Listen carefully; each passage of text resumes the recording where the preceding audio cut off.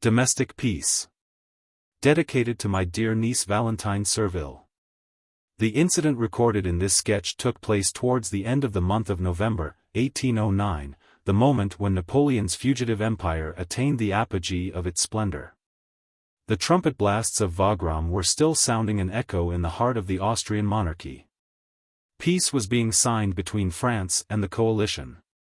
Kings and princes came to perform their orbits, like stars, round Napoleon, who gave himself the pleasure of dragging all Europe in his train, a magnificent experiment in the power he afterwards displayed at Dresden.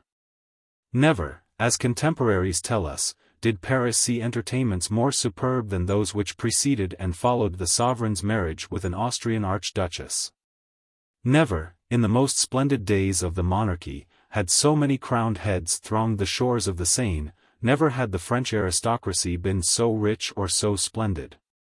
The diamonds lavishly scattered over the women's dresses, and the gold and silver embroidery on the uniforms contrasted so strongly with the penury of the Republic, that the wealth of the globe seemed to be rolling through the drawing-rooms of Paris. Intoxication seemed to have turned the brains of this empire of a day. All the military, not excepting their chief, revelled like parvenus in the treasure conquered for them by 1,000,000 men with worsted epaulets, whose demands were satisfied by a few yards of red ribbon. At this time most women affected that lightness of conduct and facility of morals which distinguished the reign of Louis XV. Whether it were in imitation of the tone of the fallen monarchy, or because certain members of the imperial family had set the example, as certain malcontents of the Faubourg Saint-Germain chose to say, it is certain that men and women alike flung themselves into a life of pleasure with an intrepidity which seemed to forebode the end of the world. But there was at that time another cause for such license. The infatuation of women for the military became a frenzy, and was too consonant to the emperor's views for him to try to check it. The frequent calls to arms, which gave every treaty concluded between Napoleon and the rest of Europe the character of an armistice, left every passion open to a termination as sudden as the decisions of the commander-in-chief of all these busbies, polices, and aiguillettes, which so fascinated the fair sex. Hearts were as nomadic as the regiments. Between the 1st and 5th bulletins from the Grand Army a woman might be in succession mistress, wife, mother, and widow. Was it the prospect of early widowhood, the hope of a jointure, or that of bearing a name promised to history, which made the soldiers so attractive? Were women drawn to them by the certainty that the secret of their passions would be buried on the field of battle? Or may we find the reason of this gentle fanaticism in the noble charm that courage has for a woman? Perhaps all these reasons, which the future historian of the manners of the empire will no doubt amuse himself by weighing, counted for something in their facile readiness to abandon themselves to love intrigues. Be that as it may, it must here be confessed that at that time laurels hid many errors, women showed an ardent preference for the brave adventurers, whom they regarded as the true fount of honor, wealth, or pleasure. And in the eyes of young girls, an epaulette, the hieroglyphic of a future, signified happiness and liberty. One feature, and a characteristic one, of this unique period in our history was an unbridled mania for everything glittering. Never were fireworks so much in vogue, never were diamonds so highly prized. The men, as greedy as the women of these translucent pebbles, displayed them no less lavishly. Possibly the necessity for carrying plunder in the most portable form made gems the fashion in the army. A man was not ridiculous then, as he would be now, if his shirt frill or his fingers blazed with large diamonds. Marat, an Oriental by nature, set the example of preposterous luxury to modern soldiers. The Comte de Gondreville, formerly known as Citizen Malin, whose elevation had made him famous, having become a Lucullus of the conservative Senate, which conserved nothing, had postponed an entertainment in honor of the peace only that he might the better pay his court to Napoleon by his efforts to eclipse those flatterers who had been beforehand with him. The ambassadors from all the powers friendly with France, with an eye to favors to come, the most important personages of the empire, and even a few princes, were at this hour assembled in the wealthy senator's drawing-rooms. Dancing flagged, everyone was watching for the emperor, whose presence the Count had promised his guests. And Napoleon would have kept his word but for the scene which had broken out that very evening between him and Josephine, the scene which portended the impending divorce of the august pair. The report of this incident, at the time kept very secret, but recorded by history, did not reach the ears of the courtiers, and had no effect on the gaiety of Comte de Gondreville's party beyond keeping Napoleon away. The prettiest women in Paris, eager to be at the Count's on the strength of mere hearsay, at this moment were a besieging force of luxury, coquettishness, elegance, and beauty. The financial world, proud of its riches, challenged the splendor of the generals and high officials of the empire, so recently gorged with orders, titles, and honors. These grand balls were always an opportunity seized upon by wealthy families for introducing their heiresses to Napoleon's Praetorian Guard, in the foolish hope of exchanging their splendid fortunes for uncertain favors. The women who believed themselves strong enough in their beauty alone came to test their power. There, as elsewhere, amusement was but a blind. Calm and smiling faces and placid brows covered sordid interests, expressions of friendship were a lie, and more than one man was less distrustful of his enemies than of his friends. These remarks are necessary to explain the incidents of the little imbroglio which is the subject of this study, and the picture, softened as it is, of the tone then dominant in Paris drawing-rooms. Turn your eyes a little towards the pedestal supporting that candelabrum. Do you see a young lady with her hair drawn back à la chinoise, there, in the corner to the left? She has bluebells in the knot of chestnut curls which fall in clusters on her head. Do not you see her? She is so pale you might fancy she was ill, delicate-looking, and very small. There, now she is turning her head this way, her almond-shaped blue eyes, so delightfully soft, look as if they were made expressly for tears. Look, look! She is bending forward to see Madame de Vaudremont below the crowd of heads in constant motion. The high headdresses prevent her having a clear view.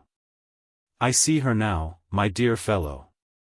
You had only to say that she had the whitest skin of all the women here, I should have known whom you meant. I had noticed her before, she has the loveliest complexion I ever admired. From hence I defy you to see against her throat the pearls between the sapphires of her necklace. But she is a prude or a coquette, for the tucker of her bodice scarcely lets one suspect the beauty of her bust. What shoulders! What lily whiteness! Who is she? Asked the first speaker. Ah! That I do not know. Aristocrat, do you want to keep them all to yourself, Montcornet? You of all men to banter me, replied Montcornet, with a smile. Do you think you have a right to insult a poor general like me because, being a happy rival of Soulanges, you cannot even turn on your heel without alarming Madame de Vaudremont? Or is it because I came only a month ago into the promised land? How insolent you can be, you men in office, who sit glued to your chairs while we are dodging shot and shell. Come, Monsieur le Maître de Requetes, allow us to glean in the field of which you can only have precarious possession from the moment when we evacuate it. The deuce is in it. We have a right to live. My good friend, if you knew the German women, you would, I believe, do me a good turn with the Parisian you love best.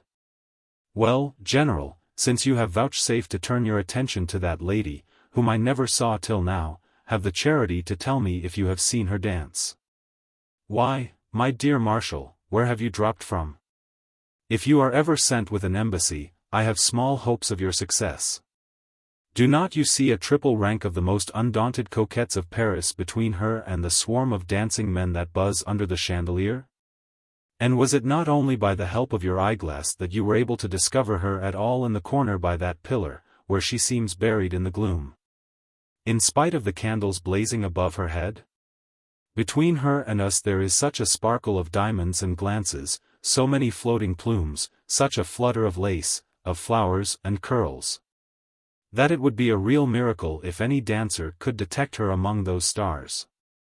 Why, Marshal, how is it that you have not understood her to be the wife of some sous-prefect from Lip or Dill, who has come to try to get her husband promoted? Oh, he will be! Exclaimed the Master of Appeals quickly. I doubt it, replied the colonel of cuirassiers, laughing. She seems as raw in intrigue as you are in diplomacy.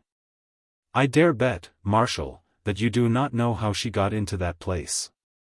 The lawyer looked at the colonel of cuirassiers with an expression as much of contempt as of curiosity.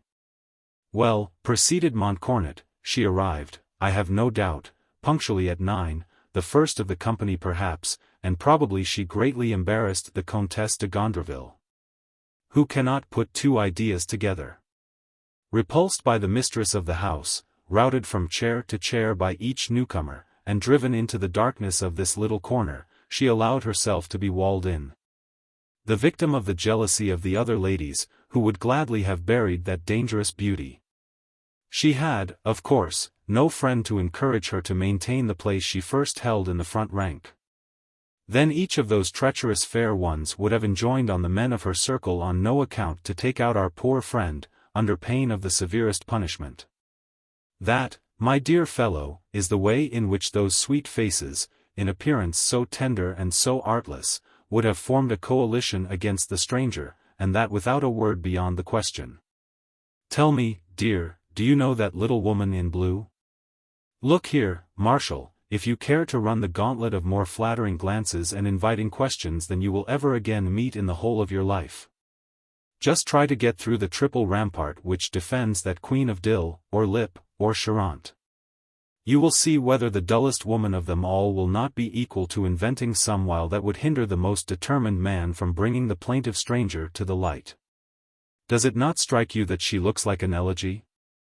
Do you think so, Montcornet? Then she must be a married woman?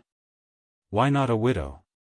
She would be less passive, said the lawyer, laughing. She is perhaps the widow of a man who is gambling, replied the handsome colonel. To be sure, since the peace there are so many widows of that class, said Marshal. But my dear Montcornet, we are a couple of simpletons. That face is still too ingenuous, there is too much youth and freshness on the brow and temples for her to be married. What splendid flesh tints! Nothing has sunk in the modeling of the nose. Lips, chin, everything in her face is as fresh as a white rosebud, though the expression is veiled, as it were, by the clouds of sadness. Who can it be that makes that young creature weep? Women cry for so little, said the colonel. I do not know, replied Marshal, but she does not cry because she is left there without a partner, her grief is not of today. It is evident that she has beautified herself for this evening with intention. I would wager that she is in love already. Bah! She is perhaps the daughter of some German princeling. No one talks to her, said Montcornet. Dear! How unhappy a poor child may be! Marshal went on. Can there be anything more graceful and refined than our little stranger? Well, not one of those furies who stand round her, and who believe that they can feel, will say a word to her. If she would but speak, we should see if she has fine teeth. Bless me, you boil over like milk at the least increase of temperature, cried the colonel, a little nettled at so soon finding a rival in his friend. What? Exclaimed the lawyer, without heeding the colonel's question. Can nobody here tell us the name of this exotic flower? Some lady companion, said Montcornet. What next? A companion. Wearing sapphires fit for a queen, and a dress of Malines lace? Tell that to the Marines, General. You, too, would not shine in diplomacy if, in the course of your conjectures, you jump in a breath from a German princess to a lady companion. Montcornet stopped a man by taking his arm, a fat little man, whose iron-grey hair and clever eyes were to be seen at the lintel of every doorway, and who mingled unceremoniously with the various groups which welcomed him respectfully. Gondreville, my friend, said Montcornet, who is that quite charming little woman sitting out there under that huge candelabrum? The candelabrum? Ravriot's work, Isabey made the design. Oh, I recognized your lavishness and taste, but the lady? Ah! I do not know. Some friend of my wife's, no doubt. Or your mistress, you old rascal. No, on my honor. The Comtesse de Gondreville is the only person capable of inviting people whom no one knows. In spite of this very acrimonious comment, the fat little man's lips did not lose the smile which the colonel's suggestion had brought to them.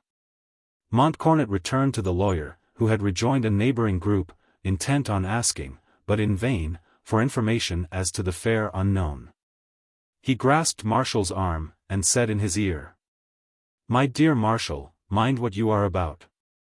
Madame de Vaudremont has been watching you for some minutes with ominous attentiveness. She is a woman who can guess by the mere movement of your lips what you say to me. Our eyes have already told her too much. She has perceived and followed their direction, and I suspect that at this moment she is thinking even more than we are of the little blue lady. That is too old a trick in warfare, my dear Montcornet. However, what do I care? Like the emperor, when I have made a conquest, I keep it. Marshal, your fatuity cries out for a lesson. What? You, a civilian, and so lucky as to be the husband designate of Madame de Vaudremont, a widow of 22, burdened with 4,000 Napoleons a year, a woman who slips such a diamond as this on your finger, he added, taking the lawyer's left hand, which the young man complacently allowed. And, to crown all, you affect the Lovelace, just as if you were a colonel and obliged to keep up the reputation of the military in home quarters. Fie, fie. Only think of all you may lose. At any rate, I shall not lose my liberty, replied Marshall, with a forced laugh. He cast a passionate glance at Madame de Vaudremont, who responded only by a smile of some uneasiness, for she had seen the colonel examining the lawyer's ring. Listen to me, Marshal. If you flutter round my young stranger, I shall set to work to win Madame de Vaudremont. You have my full permission, my dear cuirassier, but you will not gain this much, and the young maître de requêtes put his polished thumbnail under an upper tooth with a little mocking click. Remember that I am unmarried, said the colonel, that my sword is my whole fortune, and that such a challenge is setting Tantalus down to a banquet which he will devour. Purr. This defiant roll of consonants was the only reply to the colonel's declaration, as Marshall looked him from head to foot before turning away. The fashion of the time required men to wear at a ball white kerseymere breeches and silk stockings. This pretty costume showed to great advantage the perfection of Montcornet's fine shape. He was 35, and attracted attention by his stalwart height, insisted on for the cuirassiers of the Imperial Guard whose handsome uniform enhanced the dignity of his figure. Still youthful in spite of the stoutness occasioned by living on horseback. A black mustache emphasized the frank expression of a thoroughly soldierly countenance, with a broad, high forehead, an aquiline nose, and bright red lips. Montcornet's manner, stamped with a certain superiority due to the habit of command, might please a woman sensible enough not to aim at making a slave of her husband. The colonel smiled as he looked at the lawyer, one of his favorite college friends, whose small figure made it necessary for Montcornet to look down a little as he answered his raillery with a friendly glance. Baron Marshal de la Roche-Hugon was a young Provençal patronized by Napoleon. His fate might probably be some splendid embassy. He had won the emperor by his Italian suppleness and a genius for intrigue, a drawing-room eloquence, and a knowledge of manners, which are so good a substitute for the higher qualities of a sterling man. Though young and eager, his face had already acquired the rigid brilliancy of tinned iron, one of the indispensable characteristics of diplomatists, which allows them to conceal their emotions and disguise their feelings, unless, indeed, this impassibility indicates an absence of all emotion and the death of every feeling. The heart of a diplomat may be regarded as an insoluble problem, for the three most illustrious ambassadors of the time have been distinguished by perdurable hatreds and most romantic attachments. Marshall, however, was one of those men who are capable of reckoning on the future in the midst of their intensest enjoyment. He had already learned to judge the world, and hid his ambition under the fatuity of a lady-killer, cloaking his talent under the commonplace of mediocrity as soon as he observed the rapid advancement of those men who gave the master little umbrage. The two friends now had to part with a cordial grasp of hands. The introductory tune, warning the ladies to form in squares for a fresh quadrille, cleared the men away from the space they had filled while talking in the middle of the large room. This hurried dialogue had taken place during the usual interval between two dances, in front of the fireplace of the great drawing-room of Gondreville's mansion. The questions and answers of this very ordinary ballroom gossip had been almost whispered by each of the speakers into his neighbor's ear. At the same time, the chandeliers and the flambeaux on the chimney shelf shed such a flood of light on the two friends that their faces, strongly illuminated, failed, in spite of their diplomatic discretion, to conceal the faint expression of their feelings either from the keen-sighted countess or the artless stranger. This espionage of people's thoughts is perhaps to idle persons one of the pleasures they find in society, while numbers of disappointed numbskulls are bored there without daring to own it. Fully to appreciate the interest of this conversation, it is necessary to relate an incident which would presently serve as an invisible bond, drawing together the actors in this little drama, who were at present scattered through the rooms. At about 11 o'clock, just as the dancers were returning to their seats, the company had observed the entrance of the handsomest woman in Paris, the queen of fashion, the only person wanting to the brilliant assembly. She made it a rule never to appear till the moment when a party had reached that pitch of excited movement which does not allow the women to preserve much longer the freshness of their faces or of their dress. This brief hour is, as it were, the springtime of a ball.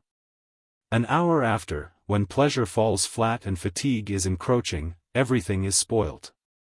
Madame de Vaudremont never committed the blunder of remaining at a party to be seen with drooping flowers, hair out of curl, tumbled frills, and a face like every other that sleep is courting, not always without success. She took good care not to let her beauty be seen drowsy, as her rivals did. She was so clever as to keep up her reputation for smartness by always leaving a ballroom in brilliant order, as she had entered it. Women whispered to each other with a feeling of envy that she planned and wore as many different dresses as the parties she went to in one evening. On the present occasion Madame de Vaudremont was not destined to be free to leave when she would the ballroom she had entered in triumph. Pausing for a moment on the threshold, she shot swift but observant glances on the women present, hastily scrutinizing their dresses to assure herself that her own eclipsed them all. The illustrious beauty presented herself to the admiration of the crowd at the same moment with one of the bravest colonels of the Guards artillery and the Emperor's favorite, the Comte de Soulanges. The transient and fortuitous association of these two had about it a certain air of mystery. On hearing the names announced of Monsieur de Soulanges and the Comtesse de Vaudremont, a few women sitting by the wall rose, and men, hurrying in from the side rooms, pressed forward to the principal doorway.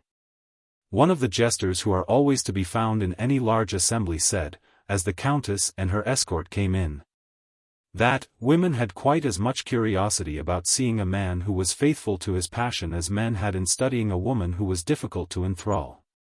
Though the Comte de Soulanges, a young man of about 32, was endowed with the nervous temperament which in a man gives rise to fine qualities, his slender build and pale complexion were not at first sight attractive. His black eyes betrayed great vivacity, but he was taciturn in company, and there was nothing in his appearance to reveal the gift for oratory which subsequently distinguished him, on the right, in the Legislative Assembly under the Restoration.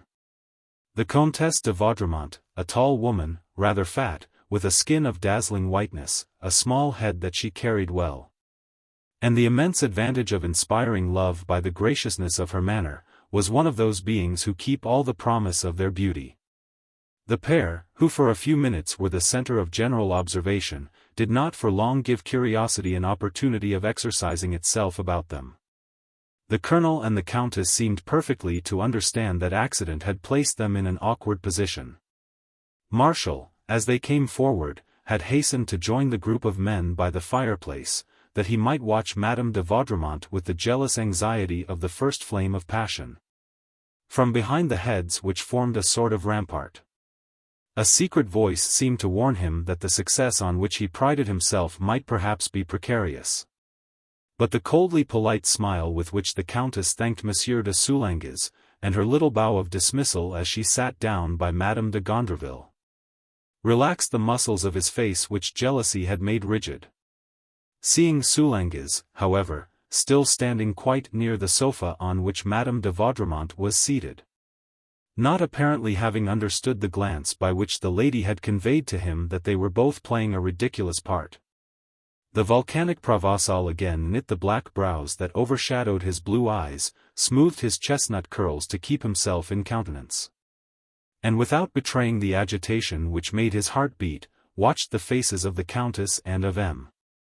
de Soulanges while still chatting with his neighbors. He then took the hand of Colonel Montcornet, who had just renewed their old acquaintance, but he listened to him without hearing him. His mind was elsewhere.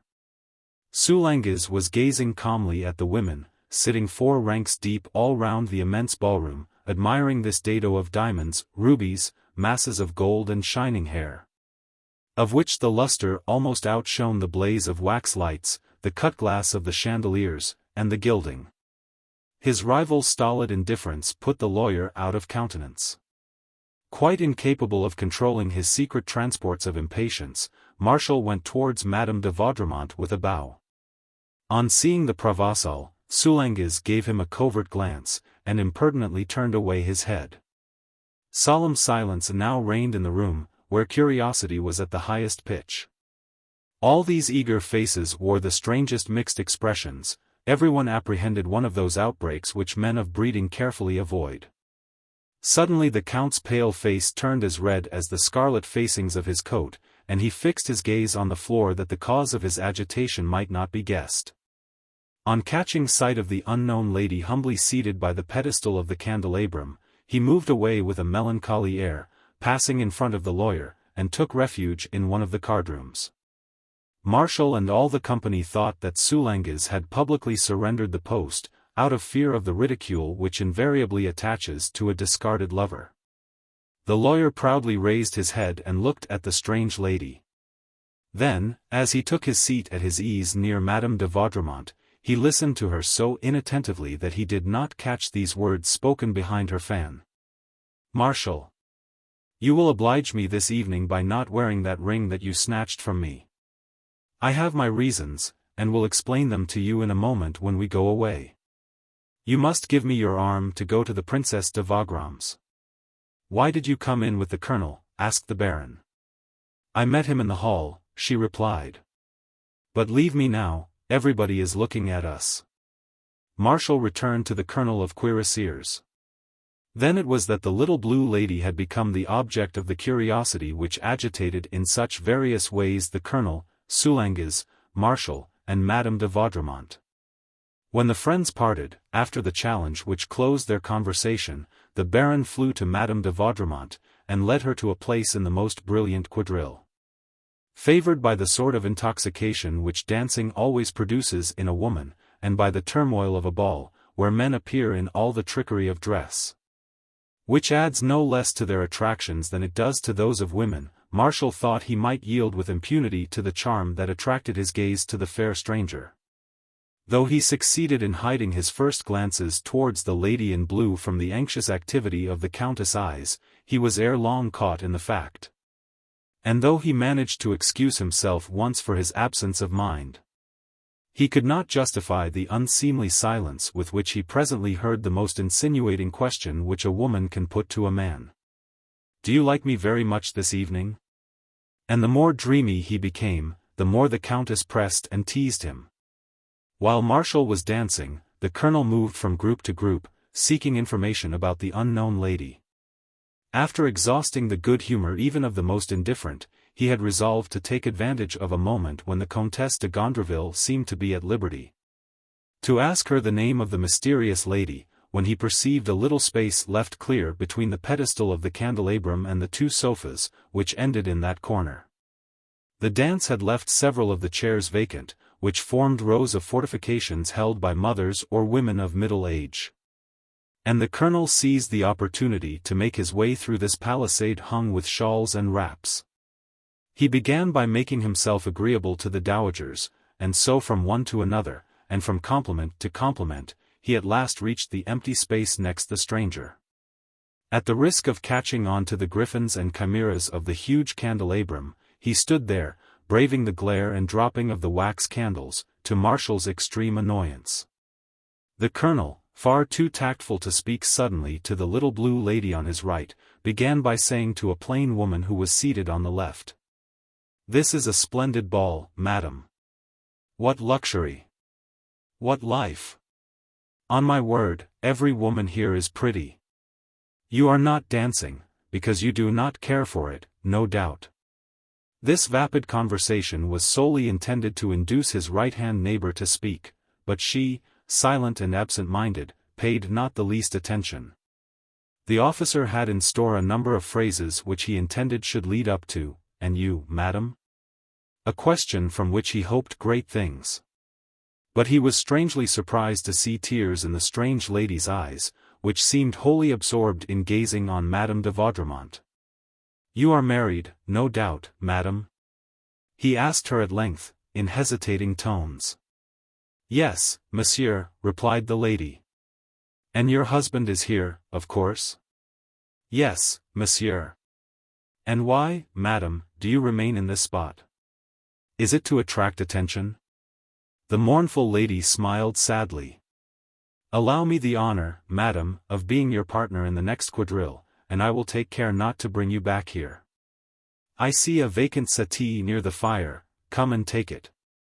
When so many people are ready to ascend the throne, and royalty is the mania of the day, I cannot imagine that you will refuse the title of Queen of the Ball which your beauty may claim. I do not intend to dance, monsieur." The curt tone of the lady's replies was so discouraging that the colonel found himself compelled to raise the siege.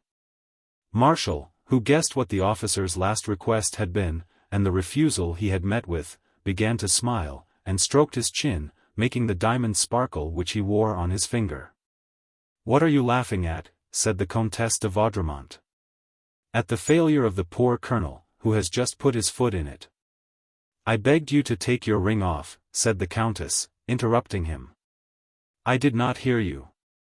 "If you can hear nothing this evening, at any rate you see everything, Monsieur le Baron," said Madame de Vaudremont, with an air of vexation. "That young man is displaying a very fine diamond," the stranger remarked to the colonel. "Splendid," he replied. "The man is the Baron Marshal de la Roche-Hugon, one of my most intimate friends. I have to thank you for telling me his name," she went on. "He seems an agreeable man." "Yes, but he is rather fickle." "He seems to be on the best terms with the Comtesse de Vaudremont?" said the lady, with an inquiring look at the colonel. "On the very best." The unknown turned pale. "Hullo," thought the soldier, "she is in love with that lucky devil Marshal."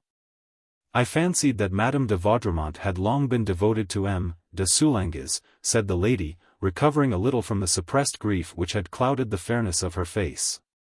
"For a week past the Countess has been faithless," replied the colonel. "But you must have seen poor Soulanges when he came in, he is still trying to disbelieve in his disaster." "Yes, I saw him," said the lady. Then she added, "Thank you very much, monsieur," in a tone which signified a dismissal. At this moment the quadrille was coming to an end. Montcornet had only time to withdraw, saying to himself by way of consolation, "She is married." "Well, valiant cuirassier," exclaimed the Baron, drawing the colonel aside into a window bay to breathe the fresh air from the garden, "how are you getting on?" "She is a married woman, my dear fellow." "What does that matter?" "Oh, deuce take it. I am a decent sort of man," replied the colonel.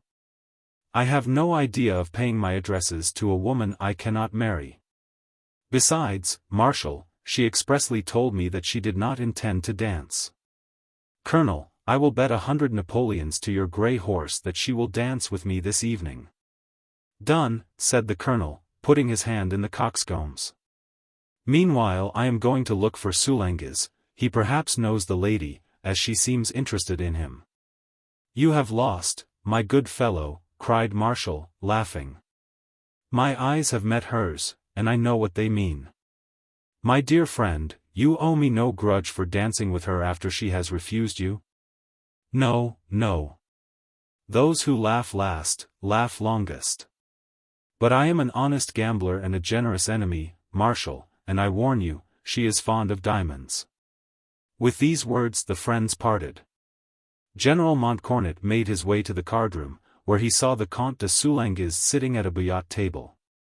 Though there was no friendship between the two soldiers, beyond the superficial comradeship arising from the perils of war and the duties of the service, the colonel of cuirassiers was painfully struck by seeing the colonel of artillery, whom he knew to be a prudent man, playing at a game which might bring him to ruin. The heaps of gold and notes piled on the fateful cards showed the frenzy of play. A circle of silent men stood round the players at the table. Now and then a few words were spoken: pass, play, I stop, 1,000 louis, taken, but, looking at the 5 motionless men, it seemed as though they talked only with their eyes. As the colonel, alarmed by Soulanges' pallor, went up to him, the count was winning. Field Marshal the Duc d'Eisenberg, Keller, and a famous banker rose from the table completely cleaned out of considerable sums. Soulanges looked gloomier than ever as he swept up a quantity of gold and notes. He did not even count it. His lips curled with bitter scorn. He seemed to defy fortune rather than be grateful for her favors. "Courage," said the colonel. "Courage, Soulanges." Then, believing he would do him a service by dragging him from play, he added, "Come with me. I have some good news for you, but on one condition." "What is that?" asked Soulanges. "That you will answer a question I will ask you." The Comte de Soulanges rose abruptly, placing his winnings with reckless indifference in his handkerchief, which he had been twisting with convulsive nervousness. And his expression was so savage that none of the players took exception to his walking off with their money. Indeed, every face seemed to dilate with relief when his morose and crabbed countenance was no longer to be seen under the circle of light which a shaded lamp casts on a gaming table. "Those fiends of soldiers are always as thick as thieves at a fair," said a diplomat who had been looking on, as he took Soulanges' place. One single pallid and fatigued face turned to the newcomer, and said with a glance that flashed and died out like the sparkle of a diamond, "When we say military men, we do not mean civil." "Monsieur le Ministre." "My dear fellow," said Montcornet to Soulanges, leading him into a corner, "the Emperor spoke warmly in your praise this morning, and your promotion to be Field Marshal is a certainty. The master does not love the artillery." "No, but he adores the nobility, and you are an aristocrat." "The master said," added Montcornet, "that the men who had married in Paris during the campaign were not therefore to be considered in disgrace." "Well then?" The Comte de Soulanges looked as if he understood nothing of this speech. "And now I hope," the colonel went on, "that you will tell me if you know a charming little woman who is sitting under a huge candelabrum." At these words the count's face lighted up. He violently seized the colonel's hand. "My dear general," said he, in a perceptibly altered voice, "if any man but you had asked me such a question, I would have cracked his skull with this mass of gold. Leave me, I entreat you. I feel more like blowing out my brains this evening, I assure you, than, I hate everything I see. And, in fact, I am going. This gaiety, this music, these stupid faces, all laughing, are killing me." "My poor friend," replied Montcornet gently, and giving the count's hand a friendly pressure, "you are too vehement. What would you say if I told you that Marshal is thinking so little of Madame de Vaudremont that he is quite smitten with that little lady? If he says a word to her," cried Soulanges, stammering with rage, "I will thrash him as flat as his own portfolio, even if the coxcomb were in the Emperor's lap." And he sank quite overcome on an easy chair to which Montcornet had led him. The colonel slowly went away, for he perceived that Soulanges was in a state of fury far too violent for the pleasantries or the attentions of superficial friendship to soothe him. When Montcornet returned to the ballroom, Madame de Vaudremont was the first person on whom his eyes fell, and he observed on her face, usually so calm, some symptoms of ill-disguised agitation. A chair was vacant near hers, and the colonel seated himself. "I dare wager something has vexed you," said he. "A mere trifle, General. I want to be gone, for I have promised to go to a ball at the Grand Duchess of Berg's, and I must look in first at the Princesse de Vagram's. Monsieur de la Roche-Hugon, who knows this, is amusing himself by flirting with the dowagers. That is not the whole secret of your disturbance, and I will bet 100 louis that you will remain here the whole evening. Impertinent man! Then I have hit the truth. Well, tell me, what am I thinking of, said the Countess, tapping the Colonel's fingers with her fan. I might even reward you if you guess rightly. I will not accept the challenge. I have too much the advantage of you. You are presumptuous. You are afraid of seeing Marshal at the feet. Of whom? Cried the Countess, affecting surprise. Of that candelabrum, replied the Colonel, glancing at the fair stranger, and then looking at the Countess with embarrassing scrutiny. You have guessed it, replied the coquette, hiding her face behind her fan, which she began to play with. Old Madame de Lansac, who is, you know, as malicious as an old monkey, she went on, after a pause, has just told me that Monsieur de la Roche-Hugon is running into danger by flirting with that stranger, who sits here this evening like a skeleton at a feast. I would rather see a death's head than that face, so cruelly beautiful, and as pale as a ghost. She is my evil genius. Madame de Lansac, she added, after a flash and gesture of annoyance, who only goes to a ball to watch everything while pretending to sleep, has made me miserably anxious. Marshal shall pay dearly for playing me such a trick. Urge him, meanwhile, since he is your friend, not to make me so unhappy. I have just been with a man who promises to blow his brains out, and nothing less, if he speaks to that little lady. And he is a man, madam, to keep his word. But then I know Marshal. Such threats are to him an encouragement.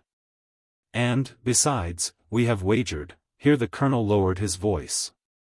Can it be true? Said the Countess. On my word of honor. Thank you, my dear Colonel, replied Madame de Vaudremont, with a glance full of invitation.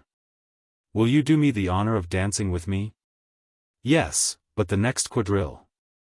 During this one I want to find out what will come of this little intrigue, and to ascertain who the little blue lady may be. She looks intelligent.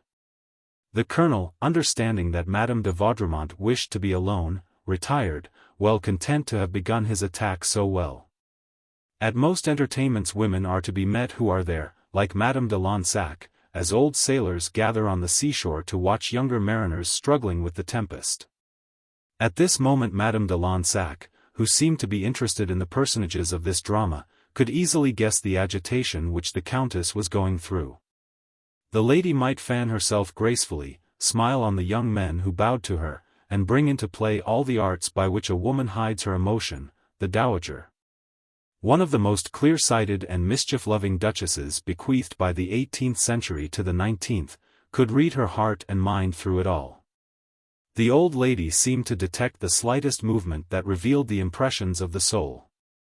The imperceptible frown that furrowed that calm, pure forehead, the faintest quiver of the cheeks, the curve of the eyebrows, the least curl of the lips, whose living coral could conceal nothing from her, all these were to the Duchess like the print of a book. From the depths of her large armchair, completely filled by the flow of her dress, the coquette of the past, while talking to a diplomat who had sought her out to hear the anecdotes she told so cleverly, was admiring herself in the younger coquette. She felt kindly to her, seeing how bravely she disguised her annoyance and grief of heart. Madame de Vaudremont, in fact, felt as much sorrow as she feigned cheerfulness.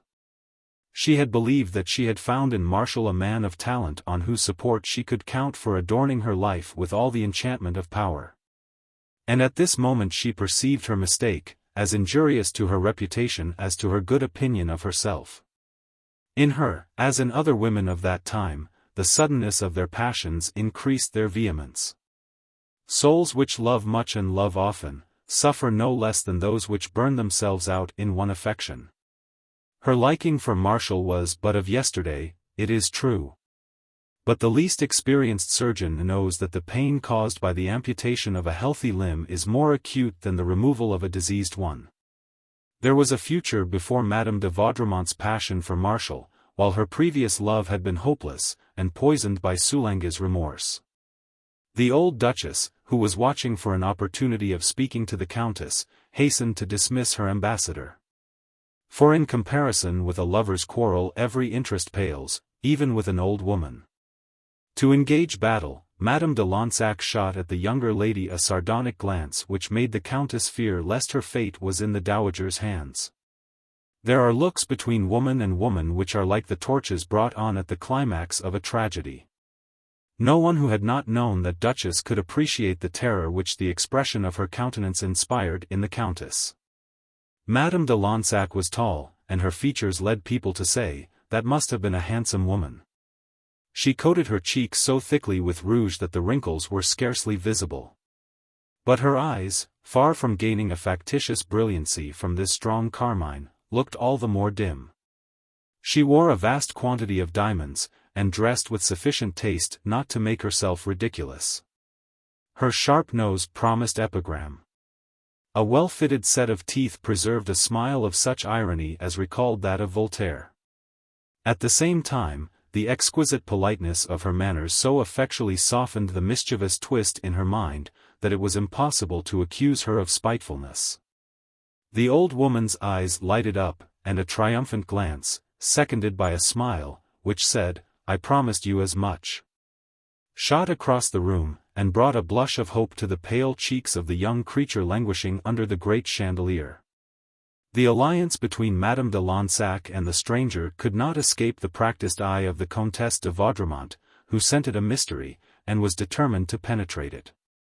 At this instant the Baron de la Roche-Hugon, after questioning all the dowagers without success as to the blue lady's name, applied in despair to the Comtesse de Gondreville, from whom he reached only this unsatisfactory reply: "A lady whom the ancient Duchesse de Lansac introduced to me." Turning by chance towards the armchair occupied by the old lady, the lawyer intercepted the glance of intelligence she sent to the stranger. And although he had for some time been on bad terms with her, he determined to speak to her. The ancient Duchess, seeing the jaunty Baron prowling round her chair, smiled with sardonic irony, and looked at Madame de Vaudremont with an expression that made Montcornet laugh. "If the old witch affects to be friendly," thought the Baron, "she is certainly going to play me some spiteful trick." "Madam," he said, "you have, I am told, undertaken the charge of a very precious treasure." "Do you take me for a dragon?" said the old lady. "But of whom are you speaking?" she added, with a sweetness which revived Martial's hopes. "Of that little lady, unknown to all, whom the jealousy of all these coquettes has imprisoned in that corner. You, no doubt, know her family?" "Yes," said the Duchess. "But what concern have you with a provincial heiress, married some time since, a woman of good birth, whom you none of you know, you men? She goes nowhere. Why does not she dance? She is such a pretty creature. May we conclude a treaty of peace? If you will vouchsafe to tell me all I want to know. I promise you that a petition for the restitution of the woods of Navarrins by the commissioners of Crown lands shall be strongly urged on the Emperor. The younger branch of the House of Navarrins bears quarterly with the arms of Navarrins those of Lansac, namely, azure, and argent party per pale reguli, between 6 spearheads in pale. And the old lady's liaison with Louis XV had earned her husband the title of Duke by royal patent. Now, as the Navarrins had not yet resettled in France, it was sheer trickery that the young lawyer thus proposed to the old lady by suggesting to her that she should petition for an estate belonging to the elder branch of the family. "Monsieur," said the old woman with deceptive gravity, "bring the Comtesse de Vaudremont across to me. I promise you that I will reveal to her the mystery of the interesting unknown. You see, every man in the room has reached as great a curiosity as your own. All eyes are involuntarily turned towards the corner where my protégée has so modestly placed herself. She is reaping all the homage the women wished to deprive her of. Happy the man she chooses for her partner." She interrupted herself, fixing her eyes on Madame de Vaudremont with one of those looks which plainly say, "We are talking of you." Then she added, "I imagine you would rather learn the stranger's name from the lips of your handsome countess than from mine." There was such marked defiance in the Duchess' attitude that Madame de Vaudremont rose, came up to her, and took the chair Marshal placed for her. Then without noticing him she said, "I can guess, madam, that you are talking of me, but I admit my want of perspicacity. I do not know whether it is for good or evil." Madame de Lansac pressed the young woman's pretty hand in her own dry and wrinkled fingers, and answered in a low, compassionate tone, "Poor child." The women looked at each other. Madame de Vaudremont understood that Marshal was in the way, and dismissed him, saying with an imperious expression, "Leave us." The Baron, ill-pleased at seeing the Countess under the spell of the dangerous Sibyl who had drawn her to her side, gave one of those looks which a man can give, potent over a blinded heart, but simply ridiculous in the eyes of a woman who is beginning to criticize the man who has attracted her. "Do you think you can play the Emperor?" said Madame de Vaudremont, turning 3/4 of her face to fix an ironical sidelong gaze on the lawyer. Marshal was too much a man of the world, and had too much wit and acumen, to risk breaking with a woman who was in favor at court, and whom the Emperor wished to see married. He counted, too, on the jealousy he intended to provoke in her as the surest means of discovering the secret of her coolness, and withdrew all the more willingly, because at this moment a new quadrille was putting everybody in motion.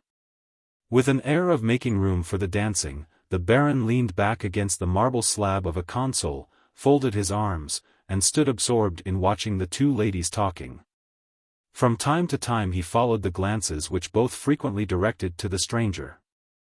Then, comparing the Countess with the new beauty, made so attractive by a touch of mystery, the Baron fell a prey to the detestable self-interest common to adventurous lady-killers. He hesitated between a fortune within his grasp and the indulgence of his caprice. The blaze of light gave such strong relief to his anxious and sullen face, against the hangings of white silk marine brushed by his black hair, that he might have been compared to an evil genius. Even from a distance more than one observer no doubt said to himself, "There is another poor wretch who seems to be enjoying himself."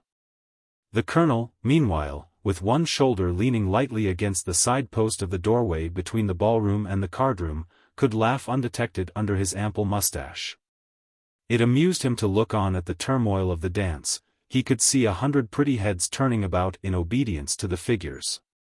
He could read in some faces, as in those of the Countess and his friend Marshal, the secrets of their agitation. And then, looking round, he wondered what connection there could be between the gloomy looks of the Comte de Soulanges, still seated on the sofa, and the plaintive expression of the fair unknown, on whose features the joys of hope and the anguish of involuntary dread were alternately legible. Montcornet stood like the king of the feast. In this moving picture he saw a complete presentment of the world, and he laughed at it as he found himself the object of inviting smiles from 100 beautiful and elegant women. A colonel of the Imperial Guard, a position equal to that of a brigadier general, was undoubtedly one of the best matches in the army. It was now nearly midnight. The conversation, the gambling, the dancing, the flirtations, interests, petty rivalries, and scheming had all reached the pitch of ardor which makes a young man exclaim involuntarily, "A fine ball." "My sweet little angel," said Madame de Lansac to the Countess, "you are now at an age when in my day I made many mistakes. Seeing you are just now enduring 1,000 deaths, it occurred to me that I might give you some charitable advice. To go wrong at 22 means spoiling your future. Is it not tearing the gown you must wear? My dear, it is not much later that we learn to go about in it without crumpling it. Go on, sweetheart, making clever enemies, and friends who have no sense of conduct, and you will see what a pleasant life you will some day be leading." "Oh, madam, it is very hard for a woman to be happy, do not you think?" the Countess eagerly exclaimed. "My child, at your age you must learn to choose between pleasure and happiness. You want to marry Marshal, who is not fool enough to make a good husband, nor passionate enough to remain a lover. He is in debt, my dear, he is the man to run through your fortune. Still, that would be nothing if he could make you happy. Do not you see how aged he is? The man must have been ill, he is making the most of what is left him. In 3 years he will be a wreck. Then he will be ambitious, perhaps he may succeed. I do not think so. What is he? A man of intrigue, who may have the business faculty to perfection, and be able to gossip agreeably. But he is too presumptuous to have any sterling merit, he will not go far. Besides, only look at him. Is it not written on his brow that, at this very moment, what he sees in you is not a young and pretty woman, but the 2,000,000 francs you possess? He does not love you, my dear. He is reckoning you up as if you were an investment. If you are bent on marrying, find an older man who has an assured position and is halfway on his career. A widow's marriage ought not to be a trivial love affair. Is a mouse to be caught a second time in the same trap? A new alliance ought now to be a good speculation on your part, and in marrying again you ought at least to have a hope of being some day addressed as Madame la Marquise. As she spoke, both women naturally fixed their eyes on Colonel Montcornet's handsome face. If you would rather play the delicate part of a flirt and not marry again, the Duchess went on, with blunt good nature, well. My poor child, you, better than any woman, will know how to raise the storm clouds and disperse them again. But, I beseech you, never make it your pleasure to disturb the peace of families, to destroy unions, and ruin the happiness of happy wives. I, my dear, have played that perilous game. Dear Heaven! For a triumph of vanity some poor virtuous soul is murdered, for there really are virtuous women, child, and we may make ourselves mortally hated. I learned, a little too late, that, as the Duc d'Alba once said, one salmon is worth 1,000 frogs. A genuine affection certainly brings 1,000 times more happiness than the transient passions we may inspire. Well, I came here on purpose to preach to you. Yes, you are the cause of my appearance in this house, which stinks of the lower class. Have I not just seen actors here? Formerly, my dear, we received them in our boudoir.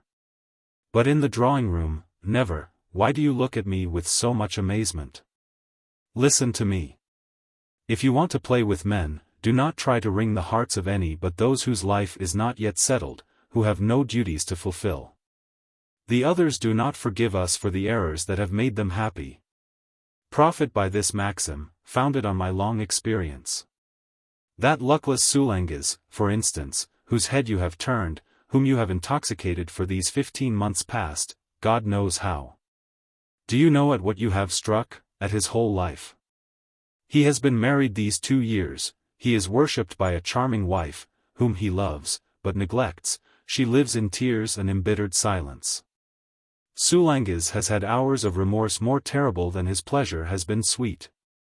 And you artful little thing, have deserted him. Well, come and see your work. The old lady took Madame de Vaudremont's hand, and they rose. There, said Madame de Lansac, and her eyes showed her the stranger, sitting pale and tremulous under the glare of the candles, that is my grandniece, the Comtesse de Soulanges. Today she yielded at last to my persuasion, and consented to leave the sorrowful room, where the sight of her child gives her but little consolation. You see her? You think her charming? Then imagine, dear beauty, what she must have been when happiness and love shed their glory on that face now blighted. The Countess looked away in silence, and seemed lost in sad reflections. The Duchess led her to the door into the cardroom, then, after looking round the room as if in search of someone, and there is Soulanges, she said in deep tones. The Countess shuddered as she saw, in the least brilliantly lighted corner, the pale, set face of Soulanges stretched in an easy chair. The indifference of his attitude and the rigidity of his brow betrayed his suffering.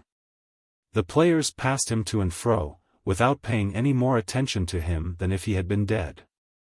The picture of the wife in tears, and the dejected, morose husband, separated in the midst of this festivity like the two halves of a tree blasted by lightning, had perhaps a prophetic significance for the Countess. She dreaded lest she here saw an image of the revenges the future might have in store for her. Her heart was not yet so dried up that the feeling and generosity were entirely excluded, and she pressed the Duchess' hand, while thanking her by one of those smiles which have a certain childlike grace.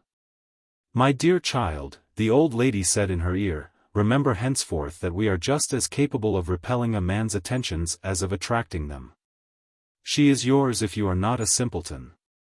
These words were whispered into Colonel Montcornet's ear by Madame de Lansac, while the handsome Countess was still absorbed in compassion at the sight of Soulanges. For she still loved him truly enough to wish to restore him to happiness, and was promising herself in her own mind that she would exert the irresistible power her charms still had over him to make him return to his wife. "Oh! I will talk to him," said she to Madame de Lansac. "Do nothing of the kind, my dear," cried the old lady, as she went back to her armchair. "Choose a good husband, and shut your door to my nephew. Believe me, my child, a wife cannot accept her husband's heart as the gift of another woman. She is 100 times happier in the belief that she has reconquered it. By bringing my niece here I believe I have given her an excellent chance of regaining her husband's affection. All the assistance I need of you is to play the colonel." She pointed to the Baron's friend, and the Countess smiled. "Well, madam, do you at last know the name of the unknown?" asked Martial, with an air of pique, to the Countess when he saw her alone. "Yes," said Madame de Vaudremont, looking him in the face. Her features expressed as much roguery as fun. The smile which gave life to her lips and cheeks, the liquid brightness of her eyes, were like the will-o'-the-wisp which leads travelers astray. Martial, who believed that she still loved him, assumed the coquetting graces in which a man is so ready to lull himself in the presence of the woman he loves. He said with a fatuous air, "And will you be annoyed with me if I seem to attach great importance to your telling me that name?" "Will you be annoyed with me," answered Madame de Vaudremont, "if a remnant of affection prevents my telling you, and if I forbid you to make the smallest advances to that young lady? It would be at the risk of your life perhaps. To lose your good graces, madam, would be worse than to lose my life." "Martial," said the Countess severely, "she is Madame de Soulanges. Her husband would blow your brains out, if, indeed, you have any." "Ha! Ha!" laughed the coxcomb. "What? The colonel can leave the man in peace who has robbed him of your love, and then would fight for his wife. What a subversion of principles! I beg of you to allow me to dance with the little lady. You will then be able to judge how little love that heart of ice could feel for you, for, if the colonel disapproves of my dancing with his wife after allowing me to. But she loves her husband. A still further obstacle that I shall have the pleasure of conquering. But she is married. A whimsical objection." "Ah!" said the Countess, with a bitter smile, "you punish us alike for our faults and our repentance." "Do not be angry," exclaimed Martial eagerly. "Oh, forgive me, I beseech you. There, I will think no more of Madame de Soulanges. You deserve that I should send you to her." "I am off then," said the Baron, laughing, "and I shall return more devoted to you than ever. You will see that the prettiest woman in the world cannot capture the heart that is yours. That is to say, that you want to win Colonel Montcornet's horse. Ah! Traitor!" said he, threatening his friend with his finger. The colonel smiled and joined them. The Baron gave him the seat near the Countess, saying to her with a sardonic accent, "Here, madam, is a man who boasted that he could win your good graces in one evening." He went away, thinking himself clever to have piqued the Countess' pride and done Montcornet an ill turn. But, in spite of his habitual keenness, he had not appreciated the irony underlying Madame de Vaudremont's speech, and did not perceive that she had come as far to meet his friend as his friend towards her, though both were unconscious of it. At that moment when the lawyer went fluttering up to the candelabrum by which Madame de Soulanges sat, pale, timid, and apparently alive only in her eyes, her husband came to the door of the ballroom, his eyes flashing with anger. The old Duchess, watchful of everything, flew to her nephew, begged him to give her his arm and find her carriage, affecting to be mortally bored, and hoping thus to prevent a vexatious outbreak. Before going she fired a singular glance of intelligence at her niece, indicating the enterprising knight who was about to address her, and this signal seemed to say, "There he is, avenge yourself." Madame de Vaudremont caught these looks of the aunt and niece, a sudden light dawned on her mind, she was frightened lest she was the dupe of this old woman, so cunning and so practiced in intrigue. That perfidious duchess, said she to herself, has perhaps been amusing herself by preaching morality to me while playing me some spiteful trick of her own. At this thought Madame de Vaudremont's pride was perhaps more roused than her curiosity to disentangle the thread of this intrigue.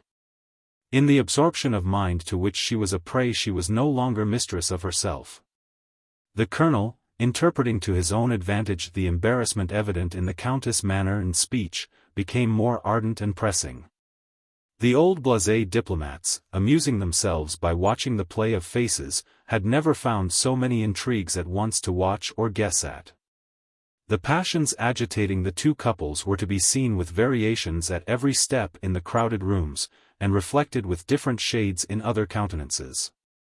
The spectacle of so many vivid passions, of all these lovers' quarrels, these pleasing revenges, these cruel favors, these flaming glances, of all this ardent life diffused around them, only made them feel their impotence more keenly. At last the Baron had found a seat by Madame de Soulanges. His eyes stole a long look at her neck, as fresh as dew and as fragrant as field flowers. He admired close at hand the beauty which had amazed him from afar. He could see a small, well-shod foot, and measure with his eye a slender and graceful shape. At that time women wore their sash tied close under the bosom, in imitation of Greek statues, a pitiless fashion for those whose bust was faulty. As he cast furtive glances at the Countess' figure, Martial was enchanted with its perfection. "You have not danced once this evening, madam," said he in soft and flattering tones. "Not, I should suppose, for lack of a partner?" "I never go to parties." "I am quite unknown," replied Madame de Soulanges coldly, not having understood the look by which her aunt had just conveyed to her that she was to attract the Baron.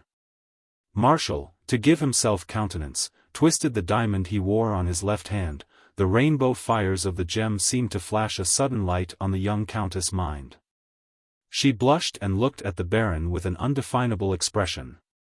"Do you like dancing?" asked the Provençal, to reopen the conversation. "Yes, very much, monsieur." At this strange reply their eyes met.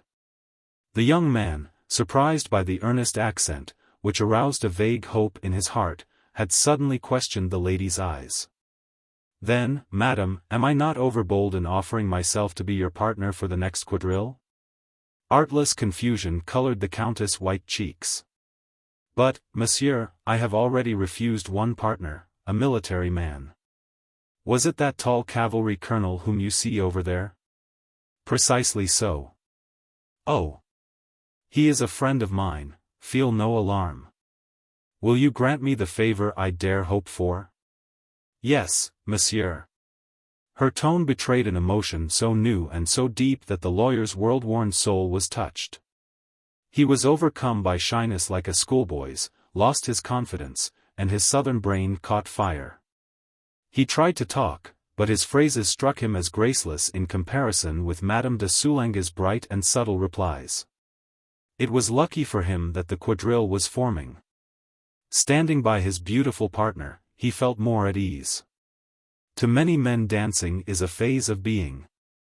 They think that they can more powerfully influence the heart of woman by displaying the graces of their bodies than by their intellect. Martial wished, no doubt, at this moment to put forth all his most effective seductions, to judge by the pretentiousness of his movements and gestures. He led his conquest to the quadrille in which the most brilliant women in the room made it a point of chimerical importance to dance in preference to any other. While the orchestra played the introductory bars to the first figure, the Baron felt it an incredible gratification to his pride to perceive, as he reviewed the ladies forming the lines of that formidable square, that Madame de Soulanges' dress might challenge that even of Madame de Vaudremont, who, by a chance not perhaps unsought, was standing with Montcornet vis-à-vis to himself and the lady in blue. All eyes were for a moment turned on Madame de Soulanges. A flattering murmur showed that she was the subject of every man's conversation with his partner. Looks of admiration and envy centered on her, with so much eagerness that the young creature, abashed by a triumph she seemed to disclaim, modestly looked down, blushed, and was all the more charming. When she raised her white eyelids it was to look at her ravished partner as though she wished to transfer the glory of this admiration to him. And to say that she cared more for his than for all the rest. She threw her innocence into her vanity, or rather she seemed to give herself up to the guileless admiration which is the beginning of love, with the good faith found only in youthful hearts. As she danced, the lookers-on might easily believe that she displayed her grace for Marshall alone. And though she was modest, and new to the trickery of the ballroom, she knew as well as the most accomplished coquette how to raise her eyes to his at the right moment and drop their lids with assumed modesty. When the movement of a new figure, invented by a dancer named Trinus, and named after him, brought Marshall face to face with the colonel, "I have won your horse," said he, laughing. "Yes, but you have lost 80,000 francs a year," retorted Montcornet, glancing at Madame de Vaudremont. "What do I care?" replied Marshall. "Madame de Soulanges is worth millions." At the end of the quadrille more than one whisper was poured into more than one ear. The less pretty women made moral speeches to their partners, commenting on the budding liaison between Marshall and the Comtesse de Soulanges. The handsomest wondered at her easy surrender. The men could not understand such luck as the Baron's, not regarding him as particularly fascinating. A few indulgent women said it was not fair to judge the Countess too hastily. Young wives would be in a very hapless plight if an expressive look or a few graceful dancing steps were enough to compromise a woman. Marshall alone knew the extent of his happiness. During the last figure, when the ladies had to form the moulinette, his fingers clasped those of the Countess, and he fancied that, through the thin perfumed kid of her gloves, the young wife's grasp responded to his amorous appeal. "Madam," said he, as the quadrille ended, "do not go back to the odious corner where you have been burying your face and your dress until now. Is admiration the only benefit you can obtain from the jewels that adorn your white neck and beautifully dressed hair? Come and take a turn through the rooms to enjoy the scene and yourself." Madame de Soulanges yielded to her seducer, who thought she would be his all the more surely if he could only show her off. Side by side they walked 2 or 3 times amid the groups who crowded the rooms. The Comtesse de Soulanges, evidently uneasy, paused for an instant at each door before entering, only doing so after stretching her neck to look at all the men there. This alarm, which crowned the Baron's satisfaction, did not seem to be removed till he said to her, "Make yourself easy, he is not here." They thus made their way to an immense picture gallery in a wing of the mansion, where their eyes could feast in anticipation on the splendid display of a collation prepared for 300 persons. As supper was about to begin, Marshall led the Countess to an oval boudoir looking on to the garden, where the rarest flowers and a few shrubs made a scented bower under bright blue hangings. The murmurs of the festivity here died away. The Countess, at first startled, refused firmly to follow the young man. But, glancing in a mirror, she no doubt assured herself that they could be seen, for she seated herself on an ottoman with a fairly good grace. "This room is charming," said she, admiring the sky-blue hangings looped with pearls. "All here is love and delight," said the Baron, with deep emotion. In the mysterious light which prevailed he looked at the Countess, and detected on her gently agitated face an expression of uneasiness, modesty, and eagerness which enchanted him. The young lady smiled, and this smile seemed to put an end to the struggle of feeling surging in her heart. In the most insinuating way she took her adorer's left hand, and drew from his finger the ring on which she had fixed her eyes. "What a fine diamond!" she exclaimed in the artless tone of a young girl betraying the incitement of a first temptation. Marshall, troubled by the Countess' involuntary but intoxicating touch, like a caress, as she drew off the ring, looked at her with eyes as glittering as the gem. "Wear it," he said, "in memory of this hour, and for the love of—" She was looking at him with such rapture that he did not end the sentence. He kissed her hand. "You give it me?" she said, looking much astonished. "I wish I had the whole world to offer you." "You are not joking," she went on, in a voice husky with too great satisfaction. "Will you accept only my diamond?" "You will never take it back," she insisted. "Never." She put the ring on her finger. Marshall, confident of coming happiness, was about to put his hand round her waist, but she suddenly rose, and said in a clear voice, without any agitation. "I accept the diamond, monsieur. With the less scruple because it belongs to me." The Baron was speechless. "Monsieur de Soulanges took it lately from my dressing table, and told me he had lost it." "You are mistaken, madame," said Marshall, nettled. "It was given me by Madame de Vaudremont." "Precisely so," she said with a smile. "My husband borrowed this ring of me, he gave it to her, she made it a present to you. My ring has made a little journey, that is all. This ring will perhaps tell me all I do not know, and teach me the secret of always pleasing. Monsieur," she went on, "if it had not been my own, you may be sure I should not have risked paying so dear for it, for a young woman, it is said, is in danger with you. But, you see," and she touched a spring within the ring, "here is M. de Soulanges' hair." She fled into the crowded rooms so swiftly, that it seemed useless to try to follow her. Besides, Marshall, utterly confounded, was in no mood to carry the adventure further. The Countess' laugh found an echo in the boudoir, where the young coxcomb now perceived, between two shrubs, the Colonel and Madame de Vaudremont, both laughing heartily. "Will you have my horse, to ride after your prize?" said the Colonel. The Baron took the banter poured upon him by Madame de Vaudremont and Montcornet with a good grace, which secured their silence as to the events of the evening. When his friend exchanged his charger for a rich and pretty young wife. As the Comtesse de Soulanges drove across Paris from the Chaussée d'Antin to the Faubourg Saint-Germain, where she lived, her soul was prey to many alarms. Before leaving the Hôtel Gondreville she went through all the rooms, but found neither her aunt nor her husband, who had gone away without her. Frightful suspicions then tortured her ingenuous mind. A silent witness of her husband's torments since the day when Madame de Vaudremont had chained him to her car, she had confidently hoped that repentance would ere long restore her husband to her. It was with unspeakable repugnance that she had consented to the scheme plotted by her aunt, Madame de Lansac, and at this moment she feared she had made a mistake. The evening's experience had saddened her innocent soul. Alarmed at first by the Count's look of suffering and dejection, she had become more so on seeing her rival's beauty, and the corruption of society had gripped her heart. As she crossed the Pont Royal she threw away the desecrated hair at the back of the diamond, given to her once as a token of the purest affection. She wept as she remembered the bitter grief to which she had so long been a victim, and shuddered more than once as she reflected that the duty of a woman, who wishes for peace in her home, compels her to bury suffering so keen as hers at the bottom of her heart, and without a complaint. Alas, thought she, what can women do when they do not love? What is the fount of their indulgence?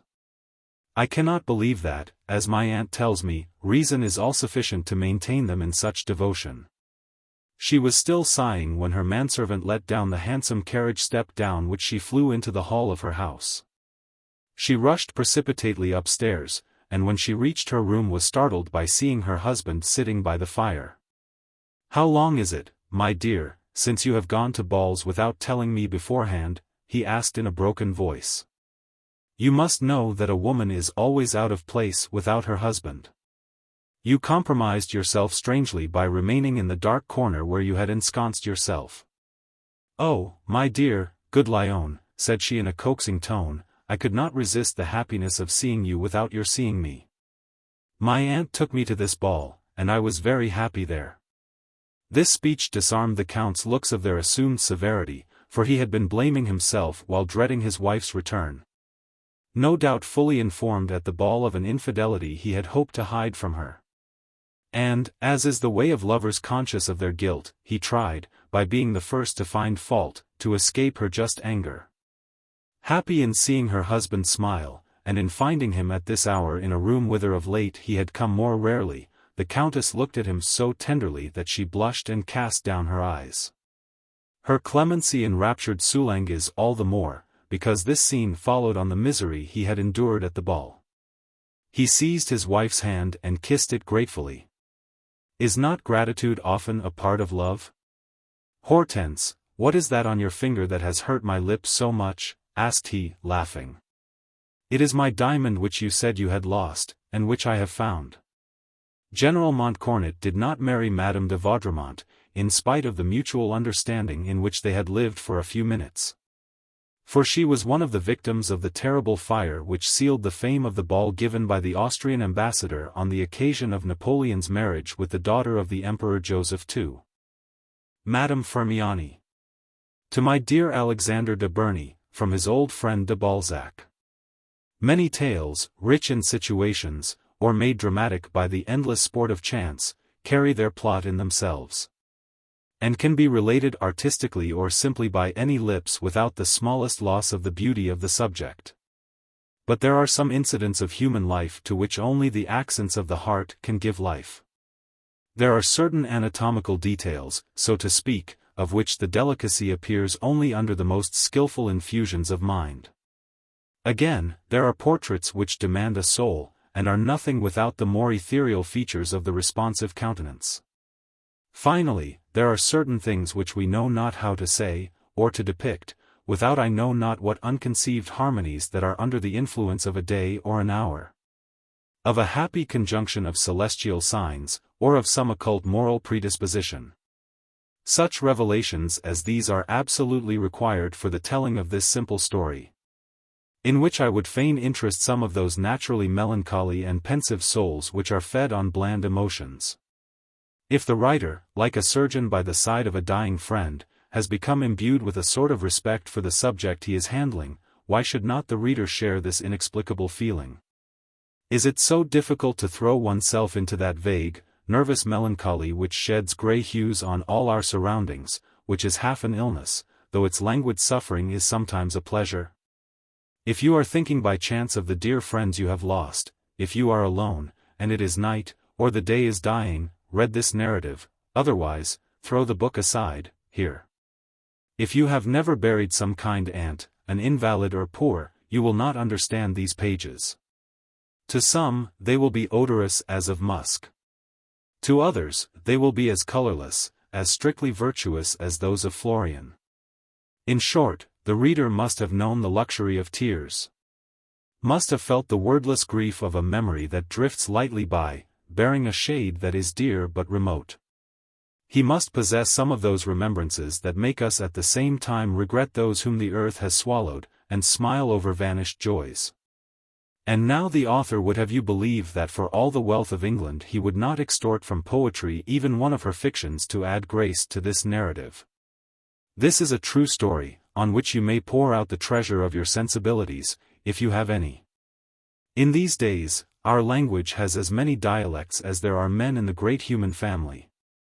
And it is a really curious and interesting thing to listen to the different views or versions of one and the same thing, or event, as given by the various species which make up the monograph of the Parisian being taken as a generic term. Thus you might ask a man of the matter-of-fact type, "Do you know Madame Firmiani?" And this man would interpret Madame Firmiani by such an inventory as this: a large house in the Rue du Bac, rooms handsomely furnished, fine pictures, 100,000 francs a year in good securities, and a husband who was formerly Receiver General in the department of Montenat. Having thus spoken, your matter-of-fact man, stout and roundabout, almost always dressed in black, draws up his lower lip, so as to cover the upper lip, and nods his head, as much as to say, "Very respectable people, there is nothing to be said against them. Ask him no more." Your matter-of-fact people state everything in figures, dividends, or real estate, a great word in their dictionary. Turn to your right, go and question that young man, who belongs to the lounger species, and repeat your inquiry. "Madame Firmiani," says he. "Yes, yes, I know her very well. I go to her evenings. She receives on Wednesdays, a very good house to know." Madame Firmiani is always metamorphosed into a house. The house is not a mere mass of stones architecturally put together. No, this word, in the language of the lounger, has no equivalent. And here your lounger, a dry-looking man, with a pleasant smile, saying clever nothings, but always with more acquired wit than natural wit, bends to your ear. And says with a knowing air, I never saw Monsieur Firmiani. His social position consists in managing estates in Italy. But Madame Firmiani is French, and spends her income as a Parisian should. She gives excellent tea. It is one of the few houses where you really can amuse yourself, and where everything they give you is exquisite. It is very difficult to get introduced, and the best society is to be seen in her drawing rooms.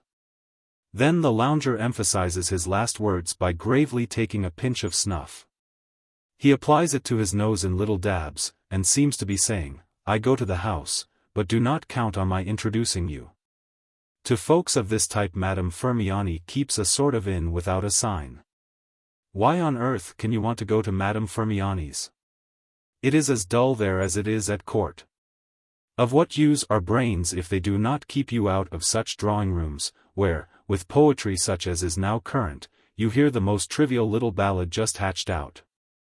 You have asked one of your friends who comes under the class of petty autocrats, men who would like to have the universe under lock and key, and have nothing done without their leave. They are miserable at other people's enjoyment, can forgive nothing but vice, wrongdoing, and infirmities, and want nothing but protégés.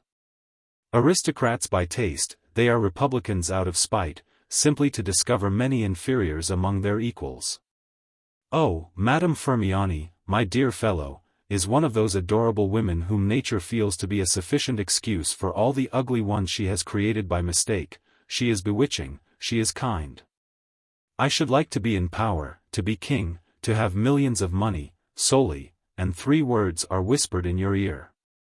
Shall I introduce you to her? This young man is a schoolboy, known for his audacious bearing among men and his extreme shyness in private. Madame Firmiani, cries another, twirling his cane in the air. I will tell you what I think of her. She is a woman of between 30 and 35, face a little passé, fine eyes, a flat figure, a worn contralto voice, dresses a great deal, rouges a little, manners charming. In short, my dear fellow, the remains of a pretty woman which are still worthy of a passion. This verdict is pronounced by a specimen of the genus coxcomb, who, having just breakfasted, does not weigh his words, and is going out riding. At such moments a coxcomb is pitiless. She has a collection of magnificent pictures in her house. Go and see her, says another, nothing can be finer. You have come upon the species amateur. This individual quits you to go to Perignon's, or to Trippett's. To him Madame Firmiani is a number of painted canvases. A wife, Madame Firmiani? I will not have you go there. This phrase is the most suggestive view of all, Madame Firmiani. A dangerous woman. A siren. She dresses well, has good taste, she spoils the night's rest of every wife. The speaker is of the species shrew.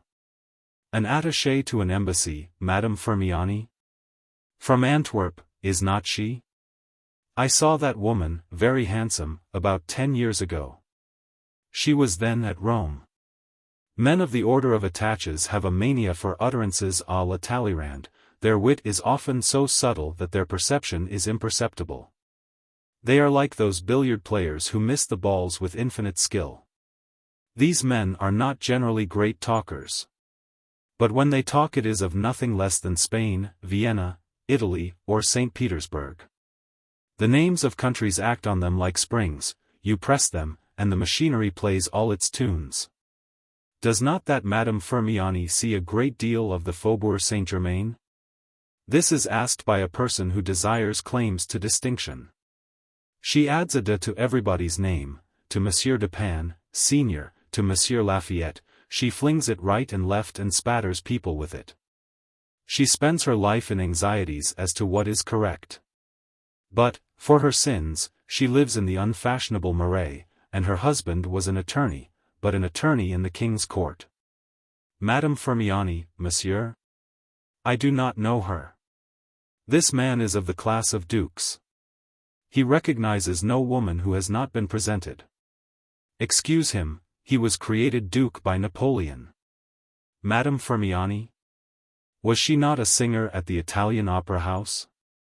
A man of the genus simpleton. The individuals of this genus must have an answer to everything. They would rather speak calumnies than be silent. Two old ladies, the wives of retired lawyers. The first, she has a cap with bows of ribbon, her face is wrinkled, her nose sharp, she holds a prayer book, and her voice is harsh. What was her maiden name, this Madame Firmiani? The second, she has a little red face like a lady apple, and a gentle voice. She was a Cadignan, my dear, niece of the old Prince de Cadignan, and cousin, consequently, to the Duc de Maufrigneuse.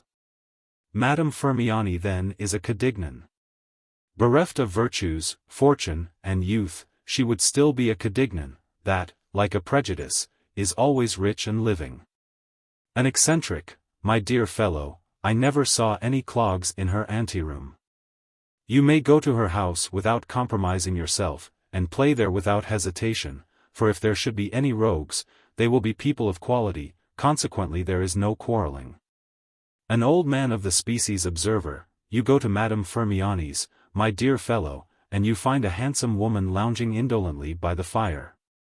She will scarcely move from her chair. She rises only to greet women, or ambassadors, or dukes, people of importance. She is very gracious, she charms you, she talks well, and likes to talk of everything. She bears every indication of a passionate soul, but she is credited with too many adorers to have a lover. If suspicion rested on only 2 or 3 intimate visitors, we might know which was her cavalier servant. But she is all mystery, she is married, and we have never seen her husband. Monsieur Firmiani is purely a creature of fancy, like the third horse we are made to pay for when traveling post, and which we never see. Madame, if you believe the professionals, has the finest contralto voice in Europe, and has not sung 3 times since she came to Paris. She receives numbers of people, and goes nowhere. The observer speaks as an oracle. His words, his anecdotes, his quotations must all be accepted as truth, or you risk being taken for a man without knowledge of the world, without capabilities. He will slander you lightly in 20 drawing-rooms, where he is as essential as the first piece in the bill, pieces so often played to the benches, but which once upon a time were successful. The observer is a man of 40, never dines at home, and professes not to be dangerous to women. He wears powder and a maroon-colored coat. He can always have a seat in various boxes at the Theatre de Bouffons. He is sometimes mistaken for a parasite, but he has held 2 high positions to be suspected of sponging, and, indeed, possesses an estate, in a department of which the name has never leaked out. Madame Firmiani? Why, my dear boy, she was a mistress of Marat's. This gentleman is a contradictory. They supply the errata to every memory, rectify every fact, bet you 100 to 1, are cocksure of everything. You catch them out in a single evening in flagrant delicts of ubiquity. They assert that they were in Paris at the time of Mallet's conspiracy, forgetting that half an hour before they had crossed the Beresina. The contradictories are almost all members of the Legion of Honor. They talk very loud, have receding foreheads, and play high. Madame Firmiani, 100,000 francs a year? Are you mad? Really, some people scatter thousands a year with the liberality of authors, to whom it costs nothing to give their heroines handsome fortunes. But Madame Firmiani is a flirt who ruined a young fellow the other day, and hindered him from making a very good marriage. If she were not handsome, she would be penniless. This speaker you recognize, he is one of the envious, and we will not sketch his least feature. The species is as well known as that of the domestic felis. How is the perpetuity of envy to be explained? A vice which is wholly unprofitable. People of fashion, literary people, very good people, and people of every kind were, in the month of January 1824, giving out so many different opinions on Madame Firmiani that it would be tiresome to report them all. We have only aimed at showing that a man wishing to know her, without choosing, or being able, to go to her house, would have been equally justified in the belief that she was a widow or a wife, silly or witty, virtuous or immoral, rich or poor, gentle or devoid of soul, handsome or ugly. In fact, There were as many Mesdames Firmiani as there are varieties in social life, or sects in the Catholic Church. Frightful thought. We are all like lithographed plates, of which an endless number of copies are taken off by slander. These copies resemble or differ from the original by touches so imperceptibly slight that, but for the calumnies of our friends and the witticisms of newspapers, reputation would depend on the balance struck by each hearer between the limping truth and the lies to which Parisian wit lends wings. Madame Firmiani, like many other women of dignity and noble pride, who close their hearts as a sanctuary and scorn the world, might have been very hardly judged by Monsieur de Bourbon, an old gentleman of fortune, who had thought a good deal about her during the past winter. As it happened, this gentleman belonged to the provincial landowner class, folks who are accustomed to inquire into everything, and to make bargains with peasants. In this business a man grows keen-witted in spite of himself, as a soldier, in the long run, acquires the courage of routine. This inquirer, a native of Touraine, and not easily satisfied by the Paris dialects, was a very honorable gentleman who rejoiced in a nephew, his sole heir, for whom he planted his poplars. Their more than natural affection gave rise to much evil speaking, which individuals of the various species of Tourangeau formulated with much mother wit, but it would be useless to record it. It would pale before that of Parisian tongues. When a man can think of his heir without displeasure, as he sees fine rows of poplars improving every day, his affection increases with each spadeful of earth he turns at the foot of his trees.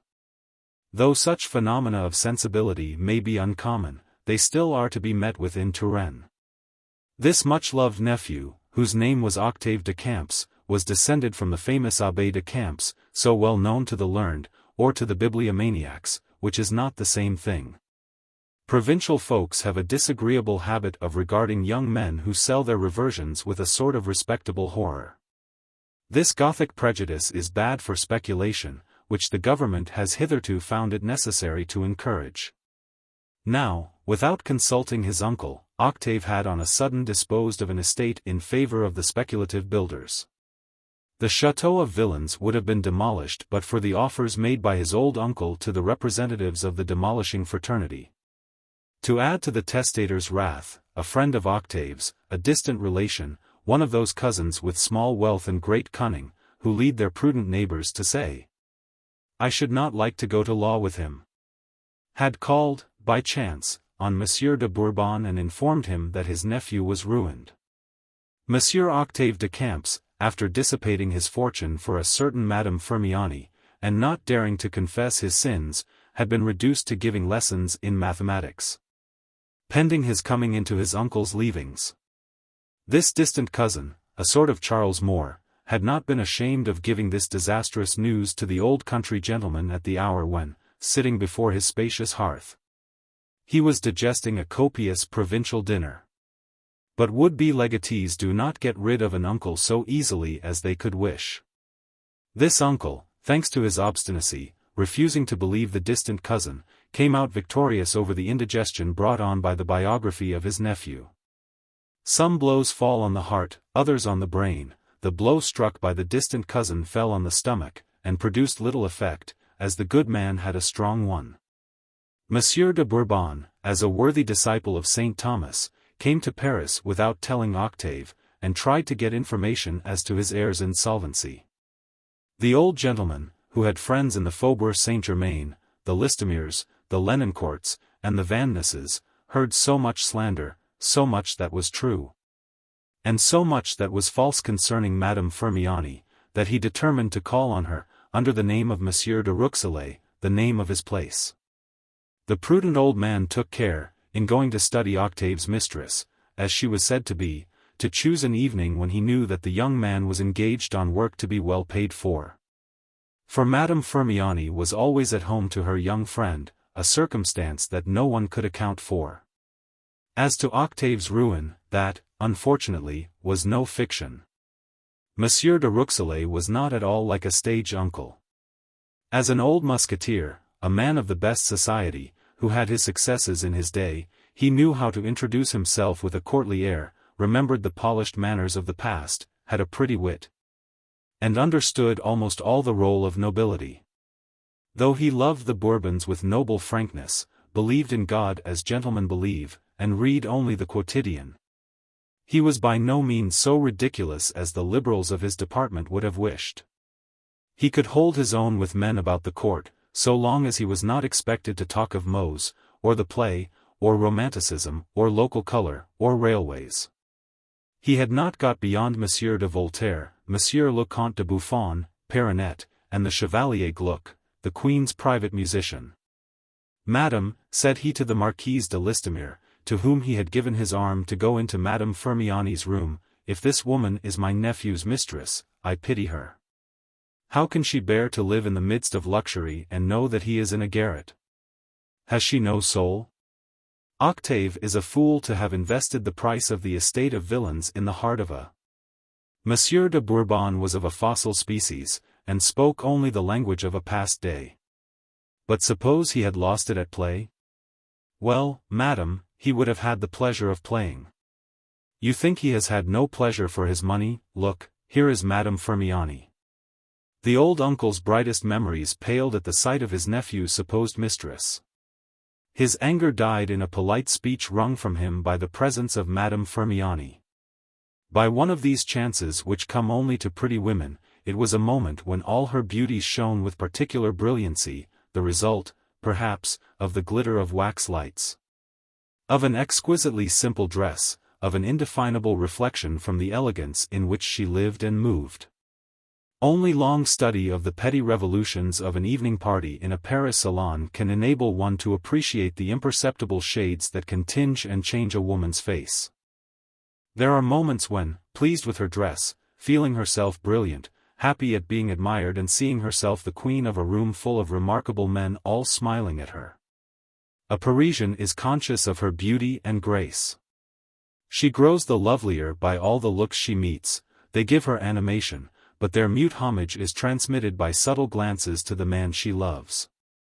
In such a moment a woman is invested, as it were, with supernatural power, and becomes a witch, an unconscious coquette. She involuntarily inspires the passion which is a secret intoxication to herself, she has smiles and looks that are fascinating. If this excitement which comes from the soul lends attractiveness even to ugly women, with what splendor does it not clothe a naturally elegant creature, finely made, fair, fresh, bright-eyed, and, above all, dressed with such taste as artists and even her most spiteful rivals must admit. Have you ever met, for your happiness, some woman whose harmonious tones give to her speech the charm that is no less conspicuous in her manners, who knows how to talk and to be silent? Who cares for you with delicate feeling, whose words are happily chosen and her language pure? Her banter flatters you, her criticism does not sting, she neither preaches nor disputes, but is interested in leading a discussion, and stops it at the right moment. Her manner is friendly and gay, her politeness is unforced, her eagerness to please is not servile, she reduces respect to a mere gentle shade. She never tires you, and leaves you satisfied with her and yourself. You will see her gracious presence stamped on the things she collects about her. In her home everything charms the eye, and you breathe, as it seems, your native air. This woman is quite natural. Yon never feel an effort, she flaunts nothing, her feelings are expressed with simplicity because they are genuine. Though candid, she never wounds the most sensitive pride. She accepts men as God made them, pitying the vicious, forgiving defects and absurdities, sympathizing with every age, and vexed with nothing because she has the tact to forfend everything. At once tender and lively, she first constrains and then consoles you. You love her so truly, that if this angel does wrong, you are ready to justify her, then you know Madame Firmiani. By the time old Bourbon had talked with this woman for a quarter of an hour, sitting by her side, his nephew was absolved. He understood that, true or false, Octave's connection with Madame Firmiani no doubt covered some mystery. Returning to the illusions of his youth, and judging of Madame Firmiani's heart by her beauty, the old gentleman thought that a woman so sure of her dignity as she seemed was incapable of a base action. Her black eyes spoke of so much peace of mind, the lines of her face were so noble, the form so pure, and the passion of which she was accused seemed to weigh so little on her heart, that, as he admired all the pledges given to love and to virtue by that adorable countenance, the old man said to himself, "My nephew has committed some folly." Madame Firmiani owned to 25. But the matter of facts could prove that, having been married in 1813 at the age of 16, she must be at least 28 in 1825. Nevertheless, the same persons declared that she had never at any period of her life been so desirable, so perfectly a woman. She had no children, and had never had any. The hypothetical Firmiani, a respectable man of 40 in 1813, had, it was said, only his name and fortune to offer her. So Madame Firmiani had come to the age when a Parisian best understands what passion is, and perhaps longs for it innocently in her unemployed hours. She had everything that the world can sell, or lend, or give. The attaches declared she knew everything, the contradictories said she had yet many things to learn. The observers noticed that her hands were very white, her foot very small, her movements a little too undulating. But men of every species envied or disputed Octave's good fortune, agreeing that she was the most aristocratic beauty in Paris. Still young, rich, a perfect musician, witty, exquisite. Welcomed, for the sake of the Catignans, to whom she was related through her mother, by the Princesse de Blamont-Chauvry, the oracle of the aristocratic quarter.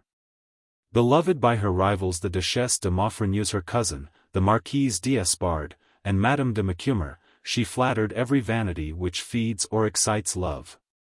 And, indeed, she was the object of too many desires not to be the victim of fashionable attraction and those delightful calumnies which are wittily hinted behind a fan or in a whispered aside. Hence the remarks with which this story opened were necessary to mark the contrast between the real Firmiani and the Firmiani known to the world. Though some women forgave her for being happy, others could not overlook her respectability. Now there is nothing so terrible, especially in Paris, as suspicion without foundation. It is impossible to kill it. This sketch of a personality so admirable by nature can only give a feeble idea of it. It would need the brush of an Ingres to represent the dignity of the brow, the mass of fine hair, the majesty of the eyes, all the thoughts betrayed by the varying hues of the complexion. There was something of everything in this woman. Poets could see in her both Joan of Arc and Agnes Sorel. But there was also the unknown woman, the soul hidden behind this deceptive mask, the soul of Eve, the wealth of evil, and the treasures of goodness, wrong and resignation. Crime and self-sacrifice, the Donna Julia and Haydée of Byron's Don Juan. The old soldier very boldly remained till the last in Madame Firmiani's drawing-room. She found him quietly seated in an armchair, and staying with the pertinacity of a fly that must be killed to be got rid of. The clock marked 2 in the morning. "Madam," said the old gentleman, just as Madame Firmiani rose in the hope of making her guest understand that it was her pleasure that he should go. "Madam, I am Monsieur Octave de Camp's uncle." Madame Firmiani at once sat down again, and her agitation was evident. In spite of his perspicacity, the planter of poplars could not make up his mind whether shame or pleasure made her turn pale. There are pleasures which do not exist without a little coy bashfulness, delightful emotions which the chastest soul would fain keep behind a veil. The more sensitive a woman is, the more she lives to conceal her soul's greatest joys.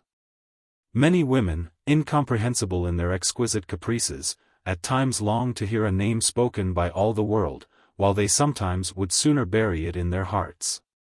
Old Bourbon did not read Madame Firmiani's agitation quite in this light, but forgive him, the country gentleman was suspicious. "Indeed, monsieur?" said Madame Firmiani, with one of those clear and piercing looks in which we men can never see anything, because they question us too keenly. "Indeed, madam. And do you know what I have been told, in the depths of the country? That my nephew has ruined himself for you, and the unhappy boy is in a garret, while you live here in gold and silks. You will, I hope, forgive my rustic frankness, for it may be useful to you to be informed of the slander." "Stop, monsieur," said Madame Firmiani, interrupting the gentleman with an imperious gesture. I know all that. You are too polite to keep the conversation to this subject when I beg you to change it.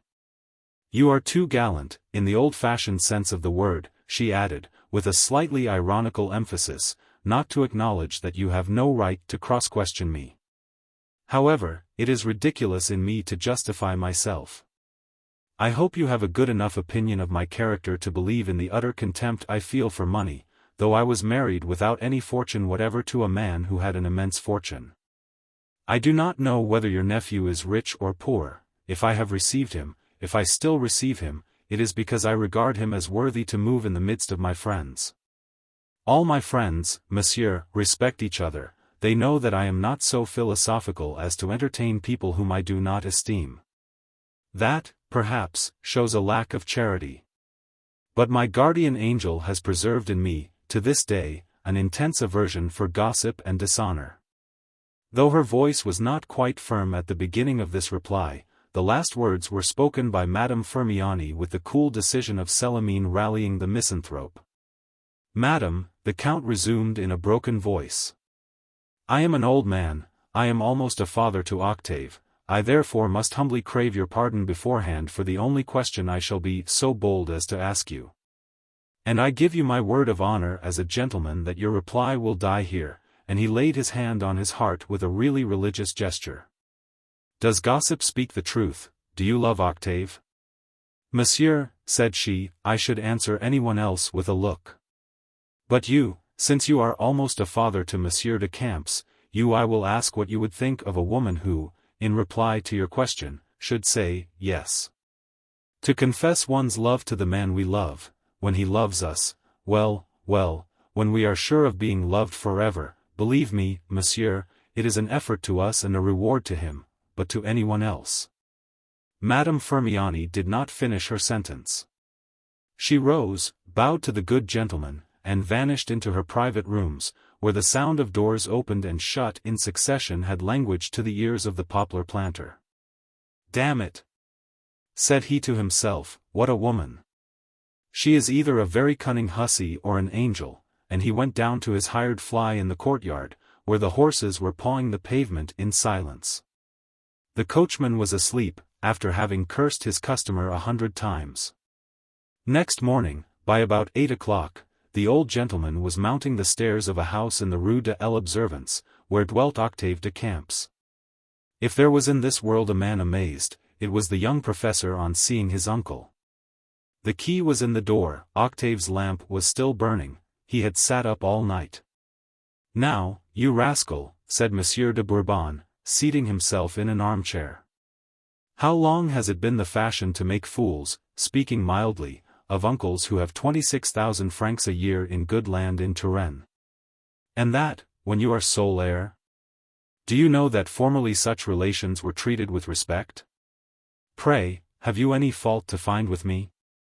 Have I bungled my business as an uncle? Have I demanded your respect? Have I ever refused you money? Have I shut my door in your face, saying you had only come to see how I was? Have you not the most accommodating, the least exacting uncle in France? I will not say in Europe, it would be claiming too much. You write to me, or you don't write. I live on your professions of affection.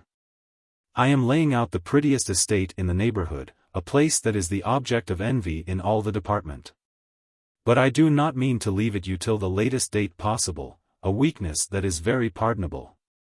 And my gentleman sells his property, is lodged like a groom, has no servants, keeps no style. My dear uncle. It is not a case of uncle, but of nephew. I have a right to your confidence. So have it all out at once, it is the easiest way, I know by experience. Have you been gambling? Have you been speculating on the Bourse? Come, say, uncle, I am a wretch, and we kiss and are friends. But if you tell me any lie bigger than those I told at your age, I will sell my property, buy an annuity, and go back to the bad ways of my youth, if it is not too late. Uncle. I went last night to see your Madame Firmiani, said the uncle, kissing the tips of all his fingers together. She is charming, he went on. You have the king's warrant and approval, and your uncle's consent, if that is any satisfaction to you. As to the sanction of the Church, that I suppose is unnecessary, the sacraments, no doubt, are too costly. Come, speak out. Is it for her that you have ruined yourself? Yes, uncle. Ah! The hussy! I would have bet upon it. In my day a woman of fashion could ruin a man more cleverly than any of your courtesans of today. I saw in her a resuscitation of the last century. Uncle, said Octave, in a voice that was at once sad and gentle, you are under a mistake. Madame Firmiani deserves your esteem, and all the adoration of her admirers. So hapless youth is always the same, said Monsieur de Bourbon. Well, well. Go on in your own way, tell me all the old stories once more. At the same time, you know, I dare say, that I am no chicken in such matters. My dear uncle, here is a letter which will explain everything, replied Octave, taking out an elegant letter case, her gift, no doubt. When you have read it I will tell you the rest, and you will know Madame Firmiani as the world knows her not. I have not got my spectacles, said his uncle. Read it to me. Octave began, my dear love.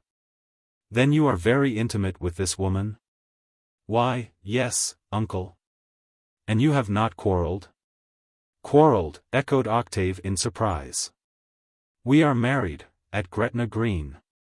Well, then, why do you dine for 40 sous? Let me proceed. Very true. I am listening. Octave took up the letter again, and could not read certain passages without strong emotion.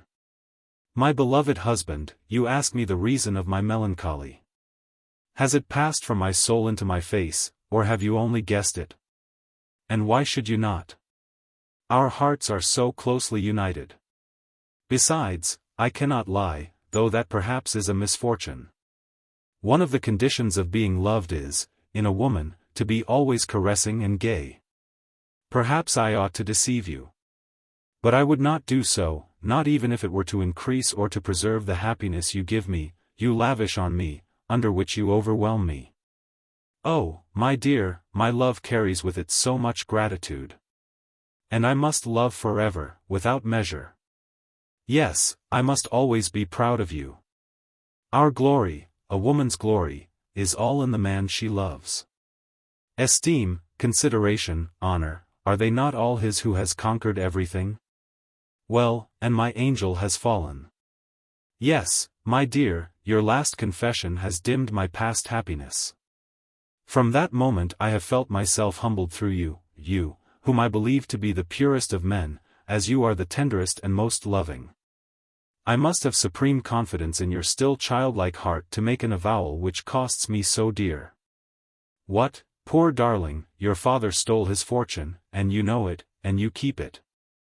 And you could tell me of this attorney's triumph in a room full of the dumb witnesses of our love, and you are a gentleman, and you think yourself noble, and I am yours, and you are 22. How monstrous all through! I have sought excuses for you, I have ascribed your indifference to your giddy youth, I know there is still much of the child in you.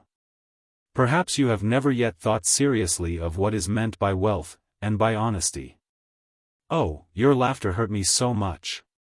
Only think, there is a family, ruined, always in grief, girls perhaps, who curse you day by day, an old man who says to himself every night, I should not lack bread if Monsieur de Camp's father had only been an honest man.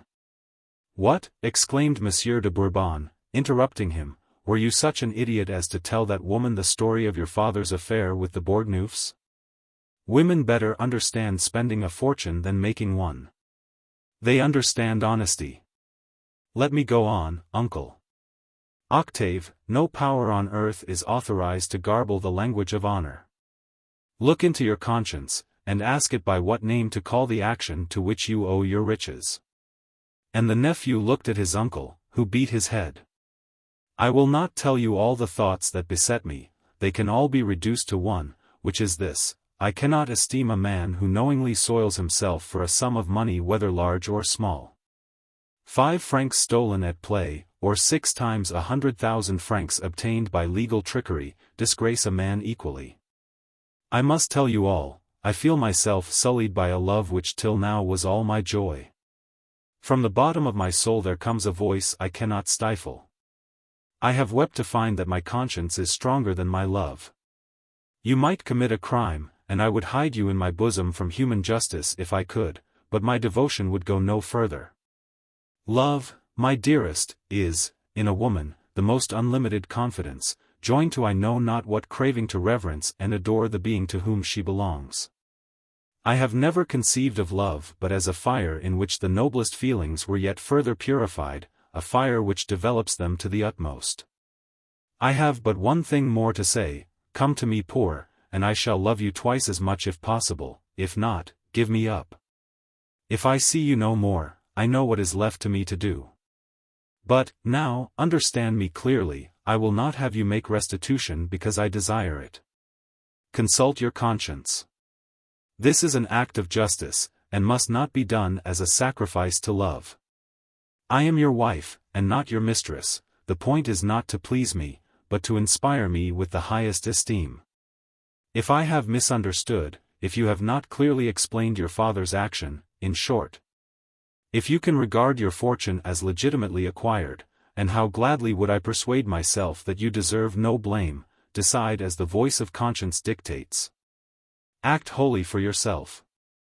A man who truly loves, as you love me, has too high a respect for all the holy inspiration he may get from his wife to be dishonorable.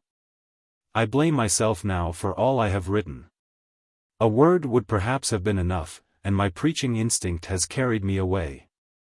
So I should like to be scolded, not much, but a little. My dear, between you and me are not you the power. You only should detect your own faults. Well, master mine, can you say I understand nothing about political discussion? Well, uncle? Said Octave, whose eyes were full of tears. I see more writing, finish it. Oh, there is nothing further but such things as only a lover may read. Very good, said the old man.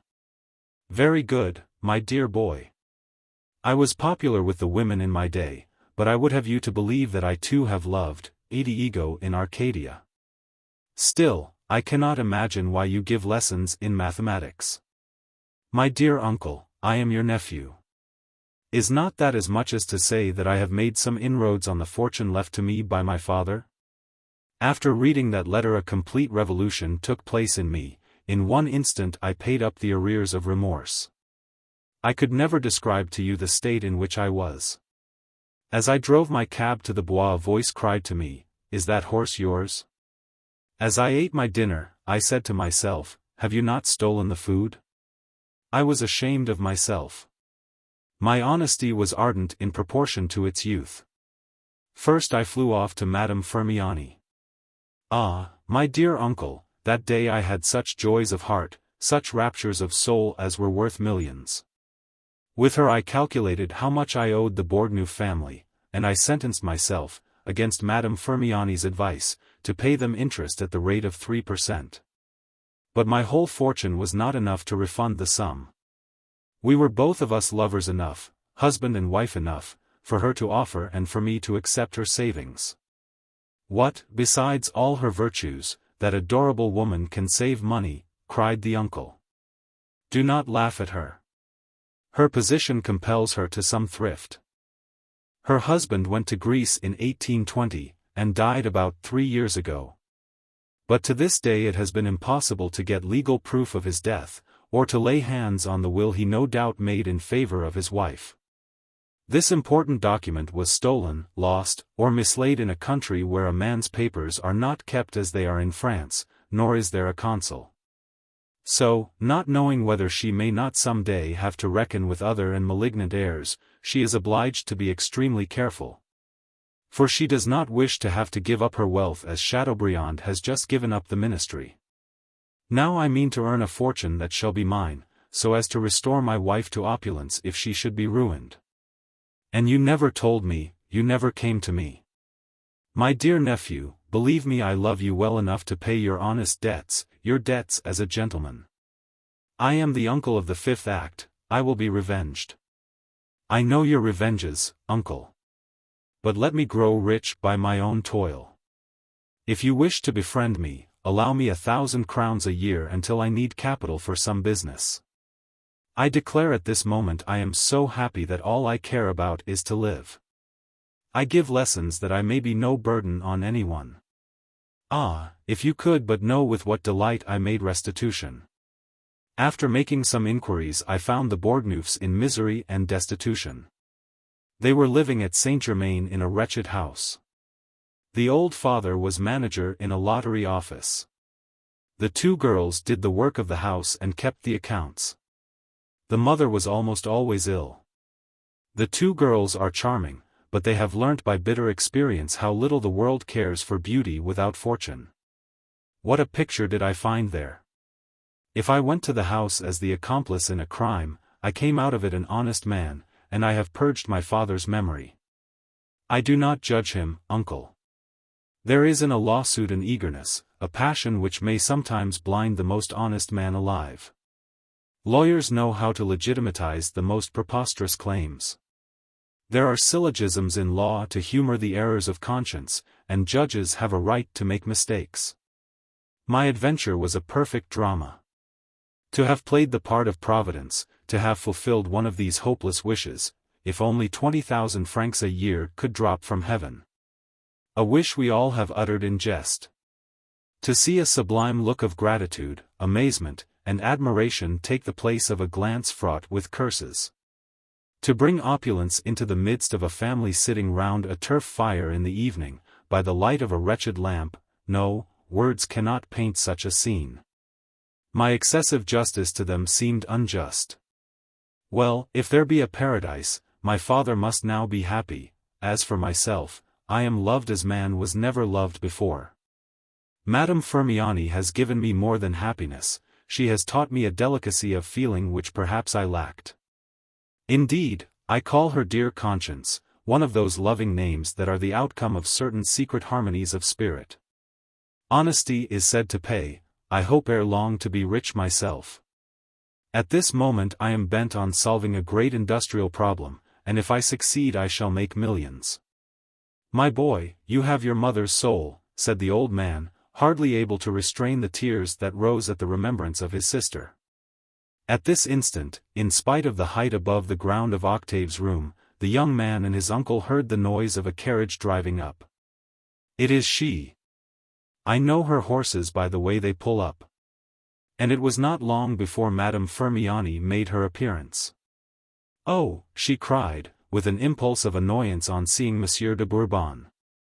But our uncle is not in the way, she went on with a sudden smile. I have come to kneel at my husband's feet and humbly beseech him to accept my fortune. I have just received from the Austrian embassy a document proving Firmiani's death. The paper, drawn up by the kind offices of the Austrian envoy at Constantinople, is quite formal, and the will which Firmiani's valet had in keeping for me is subjoined. There, you are richer than I am, for you have there, and she tapped her husband's breast, treasures which only God can add to. Then, unable to disguise her happiness, she hid her face in Octave's bosom. My sweet niece, we made love when I was young, said the uncle, but now you love.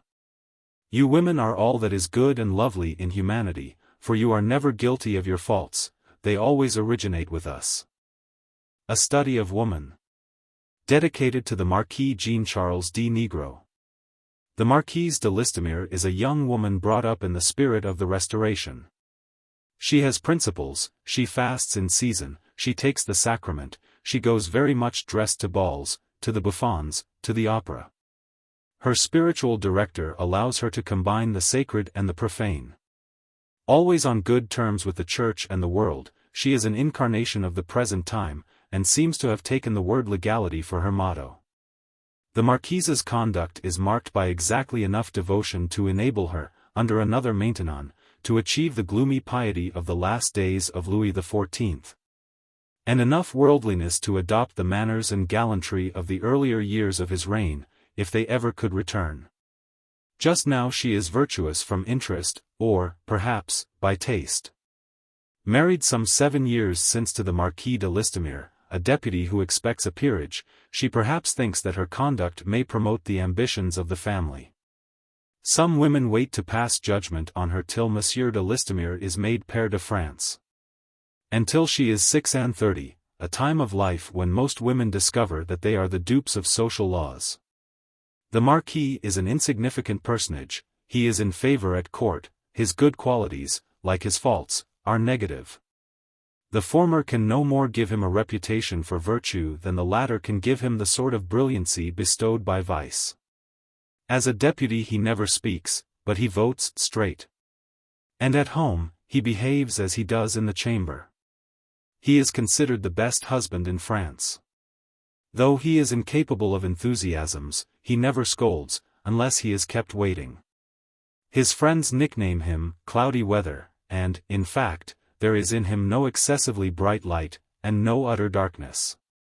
He is exactly like all the ministers that have succeeded each other in France since the Charter. A woman with principles could hardly have fallen into better hands. Is it not a great thing for a virtuous woman to have married a man incapable of a folly? Dandies have been known to venture on the impertinence of slightly pressing the Marquise's hand when dancing with her. They met only looks of scorn, and all have experienced that insulting indifference which, like spring frosts, chills the germs of the fairest hopes. Handsome men, witty men, coxcombs, sentimental men who derive nourishment from sucking the knob of their walking sticks, men of name and men of fame, men of high birth and of low. All have blenched before her. She has won the right of talking as long and as often as she pleases with men whom she thinks intelligent, without being entered in the calendar of scandal. Some coquettes are capable of pursuing this plan for 7 years on end, to gratify their fancy at last, but to ascribe such a covert motive to Madame de Listomere would be to calumniate her. I had been so happy as to meet this phoenix of a marquise, she talks well, I am a good listener. I pleased her, and I go to her evening parties. This was the object of my ambition. Neither plain nor pretty, Madame de Listomere has white teeth, a brilliant complexion, and very red lips. She is tall and well made, has a small, slender foot, which she does not display. Her eyes, far from being dulled, as most eyes are in Paris, have a soft gleam which becomes magical when by chance she is animated. You feel there is a soul under this ill-defined personality. When she is interested in the conversation, she reveals the grace that lies buried under the prudery of cold demeanor, and then she is charming. She does not crave for success, and she gets it. We always find the thing we do not seek. This statement is too often true not to become a proverb one day. It will be the moral of this tale, which I should not allow myself to relate if it were not at this moment the talk of every drawing-room in Paris. One evening, about a month since, the Marquise de Listomere danced with a young man as modest as he is heedless, full of good qualities, but showing only his bad ones.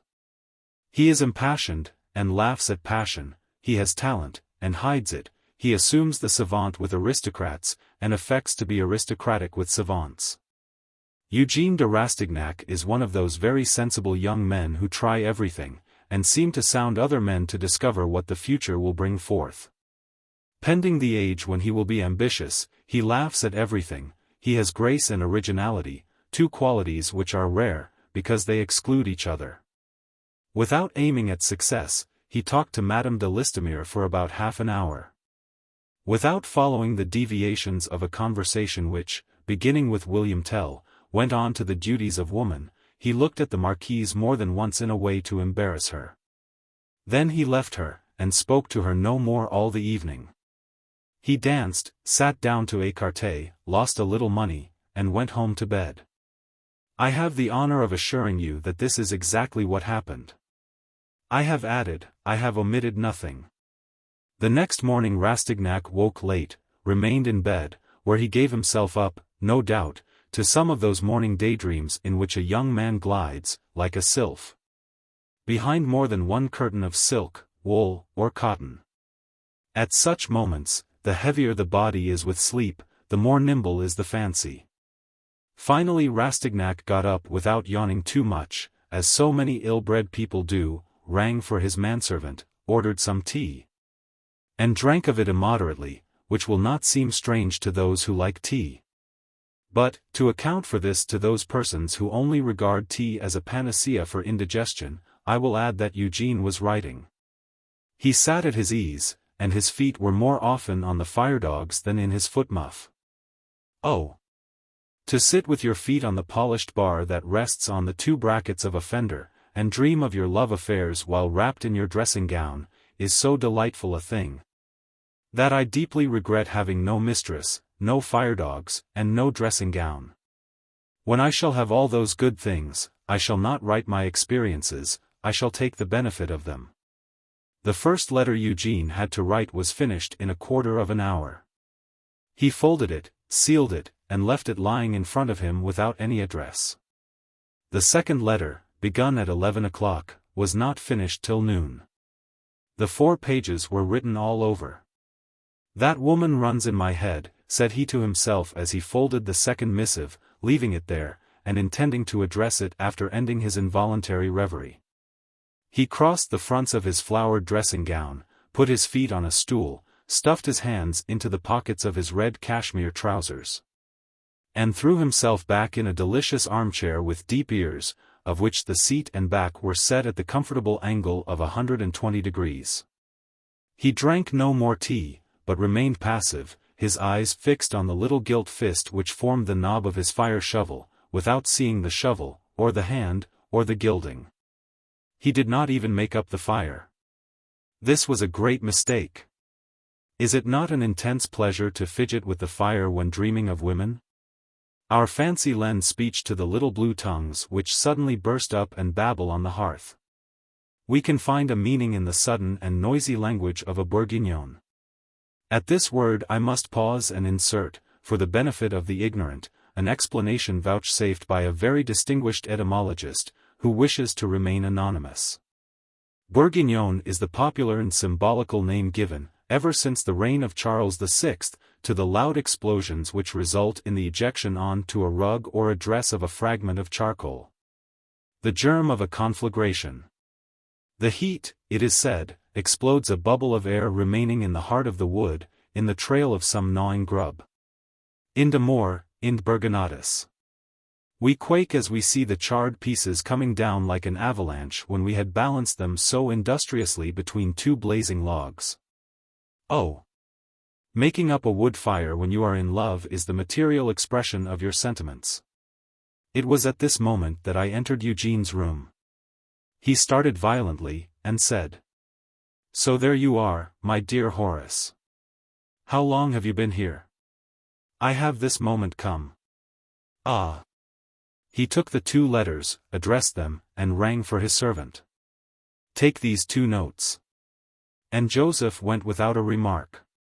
Excellent servant. And we proceeded to discuss the expedition to the Morea, in which I wanted to be employed as surgeon.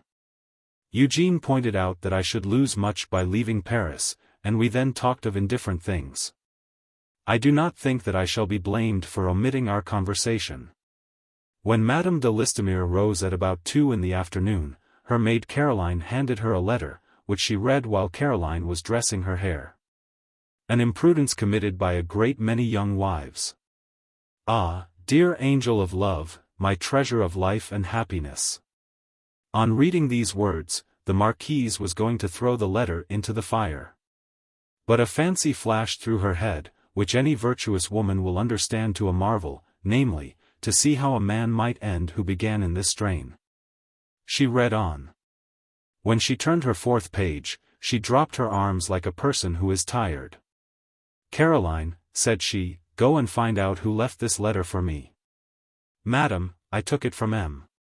Le Baron de Rastignac's manservant." There was a long silence. "Will Madame dress now?" "No." He must be excessively impertinent, thought the Marquise. I may ask any woman to make her own commentary. Madame de Listomere closed hers with a formal resolution to shut her door on Monsieur Eugene, and, if she should meet him in company, to treat him with more than contempt. For his audacity was not to be compared with any of the other instances which the Marquise had at last forgiven. At first she thought she would keep the letter, but, on due reflection, she burned it. "Madame has just received such a flaming love letter, and she read it," said Caroline to the housemaid. "I never should have thought it of Madame," said the old woman, quite astonished. That evening the marquise was at the house of the Marquis de Beauzant, where she would probably meet Rastignac. It was a Saturday.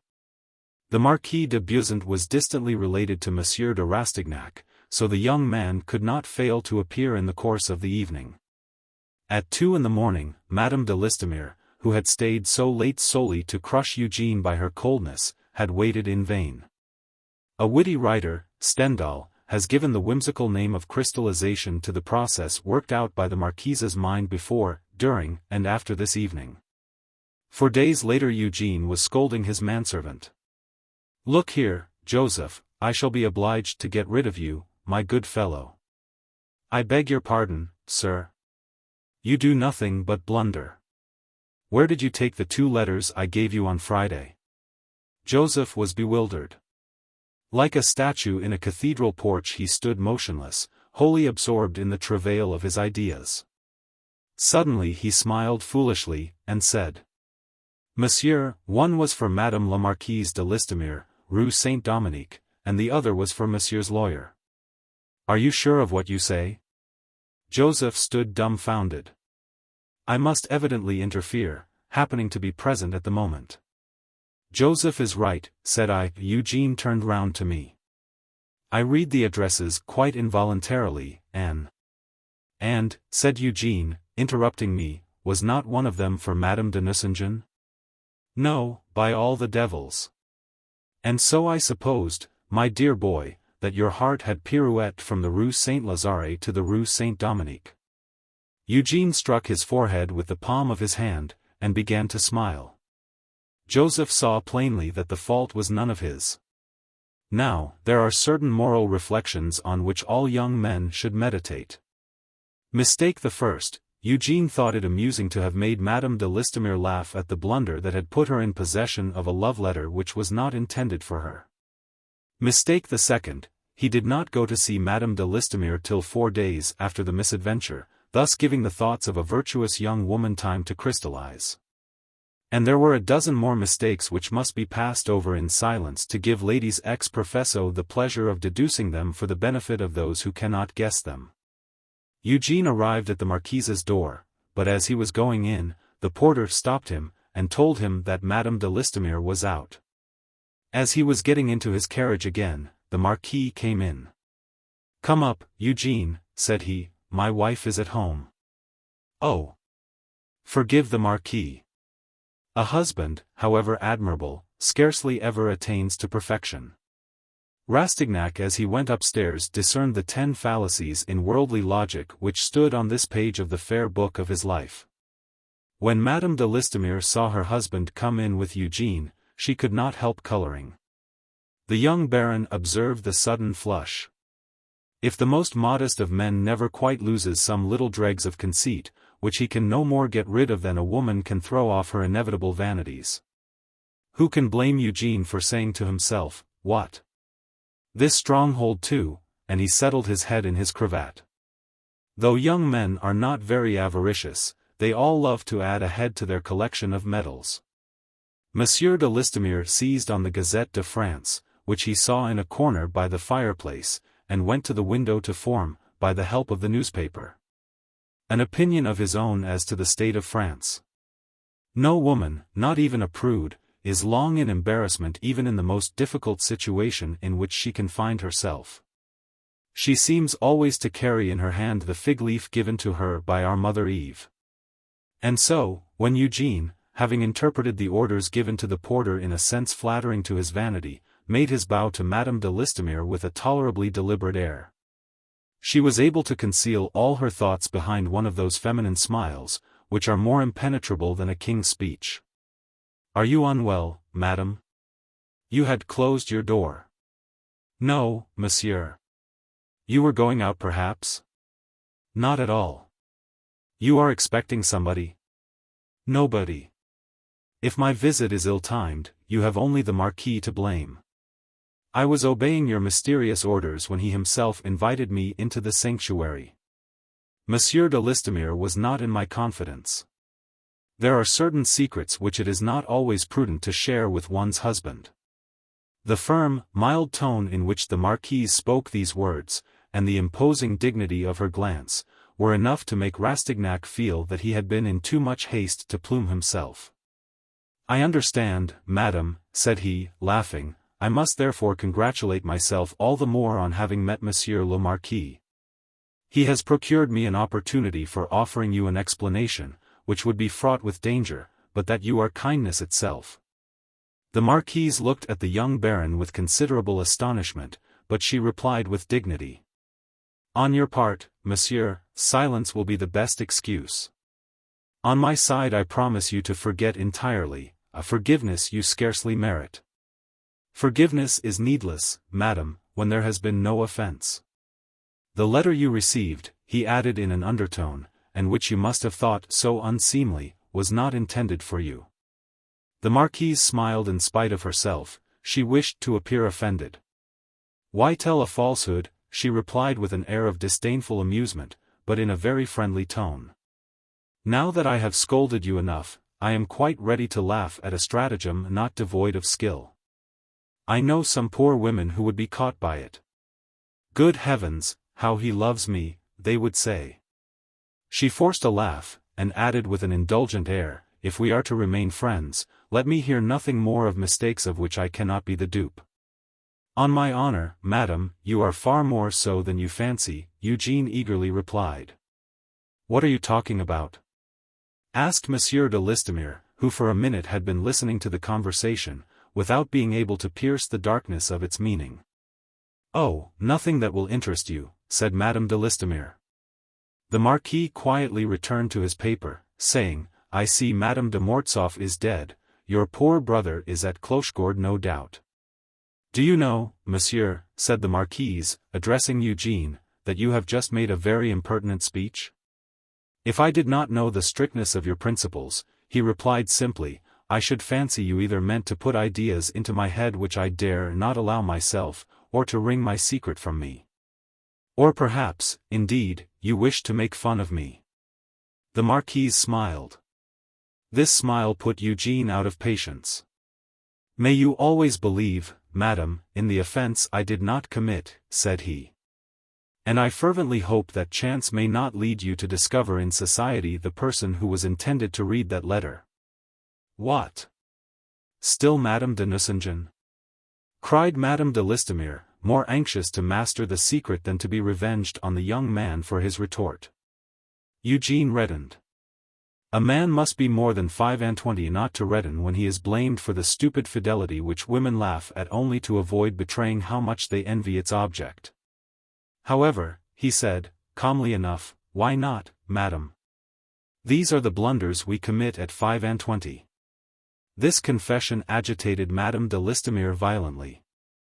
But Eugene was not yet able to analyze a woman's face as seen in a glimpse, or from one side. Only her lips turned white. She rang to have some wood put on the fire, and so obliged Eugene to rise to take leave. "If that is the case," said the Marquise, stopping Eugene by her cold, precise manner, "you will find it difficult, monsieur, to explain by what chance my name happened to come to your pen.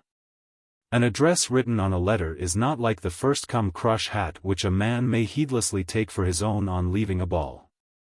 Eugene, put quite out of countenance, looked at the Marquise with a mingled expression of stupidity and fatuousness. He felt that he was ridiculous, stammered out some schoolboy speech, and left.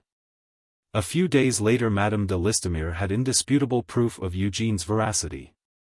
For more than a fortnight she has not gone into society. The Marquis tells everyone who asks him the reason of this change. "My wife has a gastric attack. I, who attend her, and who know her secret, know that she is only suffering from a little nervous crisis, and takes advantage of it to stay quietly at home." The Imaginary Mistress. Dedicated to the Comtesse Clara Maffei. In the month of September 1835, one of the richest heiresses of the Faubourg Saint-Germain, Mademoiselle du Rouvre, the only child of the Marquis du Rouvre, married Count Adam Mitgislas Leginski, a young Polish exile. I allow myself to spell the names as they are pronounced, to spare the reader the sight of the fortifications of consonants by which, in the Slav languages, the vowels are protected. No doubt to secure them against loss, seeing how few they are. The Marquis du Rouvre had dissipated almost the whole of one of the finest fortunes of the nobility, to which he had formerly owed his alliance with a Mademoiselle de Ronquerolles. Hence Clementine had for her uncle, on her mother's side, the Marquis de Ronquerolles, and for her aunt Madame de Serizy. On her father's side she possessed another uncle in the eccentric person of the Chevalier du Rouvre, the younger son of the house. An old bachelor who had grown rich by speculations in lands and houses. The Marquis de Ronquerolles was so unhappy as to lose both his children during the visitation of cholera. Madame de Serizy's only son, a young officer of the highest promise, was killed in Africa at the fight by the Macta. In these days rich families run the risk of ruining their children if they have too many, or of becoming extinct if they have but one or two. A singular result of the civil code not foreseen by Napoleon. Thus, by accident, and in spite of Monsieur du Rouvre's reckless extravagances for Florine, one of the most charming of Paris actresses, Clementine had become an heiress. The Marquis de Ronquerolles, one of the most accomplished diplomats of the new dynasty, his sister, Madame de Serizy, and the Chevalier du Rouvre agreed that, to rescue their fortunes from the Marquis' clutches, they would leave them to their niece, to whom they each promised 10,000 francs a year on her marriage.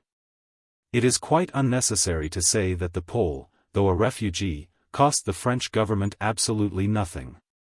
Count Adam belonged to one of the oldest and most illustrious families of Poland, connected with most of the princely houses of Germany, with the Sapiehas, the Radziwills, the Niczykseks, the Rzewuskis, the Czartoryskis, the Lasinskis, the Lubomirskis, in short, all the great Sarmatian skis. But a knowledge of heraldry is not a strong point in France under Louis Philippe, and such nobility could be no recommendation to the bourgeoisie then in power. Besides, when, in 1833, Adam made his appearance on the Boulevard des Italiens, at Frascati's, at the Jockey Club, he led the life of a man who, having lost his political prospects, falls back on his vices and his love of pleasure. He was taken for a student. The Polish nationality, as the result of an odious government reaction, has fallen as low as the Republicans had tried to think it high. The strange struggle of movement against resistance, two words which 30 years hence will be inexplicable, made a farce of what ought to have been so worthy, the name, that is, of a vanquished nation to which France gave hospitality, for which entertainments were devised, for which everyone danced or sang by subscription. A nation, in short, which at the time when, in 1796, Europe was fighting France, had offered her 6,000 men, and such men. Do not conclude from this that I mean to represent the Emperor Nicholas as being in the wrong as regards Poland, or Poland as regards the Emperor Nicholas. In the first place, it would be a silly thing enough to slip a political discussion into a tale which ought to interest or to amuse. Besides, Russia and Poland were equally right, one for aiming at unity of empire, the other for desiring to be free again. It may be said, in passing, that Poland might have conquered Russia by the influence of manners instead of beating her with weapons. Thus imitating the Chinese, who at last Chinesified the Tartars, and who, it is to be hoped, will do the same by the English. Poland ought to have polished the Russians. Poniatowski had tried it in the least temperate district of the empire. But that gentleman was a misunderstood king, all the more so because he did not perhaps understand himself. How was it possible not to hate the poor people who were the cause of the horrible deceit committed on the occasion of the review when all Paris was eager to rescue Poland? People affected to regard the Poles as allies of the Republican party, forgetting that Poland was an aristocratic republic. Thenceforth the party of wealth poured ignoble contempt on the Pole, who had been deified but a few days since. The wind of a riot has always blown the Parisians round from north to south under every form of government. This weathercock temper of Paris opinion must be remembered if we would understand how, in 1835, The name of Pole was a word of ridicule among the race who believe themselves to be the wittiest and politest in the world, and its central luminary, in a city which, at this day, wields the scepter of art and literature. There are, alas, two types of Polish refugees, the Republican Pole, the son of Leluel, and the noble Pole, of the party led by Prince Czartoryski. These two kinds of Pole are as fire and water, but why blame them? Are not such divisions always to be observed among refugees whatever nation they belong to, and no matter what country they go to? They carry their country and their hatreds with them. At Brussels, two French émigré priests expressed the greatest aversion for each other. And when one of them was asked his reasons, he replied, pointing to his companion in misery, "He is a Jansenist." Dante, in his exile, would gladly have stabbed any adversary of the Bianchi. In this lies the reason of the attacks made on the venerable Prince Adam Czartoryski by the French radicals, and that of the disapproval shown to a section of the Polish emigrants by the Caesars of the Counter and the Alexanders by letters patent. In 1834 Adam Mickiewicz Leginski was the butt of Parisian witticisms. "He is a nice fellow though he is a Pole," said Rastignac.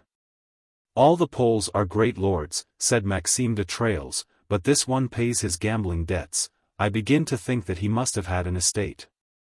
And without offense to the exiles, it may be remarked that the levity, the recklessness, the fluidity of the Sarmatian character justified the calumnies of the Parisians, who, indeed, in similar circumstances, would be exactly like the Poles. The French aristocracy, so admirably supported by the Polish aristocracy during the Revolution, certainly made no equivalent return to those who were forced to emigrate in 1832. We must have the melancholy courage to say that, in this, the Faubourg Saint-Germain remains Poland's debtor. Was Count Adam rich? Was he poor? Was he an adventurer? The problem long remained unsolved. Diplomatic circles, faithful to their instructions, imitated the silence observed by the Emperor Nicholas, who at that time counted every Polish émigré as dead. The Tuileries, and most of those who took their cue from thence, gave an odious proof of this characteristic policy dignified by the name of prudence.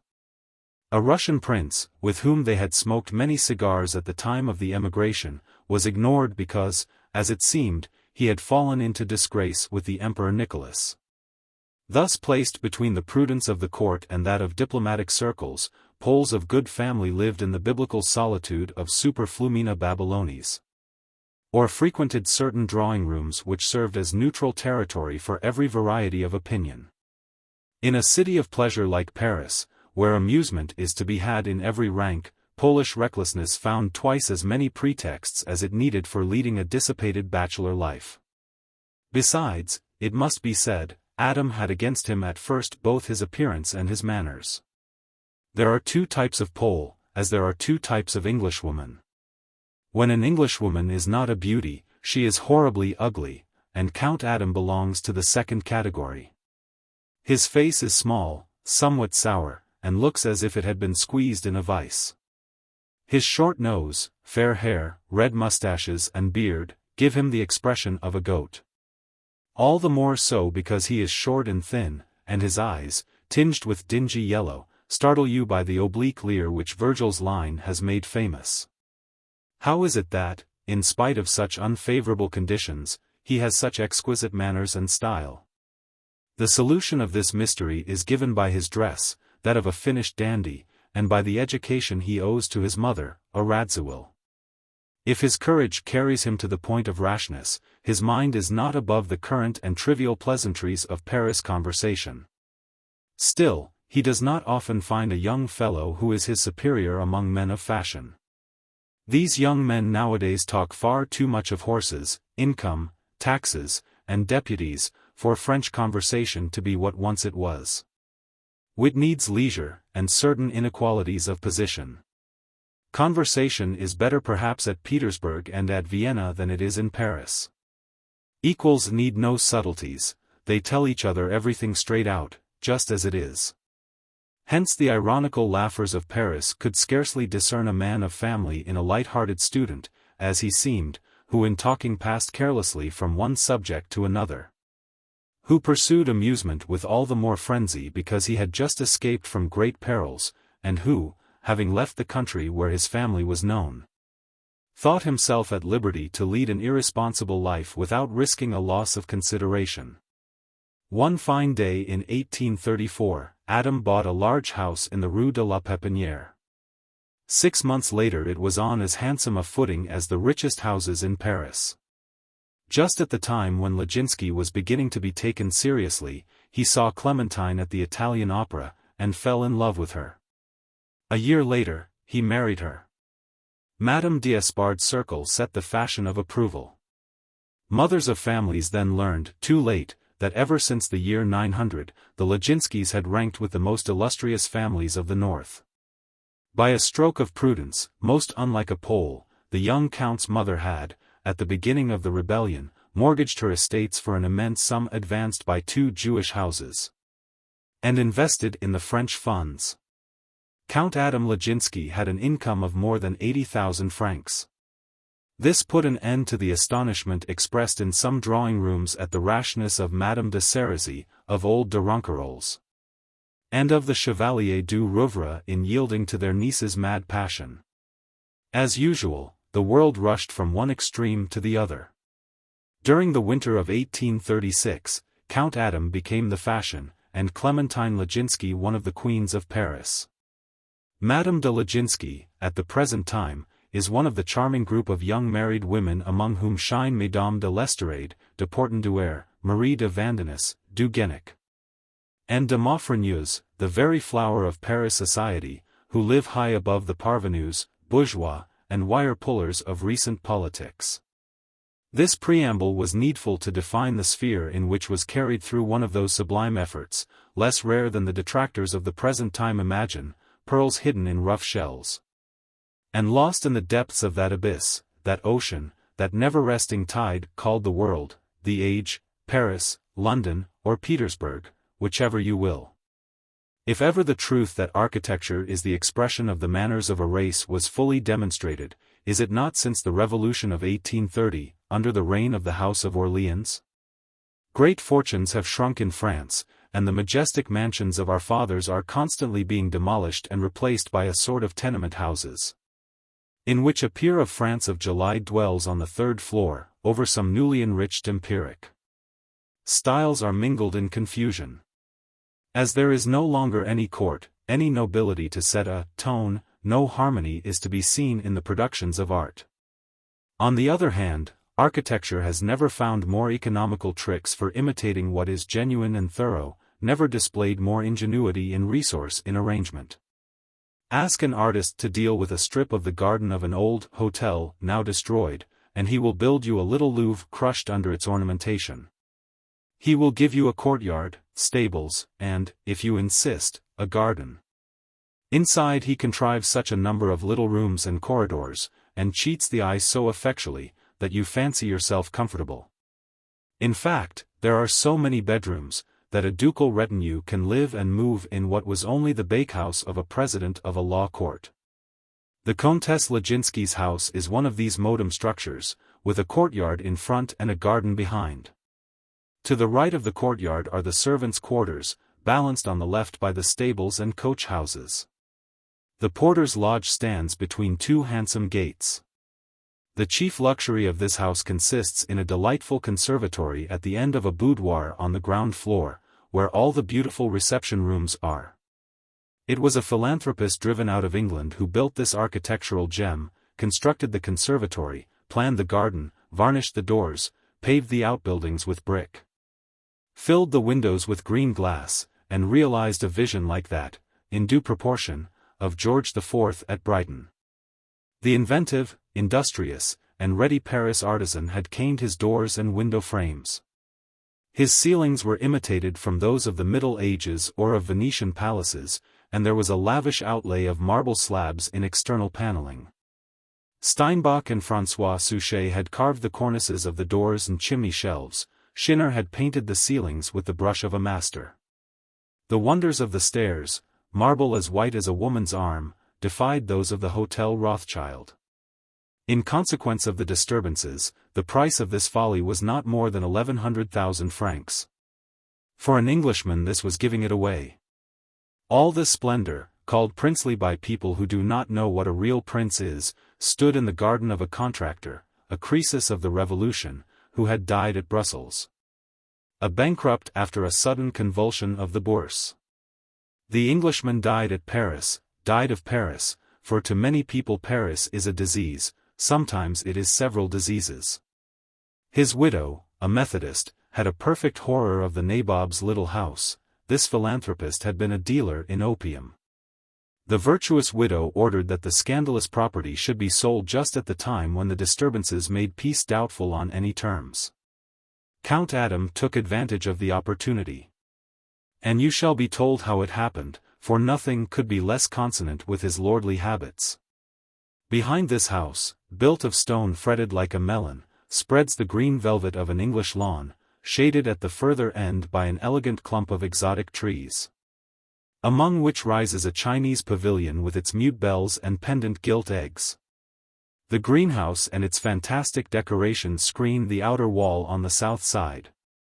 The other wall, opposite the greenhouse, is hung with creepers grown in arcades over poles and crossbeams painted green. This meadow, this realm of flowers, these gravelled paths, this mimic forest, these aerial trellises cover an area of about 25 square perches, of which the present value would be 400,000 francs, as much as a real forest. In the heart of this silence won from Paris, birds sing, there are blackbirds, nightingales, bullfinches, chaffinches, and numbers of sparrows. The conservatory is a vast flower-bed, where the air is loaded with perfume, and where you may walk in winter as though summer was blazing with all its fires. The means by which an atmosphere is produced at will of the tropics, China or Italy, are ingeniously concealed from view. The pipes in which the boiling water circulates, the steam, hot air, what not, are covered with soil, and look like garlands of growing flowers. The boudoir is spacious. On a small plot of ground the miracle wrought by the Paris fairy called architecture is to produce everything on a large scale. The young Countess' boudoir was the pride of the artist to whom Count Adam entrusted the task of redecorating the house. To sin there would be impossible, there are too many pretty trifles. Love would not know where to alight amid worktables of Chinese carving, where the eye can find thousands of droll little figures wrought in the ivory, the outcome of the toil of two families of Chinese artists. Vases of burnt topaz mounted on filigree stands, mosaics that invite to theft, Dutch pictures, such as Schinner now paints again. Angels imagined as Steinbach conceives of them, but does not always work them out himself, statuettes executed by geniuses pursued by creditors, the true interpretation of the Arab myths. Sublime first sketches by our greatest artists, fronts of carved chests let into the wainscot, and alternating with the inventions of Indian embroidery. Gold-colored curtains draped over the doors from an architrave of black oak wrought with the swarming figures of a hunting scene, chairs and tables worthy of Madame de Pompadour. A Persian carpet, and so forth. And finally, as a crowning touch, all this splendor, seen under a softened light filtering in through lace curtains, looks all the more beautiful. On a marble slab, among some antiques, a lady's whip, with a handle carved by Mademoiselle de Fauveau, shows that the Countess is fond of riding. Such is a boudoir in 1837, a display of property to divert the eye, as though ennui threatened to invade the most restless and unresting society in the world.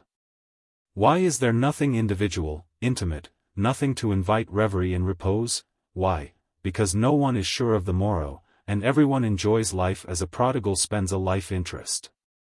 One morning Clementine affected a meditative air, as she lounged on one of those deep siesta chairs from which we cannot bear to rise. So cleverly has the upholsterer who invented them contrived to fit them to the curves of laziness and the comfort of the dolce far niente.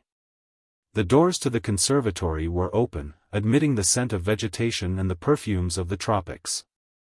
The young wife watched Adam, who was smoking an elegant nargileh, the only form of pipe she allowed in this room. Over the other door, curtains, caught back by handsome ropes, showed two magnificent rooms beyond, one in white and gold, resembling that of the Hotel Forbin Janssen. the other in the taste of the Renaissance. The dining room, unrivaled in Paris by any but that of the Baron de Nucingen, is at the end of a corridor, with a ceiling and walls decorated in a medieval style. This corridor is reached, on the courtyard front, through a large anteroom, through whose glass door the splendor of the stairs is seen. The Count and Countess had just breakfasted. The sky was a sheet of blue without a cloud, the month of April was drawing to a close. The household had already known 2 years of happiness, and now, only 2 days since, Clementine had discovered in her home something resembling a secret, a mystery. A Pole, let it be repeated to his honor, is generally weak in the presence of a woman. He is so full of tenderness that, in Poland, he becomes her inferior. And though Polish women are admirable creatures, a Pole is even more quickly routed by a Parisienne. Hence, Count Adam, pressed hard with questions, had not enough artless cunning to sell his secret dear to his wife. With a woman there is always something to be got for a secret. And she likes you the better for it, as a rogue respects an honest man whom he has failed to take in. The Count, more ready with his sword than with his tongue, only stipulated that he should not be required to answer till he had finished his nargileh full of tambaki. When we were traveling, said she, you replied to every difficulty by saying, Paz will see to that. You never wrote to anybody but Paz. On my return, everyone refers me to the captain. I want to go out, the captain. Is there a bill to be paid, the captain? If my horse's pace is rough, they will speak to Captain Paz. In short, here I feel as if it were a game of dominoes. Everywhere Paz. I hear no one talked of but Paz, but I can never see Paz. What is Paz? Let our Paz be brought to see me. Then is not everything as it ought to be? Said the Count, relinquishing the mouthpiece of his nargileh.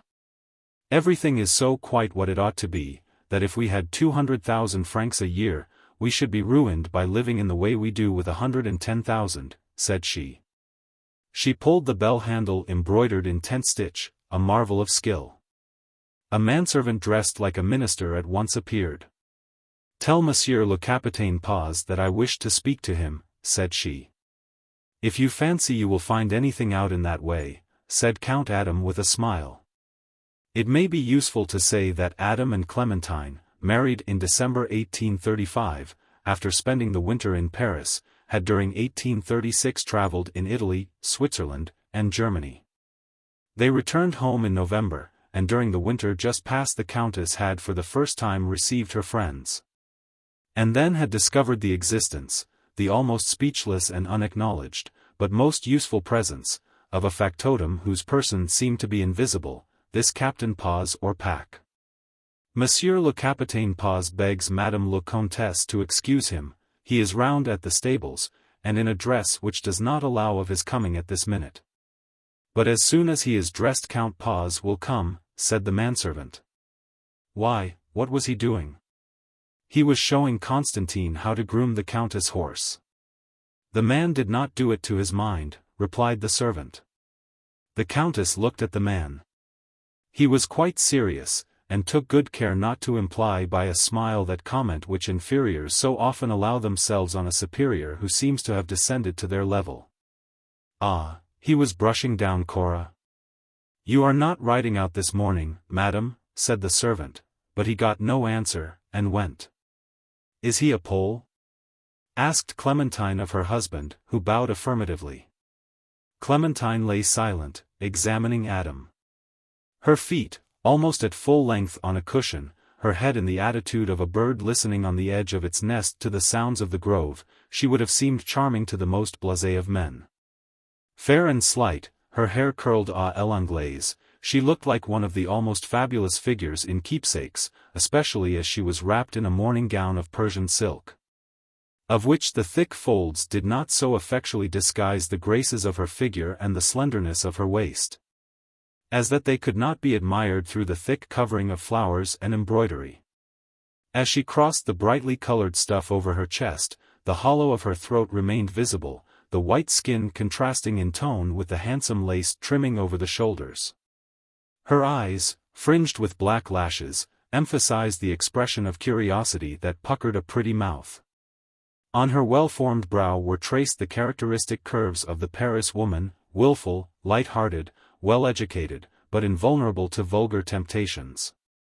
Her hands, almost transparent, hung from each arm of her deep chair. The taper fingers, curved at the tips, showed nails like pink almonds that caught the light. Adam smiled at his wife's impatience, gazing at her with a look which conjugal satiety had not yet made lukewarm. This slim little countess had known how to be mistress in her own house, for she scarcely acknowledged Adam's admiration. In the glances she stole at him there was perhaps a dawning consciousness of the superiority of a Parisienne to this spruce, lean, and red-haired Pole. "Here comes Paz," said the Count, hearing a step that rang in the corridor. The Countess saw a tall, handsome man come in, well-built, bearing in his features the marks of the grief which comes of strength and misfortune. Paz had dressed hastily in one of those tightly fitting coats, fastened by braid straps and oval buttons, which used to be called polonaises. Thick, black hair, but ill-kempt, covered his squarely shaped head, and Clementine could see his broad forehead as shiny as a piece of marble, for he held his peaked cap in his hand. That hand was like the hand of the Hercules carrying the infant Mercury. Robust health bloomed in a face equally divided by a large Roman nose, which reminded Clementine of the handsome Trasteverini. A black silk stock put a finishing touch of martial appearance to this mystery of near 6 feet high, with jet-black eyes as lustrous as an Italian's. The width of his full trousers, hiding all but the toes of his boots, showed that Paz still was faithful to the fashions of Poland. Certainly, to a romantic woman, there must have been something burlesque in the violent contrast observable between the captain and the Count. Between the little Pole with his narrow frame and this fine soldier, between the carpet knight and the knight servitor. "Good morning, Adam," he said to the Count with familiarity. Then he bowed gracefully, asking Clementine in what way he could serve her. "Then you are Leginsky's friend?" asked the lady. "For life and death," replied Paz, on whom the young Count shed his most affectionate smile, as he exhaled his last fragrant puff of smoke. "Well, then, why do you not eat with us? Why did you not accompany us to Italy and to Switzerland? Why do you hide yourself so as to avoid the thanks I owe you for the constant services you do us?"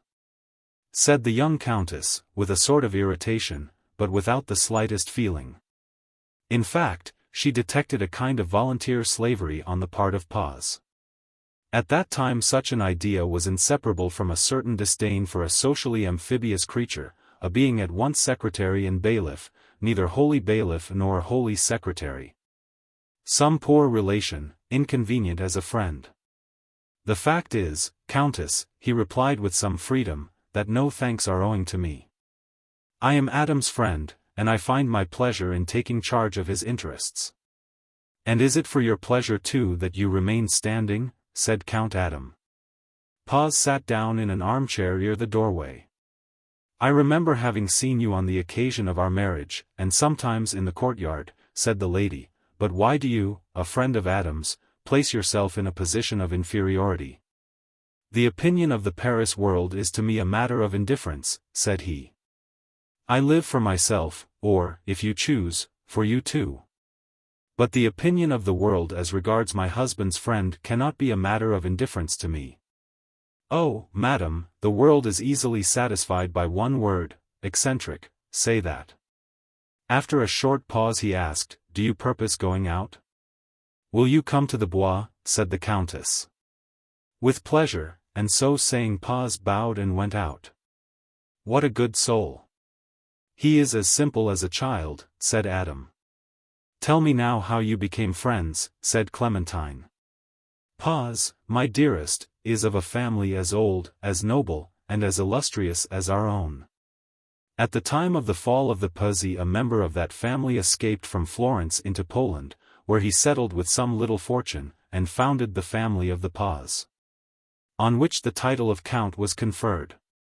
This family, having distinguished itself in the days of our royal republic, grew rich. The cutting from the tree felled in Italy grew with such vigor that there are several branches of the house of the Counts Paz.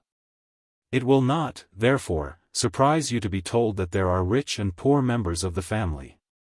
Our Paz is the son of a poor branch. As an orphan, with no fortune but his sword, he served under the Grand Duke Constantine at the time of our revolution. Carried away by the Polish party, he fought like a Pole, like a patriot, like a man who has nothing, 3 reasons for fighting well. In the last skirmish, believing his men were following him, he rushed on a Russian battery, and was taken prisoner. I was there. This feat of courage roused my blood. "Let us go and fetch him," cried I to my horsemen. We charged the battery like freebooters, and I rescued Paz, I being the 7th. We were 20 when we set out, and 8 when we came back, including Paz. When Warsaw was betrayed we had to think of escaping from the Russians. By a singular chance Paz and I found ourselves together at the same hour and in the same place on the other side of the Vistula. I saw the poor captain arrested by some Prussians, who at that time had made themselves bloodhounds for the Russians. When one has fished a man out of the sticks, one gets attached to him.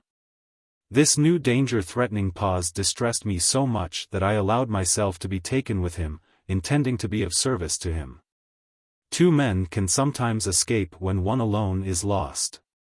Thanks to my name and some family connection with those on whom our fate depended, for we were then in the power of the Prussians, my flight was winked at. I got my dear captain through as a common soldier and a servant of my house, and we succeeded in reaching Danzig.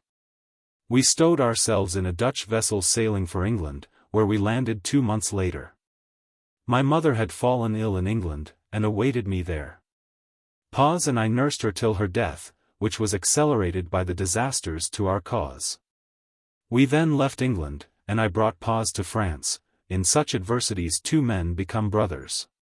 When I found myself in Paris with 60-odd thousand francs a year, not to mention the remains of a sum derived from the sale of my mother's diamonds and the family pictures, I wished to secure a living to Paz before giving myself up to the dissipations of Paris life. I had discerned some sadness in the captain's eyes, sometimes even a suppressed tear floated there. I had had opportunities of appreciating his soul, which is thoroughly noble, lofty, and generous. Perhaps it was painful to him to find himself bound by benefits to a man 6 years younger than himself without being able to repay him. I, careless and light-hearted as a boy, might ruin myself at play, or let myself be ensnared by some woman. Paz and I might some day be sundered. Though I promised myself that I would always provide for all his needs, I foresaw many chances of forgetting, or being unable to pay Paz an allowance. In short, my angel, I wished to spare him the discomfort, the humiliation, the shame of having to ask me for money, or of seeking in vain for his comrade in some day of necessity. Dunkay, one morning after breakfast, with our feet on the firedogs, each smoking his pipe, after many blushes, and with many precautions, till I saw he was looking at me quite anxiously. I held out to him a bond to bearer producing 2,400 francs interest yearly. Clementine rose, seated herself on Adam's knees, and putting her arm round his neck, kissed him on the brow, saying, "Dear heart, how noble I think you." And what did Paz say? "Thaddeus," said the Count. He turned pale and said nothing. "Thaddeus, is that his name?" "Yes." Thaddeus folded up the paper and returned it to me, saying, "I thought, Adam, that we were as one in life and death, and that we should never part. Do you wish to see no more of me?" "Oh," said I, "is that the way you take it? Well, then, say no more about it. If I am ruined, you will be ruined." Said he, "You are not rich enough to live as a Laginski should. And do you not need a friend to take care of your concerns, who will be father and brother to you, and a trusted confidant?" My dear girl, Paz, as he uttered the words, spoke with a calmness of tone and look which covered a motherly feeling, but which betrayed the gratitude of an Arab, the devotion of a dog, and the friendship of a savage, always ready and always unassuming. On my honor. I took him in our Polish fashion, laying my hand on his shoulder, and I kissed him on the lips. "For life and death, then," said I, "all I have is yours, do just as you will." It was he who found me this house for almost nothing. He sold my shares when they were high, and bought when they were low, and we purchased this hovel out of the difference. He is a connoisseur in horses, and deals in them so well that my stable has cost me very little, and yet I have the finest beasts and the prettiest turnout in Paris. Our servants, old Polish soldiers whom he found, would pass through the fire for us. While I seem to be ruining myself, Paz keeps my house with such perfect order and economy that he has even made good some losses at play, the follies of a young man. My Thaddeus is as cunning as two Genoese, as keen for profit as a Polish Jew, as cautious as a good housekeeper. I have never been able to persuade him to live as I did when I was a bachelor. Sometimes it has needed the gentle violence of friendship to induce him to come to the play when I was going alone, or to one of the dinners I was giving at an eating house to a party of congenial companions. He does not like the life of drawing rooms. Then what does he like? Asked Clementine. He loves Poland, and weeps over her. His only extravagance has been money sent, more in my name than his own, to some of our poor exiles. Dear, how fond I shall be of that good fellow, said the Countess. He seems to me as simple as everything that is truly great. All the pretty things you see here, said Adam, praising his friend with the most generous security, have been found by Paz. He has bought them at sales, or by some chance. Oh! He is keener at a bargain than a trader. If you see him rubbing his hands in the courtyard, it is because he has exchanged a good horse for a better. He lives in me. His delight is to see me well dressed in a dazzlingly smart carriage. He performs all the duties he imposes on himself without fuss or display. One night I had lost 20,000 francs at whist. What will Paz say, thought I to myself as I reached home. Paz gave me the sum, not without a sigh, but he did not blame me even by a look. This sigh checked me more than all the remonstrances of uncles, wives, or mothers in similar circumstances. You regret the money? I asked him. Oh, not for you, nor for myself, no, I was only thinking that 20 poor relations of mine could have lived on it for a year. The family of Paz, you understand, is quite equal to that of Laginski, and I have never regarded my dear Paz as an inferior. I have tried to be as magnanimous in my degree as he in his. I never go out or come in without going to Paz, as if he were my father. My fortune is his. In short, Thaddeus knows that at this day I would rush into danger to rescue him, as I have done twice before. That is not a small thing to say, my dear, remarked the Countess. Devotion is a lightning flash. Men devote themselves in war, but they no longer devote themselves in Paris. Well, then, said Adam, for Paz I am always in war. Our two natures have preserved their asperities and their faults, but the mutual intimacy of our souls has tightened the bonds, already so close, of our friendship. A man may save his comrade's life, and kill him afterwards if he finds him a bad companion, but we have gone through what makes friendship indissoluble. There is between us that constant exchange of pleasing impressions on both sides which makes friendship, from that point of view, a richer joy, perhaps, than love. A pretty little hand shut the Count's mouth so suddenly that the movement was almost a blow. Yes, indeed, my darling, said he. Friendship knows nothing of the bankruptcy of sentiment, the insolvency of pleasures. Love, after giving more than it has, ends by giving less than it receives. On both sides alike then, said Clementine, smiling. Yes, said Adam. While friendship can but increase. You need not pout. We, my angel, are as much friends as lovers. We, at least, I hope, have combined the two feelings in our happy marriage. I will explain to you what has made you two such good friends, said Clementine. The difference in your love arises from a difference in your tastes, and not from compulsory choice, from preference, and not from the necessity of position. So far as a man can be judged from a glimpse, and from what you tell me, in this instance the subaltern may at times be the superior. Oh! Paz is really my superior, replied Adam simply. I have no advantage over him but that of luck. His wife kissed him for this generous avowal. The perfect skill with which he conceals the loftiness of his soul is an immense superiority, the Count went on. I say to him, you are a sly fellow. You have vast domains in your mind to which you retire. He has a right to the title of Count Paz, in Paris he will only be called Captain. In short, a Florentine of the Middle Ages has resuscitated after 3 centuries, said the Countess. There is something of Dante in him, and something of Michelangelo. Indeed, you are right. He is at heart a poet, replied Adam. And so I am married to 2 Poles, said the young Countess, with a gesture resembling that of a genius on the stage. Darling child, said Adam, clasping Clementine to him, you would have distressed me very much if you had not liked my friend. We were both afraid of that, though he was delighted at my marrying. You will make him very happy by telling him that you love him, oh, as an old friend. Then I will go to dress, it is fine, we will all 3 go out, said Clementine, ringing for her maid. Paz led such an underground life that all the fashion of Paris wondered who it was that accompanied Clementine Laginski when they saw her driving to the Bois and back between him and her husband. During the drive Clementine had insisted that Thaddeus was to dine with her.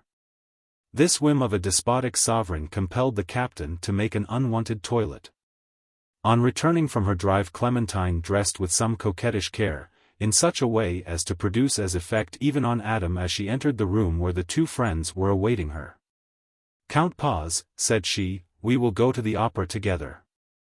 It was said in the tone which from a woman conveys, if you refuse, we shall quarrel. With pleasure, madam, replied the captain. But as I have not a count's fortune, call me captain. Well, then. Captain, give me your arm, said she, taking it and leading him into the dining room with a suggestion of the caressing familiarity which enraptures a lover. The countess placed the captain next her, and he sat like a poor sub-lieutenant dining with a wealthy general.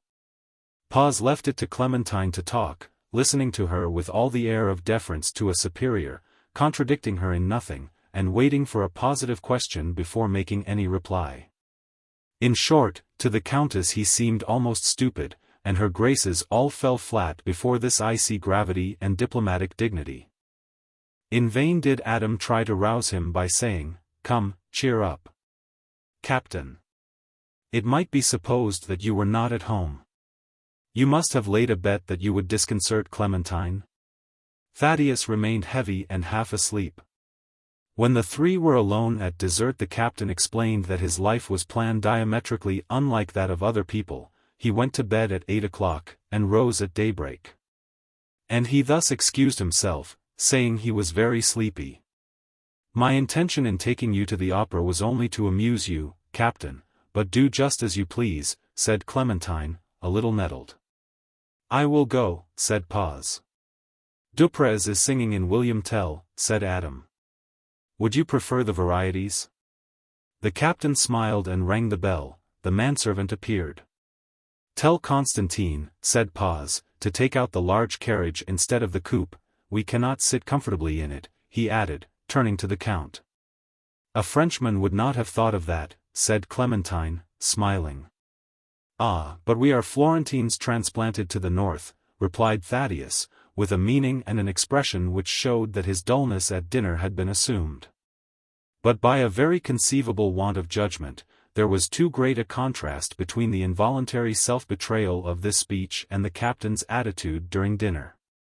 Clementine examined him with one of those keen flashes by which a woman reveals at once her surprise and her observancy. Thus, during the few minutes while they were taking their coffee in the drawing-room, silence reigned, an uncomfortable silence for Adam, who could not divine its cause. Clementine no longer disturbed Thaddeus. The captain, for his part, retired again into military rigidity, and came out of it no more, either on the way, or in the box, where he affected to be asleep. You see, madam, that I am very dull company, said he, during the ballet in the last act of William Tell. Was I not right to stick to my last, as the proverb says? On my word, "My dear captain, you are neither a coxcomb nor a chatterbox, you are perhaps a Pole." "Leave me then to watch over your pleasures," he replied, "to take care of your fortune and your house, that is all I am good for." "Tartuffe!" "Begone," cried Adam, smiling. "My dear, he is full of heart, well informed, he could, if he chose, hold his own in any drawing-room. Clementine, do not believe what his modesty tells you. Good night, Countess. I have proved my willingness, and now will avail myself of your carriage to go to bed at once. I will send it back for you." Clementine bowed slightly, and let him go without replying. "What a bear," said she to the Count. "You are much, much nicer." Adam pressed his wife's hand unseen. "Poor, dear Thaddeus, he has endeavored to be a foil when many men would have tried to seem more attractive than I." "Oh," said she, "I am not sure that was not intentional. His behavior would have mystified an ordinary woman." Half an hour later, while Bolslas the groom was calling "gate," and the coachman, having turned the carriage to drive in, was waiting for the gates to be opened, Clementine said to the Count, "Where does the captain roost?" "Up there," said Adam, pointing to an elegantly constructed attic extending on both sides of the gateway with a window looking on to the street. "His rooms are over the coach houses." "And who lives in the other half?" "No one as yet," replied Adam. "The other little suite, over the stables, will do for our children and their tutor." "He is not in bed," said the Countess, seeing a light in the captain's room when the carriage was under the pillared portico, copied from that at the Tuileries, and taking the place of the ordinary zinc awning painted to imitate striped ticking. Paz, in his dressing gown, and pipe in hand, was watching Clementine as she disappeared into the hall. The day had been a cruel one to him. And this is the reason. Thaddeus had felt a fearful shock to his heart on the day when, Adam having taken him to the opera to pronounce his opinion, he first saw Mademoiselle du Rouvre. And again, when he saw her in the mayor's office and at St. Thomas d'Aquin, and recognized in her the woman whom a man must love to the exclusion of all others, for Don Juan himself preferred one among the mille-et-tres. Hence Paz had strongly advocated the classical bridal tour after the wedding. Fairly easy all the time while Clementine was absent, his tortures began again on the return of the happy couple. And this was what he was thinking as he inhaled his Latakia from a cherry stem pipe, 6 feet long, a gift from Adam, only I and God, who will reward me for suffering in silence, may ever know how I love her. But how can I manage to avoid alike her love or her hatred? And he sat thinking, over this problem of the strategy of love. It must not be supposed that Thaddeus lived bereft of all joy in the midst of his pain. The triumphant cunning of this day was a source of secret satisfaction. Since the Count's return with his wife, day by day he felt ineffable happiness in seeing that he was necessary to the couple, who, but for him, would have rushed inevitably into ruin. What fortune can hold out against the extravagance of Paris life? Clementine, brought up by a reckless father, knew nothing of household management, which nowadays the richest women and the highest in rank are obliged to undertake themselves. Who in these days can afford to keep a steward? Adam, on his part, as the son of one of the great Polish nobles who allowed themselves to be devoured by the Jews, and who was incapable of husbanding the remains of one of the most enormous fortunes in Poland, where fortunes were enormous, was not of a temper to restrict either his own fancies or his wife's. If he had been alone, he would probably have ruined himself before his marriage. Paz had kept him from gambling on the Bourse, and does not that say all? Consequently, when he found that, in spite of himself, he was in love with Clementine, Paz had not the choice of leaving the house and traveling to forget his passion. Gratitude, the clue of the mystery of his life, held him to the house where he alone could act as man of business to this heedless couple. Their long absence made him hope for a calmer spirit. But the Countess came back more than ever lovely, having acquired that freedom of thought which marriage confers on the Paris woman, and displaying all the charms of a young wife, with the indefinable something which comes of happiness or of the independence allowed her by a man as trusting, as chivalrous, and as much in love as Adam was.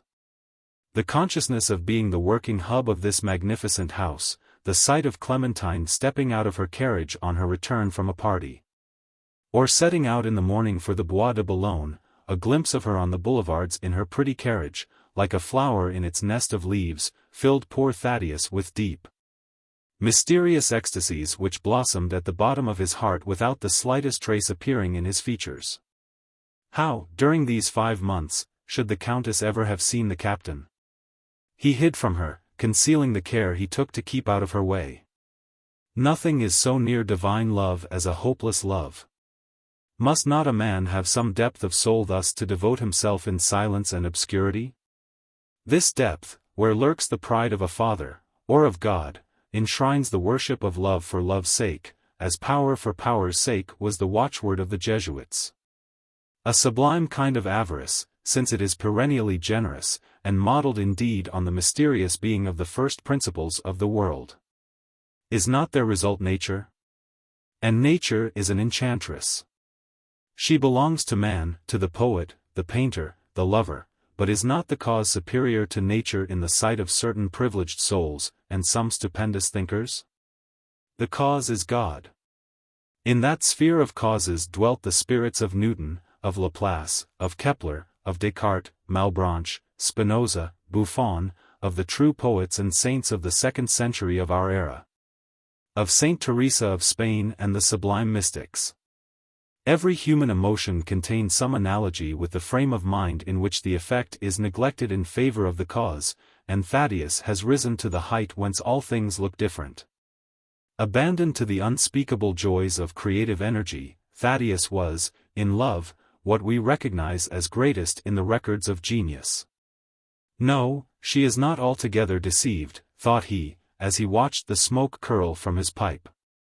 She might involve me in an irremediable quarrel with Adam if she spite me. And if she should flirt to torment me, what would become of me? The fatuity of this hypothesis was so unlike the captain's modest nature, and his somewhat German shyness, that he was vexed with himself for its having occurred to him, and went to bed determined to await events before taking any decisive steps. Next morning Clementine breakfasted very well without Thaddeus, and made no remark on his disobedience. That day, as it happened, was her day for being at home, and this, with her, demanded a royal display.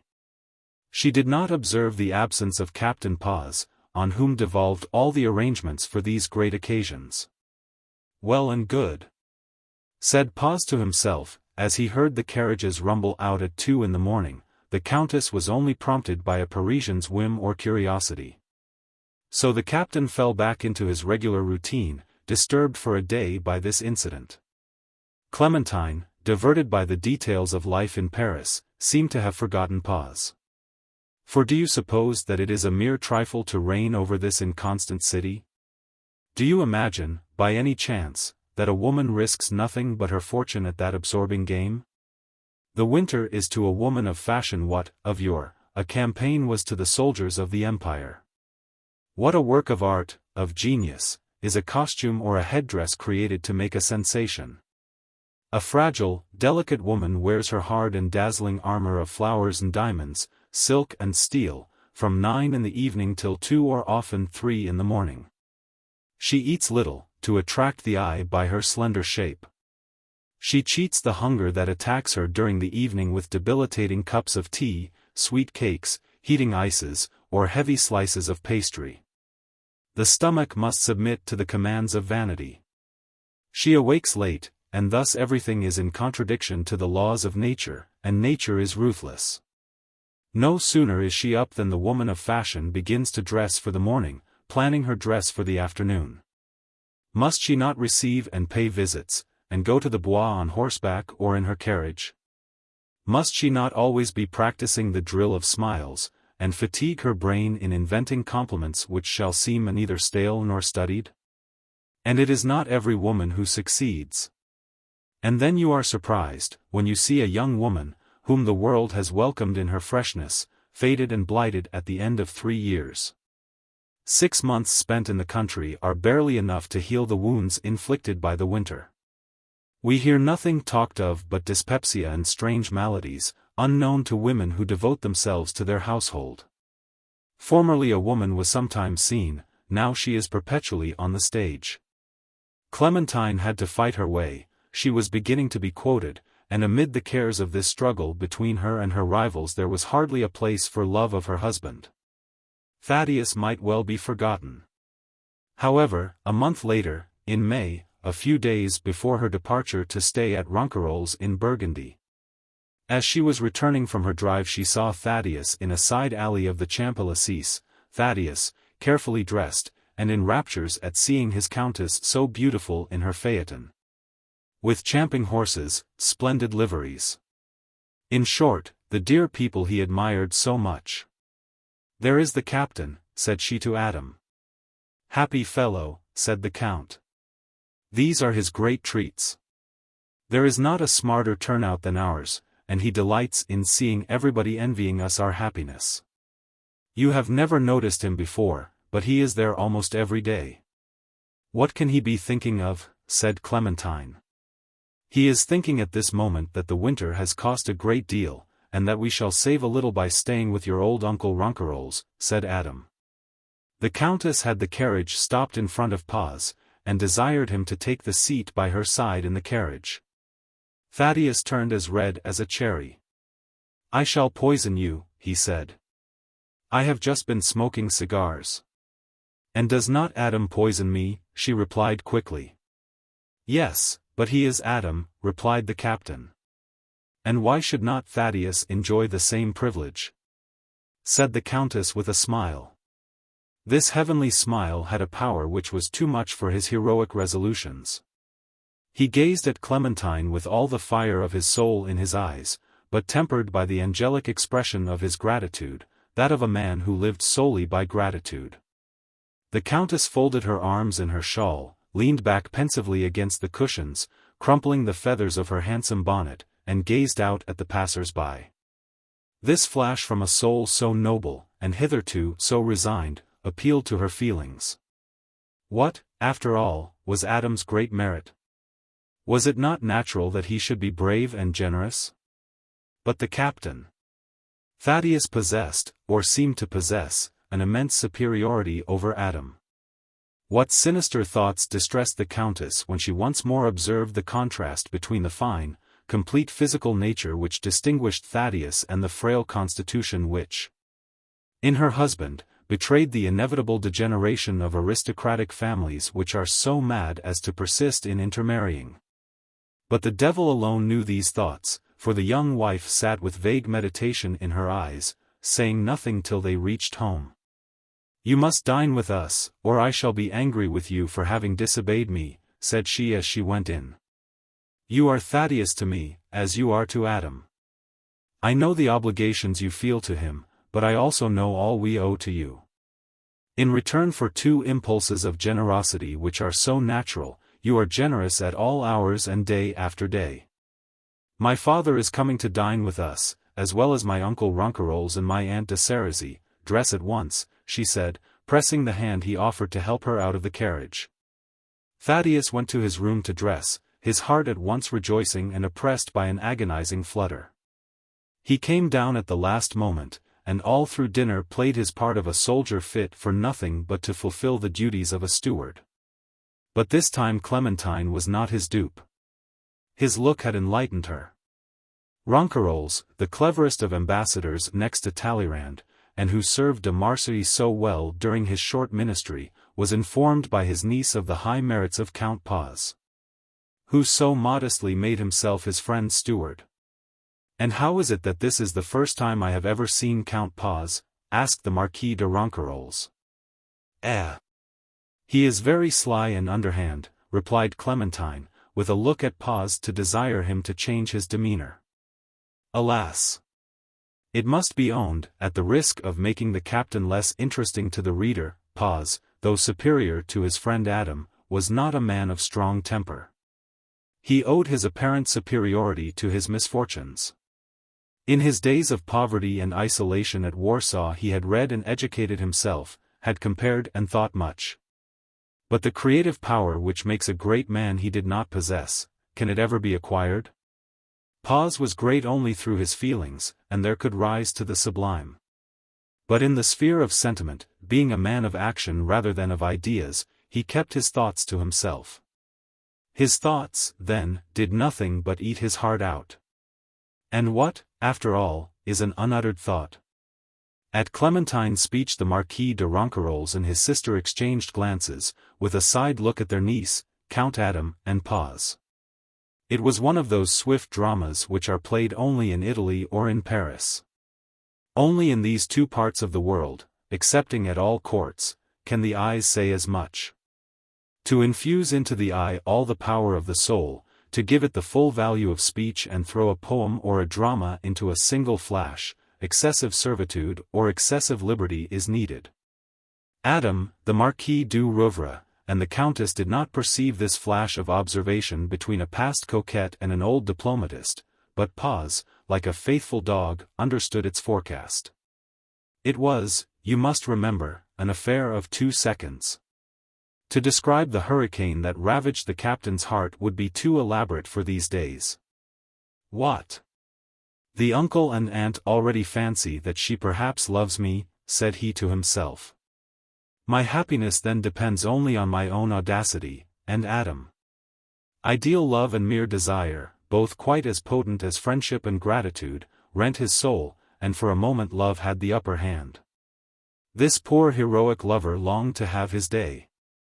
Paz became witty, he intended to please, and in answer to some question from Monsieur de Ronquerolles he sketched in grand outlines the Polish rebellion. Thus, at dessert, Paz saw Clementine hanging on his lips, regarding him as a hero, and forgetting that Adam, after sacrificing a third of his immense fortune, had taken the risks of exile.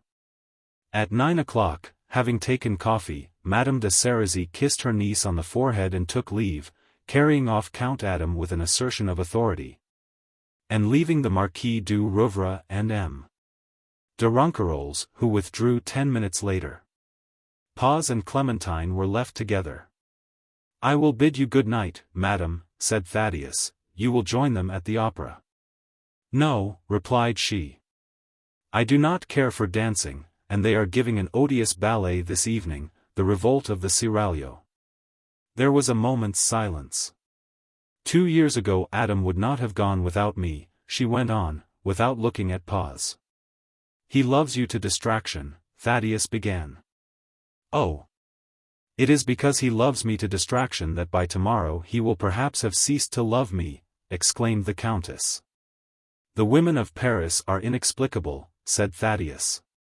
When they are loved to distraction, they want to be loved rationally, when they are loved rationally, they accuse a man of not knowing how to love.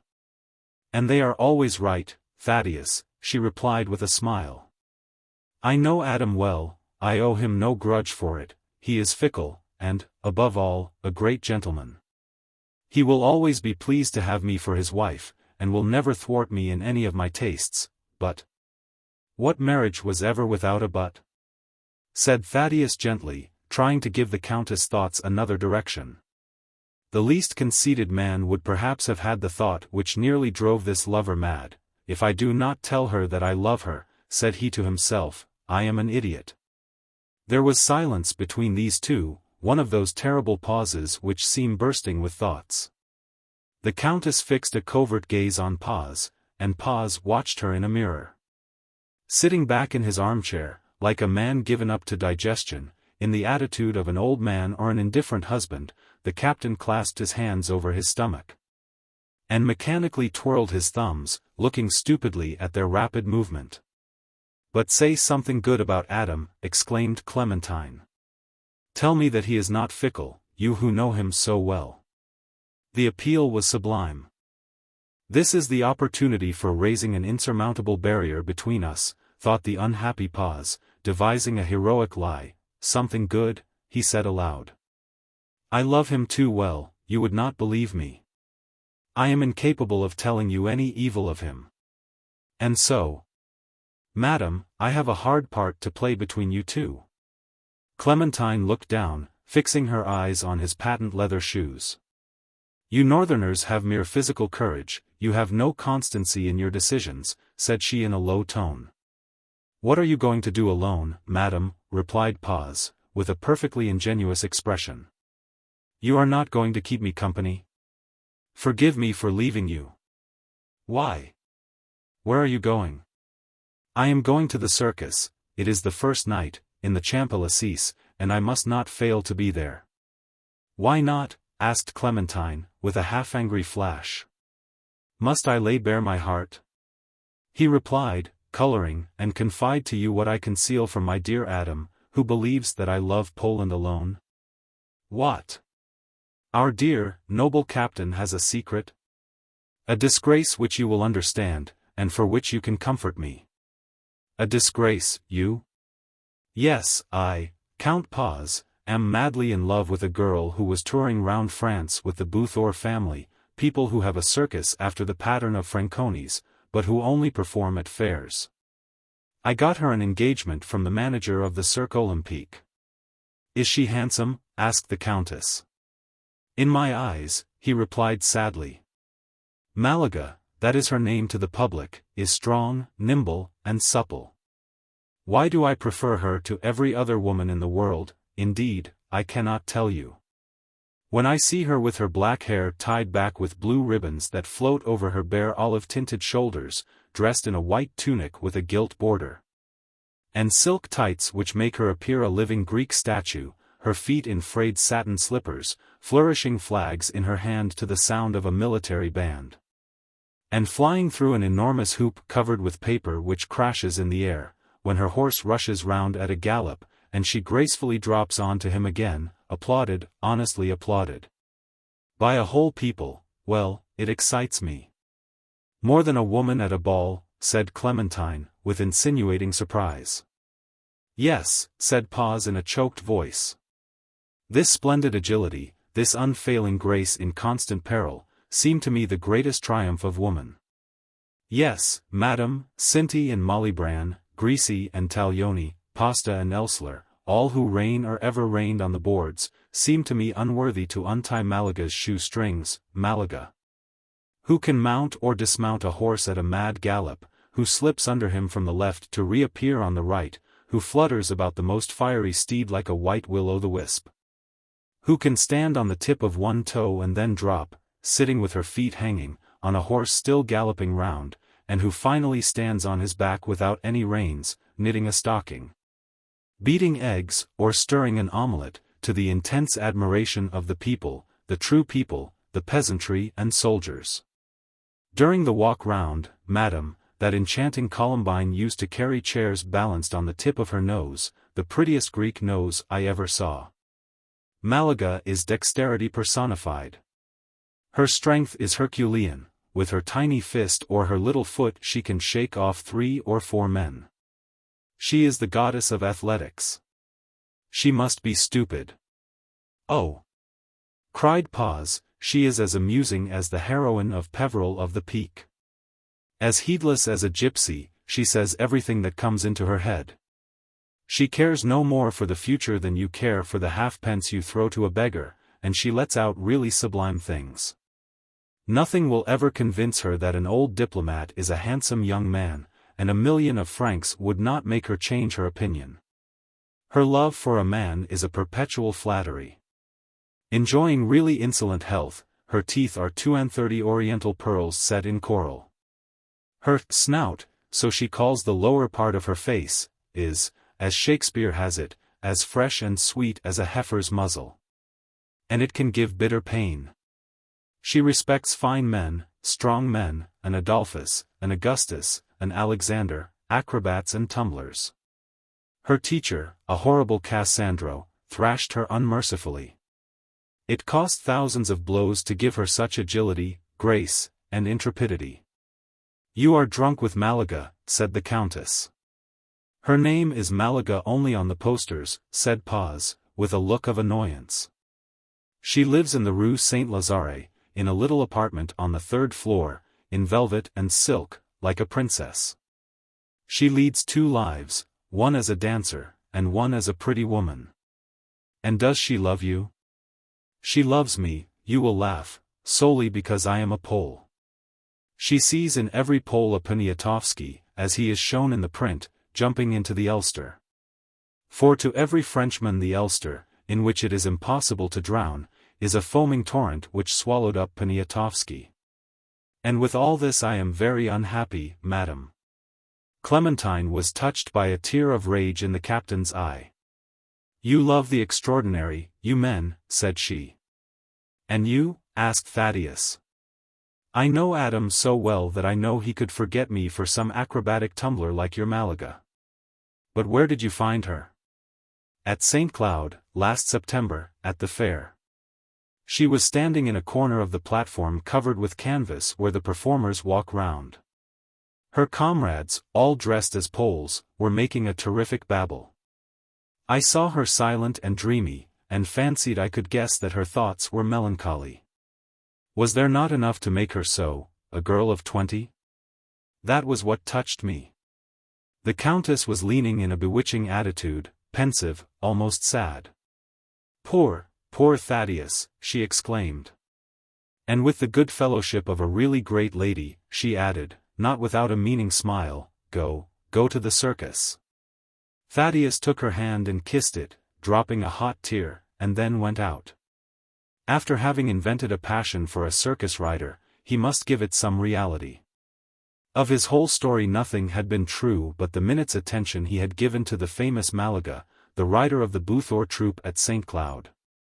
Her name had just caught his eye on an advertisement of the circus. The clown, bribed by a single 5-franc piece, had told Paz that the girl was a foundling, or had perhaps been stolen. Thaddeus now went to the circus and saw the handsome horsewoman again. For 10 francs, a groom, they fill the place of dressers at a circus, informed him that Malaga's name was Marguerite Turcotte, and that she lived at the Rue de Fosses du Temple, on a 5th floor. Next day, with death in his soul, Paz found his way to that quarter, and asked for Mademoiselle Turcotte, in summer the understudy of the principal rider at the Cirque. And in winter, a super, in a boulevard theatre. Malaga, shouted the doorkeeper, rushing into the attic, here is a fine gentleman for you. He is asking Chapuzot all about you, and Chapuzot is cramming him to give me time to let you know. Thank you, Mame Chapuzot, but what will he say to find me ironing my gown? Pooh, stuff. When a man is in love, he loves everything about you. Is he an Englishman? They are fond of horses. No. He looks to me like a Spaniard. So much the worse. The Spaniards are down in the market they say, stay here, Madame Chapuzot, I shall not look so left to myself. Who were you wanting, monsieur, said the woman, opening the door to Thaddeus. Mademoiselle Turcotte. My child, said the porter's wife, wrapping her shawl round her, there is somebody asking for you. A rope on which some linen was airing knocked off the captain's hat. What is your business, monsieur? Asked Malaga, picking it up. I saw you at the circus, you remind me, mademoiselle, of a daughter I lost. And out of affection for my Heloise, whom you are so wonderfully like, I should wish to be of use to you if you will allow me. Well, to be sure. But sit down. Monsieur le General, said Madame Chapuzot. You cannot say fairer, nor handsomer. I am not by way of love-making, my good lady, said Paz. I am a father in deep distress, eager to be cheated by a likeness. And so I am to pass as your daughter, said Malaga, very roguishly, and without suspecting the absolute truth of the statement. Yes, said Paz.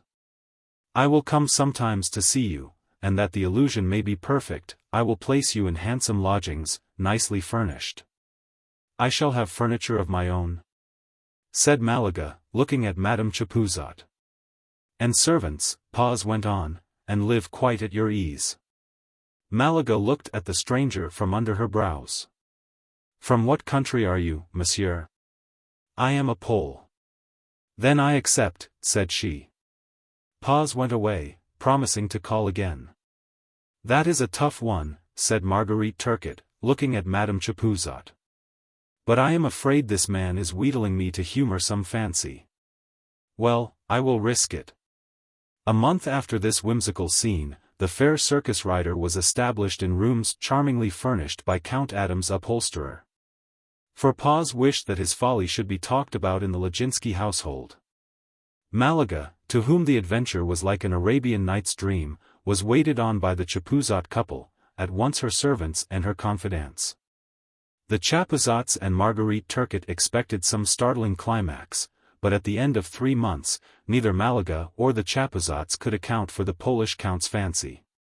Paz would spend about an hour there once a week, during which he sat in the drawing-room, never choosing to go either into Malaga's boudoir nor into her bedroom, which, in fact, he never entered in spite of the cleverest maneuvering on her part and on that of the Chapuzots.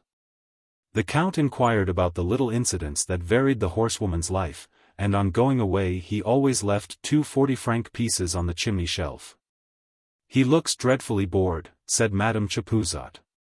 "Yes," replied Malaga, "that man is as cold as frost after a thaw." "He is a jolly good fellow, all the same," cried Chapuzot, delighted to see himself dressed in blue Elbeuf cloth, and as smart as a minister's office messenger. Paz, by his periodical tribute, made Marguerite Turcotte an allowance of 320 francs a month. This sum, added to her small earnings at the circus, secured her a splendid existence as compared with her past squalor. Strange tales were current among the performers at the circus as to Malaga's good fortune. The girl's vanity allowed her rent to be stated at 60,000 francs, instead of the modest 6,000 which her rooms cost the prudent captain. According to the clowns and supers, Malaga ate off silver plate, and she certainly came to the circus in pretty burnouses, in shawls, and elegant scarfs. And, to crown all, the Pole was the best fellow a circus rider could come across, never tiresome, never jealous, leaving Malaga perfect freedom. "Some women are so lucky," said Malaga's rival. "Such a thing would never happen to me, though I bring in a third of the receipts." Malaga wore smart coal-scuttles, and sometimes gave herself airs in a carriage in the Bois de Boulogne, where the youth of fashion began to observe her. In short, Malaga was talked about in the flash world of equivocal women, and her good fortune was attacked by calumny. She was reported to be a somnambulist, and the Pole was said to be a magnetizer in search of the philosopher's stone.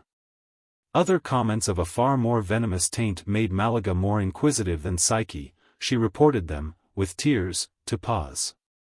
"When I owe a woman a grudge," said she to conclude, "I do not calumniate her, I do not say that a man magnetizes her to find stones. I say that she is a bad lot, and I prove it. Why do you get me into trouble?" Paz was cruelly speechless.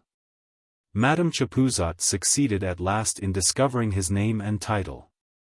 Then, at the Hotel Laginski, she ascertained some positive facts. Thaddeus was unmarried, he was not known to have a dead daughter either in Poland or France. Malaga could not help feeling a thrill of terror. "My dear child," said Madame Chapuzot. "That monster." A man who was satisfied with gazing at a beautiful creature like Malaga, gazing at her by stealth, from under his brows, not daring to come to any decision, without any confidence. Such a man, in Madame Chapuzot's mind, must be a monster. That monster is breaking you in, to lead you on to something illegal or criminal. God above us! If you were to be brought up at the assizes, and it makes me shudder from head to foot to think of it, I quake only to speak of it, or in the criminal court, and your name was in the newspapers. Do you know what I should do in your place? Well, in your place, to make all safe, I should warn the police." One day, when mad notions were fermenting in Malaga's brain, Paz having laid his gold pieces on the velvet chimney shelf, she snatched up the money and flung it in his face, saying, "I will not take stolen money." The captain gave the gold to the Chapuzots, and came no more. Clementine was spending the summer on the estate of her uncle, the Marquis de Ronquerolles, in Burgundy. When the troupe at the circus no longer saw Thaddeus in his seat, there was a great talk among the artists.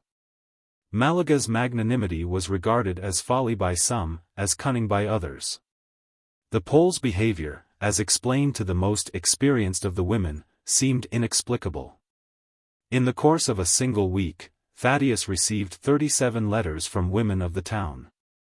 Happily for him, his singular reserve gave rise to no curiosity in fashionable circles, and remained the subject of discussion in the flash set only. 2 months later, the handsome writer, swamped in debt, wrote to Count Paz the following letter, which the dandies of the day regarded as a masterpiece. You, whom I still venture to call my friend, will you not take pity on me after what passed between us, which you took so ill? My heart disowns everything that could hurt your feelings. If I was so happy as to make you feel some charm when you sat near me, as you used to do, come again, otherwise, I shall sink into despair. Poverty has come upon me already, and you do not know what stupid things it brings with it. Yesterday I lived on a herring for 2 sous and 1 sou's worth of bread. Is that a breakfast for the woman you love? The Chapuzots have left me after seeming so devoted to me. Your absence has shown me the shallowness of human attachment. A bailiff, who turned a deaf ear to me, has seized everything on behalf of the landlord, who has no pity, and of the jeweler, who will not wait even 10 days. For with you men, credit vanishes with confidence. What a position for a woman who has nothing to reproach herself for but a little amusement.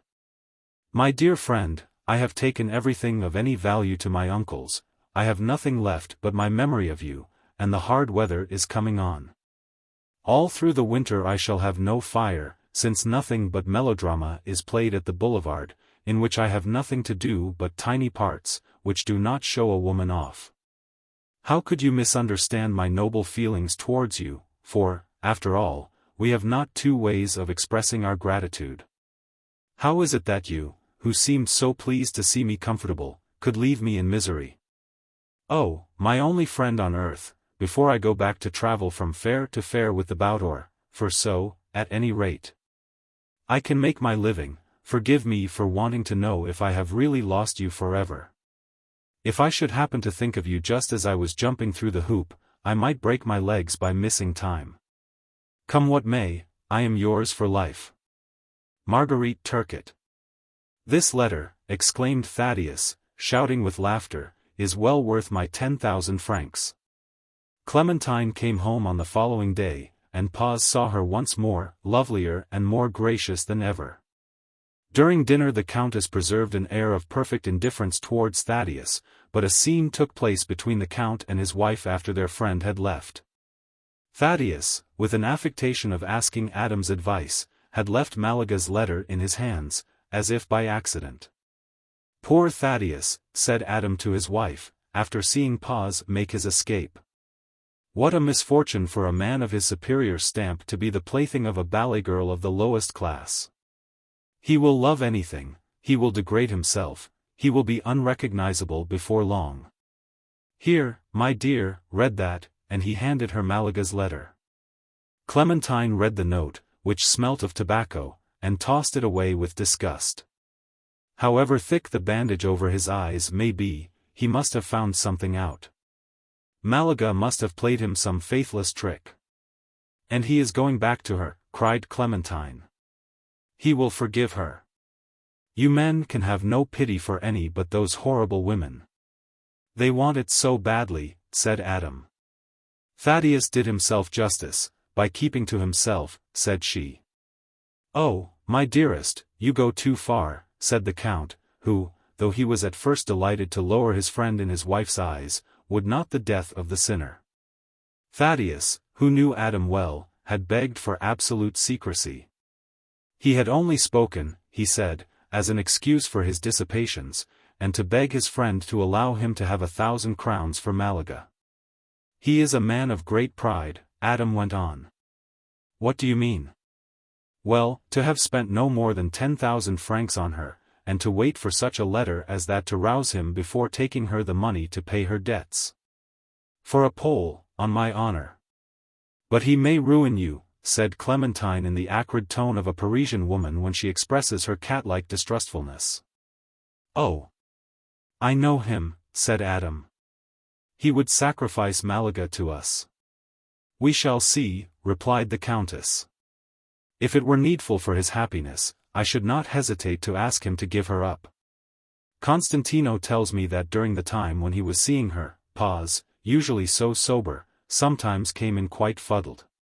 If he allowed himself to take to drink, should be as much grieved as if he were my son. Do not tell me any more, cried the Countess with another gesture of disgust. 2 days later the captain could see in her manner, in the tone of her voice, in her eyes, the terrible results of Adam's betrayal. Scorn had opened gulfs between him and this charming woman. And he fell forthwith into deep melancholy, devoured by this thought, you have made yourself unworthy of her. Life became a burden to him, the bright sunshine was gloomy in his eyes. Nevertheless, under these floods of bitter thought, he had some happy moments. He could now give himself up without danger to his admiration for the Countess, who never paid him the slightest attention when, at a party, hidden in a corner, mute, all eyes and all heart, he did not lose one of her movements, not a note of her song when she sang. He lived in this enchanting life. He might himself groom the horse that she was to ride, and devote himself to the management of her splendid house with redoubled care for its interests. These unspoken joys were buried in his heart like those of a mother, whose child never knows anything of his mother's heart, for is it knowledge so long as even one thing remains unknown? Was not this finer than Petrarch's chaste passion for Laura, which, after all, was well repaid by a wealth of glory, and by the triumph of the poetry she had inspired? Was not the emotion which asses felt in dying, in truth a whole life? This emotion Paz felt every day without dying, but also without the guerdon of immortality. What is there in love, that Paz, notwithstanding these secret delights, was consumed by sorrow? The Catholic religion has so elevated love that she has married it inseparably, so to speak, to esteem and generosity. Love does not exist apart from the fine qualities of which man is proud, and so rarely are we loved if we are contemned, that Thaddeus was perishing of his self-inflicted wounds. Only to hear her say that she could have loved him, and then to die. The hapless lover would have thought his life well paid for. The torments of his previous position seemed to him preferable to living close to her, loading her with his generosity without being appreciated or understood. In short, he wanted the price of his virtue. He grew thin and yellow, and fell so thoroughly ill, consumed by low fever, that during the month of January he kept his bed, though refusing to see a physician. Count Adam grew extremely uneasy about his poor Thaddeus. The Countess then was so cruel as to say, when they were together one day, "Let him alone, do not you see that he has some Olympian remorse?" This speech stung Thaddeus to the courage of despair. He got up, went out, tried some amusement, and recovered his health. In the month of February Adam lost a rather considerable sum at the Jockey Club, and, being afraid of his wife, he begged Thaddeus to place this sum to the account of his extravagance for Malaga. What is there strange in the notion that the ballet girl should have cost you 20,000 francs? It concerns no one but me. Whereas, if the Countess should know that I had lost it at play, I should fall in her esteem, and she would be in alarm for the future.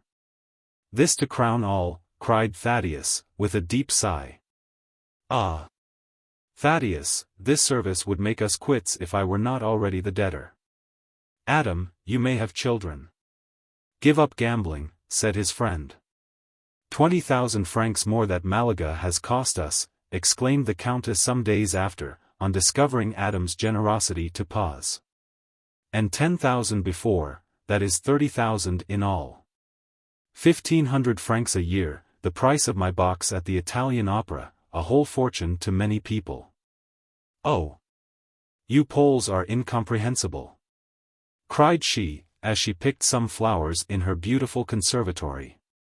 You care no more than that. Poor Paz! Poor Paz, poor Paz, she echoed, interrupting him. What good does he do us? I will manage the house myself. Give him the 100 louis a year that he refused, and let him make his own arrangements with the Olympic circus. He is of the greatest use to us. He has saved us at least 40,000 francs this year. In short, my dearest, he placed 100,000 francs for us in Nucingen's bank, and a steward would have netted them. Clementine was softened, but she was not the less hard on Thaddeus. Some days after she desired Paz to come to her in her boudoir, where, a year since, she had been startled by comparing him with the Count. This time she received him alone, without any suspicion of danger. "My dear Paz," said she, with the careless familiarity of fine folks to their inferiors, "if you love Adam as you say you do, you will do one thing which he will never ask, but which I, as his wife, do not hesitate to require of you." "It is about Malaga?" said Thaddeus with deep irony. "Well, yes, it is," she said. "If you want to end your days with us, if you wish that we should remain friends, give her up." "How can an old soldier? I am but 35, and have not a grey hair." "You look as if you had," said she, "and that is the same thing. How can a man so capable of putting two and two together? So superior?" What was horrible was that she spoke the word with such an evident intention of rousing in him the nobleness of soul which she believed to be dead. "So superior as you are," she went on, after a little pause, which a gesture from Paz forced from her, "allow yourself to be entrapped like a boy. Your affair with her has made Malaga famous. Well, my uncle wanted to see her. My uncle is not the only one. Malaga is very ready to receive all these gentlemen. I believed you to be high-minded. Take shame to yourself. Come, would she be an irreparable loss to you? Madam, if I knew of any sacrifice by which I might recover your esteem, it would soon be made. But to give up Malaga is not a sacrifice." "In your place that is what I should say if I were a man," replied Clementine. "Well, but if I take it as a great sacrifice, there is nothing to be angry at." Paz went away, fearing he might do some mad act. He felt his brain invaded by crazy notions. He went out for a walk, lightly dressed in spite of the cold, but failed to cool the burning of his face and brow. "I believed you to be high-minded." He heard the words again and again. "And scarcely a year ago," said he to himself, "to hear Clementine, I had beaten the Russians single-handed." He thought of quitting the Laginski household, of asking to be sent on service in the Spahi regiment, and getting himself killed in Africa. But a dreadful fear checked him. What would become of them without me? They would soon be ruined. Poor Countess, what a horrible life it would be for her to be reduced even to 30,000 francs a year. "Come," said he to himself, "since she can never be yours, courage, finish your work." As all the world knows, since 1830 the carnival in Paris has grown to prodigious proportions, making it European, and burlesque, and animated to a far greater degree than the departed carnivals of Venice. Is this because, since fortunes have so enormously diminished, Parisians have thought of amusing themselves collectively? Just as in their clubs they have a drawing-room without any mistress of the house, without politeness, and quite cheap. Be this as it may, the month of March was prodigal of those balls, where dancing, farce, coarse fun, delirium, grotesque figures, and banter made keen by Paris wit, achieved gigantic results. This madness had its pandemonium at that time in the Rue Saint-Honoré, and its Napoleon in Musard, a little man born to rule an orchestra as tremendous as the rampant mob, and to conduct a gallop, that whirl of witches at their Sabbath, and one of Auber's triumphs, for the gallop derived its form and its poetry from the famous gallop in Gustavus. May not this vehement finale serve as a symbol of an age when, for 50 years, everything has rushed on with the swiftness of a dream? Now, our grave Thaddeus, bearing an immaculate image in his heart, went to Malaga to invite her, the queen of carnival dancing, to spend an evening at Musard's as soon as he learned that the Countess, disguised to the teeth, was intending to come with 2 other young ladies, escorted by their husbands, to see the curious spectacle of one of these monster balls. On Shrove Tuesday night, in the year of grace 1838, at 4 o'clock in the morning, the Countess, wrapped in a black domino, and seated on a bench of one of the amphitheaters of the Babylonian hall where Valentino has since given his concerts, saw Thaddeus, dressed as Robert Macaire, leading the circus rider in the costume of a savage, her head dressed with nodding plumes like a horse at a coronation, and leaping among the groups like a perfect jack-o'-lantern. "Oh," exclaimed Clementine to her husband, "you Poles are not men of character." Who would not have felt sure of Thaddeus? He gave me his word, not knowing that I should be here and see all without being seen. Some days after this she invited Paz to dinner. After dinner, Adam left them together, and Clementine scolded Thaddeus in such a way as to make him feel that she would no longer have him about the house. "Indeed, madam," said Thaddeus humbly, "you are quite right. I am a wretch, I had pledged my word. But what can I do? I put off the parting with Malaga till after the carnival. And I will be honest with you, the woman has so much power over me. A woman who gets herself turned out of Musards by the police, and for such dancing? I admit it, I sit condemned. I will quit your house. But you know, Adam, if I hand over to you the conduct of your affairs, you will have to exert great energy. Though I have the vice of Malaga, I know how to keep an eye on your concerns, how to manage your household, and superintend the smallest details. Allow me then to remain till I have seen you qualified to continue my system of management. You have now been married 3 years, and are safe from the first follies consequent on the honeymoon. The ladies of Paris society, even with the highest titles, understand very well in these days how to control a fortune and a household. Well, as soon as I am assured, not of your capacity, but of your firmness, I will leave Paris. It is Thaddeus of Warsaw that speaks, not Thaddeus of the circus. Come back to us cured." "Cured, never," said Paz, his eyes fixed on Clementine's pretty feet. "You cannot know, Countess, all the spice, the unexpectedness there is in that woman's wit." And feeling his courage fail him, he added, "There is not a single woman of fashion, with her prim airs, who is worth that frank young animal nature. In fact, I should not choose to have anything in me of the animal," said the Countess, with a flashing look like an adder in a rage. After that day Count Paz explained to Clementine all her affairs, made himself her tutor, taught her the difficulties of managing her property, the real cost of things, and the way to avoid being too extensively robbed by her people. She might trust Constantine, and make him her major domo. Thaddeus had trained Constantine. By the month of May he thought the Countess perfectly capable of administering her fortune. For Clementine was one of those clear-sighted women whose instincts are alert, with an inborn genius for household rule. The situation thus naturally brought about by Thaddeus took a sudden turn most distressing for him, for his sufferings were not so light as he made them seem. The hapless lover had not reckoned with accident. Adam fell very seriously ill. Thaddeus, instead of leaving, installed himself as his friend's sick nurse. His devotedness was indefatigable. A woman who had had an interest in looking through the telescope of foresight would have seen in the captain's heroism the sort of punishment which noble souls inflict on themselves to subdue their involuntary thoughts of sin. But women see everything or nothing, according to their frame of mind. Love is their sole luminary. For 45 days Paz watched and nursed Mitgislas without seeming to have a thought of Malaga, for the excellent reason that he never did think of her. Clementine, seeing Adam at death's door, and yet not dead, had a consultation of the most famous doctors. "If he gets through this," said the most learned of the physicians, "it can only be by an effort of nature. It lies with those who nurse him to watch for the moment and aid nature. The Count's life is in the hands of his attendants."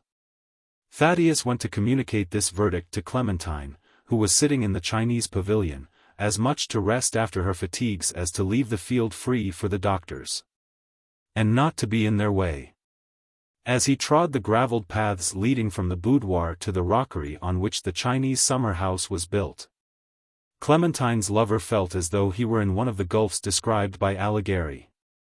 The unhappy man had never foreseen the chance of becoming Clementine's husband, and he had bogged himself in a swamp of mud. When he reached her his face was set, sublime in its despair. Like Medusa's head, it communicated terror. "He is dead," said Clementine. "They have given no hope, at least, they leave it to nature. Do not go in just yet.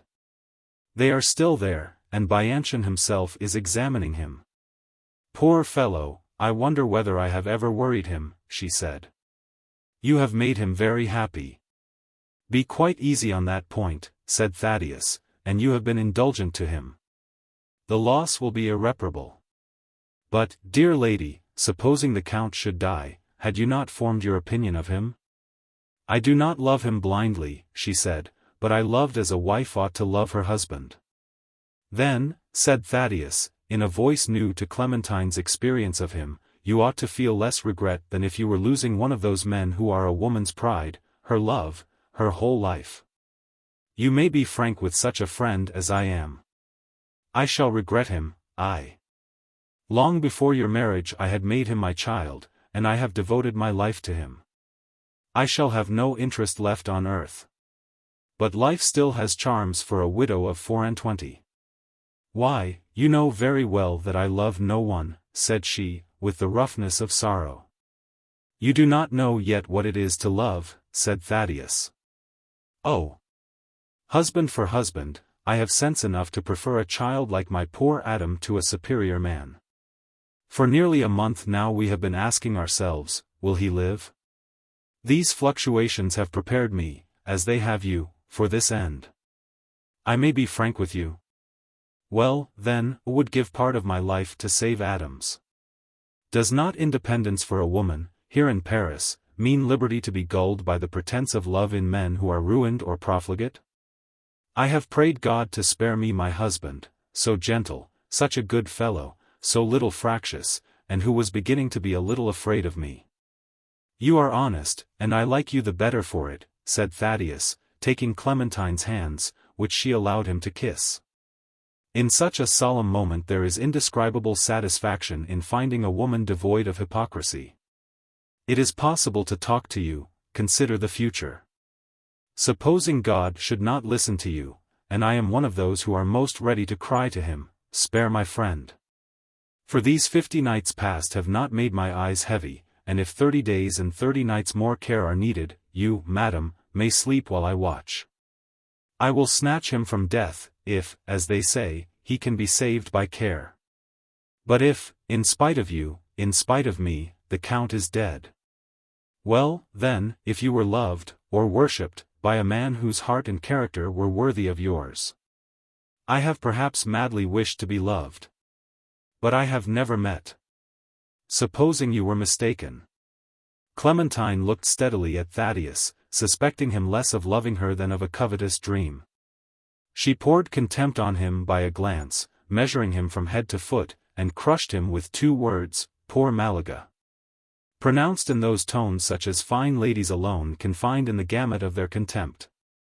She rose and left Thaddeus fainting, for she did not turn round, but walked with great dignity back to her boudoir, and thence up to her husband's room. An hour later Paz returned to the sick man's bedside, and gave all his care to the Count, as though he had not received his own death-blow. From that dreadful moment he became silent. He had a duel to fight with disease, and he carried it through in a way that excited the admiration of the doctors. At any hour his eyes were always beaming like 2 lamps. Without showing the slightest resentment towards Clementine, he listened to her thanks without accepting them. He seemed deaf. He had said to himself, she shall owe Adam's life to me. And these words he had, as it were, written in letters of fire in the sick man's room. At the end of a fortnight Clementine was obliged to give up some of the nursing, or risk falling ill from so much fatigue. Paz was inexhaustible. At last, about the end of August, Bianchon, the family doctor, answered for the Count's life. Ah, madam, said he to Clementine, you are under not the slightest obligation to me. But for his friend we could not have saved him. On the day after the terrible scene in the Chinese pavilion, the Marquis de Ronquerolles had come to see his nephew, for he was setting out for Russia with a secret mission. And Paz, overwhelmed by the previous evening, had spoken a few words to the diplomat. On the very day when Count Adam and his wife went out for the first time for a drive, at the moment when the carriage was turning from the steps, an orderly came into the courtyard and asked for Count Paz. Thaddeus, who was sitting with his back to the horses, turned round to take a letter bearing the stamp of the Minister for Foreign Affairs, and put it into the side pocket of his coat. With a decision which precluded any questions on the part of Clementine or Adam. It cannot be denied that persons of good breeding are masters of the language that uses no speech. Nevertheless, as they reached the porte-maillot, Adam, assuming the privilege of a convalescent whose whims must be indulged, said to Thaddeus, "There can be no indiscretions between two brothers who love each other as you and I do. You know what is in that letter, tell me, I am in a fever of curiosity." Clementine looked at Thaddeus as an angry woman can, and said to her husband, "He has been so sulky with me these 2 months, that I shall take good care not to press him." "Oh dear me," replied Thaddeus, "as I cannot hinder the newspapers from publishing it, I may very well reveal the secret. The Emperor Nicholas does me the favor of appointing me captain on service in a regiment starting with the Khiva expedition." "And you are going?" cried Adam. "I shall go, my dear fellow. I came as captain, and as captain I return. Malaga might lead me to make a fool of myself. We shall dine together tomorrow for the last time. If I did not set out in September for St. Petersburg, should have to travel overland, and I am not rich. I must leave Malaga her little independence. How can I fail to provide for the future of the only woman who has understood me? Malaga thinks me a great man. Malaga thinks me handsome. Malaga may perhaps be faithless, but she would go through a hoop for you, and fall on her feet on horseback," said Clementine, sharply. "Oh, you do not know Malaga," said the captain, with deep bitterness, and an ironical look which made Clementine uneasy and silent. "Farewell to the young trees of this lovely Bois de Boulogne, where Parisian ladies drive, and the exiles wander who have found a home here. I know that my eyes will never again see the green trees of the Allée de Mademoiselle, or of the Route de Dames, nor the acacias, nor the cedar at the Ron's points. On the Asiatic frontier, obedient to the schemes of the great emperor I have chosen to be my master, promoted perhaps to command an army, for sheer courage, for constantly risking my life. I may indeed regret the Champs-Élysées where you, once, made me take a place in the carriage, by your side. Finally, I shall never cease to regret the severity of Malaga, of the Malaga I am at this moment thinking of." This was said in a tone that made Clementine shiver. "Then you love Malaga very truly," she said. "I have sacrificed for her the honor we never sacrifice." "Which?" "That which we would fain preserve at any cost in the eyes of the idol we worship." After this speech Thaddeus kept impenetrable silence. He broke it only when, as they drove down the Champs-Élysées, he pointed to a wooden structure and said, "There is the circus." Before their last dinner he went to the Russian embassy for a few minutes, and from thence to the Ministry for Foreign Affairs. And he started for Le Havre next morning before the Countess and Adam were up. "I have lost a friend," said Adam, with tears in his eyes, as he learned that Count Paz was gone, a friend in the truest sense of the word. "And I cannot think what has made him flee from my house as if it were the plague. We are not the sort of friends to quarrel over a woman," he went on, looking full at Clementine, "and yet all he said yesterday about Malaga, but he never laid the tip of his finger on the girl." "How do you know?" asked Clementine. "Well, I was naturally curious to see Mademoiselle Turcotte, and the poor girl cannot account for Thaddeus' extraordinary reserve." "That is enough," said the Countess, going off to her own room, and saying to herself, "I have surely been the victim of some sublime hoax." She had scarcely made the reflection, when Constantino placed in her hands the following letter, which Thaddeus had scrawled in the night. "Countess, to go to be killed in the Caucasus, and to bear the burden of your scorn, is too much. A man should die unmutilated. I loved you from the first time I saw you, as a man loves the woman he will love forever, even when she is faithless, under obligations to Adam, whom you chose and married, so poor. The volunteer steward, devoted to your household. In this dreadful catastrophe I found a delightful existence. To be an indispensable wheel in the machine, to know myself useful to your luxury and comfort, was a source of joy to me. And if that joy had been keen when Adam alone was my care, think what it must have been when the woman I worshipped was at once the cause and the effect. I have known all the joys of motherhood in my love, and I accepted life on those terms. Like the beggars on the high roads, I built myself a hut of stones on the skirts of your beautiful home, but without holding out my hand for alms. I, poor and unhappy, but blinded by Adam's happiness, I was the donor. Yes, you were hedged in by a love as pure as that of a guardian angel. It watched while you slept. It caressed you with a look as you passed by, it was glad merely to exist. In short, you were the sunshine of home to the hapless exile who is now writing to you, with tears in his eyes, as he recalls the happiness of those early days. At the age of 18, with no one to love me, I had chosen as an ideal mistress a charming woman at Warsaw, to whom I referred all my thoughts and my wishes, the queen of my days and nights. This woman knew nothing of it, but why inform her? For my part, what I loved was love. You may fancy, from this adventure of my boyhood, how happy I was, living within the sphere of your influence, grooming your horse, picking out new gold pieces for your purse, superintending the splendor of your table and your entertainments, seeing you eclipse fortunes greater than your own by my good management.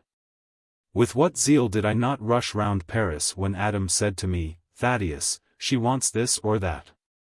It was one of those joys for which there are no words.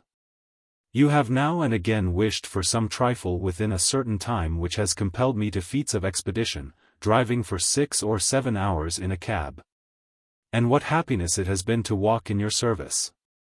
When I have watched you smiling in the midst of your flowers without being seen by you, I have forgotten that no one loved me. In short, at such moments I was but 18 again. Sometimes, when my happiness turned my brain, would go at night and kiss the spot where your feet had left, for me, a luminous trace, just as of old I had stolen, with a thief's miraculous skill, to kiss a key which Countess Ladislas had touched on opening a door. The air you breathed was embalmed, to me it was fresh life to breathe it, and I felt, as they say is the case in the tropics, overwhelmed by an atmosphere surcharged with creative elements. I must tell you all these things to account for the strange fatuity of my involuntary thoughts. I would have died sooner than divulge my secret. You may remember those few days when you were curious, when you wanted to see the worker of the wonders which had at last struck you with surprise. I believed, forgive me, madam, I believed that you would love me. Your kindliness, your looks, interpreted by a lover, seemed fraught with so much danger to me that I took up Malaga, knowing that there are liaisons which no woman can forgive. I took the girl up at the moment when I saw that my love was inevitably infectious. Overwhelm me now with the scorn which you poured upon me so freely when I did not deserve it. But I think I may be quite sure that if, on the evening when your aunt took the Count out, I had said what I have here written. Having once said it, I should have been like the tame tiger who has at last set his teeth in living flesh, and who scents warm blood. Midnight. I could write no more, the memory of that evening was too vivid. Yes, I was then in a delirium. I saw expectancy in your eyes. Victory and its crimson banners may have burned in mine and fascinated yours. My crime was to think such things, and perhaps wrongly. You alone can be judge of that fearful scene when I succeeded in crushing love, desire, the most stupendous forces of manhood under the icy hand of gratitude which must be eternal. Your terrible scorn punished me. You have showed me that neither disgust nor contempt can ever be got over. I love you like a madman. I must have gone away if Adam had died. There is all the more reason since Adam is saved. I did not snatch my friend from the grave to betray him.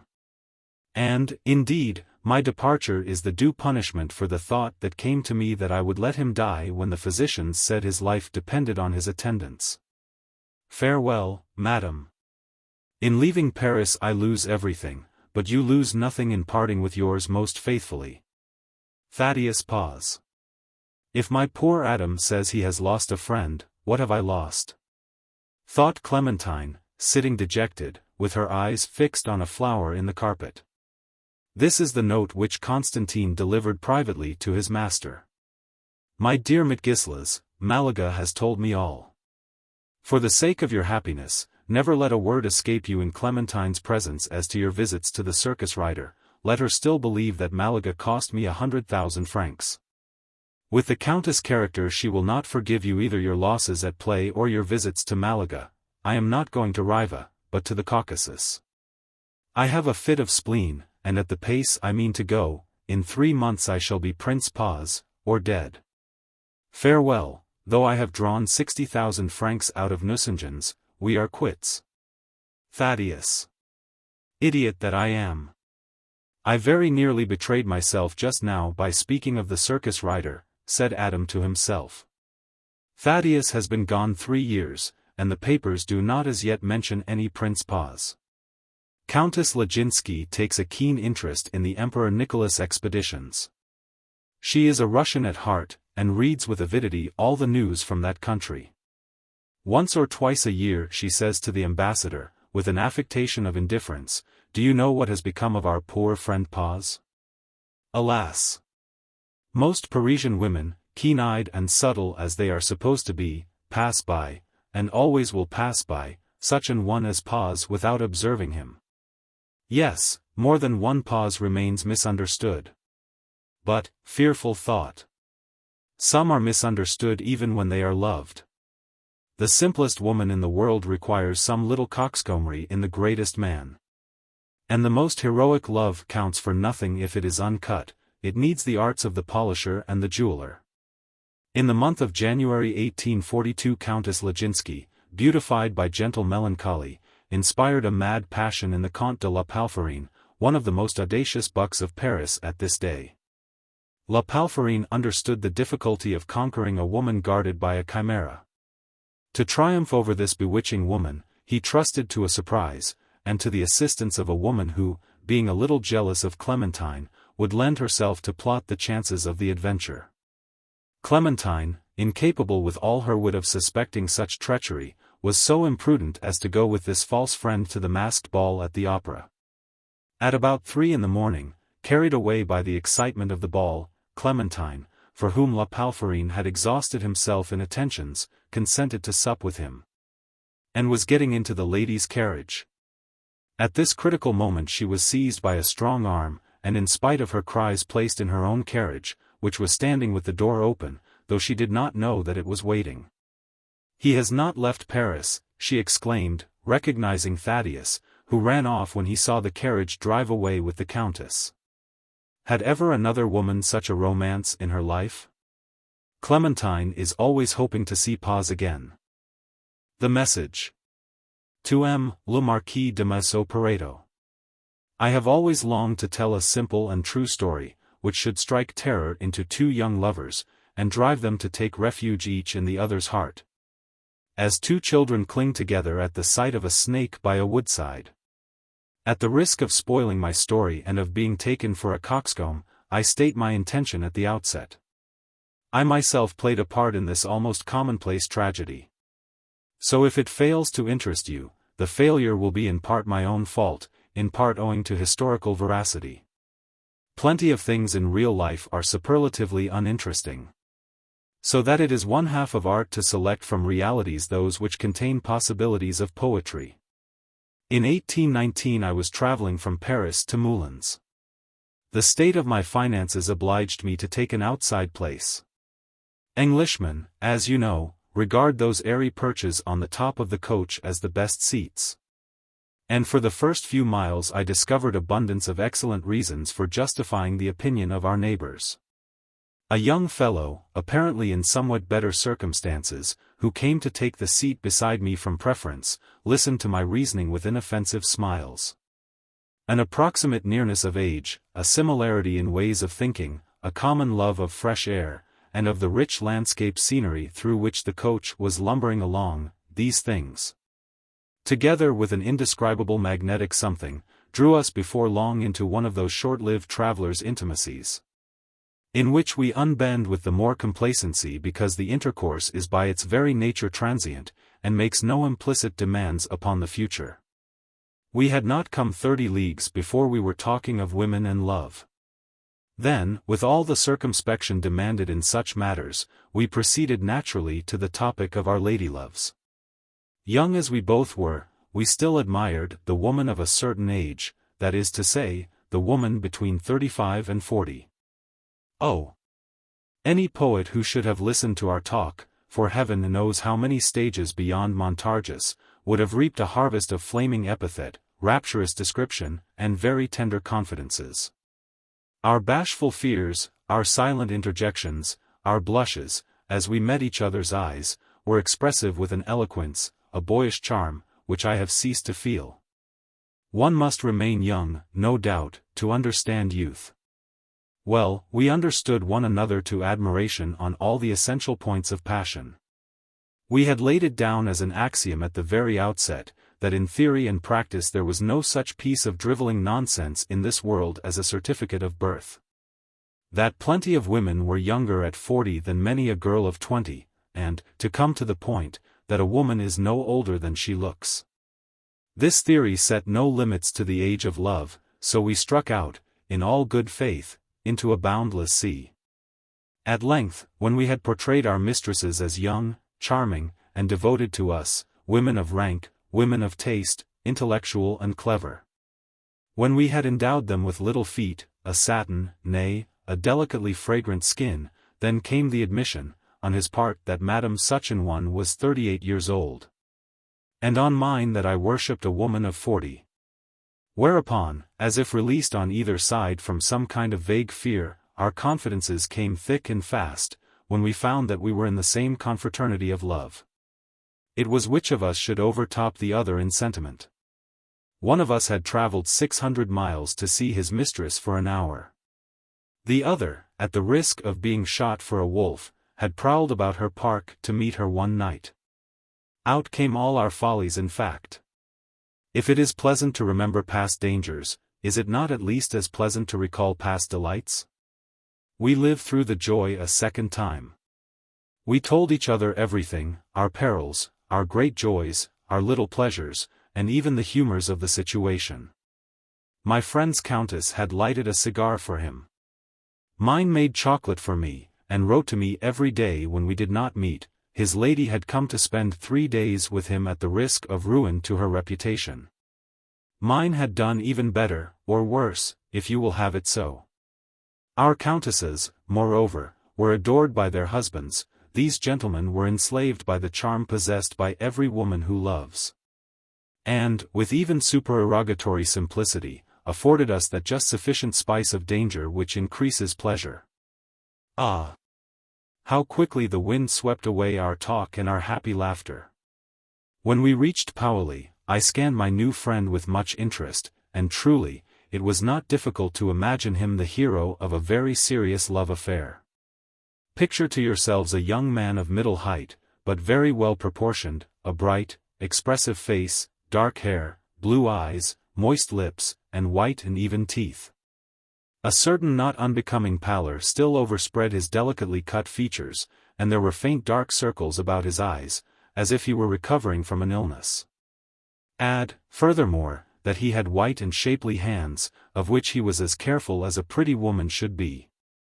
Add that he seemed to be very well informed, and was decidedly clever, and it should not be difficult for you to imagine that my travelling companion was more than worthy of a countess. Indeed, many a girl might have wished for such a husband, for he was a vicomte with an income of 12 or 15,000 livres, to say nothing of expectations. About a league out of Paoli the coach was overturned. My luckless comrade, thinking to save himself, jumped to the edge of a newly ploughed field, instead of following the fortunes of the vehicle and clinging tightly to the roof, as I did.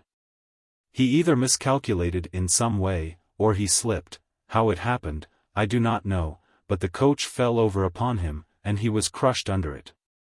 We carried him into a peasant's cottage, and there, amid the moans wrung from him by horrible sufferings, he contrived to give me a commission, a sacred task. In that it was laid upon me by a dying man's last wish. Poor boy! All through his agony he was torturing himself in his young simplicity of heart with the thought of the painful shock to his mistress when she should suddenly read of his death in a newspaper. He begged me to go myself to break the news to her. He bade me look for a key which he wore on a ribbon about his neck. I found it half buried in the flesh, but the dying boy did not utter a sound as I extricated it as gently as possible from the wound which it had made.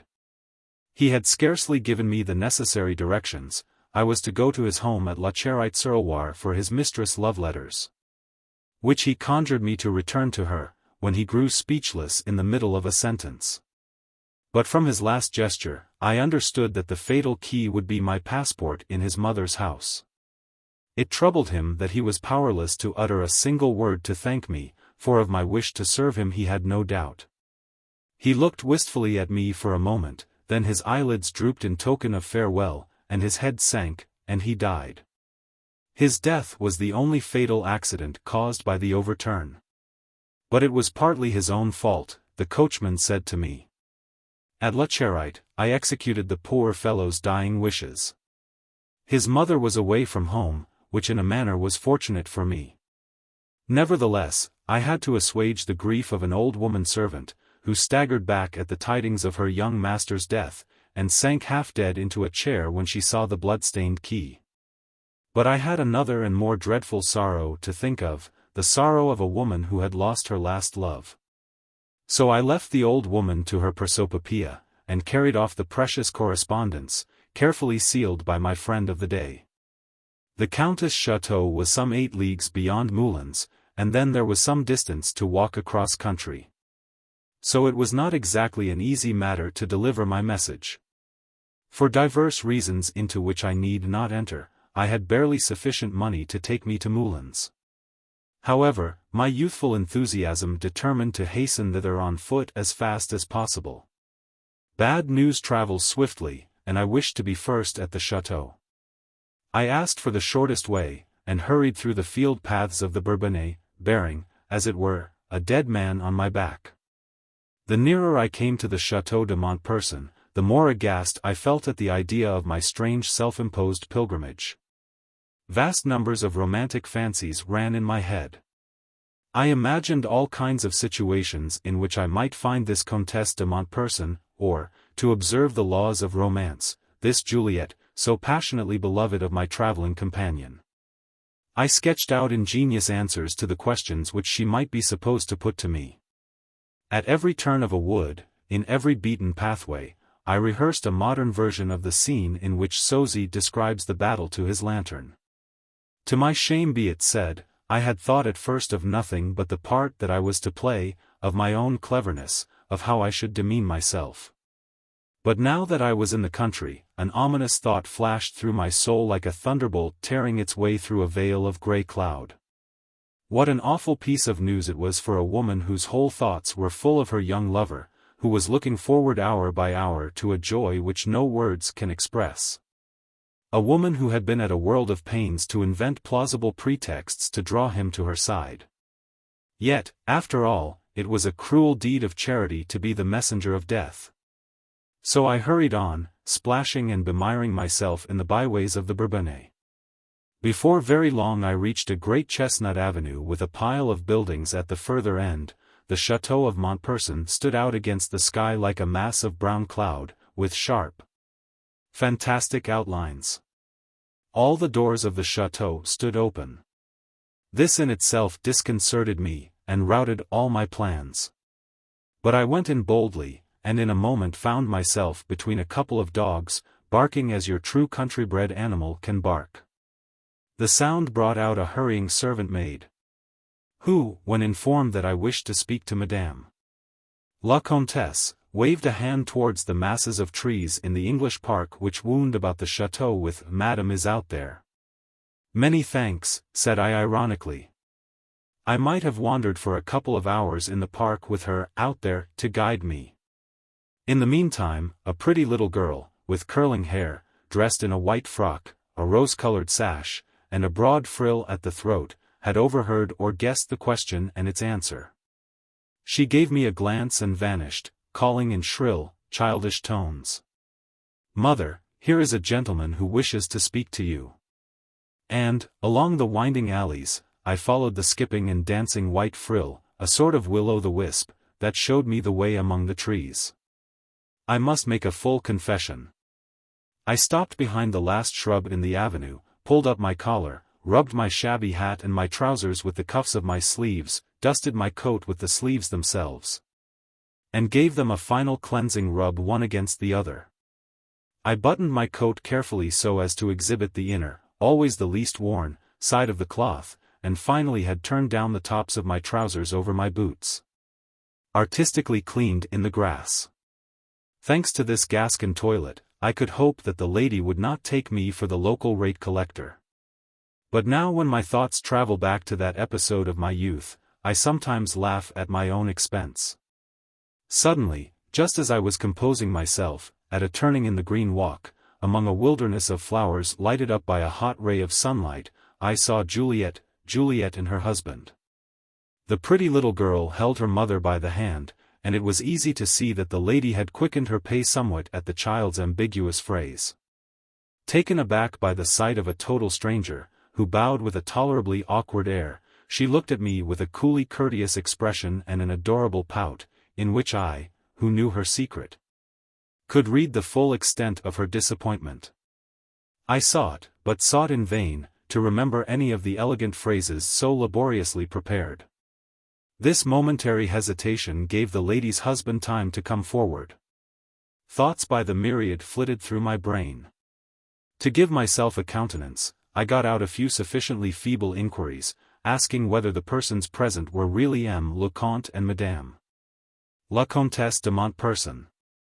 These imbecilities gave me time to form my own conclusions at a glance, and, with a perspicacity rare at that age, to analyze the husband and wife whose solitude was about to be so rudely disturbed.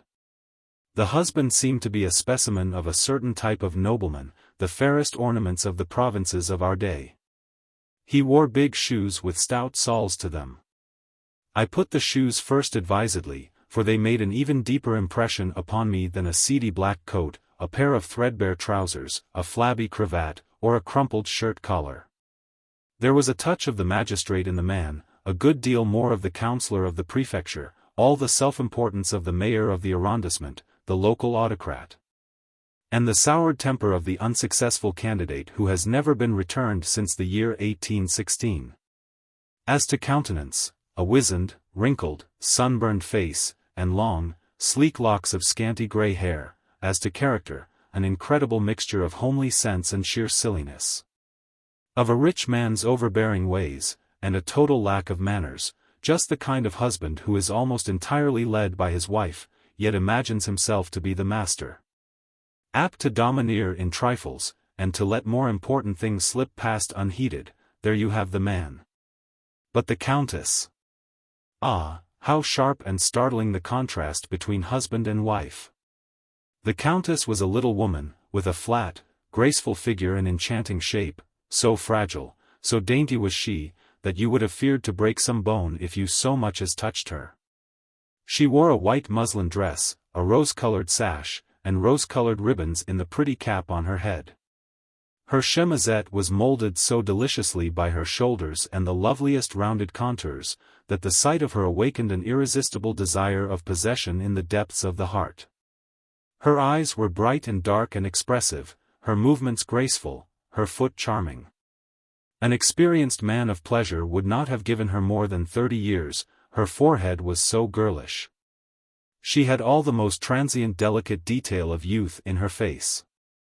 In character she seemed to me to resemble the Comtesse de Lignoles and the Marquise de B, two feminine types always fresh in the memory of any young man who has read Louvet's romance. In a moment I saw how things stood, and took a diplomatic course that would have done credit to an old ambassador. For once, and perhaps for the only time in my life, I used tact, and knew in what the special skill of courtiers and men of the world consists.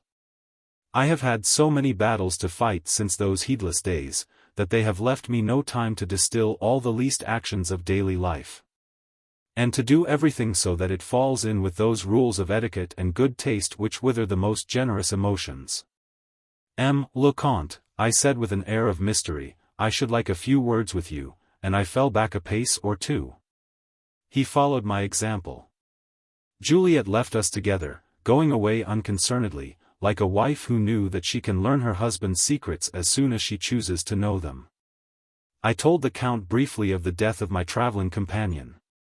The effect produced by my news convinced me that his affection for his young collaborator was cordial enough, and this emboldened me to make reply as I did. "My wife will be in despair," cried he. "I shall be obliged to break the news of this unhappy event with great caution." "Monsieur," said I addressed myself to you in the first instance, as in duty bound. "I could not, without first informing you, deliver a message to Madame la Comtesse, a message entrusted to me by an entire stranger. But this commission is a sort of sacred trust, a secret of which I have no power to dispose. From the high idea of your character which he gave me, I felt sure that you would not oppose me in the fulfillment of a dying request. Madame la Comtesse will be at liberty to break the silence which is imposed upon me." At this eulogy, the Count swung his head very amiably, responded with a tolerably involved compliment, and finally left me a free field. We returned to the house. The bell rang, and I was invited to dinner. As we came up to the house, a grave and silent couple, Juliet stole a glance at us. Not a little surprised to find her husband contriving some frivolous excuse for leaving us together, she stopped short, giving me a glance, such a glance as women only can give you.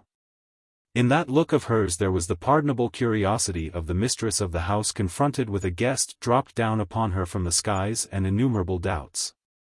Certainly warranted by the state of my clothes, by my youth and my expression, all singularly at variance. There was all the disdain of the adored mistress, in whose eyes all men save one are as nothing. There were involuntary tremors and alarms. And, above all, the thought that it was tiresome to have an unexpected guest just now, when, no doubt, she had been scheming to enjoy full solitude for her love. This mute eloquence I understood in her eyes, and all the pity and compassion in me made answer in a sad smile. I thought of her, as I had seen her for one moment, in the pride of her beauty. Standing in the sunny afternoon in the narrow alley with the flowers on either hand, and as that fair wonderful picture rose before my eyes, I could not repress a sigh. "Alas, madam, I have just made a very arduous journey, undertaken solely on your account." "Sir." "Oh. It is on behalf of one who calls you Juliet that I am come," I continued. Her face grew white. "You will not see him today." "Is he ill?" she asked, and her voice sank lower. "Yes. But for pity's sake, control yourself. He entrusted me with secrets that concern you, and you may be sure that never messenger could be more discreet nor more devoted than I." "What is the matter with him? How if he loved you no longer?" "Oh. That is impossible," she cried, and a faint smile, nothing less than frank, broke over her face. Then all at once a kind of shudder ran through her, and she reddened, and she gave me a wild, swift glance as she asked, "Is he alive? Great God! What a terrible phrase!" I was too young to bear that tone in her voice. I made no reply, only looked at the unhappy woman in helpless bewilderment. "Monsieur, monsieur, give me an answer," she cried. "Yes, madam." "Is it true?" "Oh. Tell me the truth, I can hear the truth. Tell me the truth. Any pain would be less keen than this suspense." I answered by 2 tears wrung from me by that strange tone of hers. She leaned against a tree with a faint, sharp cry. "Madam, here comes your husband." "Have I a husband?" and with those words she fled away out of sight. "Well," cried the Count, "dinner is growing cold, come, monsieur." Thereupon I followed the master of the house into the dining room. Dinner was served with all the luxury which we have learned to expect in Paris. There were 5 covers laid, 3 for the Count and Countess and their little daughter. My own, which should have been his, and another for the Canon of St. Denis, who said grace, and then asked, "Why, where can our dear Countess be?" "Oh. She will be here directly," said the Count. He had hastily helped us to the soup, and was dispatching an ample plateful with portentous speed. "Oh. Nephew," exclaimed the Canon, "if your wife were here, you would behave more rationally." "Papa will make himself ill," said the child with a mischievous look. Just after this extraordinary gastronomical episode, as the Count was eagerly helping himself to a slice of venison, a housemaid came in with, "We cannot find Madame anywhere, sir." I sprang up at the words with a dread in my mind, my fears written so plainly in my face, that the old Canon came out after me into the garden.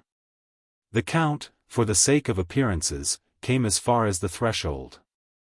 Don't go," called he. "Don't trouble yourselves in the least," but he did not offer to accompany us.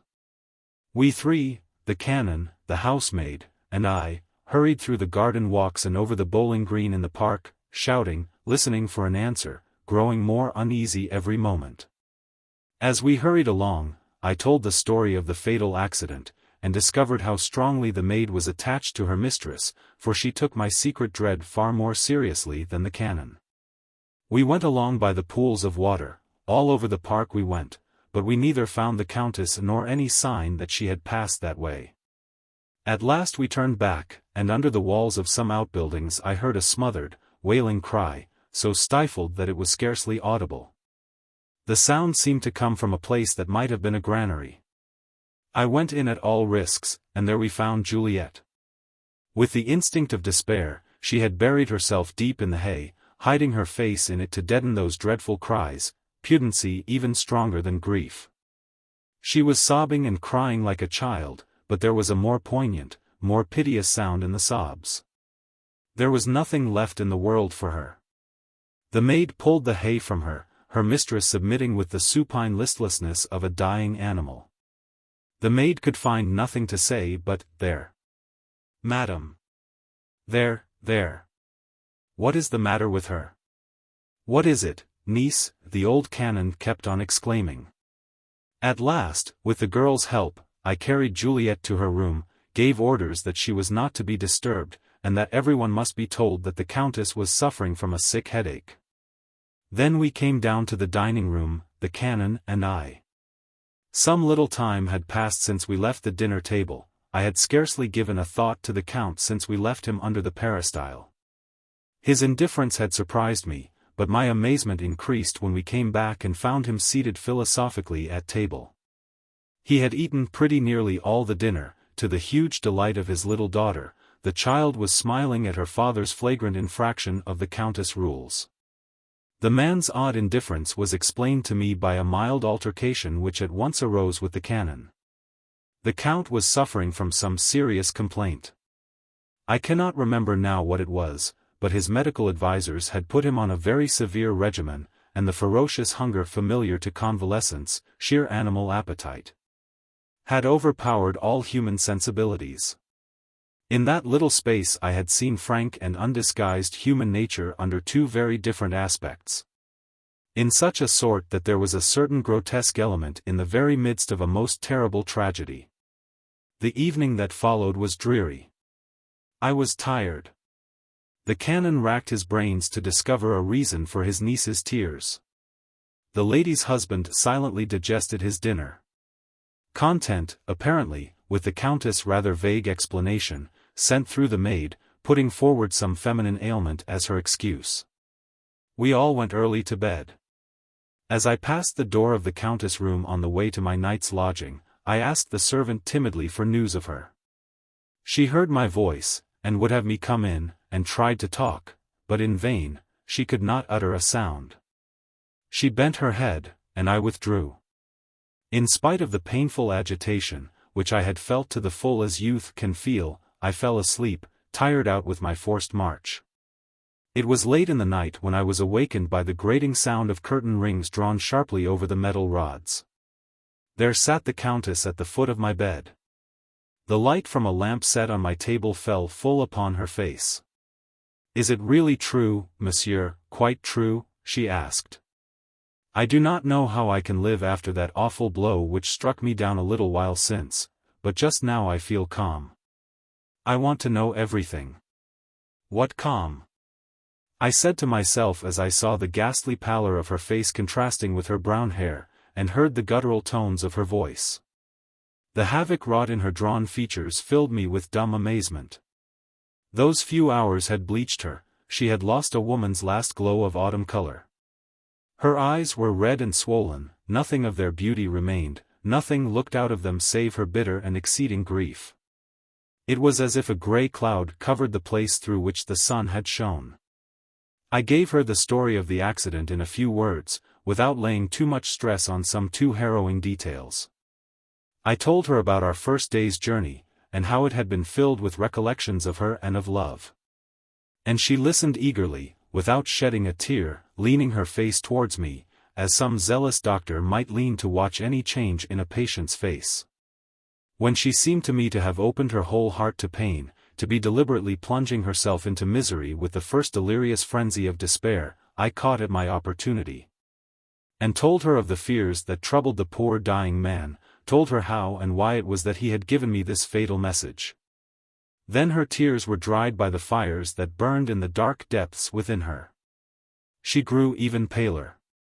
When I drew the letters from beneath my pillow and held them out to her, she took them mechanically, then, trembling from head to foot, she said in a hollow voice, "And I burned all his letters. I have nothing of him left, nothing. Nothing." She struck her hand against her forehead. "Madam," I began. She glanced at me in the convulsion of grief. "I cut this from his head, this lock of his hair." And I gave her that last imperishable token that had been a very part of him she loved. Ah! If you had felt, as I felt then, her burning tears falling on your hands, you would know what gratitude is, when it follows so closely upon the benefit. Her eyes shone with a feverish glitter, a faint ray of happiness gleamed out of her terrible suffering, as she grasped my hands in hers, and said, in a choking voice, "Ah! You love.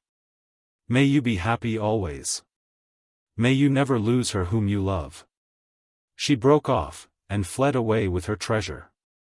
Next morning, this night scene among my dreams seemed like a dream. To make sure of the piteous truth, I was obliged to look fruitlessly under my pillow for the packet of letters. There is no need to tell you how the next day went. I spent several hours of it with the Juliet whom my poor comrade had so praised to me. In her lightest words, her gestures, in all that she did and said, I saw proofs of the nobleness of soul, the delicacy of feeling which made her what she was, one of those beloved, loving, and self-sacrificing natures so rarely found upon this earth. In the evening the Comte de Montperson came himself as far as Moulins with me. There he spoke with a kind of embarrassment. "Monsieur, if it is not abusing your good nature, and acting very inconsiderately towards a stranger to whom we are already under obligations, would you have the goodness, as you are going to Paris, to remit a sum of money to M. de, I forget the name, in the Rue du Sentier. I owe him an amount, and he asked me to send it as soon as possible." "Willingly," said I. And in the innocence of my heart, I took charge of a rouleau of 25 louis d'or, which paid the expenses of my journey back to Paris.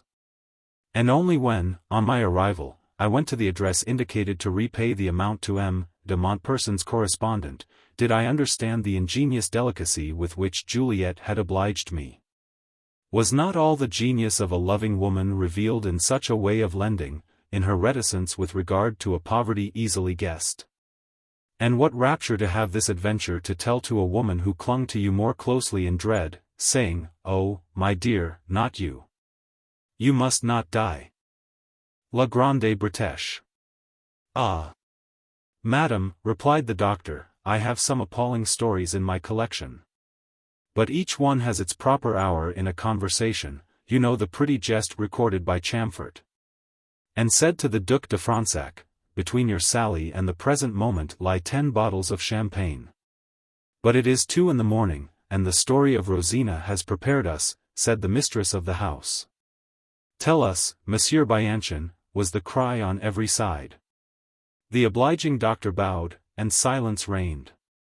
At about 100 paces from Vendôme, on the banks of the Loire," said he, "stands an old brown house, crowned with very high roofs, and so completely isolated that there is nothing near it.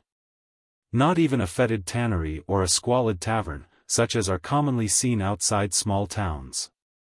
In front of this house is a garden down to the river, where the box shrubs, formerly clipped close to edge the walks, now straggle at their own will. A few willows, rooted in the stream, have grown up quickly like an enclosing fence, and half hide the house. The wild plants we call weeds have clothed the bank with their beautiful luxuriance. The fruit trees, neglected for these 10 years past, no longer bear a crop, and their suckers have formed a thicket. The espaliers are like a copse. The paths, once gravelled, are overgrown with purslane, but, to be accurate, there is no trace of a path. Looking down from the hilltop, to which cling the ruins of the old castle of the Dukes of Vendôme, the only spot whence the eye can see into this enclosure, we think that at a time difficult now to determine, this spot of earth must have been the joy of some country gentleman devoted to roses and tulips, in a word, to horticulture, but above all a lover of choice fruit. An arbor is visible, or rather the wreck of an arbor, and under it a table still stands and not entirely destroyed by time. At the aspect of this garden that is no more. The negative joys of the peaceful life of the provinces may be divined as we divine the history of a worthy tradesman when we read the epitaph on his tomb. To complete the mournful and tender impressions which seize the soul, on one of the walls there is a sundial graced with this homely Christian motto, Ultimum cogita.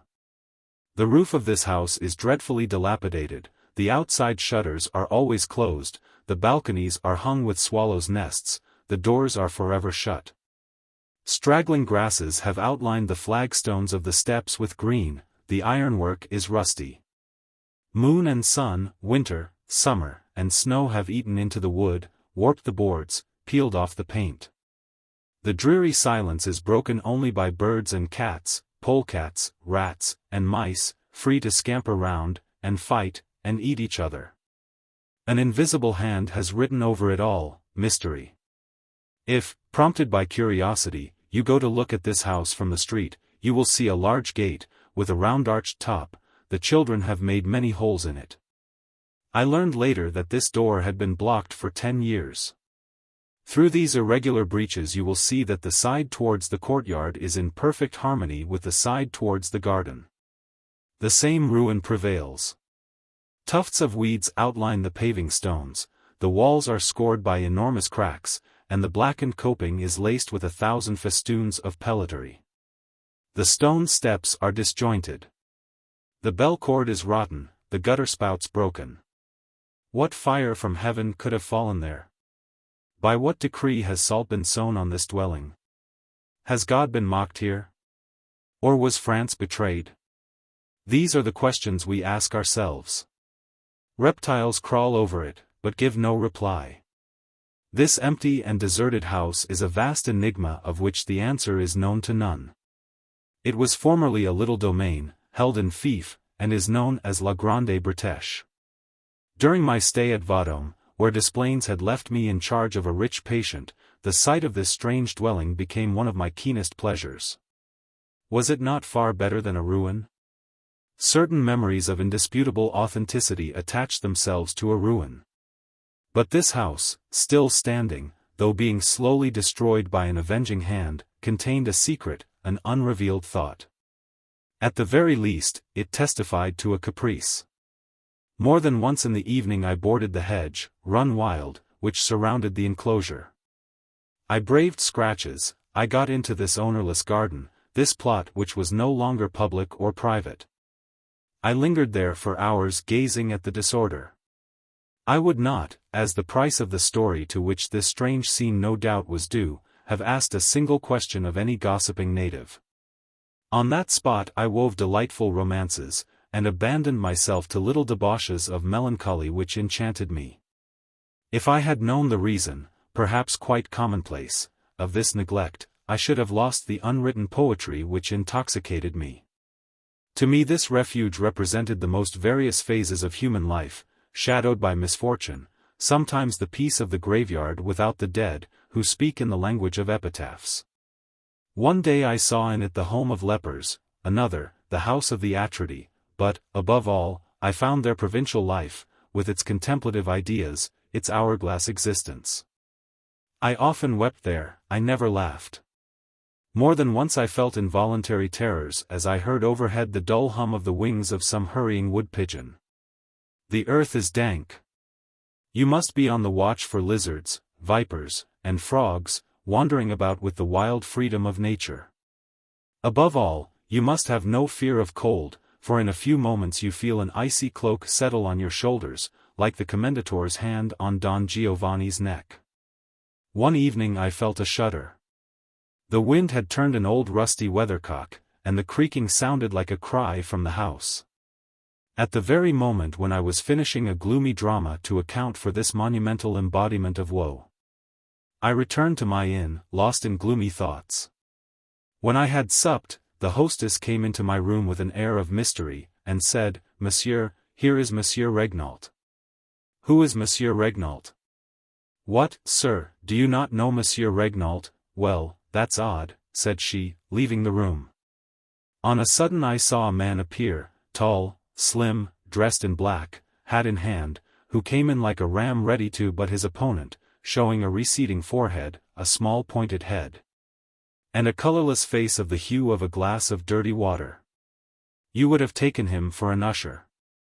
The stranger wore an old coat, much worn at the seams, but he had a diamond in his shirt frill, and gold rings in his ears. "Monsieur," said I, "whom have I the honor of addressing?" He took a chair, placed himself in front of my fire, put his hat on my table, and answered while he rubbed his hands, "Dear me, it is very cold, monsieur, I am Monsieur Regnault." I was encouraging myself by saying to myself, "Il bondo cani." "Seek." "I am," he went on, "notary at Vendôme." "I am delighted to hear it, monsieur," I exclaimed.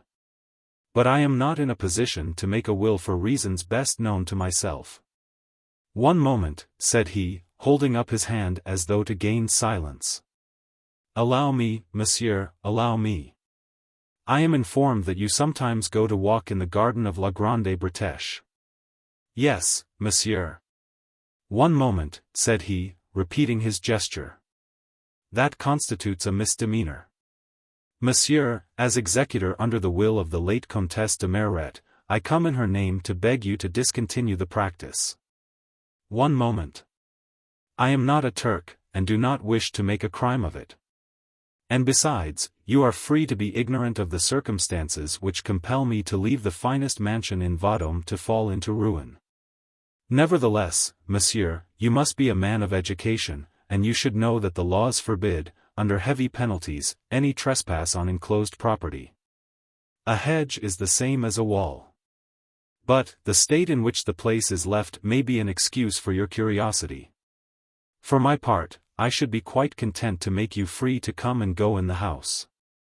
But being bound to respect the will of the testatrix, I have the honor, monsieur, to beg that you will go into the garden no more. I myself, monsieur, since the will was read, have never set foot in the house, which, as I had the honor of informing you, is part of the estate of the late Madame de Meret. We have done nothing there but verify the number of doors and windows to assess the taxes I have to pay annually out of the funds left for that purpose by the late Madame de Meret. Ah! My dear sir, her will made a great commotion in the town.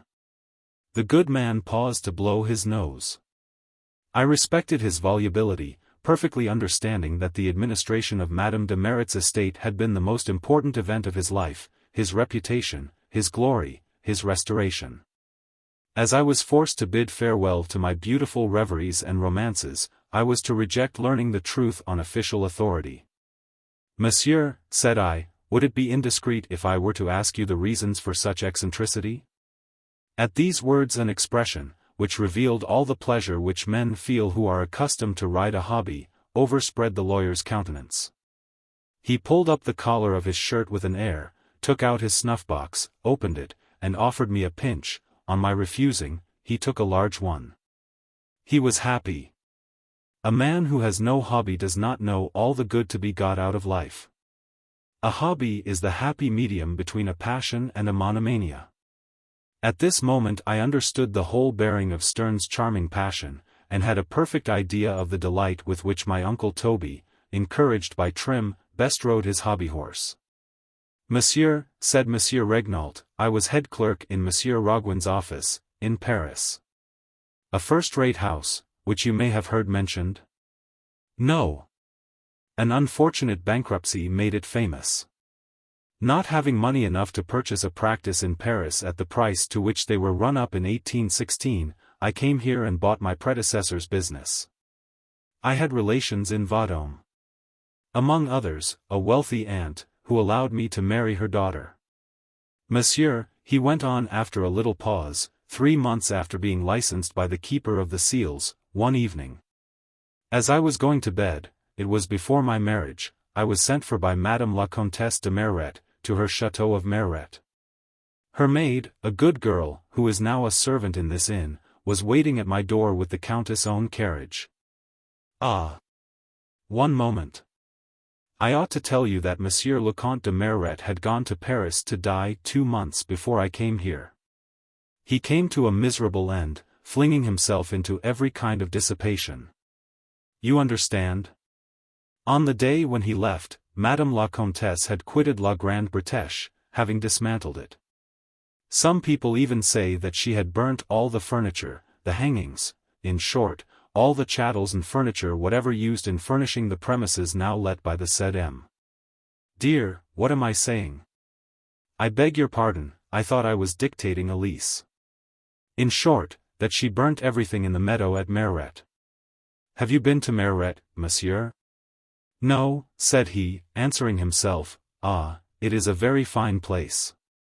For about 3 months previously, he went on, with a jerk of his head, the Count and Countess had lived in a very eccentric way, they admitted no visitors.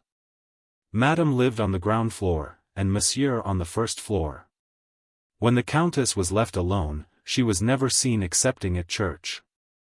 Subsequently, at home, at the château, she refused to see the friends, whether gentlemen or ladies, who went to call on her. She was already very much altered when she left la Grande Bretêche to go to Merret. That dear lady, I say dear lady, for it was she who gave me this diamond, but indeed I saw her but once, that kind lady was very ill. She had, no doubt, given up all hope, for she died without choosing to send for a doctor. Indeed, many of our ladies fancied she was not quite right in her head. Well, sir, my curiosity was strangely excited by hearing that Madame de Merret had need of my services. Nor was I the only person who took an interest in the affair. That very night, though it was already late, all the town knew that I was going to Merret. The waiting woman replied but vaguely to the questions I asked her on the way. Nevertheless, she told me that her mistress had received the sacrament in the course of the day at the hands of the cure of Merret, and seemed unlikely to live through the night. It was about 11 when I reached the château. I went up the great staircase. After crossing some large, lofty, dark rooms, diabolically cold and damp, I reached the state bedroom where the Countess lay. From the rumors that were current concerning this lady, monsieur, I should never end if I were to repeat all the tales that were told about her. I had imagined her a coquette. Imagine, then, that I had great difficulty in seeing her in the great bed where she was lying. To be sure, to light this enormous room, with old-fashioned heavy cornices, and so thick with dust that merely to see it was enough to make you sneeze, she had only an old argand lamp. Ah! But you have not been to Merret. Well, the bed is one of those old-world beds, with a high tester hung with flowered chintz. A small table stood by the bed, on which I saw an imitation of Christ, which, by the way, I bought for my wife, as well as the lamp. There were also a deep armchair for her confidential maid, and 2 small chairs. There was no fire. That was all the furniture, not enough to fill 10 lines in an inventory. My dear sir, if you had seen, as I then saw, that vast room, papered and hung with brown, you would have felt yourself transported into a scene of a romance. It was icy, nay more, funereal, and he lifted his hand with a theatrical gesture and paused. By dint of seeking, as I approached the bed, at last I saw Madame de Merret, under the glimmer of the lamp which fell on the pillows. Her face was as yellow as wax, and as narrow as two folded hands. The Countess had a lace cap showing her abundant hair, but as white as linen thread. She was sitting up in bed, and seemed to keep upright with great difficulty. Her large black eyes, dimmed by fever, no doubt, and half dead already, hardly moved under the bony arch of her eyebrows. There, he added, pointing to his own brow. Her forehead was clammy, her fleshless hands were like bones covered with soft skin, the veins and muscles were perfectly visible. She must have been very handsome, but at this moment I was startled into an indescribable emotion at the sight. Never, said those who wrapped her in her shroud, had any living creature been so emaciated and lived. In short, it was awful to behold. Sickness so consumed that woman, that she was no more than a phantom. Her lips, which were pale violet, seemed to me not to move when she spoke to me. Though my profession has familiarized me with such spectacles, by calling me not infrequently to the bedside of the dying to record their last wishes, I confess that families in tears and the agonies I have seen were as nothing in comparison with this lonely and silent woman in her vast chateau. I heard not the least sound, I did not perceive the movement which the sufferer's breathing ought to have given to the sheets that covered her, and I stood motionless, absorbed and looking at her in a sort of stupor. In fancy I am there still. At last her large eyes moved. She tried to raise her right hand, but it fell back on the bed, and she uttered these words, which came like a breath. For her voice was no longer a voice, I have waited for you with the greatest impatience. A bright flush rose to her cheeks. It was a great effort to her to speak. Madam, I began. She signed to me to be silent.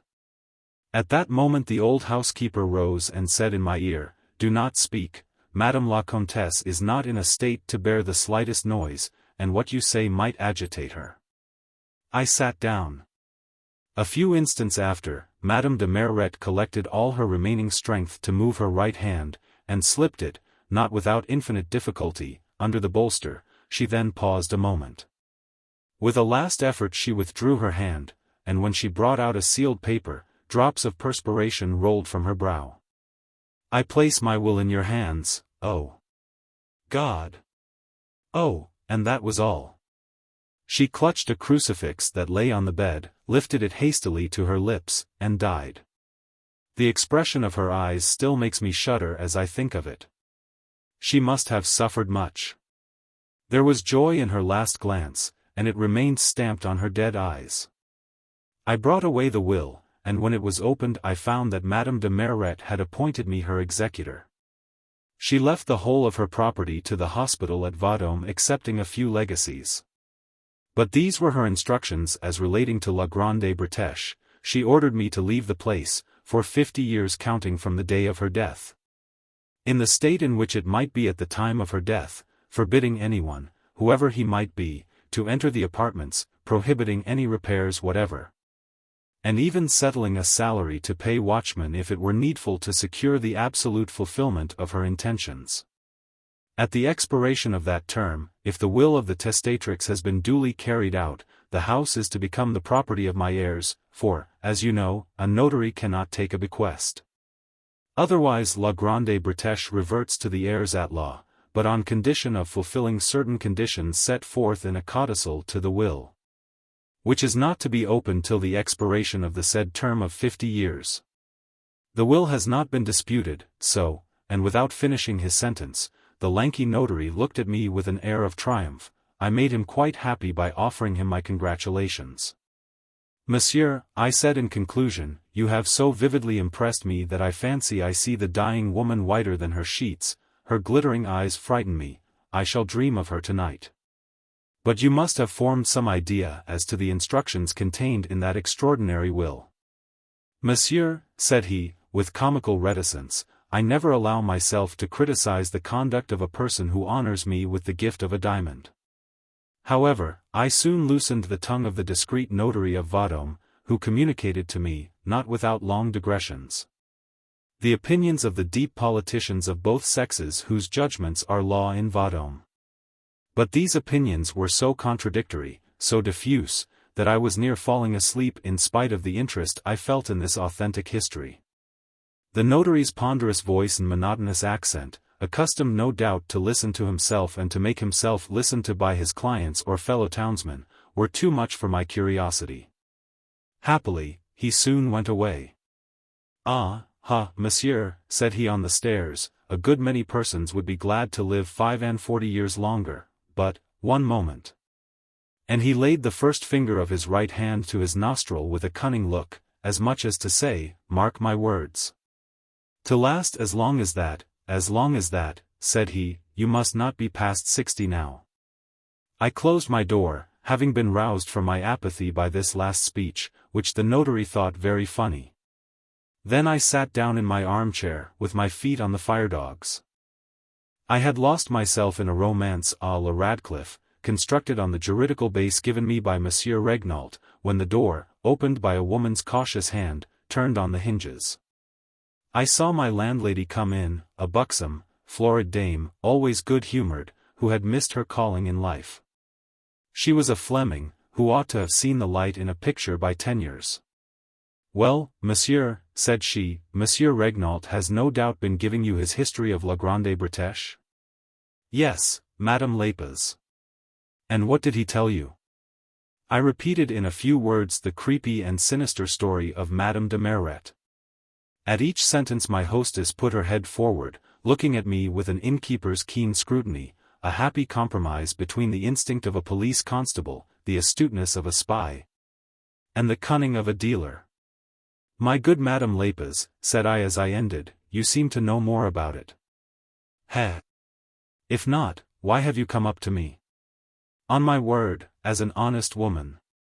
"Do not swear. Your eyes are big with a secret. You knew Monsieur de Merret. What sort of man was he?" "Monsieur de Merret, well, you see he was a man you never could see the top of, he was so tall. A very good gentleman, from Picardy, and who had, as we say, his head close to his cap. He paid for everything down, so as never to have difficulties with anyone. He was hot-tempered, you see. All our ladies liked him very much." "Because he was hot-tempered?" I asked her. "Well, maybe," said she. "And you may suppose, sir, that a man had to have something to show for a figurehead before he could marry Madame de Merret, who, without any reflection on others, was the handsomest and richest heiress in our parts. She had about 20,000 francs a year. All the town was at the wedding, the bride was pretty and sweet-looking, quite a gem of a woman. Oh, they were a handsome couple in their day. And were they happy together? So far as can be guessed, for, as you may suppose, we of the common sort were not hail-fellow-well met with them. Madame de Merret was a kind woman and very pleasant, who had no doubt sometimes to put up with her husband's tantrums.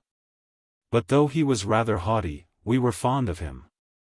After all, it was his place to behave so. When a man is a born nobleman, you see. Still, there must have been some catastrophe for Monsieur and Madame de Merret to part so violently? I did not say there was any catastrophe, sir. I know nothing about it. Indeed. Well, now, I am sure you know everything. Well, sir, I will tell you the whole story. When I saw Monsieur Regnault go up to see you, it struck me that he would speak to you about Madame de Merret as having to do with La Grande Bretêche. That put it into my head to ask your advice, sir, seeming to me that you are a man of good judgment and incapable of playing a poor woman like me false, for I never did anyone a wrong. And yet I am tormented by my conscience. Up to now I have never dared to say a word to the people of these parts, they are all chattermags, with tongues like knives.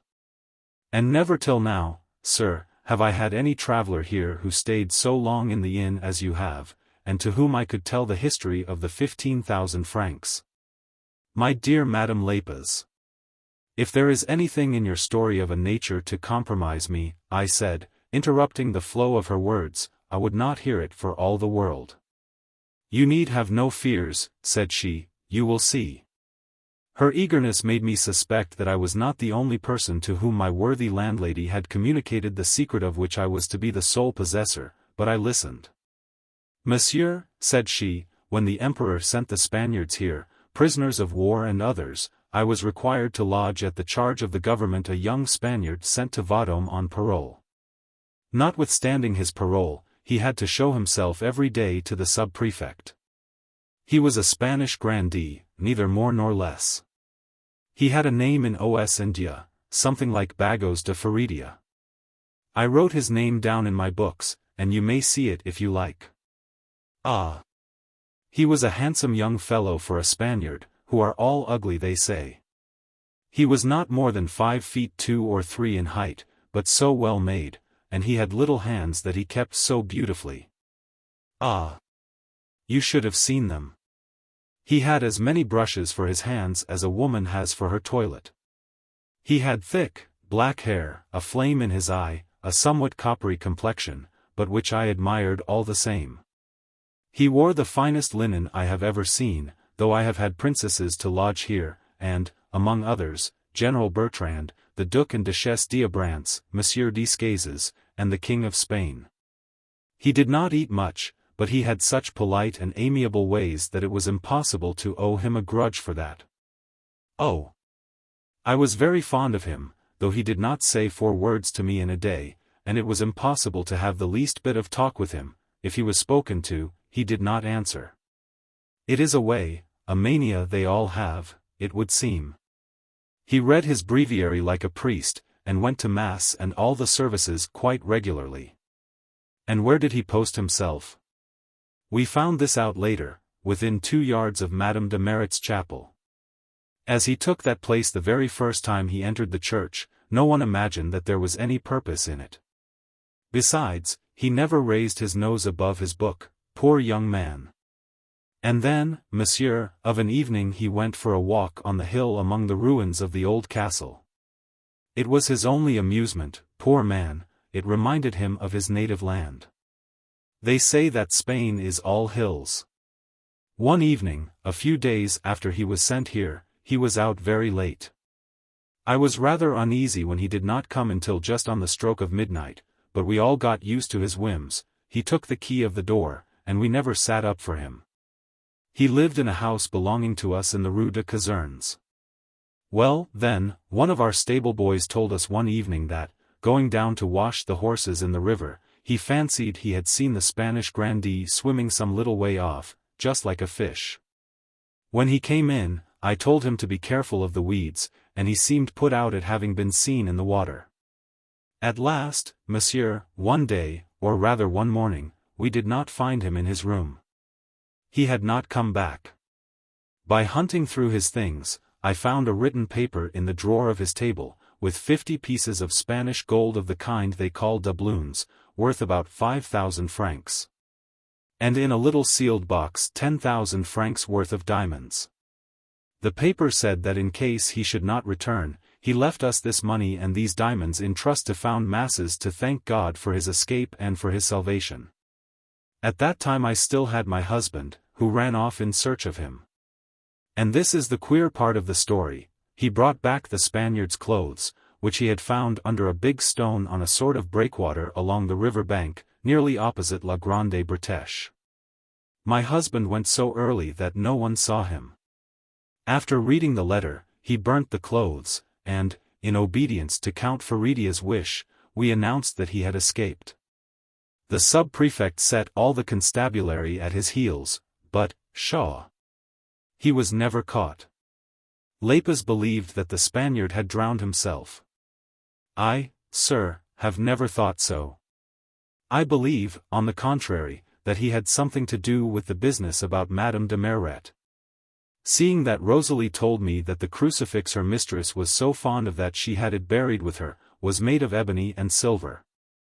Now in the early days of his stay here, Monsieur Faridia had one of ebony and silver which I never saw later. And now, monsieur, do not you say that I need have no remorse about the Spaniard's 15,000 francs? Are they not really and truly mine? Certainly. But have you never tried to question Rosalie? Said I. Oh, to be sure I have, sir. But what is to be done? That girl is like a wall. She knows something, but it is impossible to make her talk. After chatting with me for a few minutes, my hostess left me a prey to vague and sinister thoughts, to romantic curiosity, and a religious dread.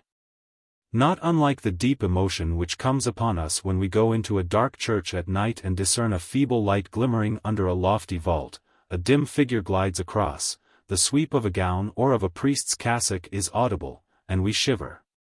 La Grande Bretêche, with its rank grasses, its shuttered windows, its rusty ironwork, its locked doors, its deserted rooms, suddenly rose before me in fantastic vividness.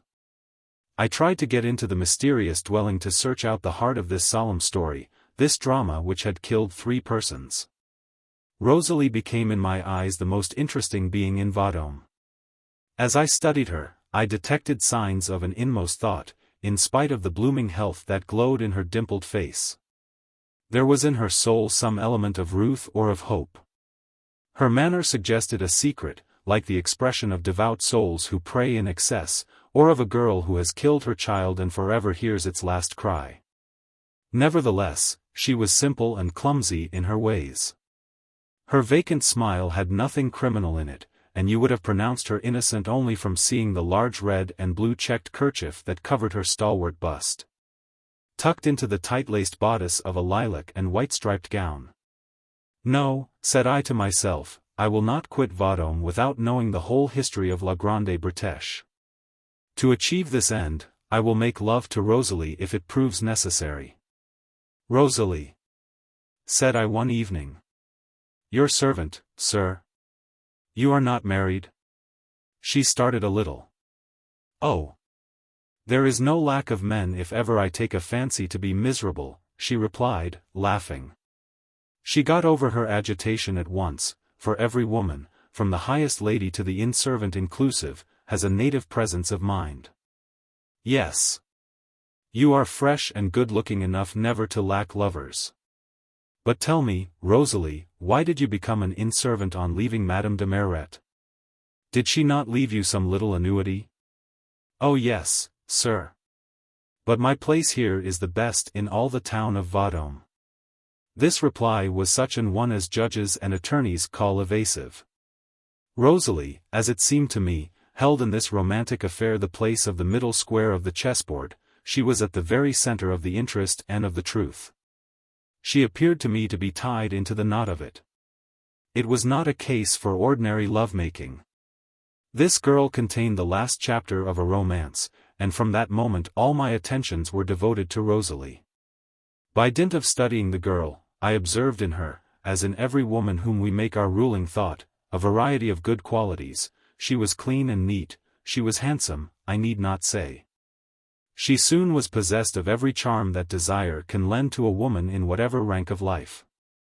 A fortnight after the notary's visit, one evening, or rather one morning, in the small hours, I said to Rosalie, "Come, tell me all you know about Madame de Maret." "Oh," she said, "I will tell you, but keep the secret carefully." "All right, my child, I will keep all your secrets with a thief's honor, which is the most loyal known." "If it is all the same to you," said she, "I would rather it should be with your own."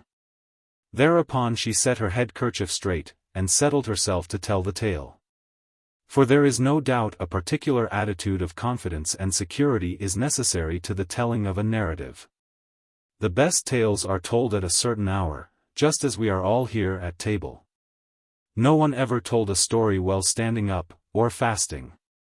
If I were to reproduce exactly Rosalie's diffuse eloquence, a whole volume would scarcely contain it.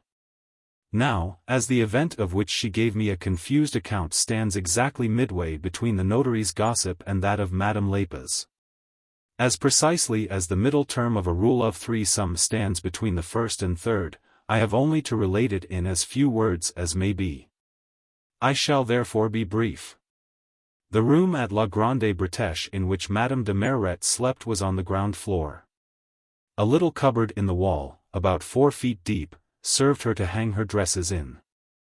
3 months before the evening of which I have to relate the events, Madame de Merret had been seriously ailing, so much so that her husband had left her to herself, and had his own bedroom on the first floor.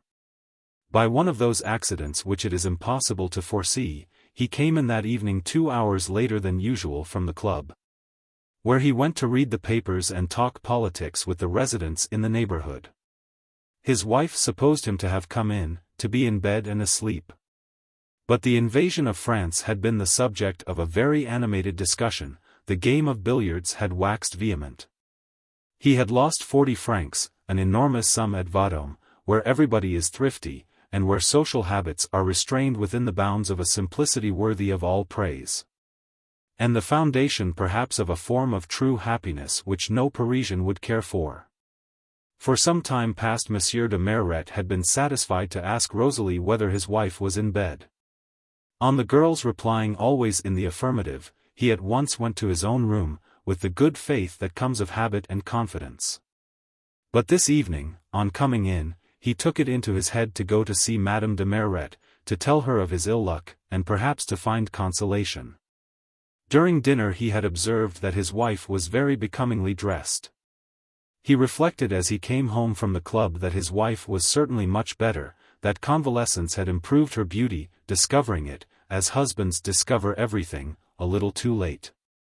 Instead of calling Rosalie, who was in the kitchen at the moment watching the cook and the coachman playing a puzzling hand at cards, Monsieur de Merret made his way to his wife's room by the light of his lantern, which he set down at the lowest step of the stairs.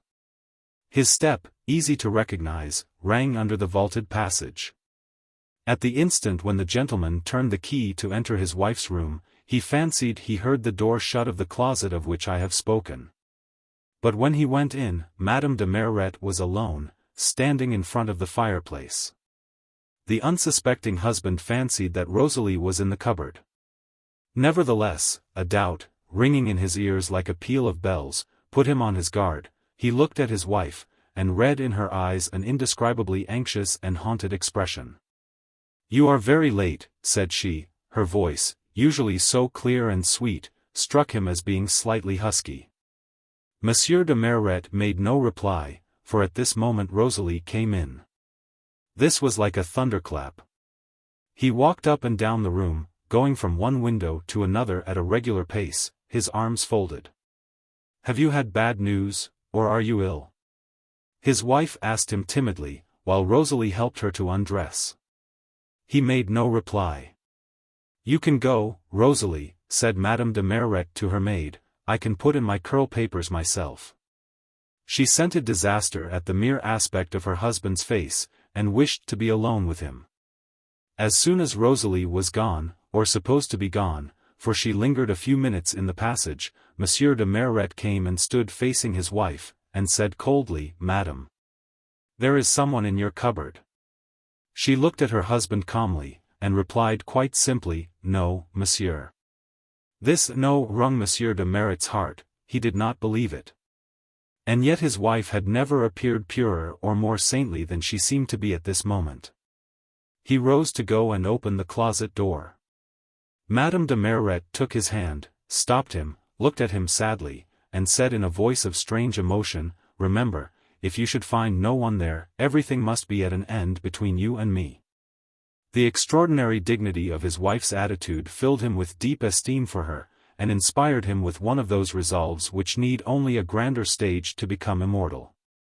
"No, Josephine," he said, "I will not open it. In either event we should be parted forever. Listen. I know all the purity of your soul, I know you lead a saintly life, and would not commit a deadly sin to save your life." At these words Madame de Merret looked at her husband with a haggard stare. "See, here is your crucifix," he went on. "Swear to me before God that there is no one in there, I will believe you, I will never open that door." Madame de Merret took up the crucifix and said, "I swear it." "Louder," said her husband, "and repeat, I swear before God that there is nobody in that closet." She repeated the words without flinching. "That will do," said Monsieur de Merret coldly. After a moment's silence, you have there a fine piece of work which I never saw before," said he, examining the crucifix of ebony and silver, very artistically wrought. "I found it at de Vivier's. Last year when that troop of Spanish prisoners came through Vendôme, he bought it of a Spanish monk." "Indeed," said Monsieur de Merret, hanging the crucifix on its nail, and he rang the bell. He had to wait for Rosalie. Monsieur de Merret went forward quickly to meet her, led her into the bay of the window that looked on to the garden, and said to her in an undertone, "I know that Gorenflot wants to marry you. That poverty alone prevents your setting up house, and that you told him you would not be his wife till he found means to become a master mason. Well, go and fetch him, tell him to come here with his trowel and tools. Contrive to wake no one in his house but himself. His reward will be beyond your wishes. Above all, go out without saying a word, or else," and he frowned. Rosalie was going, and he called her back. "Here, take my latchkey," said he. "Jean." Monsieur de Merret called in a voice of thunder down the passage. Jean, who was both coachman and confidential servant, left his cards and came. "Go to bed, all of you," said his master, beckoning him to come close, and the gentleman added in a whisper, "When they are all asleep, mind, asleep, you understand, come down and tell me." Monsieur de Merret, who had never lost sight of his wife while giving his orders, quietly came back to her at the fireside, and began to tell her the details of the game of billiards and the discussion at the club. When Rosalie returned she found Monsieur and Madame de Merret conversing amiably.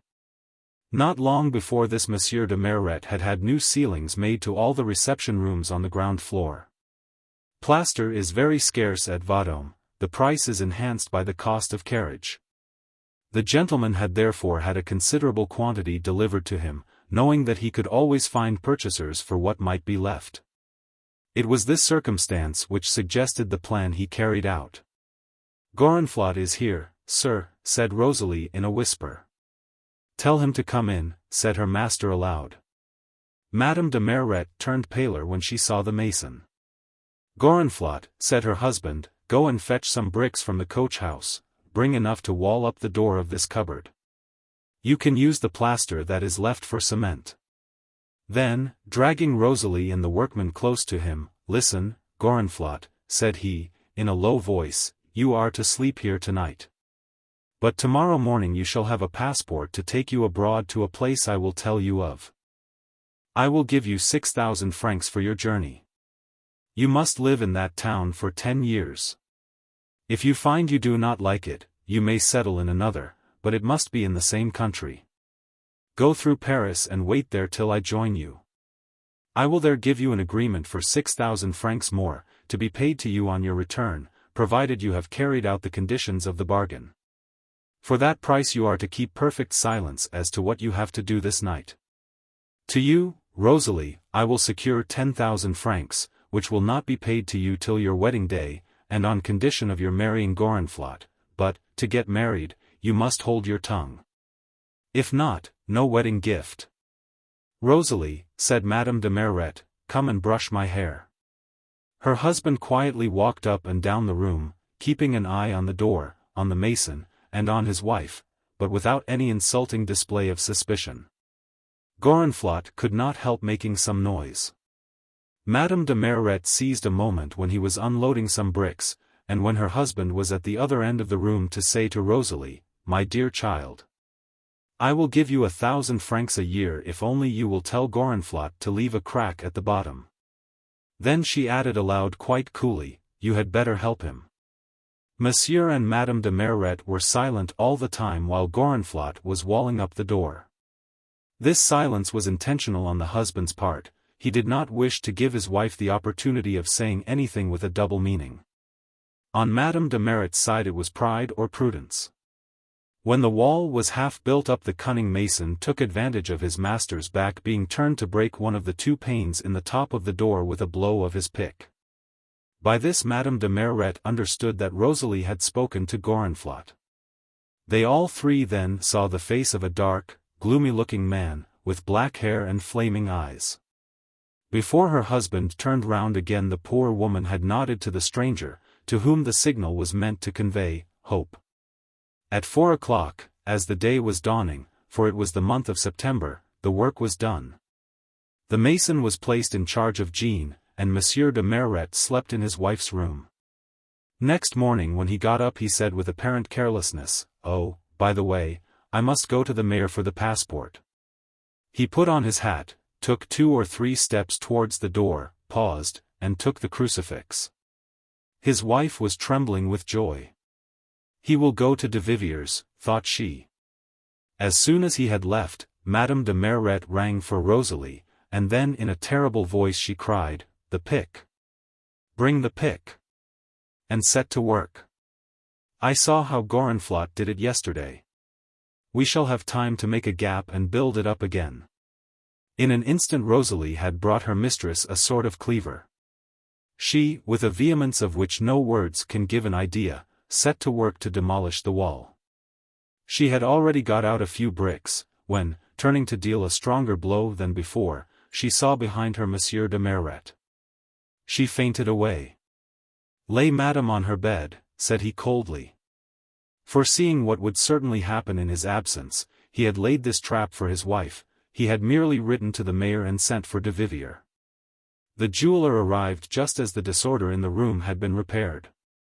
"De Vivier," asked Monsieur de Merret, "did not you buy some crucifixes of the Spaniards who passed through the town?" "No, monsieur." "Very good, thank you," said he, flashing a tiger's glare at his wife. "Jean," he added, turning to his confidential valet, "you can serve my meals here in Madame de Merret's room. She is ill, and I shall not leave her till she recovers." The cruel man remained in his wife's room for 20 days.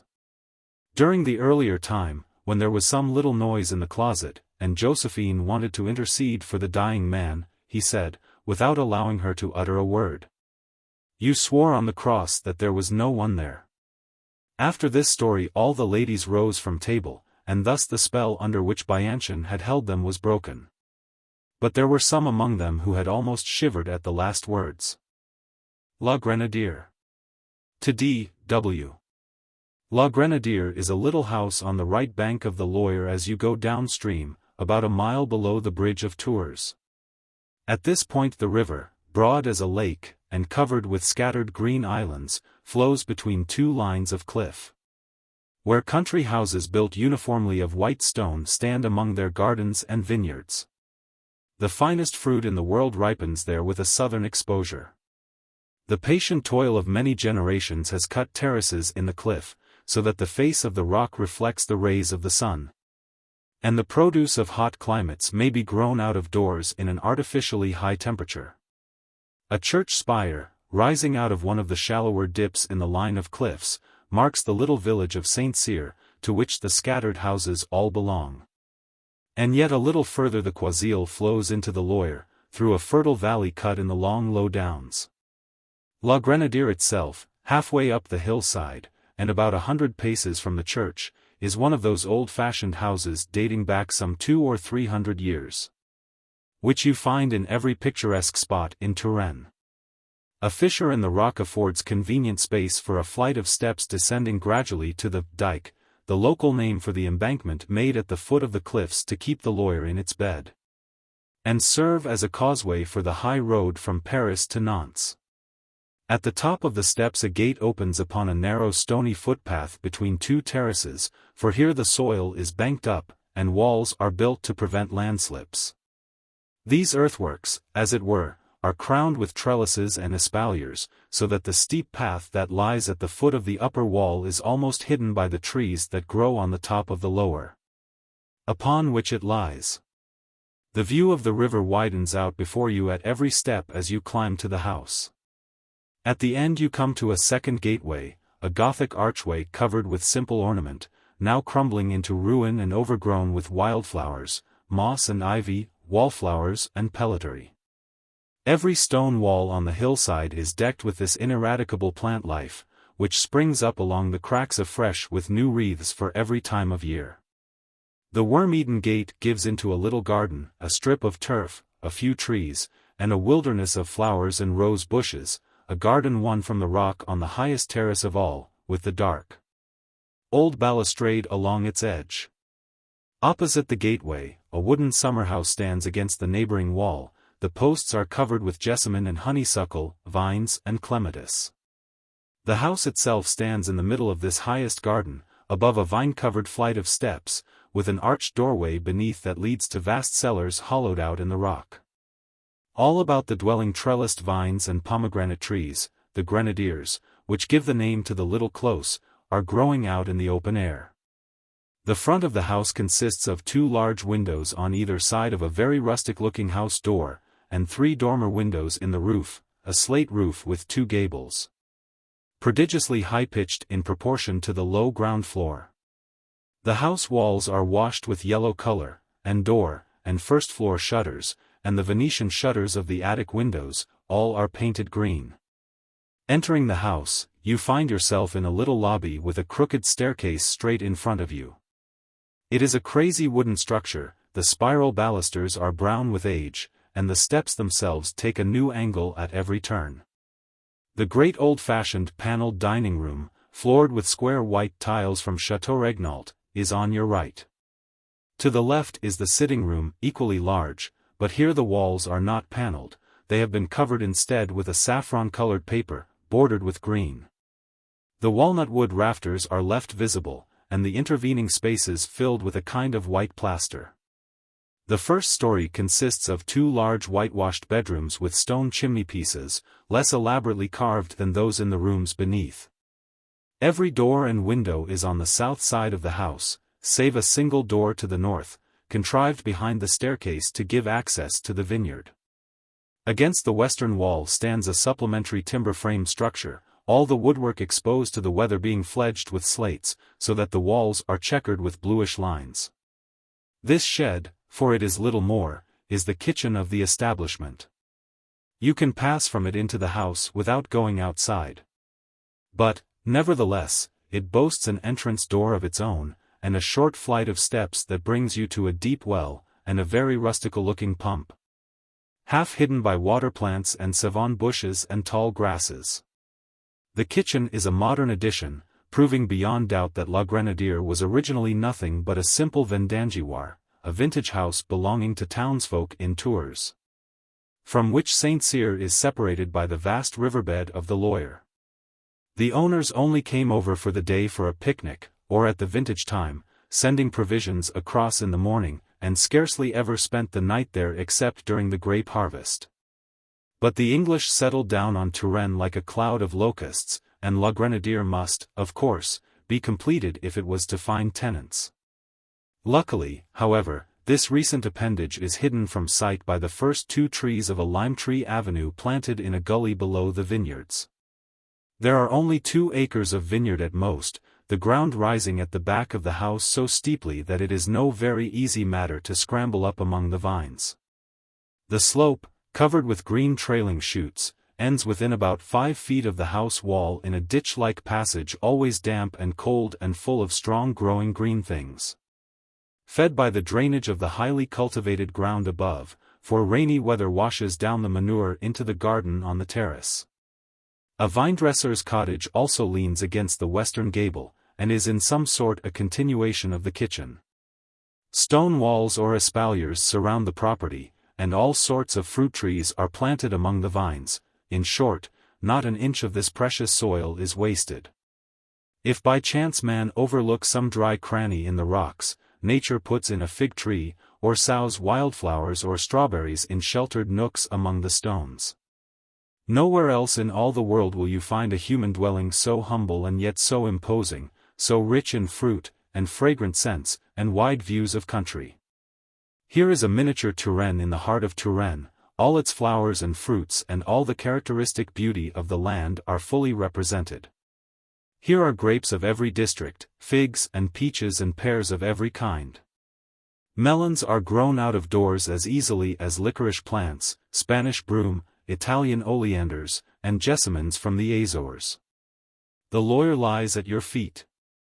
You look down from the terrace upon the ever-changing river nearly 200 feet below. And in the evening the breeze brings a fresh scent of the sea, with the fragrance of far-off flowers gathered upon its way. Some cloud wandering in space, changing its color and form at every moment as it crosses the pure blue of the sky, can alter every detail in the widespread wonderful landscape in 1,000 ways.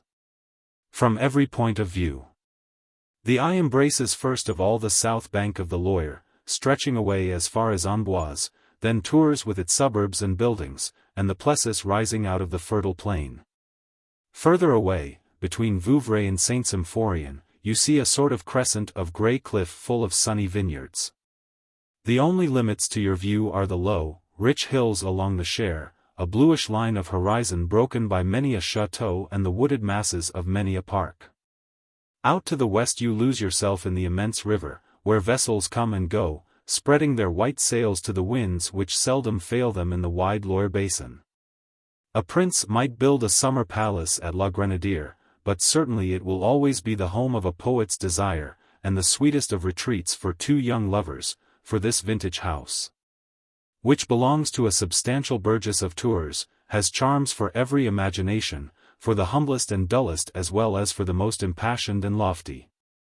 No one can dwell there without feeling that happiness is in the air, without a glimpse of all that is meant by a peaceful life without care or ambition.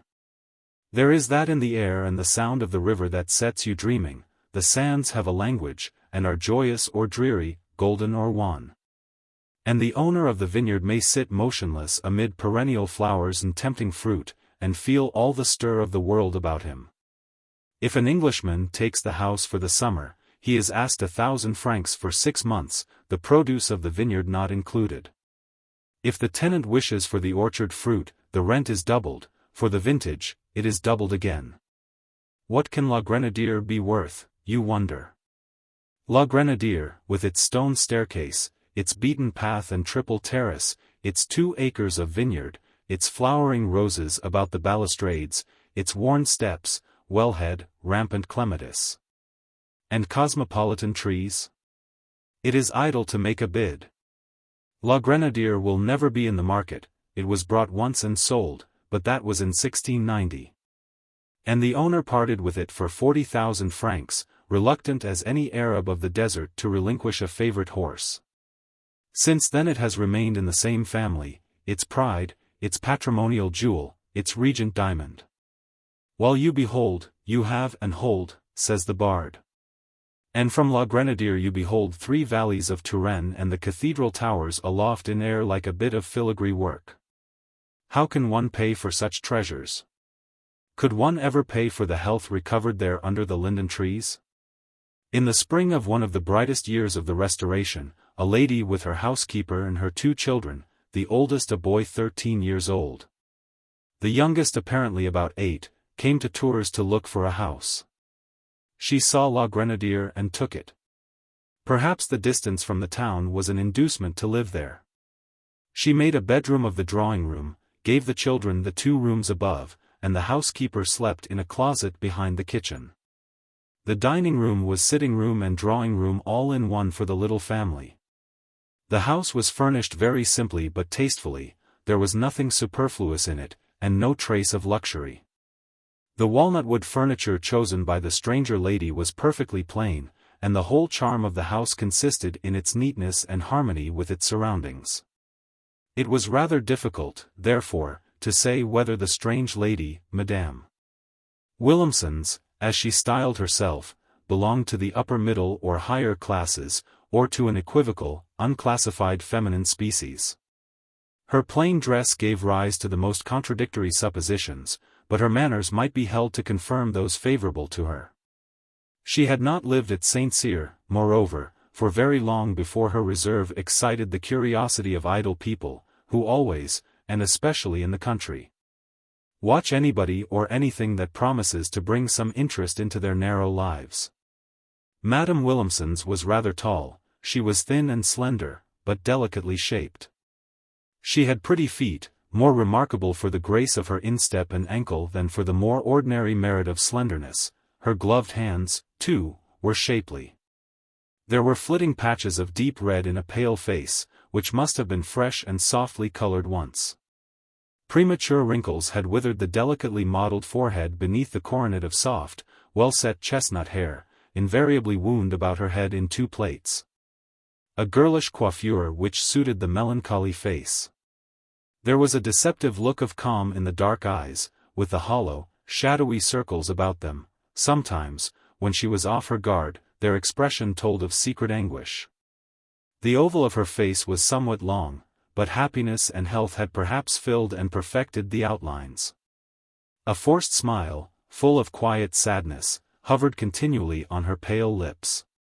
But when the children, who were always with her, looked up at their mother, or asked one of the incessant idle questions which convey so much to a mother's ears, then the smile brightened, and expressed the joys of a mother's love. Her gait was slow and dignified. Her dress never varied. Evidently she had made up her mind to think no more of her toilette, and to forget a world by which she meant no doubt to be forgotten. She wore a long, black gown, confined at the waist by a watered silk ribbon, and by way of scarf a lawn handkerchief with a broad hem, the 2 ends passed carelessly through her waistband. The instinct of dress showed itself in that she was daintily shod, and grey silk stockings carried out the suggestion of mourning in this unvarying costume. Lastly, she always wore a bonnet after the English fashion, always of the same shape and the same grey material, and a black veil. Her health apparently was extremely weak, she looked very ill. On fine evenings she would take her only walk, down to the bridge of Tours, bringing the 2 children with her to breathe the fresh, cool air along the Loire, and to watch the sunset effects on a landscape as wide as the Bay of Naples or the Lake of Geneva. During the whole time of her stay at La Grenadière she went but twice into Tours. Once to call on the headmaster of the school, to ask him to give her the names of the best masters of Latin, drawing, and mathematics. And a second time to make arrangements for the children's lessons. But her appearance on the bridge of an evening, once or twice a week, was quite enough to excite the interest of almost all the inhabitants of Tours, who make a regular promenade of the bridge. Still, in spite of a kind of spy system, by which no harm is meant, a provincial habit bred of want of occupation and the restless inquisitiveness of the principal society, nothing was known for certain of the newcomer's rank, fortune, or real condition. Only, the owner of La Grenadière told 1 or 2 of his friends that the name under which the stranger had signed the lease, her real name, therefore, in all probability, was Augusta Williamson's, Countess of Brandon. This, of course, must be her husband's name. Events, which will be narrated in their place, confirmed this revelation. But it went no further than the little world of men of business known to the landlord. So Madame Williamson's was a continual mystery to people of condition. Hers was no ordinary nature. Her manners were simple and delightfully natural, the tones of her voice were divinely sweet. This was all that she suffered others to discover. In her complete seclusion, her sadness, her beauty so passionately obscured, nay, almost blighted, there was so much to charm, that several young gentlemen fell in love. But the more sincere the lover, the more timid he became, and besides, the lady inspired awe, and it was a difficult matter to find enough courage to speak to her. Finally, if a few of the bolder sort wrote to her, their letters must have been burned unread. It was Madame Williamson's practice to throw all the letters which she received into the fire, as if she meant that the time spent in Touraine should be untroubled by any outside cares even of the slightest. She might have come to the enchanting retreat to give herself up wholly to the joy of living. The 3 masters whose presence was allowed at La Grenadière spoke with something like admiring reverence of the touching picture that they saw there of the close, unclouded intimacy of the life led by this woman and the children. The 2 little boys also aroused no small interest. Mothers could not see them without a feeling of envy. Both children were like Madame Williamson's, who was, in fact, their mother.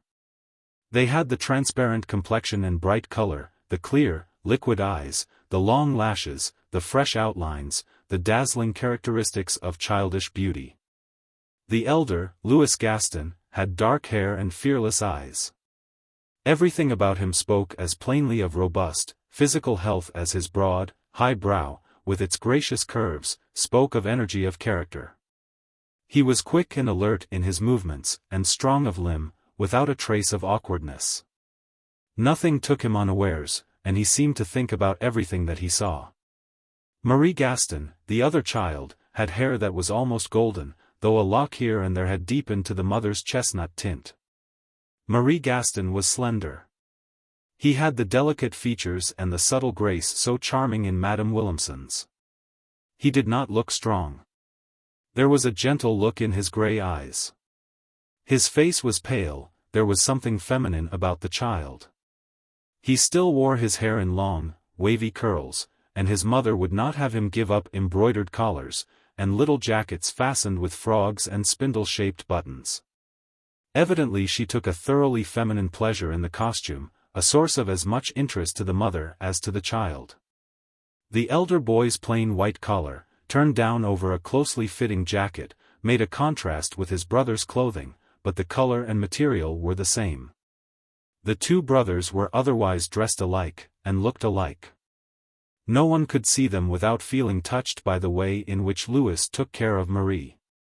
There was an almost fatherly look in the older boy's eyes, and Marie, child though he was, seemed to be full of gratitude to Louis. They were like two buds, scarcely separated from the stem that bore them, swayed by the same breeze, lying in the same ray of sunlight. But the one was a brightly colored flower, the other somewhat bleached and pale. At a glance, a word, an inflection in their mother's voice, they grew heedful, turned to look at her and listened, and did at once what they were bidden, or asked, or recommended to do. Madame Williamson's had so accustomed them to understand her wishes and desires, that the three seemed to have their thoughts in common. When they went for a walk, and the children, absorbed in their play, ran away to gather a flower or to look at some insect, she watched them with such deep tenderness in her eyes, that the most indifferent passer-by would feel moved, and stop and smile at the children, and give the mother a glance of friendly greeting. Who would not have admired the dainty neatness of their dress, their sweet, childish voices, the grace of their movements, the promise in their faces? The innate something that told of careful training from the cradle? They seemed as if they had never shed tears nor wailed like other children. Their mother knew, as it were, by electrically swift intuition, the desires and the pains which she anticipated and relieved. She seemed to dread a complaint from one of them more than the loss of her soul. Everything in her children did honor to their mother's training. Their threefold life, seemingly one life, called up vague, fond thoughts. It was like a vision of the dreamed-of bliss of a better world. And the three, so attuned to each other, lived in truth such a life as one might picture for them at first sight, the ordered, simple, and regular life best suited for a child's education. Both children rose an hour after daybreak and repeated a short prayer, a habit learned in their babyhood. For 7 years the sincere petition had been put up every morning on their mother's bed, and begun and ended by a kiss. Then the two brothers went through their morning toilet as scrupulously as any pretty woman. Doubtless they had been trained in habits of minute attention to the person, so necessary to health of body and mind, habits in some sort conducive to a sense of well-being. Conscientiously they went through their duties, so afraid were they lest their mother should say when she kissed them at breakfast time, "My darling children, where can you have been to have such black fingernails already?" Then the two went out into the garden and shook off the dreams of the night in the morning air and dew, until sweeping and dusting operations were completed. And they could learn their lessons in the sitting room until their mother joined them. But although it was understood that they must not go to their mother's room before a certain hour, they peeped in at the door continually. And these morning inroads, made in defiance of the original compact, were delicious moments for all three. Marie sprang upon the bed to put his arms around his idolized mother, and Louis, kneeling by the pillow, took her hand in his. Then came inquiries, anxious as a lover's, followed by angelic laughter, passionate childish kisses, eloquent silences, lisping words, and the little one's stories interrupted and resumed by a kiss. Stories seldom finished, though the listener's interest never failed. "Have you been industrious?" their mother would ask, but in tones so sweet and so kindly that she seemed ready to pity laziness as a misfortune, and to glance through tears at the child who was satisfied with himself. She knew that the thought of pleasing her put energy into the children's work, and they knew that their mother lived for them, and that all her thoughts and her time were given to them. A wonderful instinct, neither selfishness or reason, perhaps the first innocent beginnings of sentiment, teaches children to know whether or not they are the first and sole thought. To find out those who love to think of them and for them. If you really love children, the dear little ones, with open hearts and unerring sense of justice, are marvelously ready to respond to love. Their love knows passion and jealousy and the most gracious delicacy of feeling, they find the tenderest words of expression, they trust you, put an entire belief in you.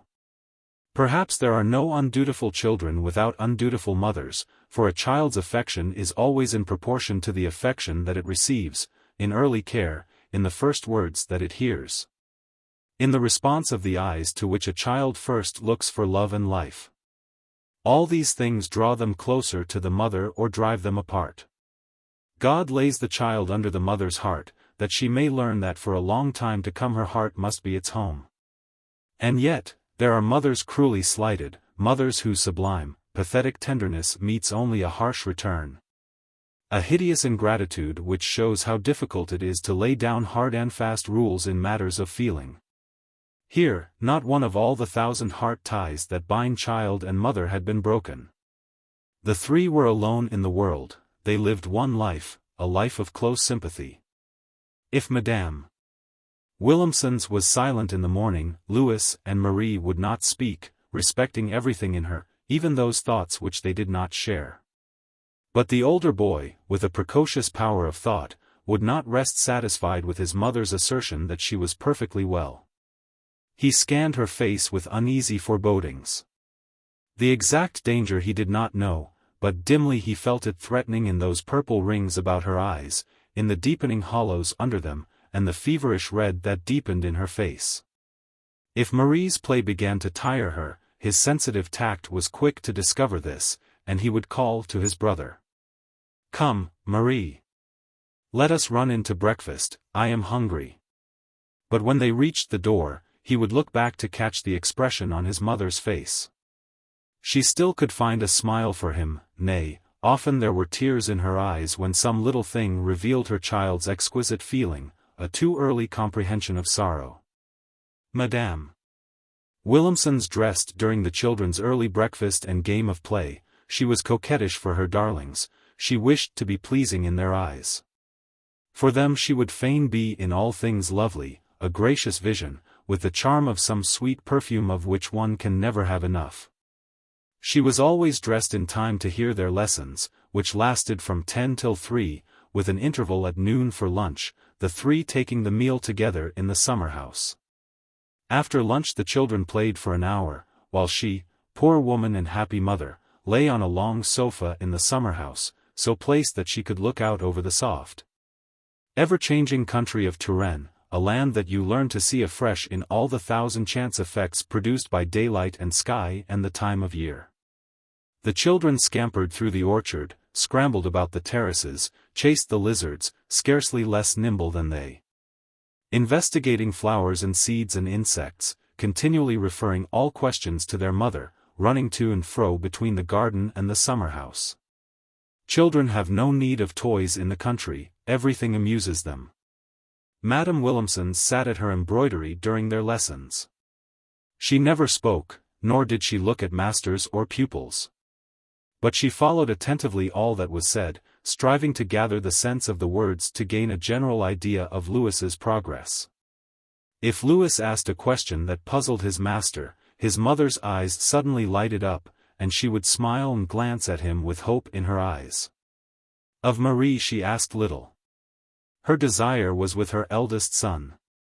Already she treated him, as it were, respectfully, using all a woman's, all a mother's tact to arouse the spirit of high endeavor in the boy. To teach him to think of himself as capable of great things. She did this with a secret purpose, which Louis was to understand in the future, nay, he understood it already. Always, the lesson over, she went as far as the gate with the master, and asked strict account of Louis's progress. So kindly and so winning was her manner, that his tutors told her the truth, pointing out where Louis was weak, so that she might help him in his lessons. Then came dinner, and play after dinner, then a walk, and lessons were learned till bedtime. So their days went. It was a uniform but full life. Work and amusements left them not a dull hour in the day. Discouragement and quarreling were impossible. The mother's boundless love made everything smooth. She taught her little sons moderation by refusing them nothing, and submission by making them see underlying necessity in its many forms. She put heart into them with timely praise, developing and strengthening all that was best in their natures with the care of a good fairy. Tears sometimes rose to her burning eyes as she watched them play, and thought how they had never caused her the slightest vexation. Happiness so far-reaching and complete brings such tears, because for us it represents the dim imaginings of heaven which we all of us form in our minds. Those were delicious hours spent on that sofa in the garden house, in looking out on sunny days over the wide stretches of river and the picturesque landscape. Listening to the sound of her children's voices as they laughed at their own laughter, to the little quarrels that told most plainly of their union of heart, of Louis's paternal care of Marie, of the love that both of them felt for her. They spoke English and French equally well. They had had an English nurse since their babyhood, so their mother talked to them in both languages, directing the bent of their childish minds with admirable skill, admitting no fallacious reasoning, no bad principle. She ruled by kindness, concealing nothing, explaining everything. If Louis wished for books, she was careful to give him interesting yet accurate books, books of biography, the lives of great seamen, great captains, and famous men. For little incidents in their history gave her numberless opportunities of explaining the world and life to her children. She would point out the ways in which men, really great in themselves, had risen from obscurity. How they had started from the lowest ranks of society, with no one to look to but themselves, and achieved noble destinies. These readings, and they were not the least useful of Louis's lessons, took place while little Marie slept on his mother's knee in the quiet of the summer night, and the lawyer reflected the sky. But when they ended, this adorable woman's sadness always seemed to be doubled. She would cease to speak, and sit motionless and pensive, and her eyes would fill with tears. "Mother, why are you crying?" Louis asked one balmy June evening, just as the twilight of a soft-lit night succeeded to a hot day. Deeply moved by his trouble, she put her arm about the child's neck and drew him to her. "Because, my boy, the lot of Jameret Duval, the poor and friendless lad who succeeded at last, will be your lot, yours and your brother's, and I have brought it upon you. Before very long, dear child, you will be alone in the world, with no one to help or befriend you. While you are still children, I shall leave you, and yet, if only I could wait till you are big enough and know enough to be Marie's guardian. But I shall not live so long. I love you so much that it makes me very unhappy to think of it. Dear children, if only you do not curse me some day." "But why should I curse you some day, mother?" "Some day," she said, kissing him on the forehead, "you will find out that I have wronged you. I am going to leave you, here, without money, without," and she hesitated, "without a father," she added, and at the word she burst into tears and put the boy from her gently. A sort of intuition told Louis that his mother wished to be alone, and he carried off Marie, now half awake. An hour later, when his brother was in bed, he stole down and out to the summer-house where his mother was sitting. "Louis! Come here." The words were spoken in tones delicious to his heart. The boy sprang to his mother's arms, and the two held each other in an almost convulsive embrace. "Chérie," he said at last, the name by which he often called her, finding that even loving words were too weak to express his feeling, "Chérie, why are you afraid that you are going to die?" "I am ill, my poor darling, every day I am losing strength, and there is no cure for my illness, I know that." "What is the matter with you?" "Something that I ought to forget. Something that you must never know, you must not know what caused my death." The boy was silent for a while. He stole a glance now and again at his mother. And she, with her eyes raised to the sky, was watching the clouds. It was a sad, sweet moment. Louis could not believe that his mother would die soon, but instinctively he felt trouble which he could not guess. He respected her long musings. If he had been rather older, he would have read happy memories blended with thoughts of repentance, the whole story of a woman's life in that sublime face, the careless childhood. The loveless marriage, a terrible passion, flowers springing up in storm and struck down by the thunderbolt into an abyss from which there is no return. "Darling mother," Louis said at last, "why do you hide your pain from me?" "My boy, we ought to hide our troubles from strangers," she said. "We should show them a smiling face, never speak of ourselves to them, nor think about ourselves, and these rules, put in practice in family life, conduce to its happiness. You will have much to bear one day. Ah me! Then think of your poor mother who died smiling before your eyes, hiding her sufferings from you, and you will take courage to endure the ills of life." She choked back her tears, and tried to make the boy understand the mechanism of existence, the value of money, the standing and consideration that it gives, and its bearing on social position. The honorable means of gaining a livelihood, and the necessity of a training. Then she told him that one of the chief causes of her sadness and her tears was the thought that, on the morrow of her death, he and Marie would be left almost resourceless, with but a slender stock of money, and no friend but God. "How quick I must be about learning," cried Louis, giving her a piteous, searching look. "Oh!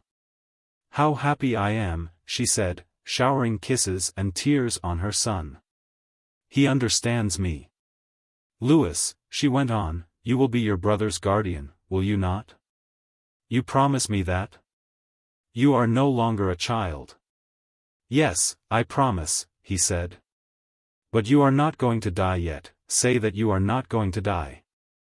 "Poor little ones," she replied, "love for you keeps the life in me. And this country is so sunny, the air is so bracing, perhaps. You make me love Touraine more than ever," said the child. From that day, when Madame Willemsens, foreseeing the approach of death, spoke to Louis of his future, he concentrated his attention on his work, grew more industrious, and less inclined to play than heretofore. When he had coaxed Marie to read a book and to give up boisterous games, there was less noise in the hollow pathways and gardens and terraced walks of La Grenadière. They adapted their lives to their mother's melancholy. Day by day her face was growing pale and wan, there were hollows now in her temples, the lines in her forehead grew deeper night after night. August came.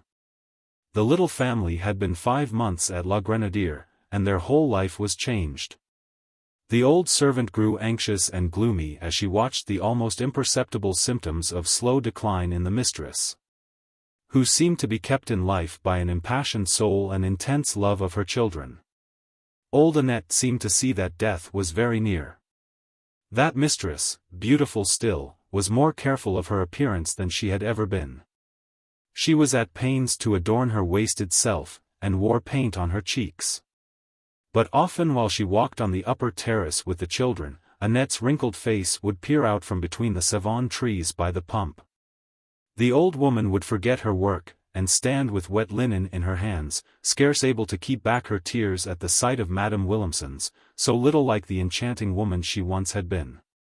The pretty house itself, once so gay and bright, looked melancholy. It was a very quiet house now, and the family seldom left it, for the walk to the bridge was too great an effort for Madame Willemsens. Louis had almost identified himself, as it were, with his mother, and with his suddenly developed powers of imagination he saw the weariness and exhaustion under the red color, and constantly found reasons for taking some shorter walk. So happy couples coming to Saint Cyr, then the Petit Cortile of Tours, and knots of folk out for their evening walk along the dike, saw a pale, thin figure dressed in black. A woman with a worn yet bright face, gliding like a shadow along the terraces. Great suffering cannot be concealed. The vinedresser's household had grown quiet also. Sometimes the laborer and his wife and children were gathered about the door of their cottage, while Annette was washing linen at the wellhead, and Madame Williamson's and the children sat in the summer-house, and there was not the faintest sound in those gardens gay with flowers. Unknown to Madame Williamson's, all eyes grew pitiful at the sight of her. She was so good, so thoughtful, so dignified with those with whom she came in contact. And as for her, when the autumn days came on, days so sunny and bright in Touraine, bringing with them grapes and ripe fruits and healthful influences which must surely prolong life in spite of the ravages of mysterious disease, she saw no one but her children, taking the utmost that the hour could give her, as if each hour had been her last. Louis had worked at night, unknown to his mother, and made immense progress between June and September. In algebra he had come as far as equations with two unknown quantities. He had studied descriptive geometry, and drew admirably well. In fact, he was prepared to pass the entrance examination of the École Polytechnique. Sometimes of an evening he went down to the bridge of Tours. There was a lieutenant there on half-pay, an imperial naval officer, whose manly face, mettle, and gait had made an impression on the boy's imagination. And the officer on his side had taken a liking to the lad, whose eyes sparkled with energy. Louis, hungering for tales of adventure, and eager for information, used to follow in the lieutenant's wake for the chance of a chat with him. It so happened that the sailor had a friend and comrade in the colonel of a regiment of infantry, struck off the rolls like himself. And young Louis Gaston had a chance of learning what life was like in camp or on board a man-of-war. Of course, he plied the veterans with questions. And when he had made up his mind to the hardships of their rough callings, he asked his mother's leave to take country walks by way of amusement. Madame Williamson's was beyond measure glad that he should ask. The boy's astonished masters had told her that he was overworking himself. So Louis went for long walks. He tried to inure himself to fatigue, climbed the tallest trees with incredible quickness, learned to swim, watched through the night. He was not like the same boy. He was a young man already, with a sunburned face, and a something in his expression that told of deep purpose. When October came, Madame Williamson's could only rise at noon. The sunshine, reflected by the surface of the Loire, and stored up by the rocks, raised the temperature of the air till it was almost as warm and soft as the atmosphere of the Bay of Naples. For which reason the faculty recommend the place of abode. At midday she came out to sit under the shade of green leaves with the two boys, who never wandered from her now. Lessons had come to an end. Mother and children wished to live the life of heart and heart together, with no disturbing element, no outside cares. No tears now, no joyous outcries. The elder boy, lying in the grass at his mother's side, basked in her eyes like a lover and kissed her feet. Marie, the restless one, gathered flowers for her, and brought them with a subdued look, standing on tiptoe to put a girlish kiss on her lips. And the pale woman, with the great tired eyes and languid movements, never uttered a word of complaint, and smiled upon her children, so full of life and health, it was a sublime picture. Lacking no melancholy autumn pomp of yellow leaves and half-despoiled branches, nor the softened sunlight and pale clouds of the skies of Touraine. At last the doctor forbade Madame Williamson's to leave her room. Every day it was brightened by the flowers that she loved, and her children were always with her. One day, early in November, she sat at the piano for the last time. A picture, a Swiss landscape, hung above the instrument. And at the window she could see her children standing with their heads close together. Again and again she looked from the children to the landscape, and then again at the children. Her face flushed, her fingers flew with passionate feeling over the ivory keys. This was her last great day, an unmarked day of festival, held in her own soul by the spirit of her memories. When the doctor came, he ordered her to stay in bed. The alarming dictum was received with bewildered silence. When the doctor had gone, she turned to the older boy. "Louis," she said, "take me out on the terrace, so that I may see my country once more." The boy gave his arm at those simply uttered words, and brought his mother out upon the terrace. But her eyes turned, perhaps unconsciously, to heaven rather than to the earth, and indeed, It would have been hard to say whether heaven or earth was the fairer, for the clouds traced shadowy outlines, like the grandest alpine glaciers, against the sky. Madame Williamson's brows contracted vehemently, there was a look of anguish and remorse in her eyes. She caught the children's hands, and clutched them to a heavily throbbing heart. "Parentage unknown," she cried, with a look that went to their hearts. "Poor angels, what will become of you? And when you are 20 years old, what strict account may you not require of my life and your own?" She put the children from her, and leaning her arms upon the balustrade, stood for a while hiding her face, alone with herself, fearful of all eyes. When she recovered from the paroxysm, she saw Louis and Marie kneeling on either side of her, like two angels. They watched the expression of her face, and smiled lovingly at her. "If only I could take that smile with me," she said, drying her eyes. Then she went into the house and took to the bed, which she would only leave for her coffin. A week went by, one day exactly like another. Old Annette and Louis took it in turns to sit up with Madame Williamson's, never taking their eyes from the invalid. It was the deeply tragical hour that comes in all our lives, the hour of listening in terror to every deep breath lest it should be the last, a dark hour protracted over many days. On the 5th day of that fatal week the doctor interdicted flowers in the room. The illusions of life were going one by one. Then Marie and his brother felt their mother's lips hot as fire beneath their kisses, and at last, on the Saturday evening, Madame Williamson's was too ill to bear the slightest sound, and her room was left in disorder. This neglect for a woman of refined taste, who clung so persistently to the graces of life, meant the beginning of the death agony. After this, Louis refused to leave his mother.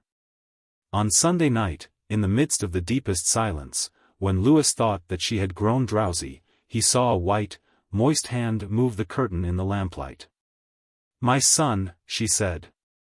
There was something so solemn in the dying woman's tones, that the power of her wrought-up soul produced a violent reaction on the boy. He felt an intense heat pass through the marrow of his bones. "What is it, mother? Listen. Tomorrow all will be over for me. We shall see each other no more. Tomorrow you will be a man, my child. So I am obliged to make some arrangements, which must remain a secret, known only to us. Take the key of my little table. That is it. Now open the drawer. You will find 2 sealed papers to the left. There is the name of Louis on one, and on the other Marie. Here they are, mother. Those are your certificates of birth, darling, you will want them. Give them to our poor, old Annette to keep for you, ask her for them when you need them. Now," she continued, "is there not another paper as well, something in my handwriting?"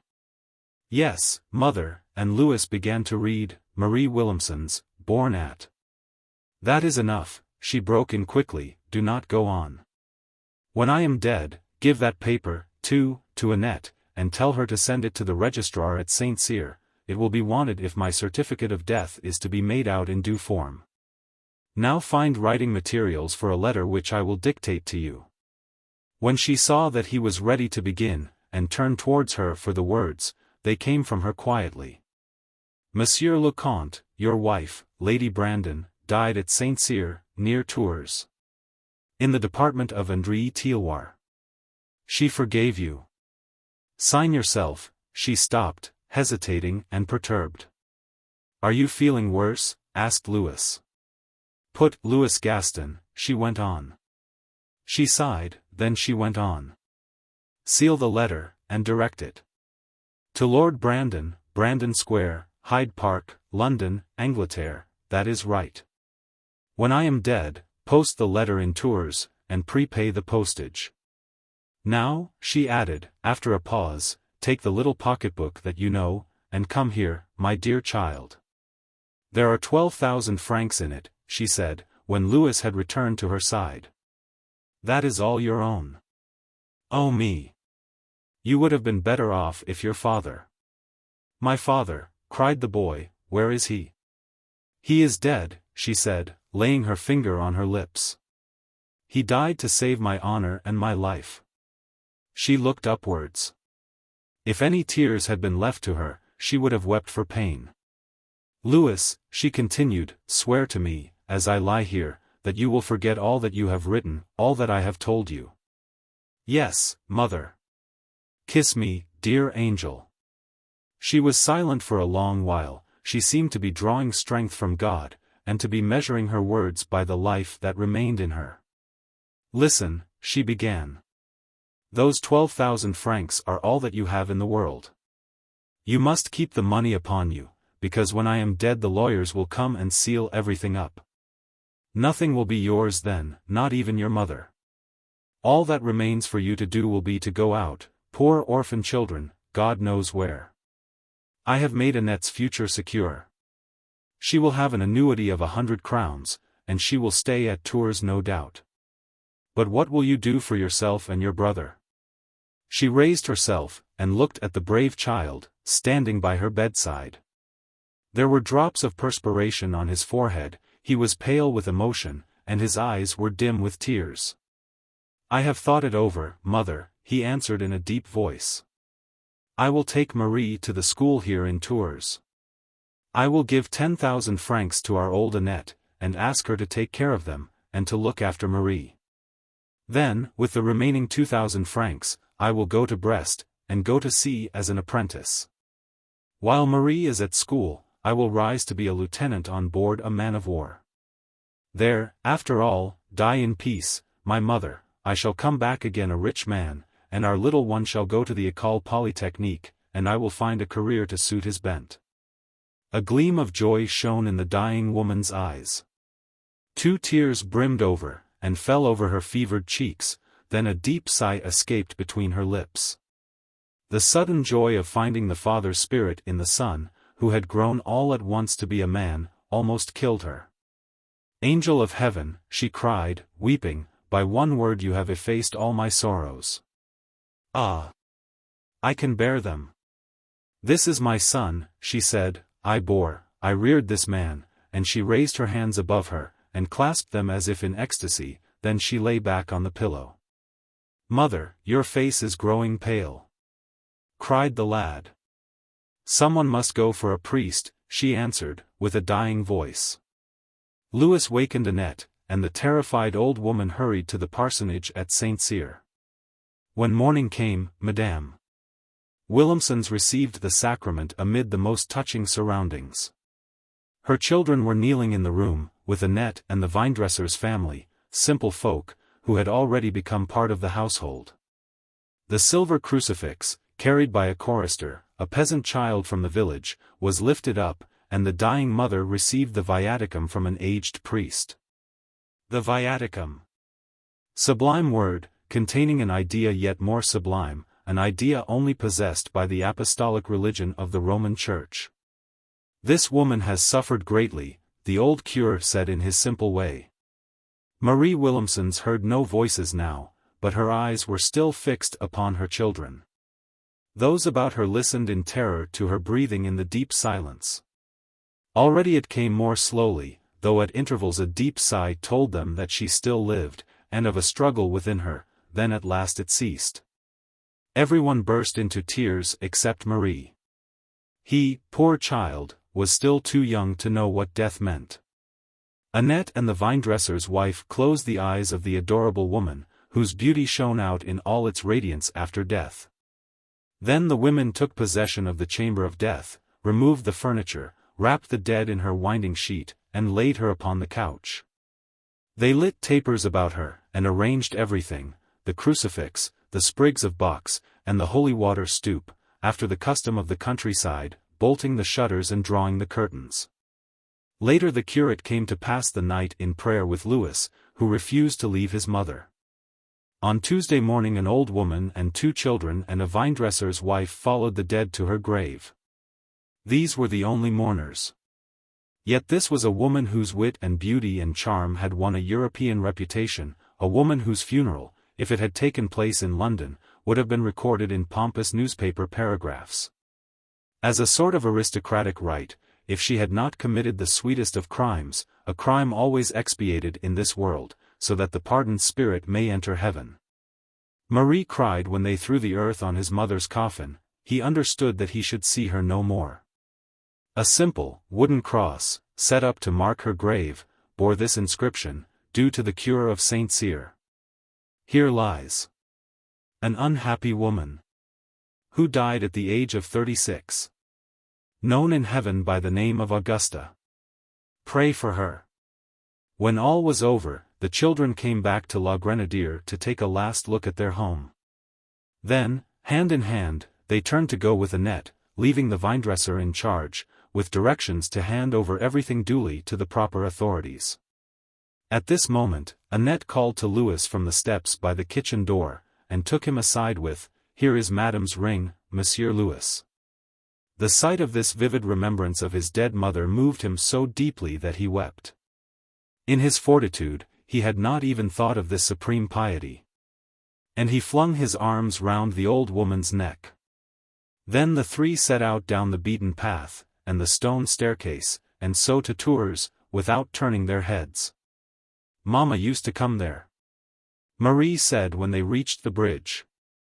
Annette had a relative, a retired dressmaker, who lived in the Rue de la Guerche. She took the two children to this cousin's house, meaning that they should live together thenceforth. But Louis told her of his plans, gave Marie's certificate of birth and the 10,000 francs into her keeping, and the two went the next morning to take Marie to school. Louis very briefly explained his position to the headmaster, and went. Marie came with him as far as the gateway. There Louis gave solemn parting words of the tenderest counsel, telling Marie that he would now be left alone in the world. He looked at his brother for a moment, and put his arms about him, took one more long look, brushed a tear from his eyes, and went. Turning again and again till the very last to see his brother standing there in the gateway of the school. A month later Louis Gaston, now an apprentice on board a man-of-war, left the harbor of Rochefort. Leaning over the bulwarks of the corvette Iris, he watched the coast of France receding swiftly till it became indistinguishable from the faint blue horizon line. In a little while he felt that he was really alone, and lost in the wide ocean, lost and alone in the world and in life. "There is no need to cry, lad. There is a God for us all," said an old sailor, with rough kindliness in his thick voice. The boy thanked him with pride in his eyes. Then he bowed his head, and resigned himself to a sailor's life. He was a father. The deserted woman. To her Grace the Duchesse d'Abrantes. From her devoted servant, Honoré de Balzac. In the early spring of 1822, the Paris doctors sent to Lower Normandy a young man just recovering from an inflammatory complaint, brought on by overstudy, or perhaps by excess of some other kind. His convalescence demanded complete rest, a light diet, bracing air, and freedom from excitement of every kind, and the fat lands of Bessin seemed to offer all these conditions of recovery. To Bayeux, a picturesque place about 6 miles from the sea, the patient therefore betook himself, and was received with the cordiality characteristic of relatives who lead very retired lives, and regard a new arrival as a godsend. All little towns are alike, save for a few local customs. When Le Baron Gaston de Neuilly, the young Parisian in question, had spent 2 or 3 evenings in his cousin's house, or with the friends who made up Madame de Saint-Sevère's circle, he very soon had made the acquaintance of the persons whom this exclusive society considered to be the whole town. Gaston de Neuilly recognized in them the invariable stock characters which every observer finds in every one of the many capitals of the little states which made up the France of an older day. First of all comes the family whose claims to nobility are regarded as incontestable, and of the highest antiquity in the department, though no one has so much as heard of them a bare 50 leagues away. This species of royal family on a small scale is distantly, but unmistakably, connected with the Navarrins and the Grandlieu family, and related to the Catignans, and the Blamont-Chauvrys. The head of the illustrious house is invariably a determined sportsman. He has no manners, crushes everybody else with his nominal superiority, tolerates the sub-prefect much as he submits to the taxes, and declines to acknowledge any of the novel powers created by the 19th century, pointing out to you as a political monstrosity the fact that the Prime Minister is a man of no birth. His wife takes a decided tone, and talks in a loud voice. She has had adorers in her time, but takes the sacrament regularly at Easter. She brings up her daughters badly, and is of the opinion that they will always be rich enough with their name. Neither husband nor wife has the remotest idea of modern luxury. They retain a livery only seen elsewhere on the stage, and cling to old fashions in plate, furniture, and equipages, as in language and manner of life. This is a kind of ancient state, moreover, that suits passably well with provincial thrift. The good folk are, in fact, the lords of the manor of a bygone age, minus the quit-rents and Harriets, the pack of hounds and the laced coats. Full of honor among themselves, and one and all loyally devoted to princes whom they only see at a distance. The historical house incognito is as quaint a survival as a piece of ancient tapestry. Vegetating somewhere among them there is sure to be an uncle or a brother, a lieutenant general, an old courtier of the King's, who wears the red ribbon of the Order of St. Louis, and went to Hanover with the Maréchal de Richelieu, and here you will find him like a stray leaf out of some old pamphlet of the time of Louis Quinze. This fossil greatness finds a rival in another house, wealthier, though of less ancient lineage. Husband and wife spend a couple of months of every winter in Paris, bringing back with them its frivolous tone and short-lived contemporary crazes. Madame is a woman of fashion, though she looks rather conscious of her clothes, and is always behind the mode. She scoffs, however, at the ignorance affected by her neighbors. Her plate is of modern fashion, she has grooms, negroes, a valet de chamber, and what not. Her oldest son drives a tilbury, and does nothing, the estate is entailed upon him, his younger brother is auditor to a council of state. The father is well posted up in official scandals, and tells you anecdotes of Louis XVIII and Madame du Caila. He invests his money in the 5%, and is careful to avoid the topic of cider, but has been known occasionally to fall a victim to the craze for rectifying the conjectural sums total of the various fortunes of the department. He is a member of the departmental council, has his clothes from Paris, and wears the cross of the Legion of Honor. In short, he is a country gentleman who has fully grasped the significance of the Restoration, and is coining money at the chamber, but his royalism is less pure than that of the rival house. He takes the Gazette and the Debats, the other family only read the Quotidian. His lordship the bishop, a sometime vicar general, fluctuates between the two powers, who pay him the respect due to religion. But at times they bring home to him the moral appended by the worthy La Fontaine to the fable of the ass laden with relics. The good man's origin is distinctly plebeian. Then come stars of the second magnitude, men of family with 10 or 1200 livres a year, captains in the navy or cavalry regiments, or nothing at all. Out on the roads, on horseback, they rank halfway between the cure bearing the sacraments and the tax collector on his rounds. Pretty nearly all of them have been in the pages or in the household troops, and now are peaceably ending their days in a Faisan's Valois. More interested in felling timber and the cider prospects than in the monarchy. Still they talk of the Charter and the Liberals while the cards are making, or over a game at backgammon, when they have exhausted the usual stock of dots. And have married everybody off according to the genealogies which they all know by heart. Their womenkind are haughty dames, who assume the airs of court ladies in their basket chaises. They huddle themselves up in shawls and caps by way of full dress. And twice a year, after ripe deliberation, have a new bonnet from Paris, brought as opportunity offers.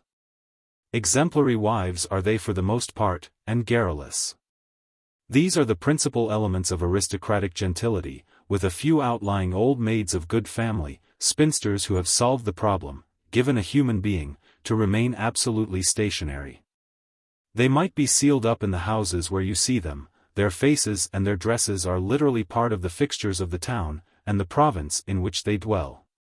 They are its tradition, its memory, its quintessence, the genius loci incarnate. There is something frigid and monumental about these ladies. They know exactly when to laugh and when to shake their heads, and every now and then give out some utterance which passes current as a witticism.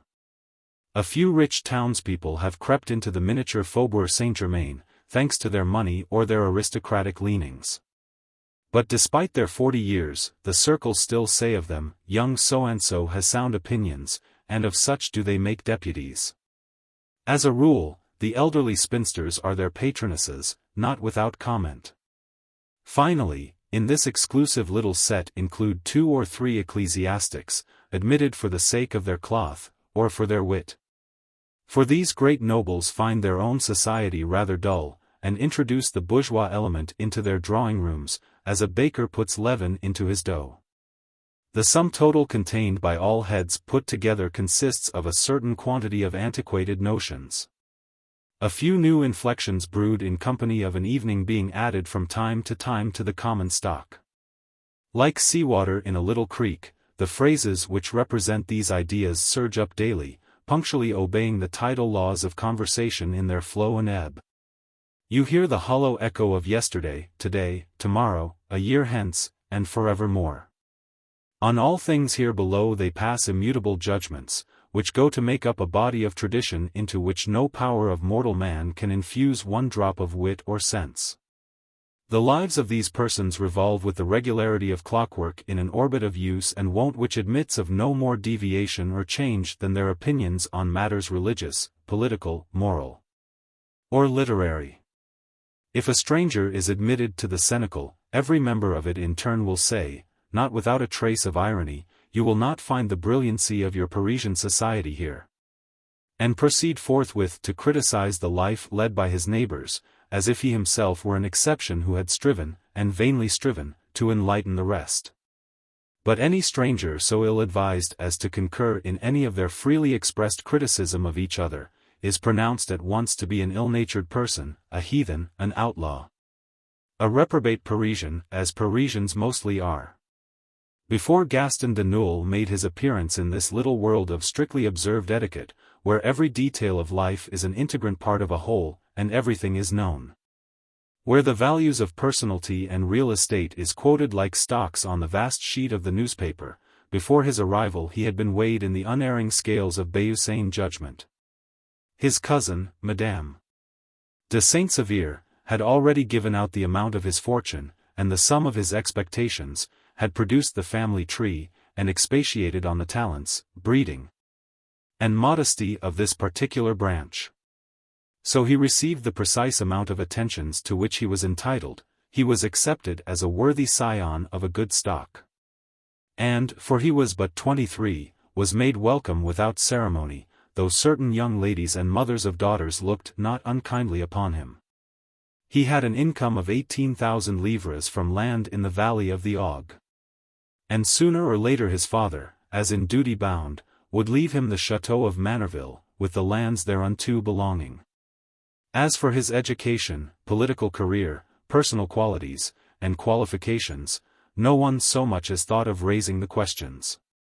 His land was undeniable, his rentals steady. Excellent plantations had been made, the tenants paid for repairs, rates, and taxes, the apple trees were 38 years old. And, to crown all, his father was in treaty for 200 acres of woodland just outside the paternal park, which he intended to enclose with walls. No hopes of a political career, no fame on earth, can compare with such advantages as these. Whether out of malice or design, Madame de Saint-Sever omitted to mention that Gaston had an elder brother, nor did Gaston himself say a word about him. But, at the same time, it is true that the brother was consumptive, and to all appearance would shortly be laid in earth, lamented and forgotten. At first Gaston de Neuil amused himself at the expense of the circle. He drew, as it were, for his mental album, a series of portraits of these folk, with their angular, wrinkled faces, and hooked noses, their crotchets and ludicrous eccentricities of dress. Portraits which possessed all the racy flavor of truth. He delighted in their Normanisms, in the primitive quaintness of their ideas and characters. For a short time he flung himself into their squirrel's life of busy gyrations in a cage. Then he began to feel the want of variety, and grew tired of it. It was like the life of the cloister, cut short before it had well begun. He drifted on till he reached a crisis, which is neither spleen nor disgust, but combines all the symptoms of both. When a human being is transplanted into an uncongenial soil, to lead a starved, stunted existence, there is always a little discomfort over the transition. Then, gradually, if nothing removes him from his surroundings, he grows accustomed to them, and adapts himself to the vacuity which grows upon him and renders him powerless. Even now, Gaston's lungs were accustomed to the air, and he was willing to discern a kind of vegetable happiness in days that brought no mental exertion and no responsibilities. The constant stirring of the sap of life, the fertilizing influences of mind on mind, after which he had sought so eagerly in Paris, were beginning to fade from his memory. And he was in a fair way of becoming a fossil with these fossils, and ending his days among them, content, like the companions of Ulysses, in his gross envelope. One evening Gaston de Neuilly was seated between a dowager and one of the vicars general of the diocese, in a grey-panelled drawing-room, floored with large white tiles. The family portraits which adorned the walls looked down upon 4 card tables, and some 16 persons gathered about them, chattering over their whist. Gaston, thinking of nothing, digesting one of those exquisite dinners to which the provincial looks forward all through the day, found himself justifying the customs of the country. He began to understand why these good folk continued to play with yesterday's pack of cards and shuffle them on a threadbare tablecloth. And how it was that they had ceased to dress for themselves or others. He saw the glimmerings of something like a philosophy in the even tenor of their perpetual round, in the calm of their methodical monotony, in their ignorance of the refinements of luxury. Indeed, he almost came to think that luxury profited nothing, and even now, the city of Paris, with its passions, storms, and pleasures, was scarcely more than a memory of childhood. He admired in all sincerity the red hands, and shy, bashful manner of some young lady who at first struck him as an awkward simpleton, unattractive to the last degree, and surprisingly ridiculous. His doom was sealed. He had gone from the provinces to Paris, he had led the feverish life of Paris. And now he would have sunk back into the lifeless life of the provinces.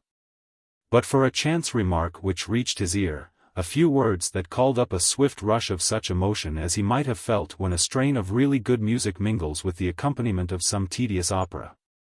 "You went to call on Madame de Beausant yesterday, did you not?" The speaker was an elderly lady, and she addressed the head of the local royal family. "I went this morning.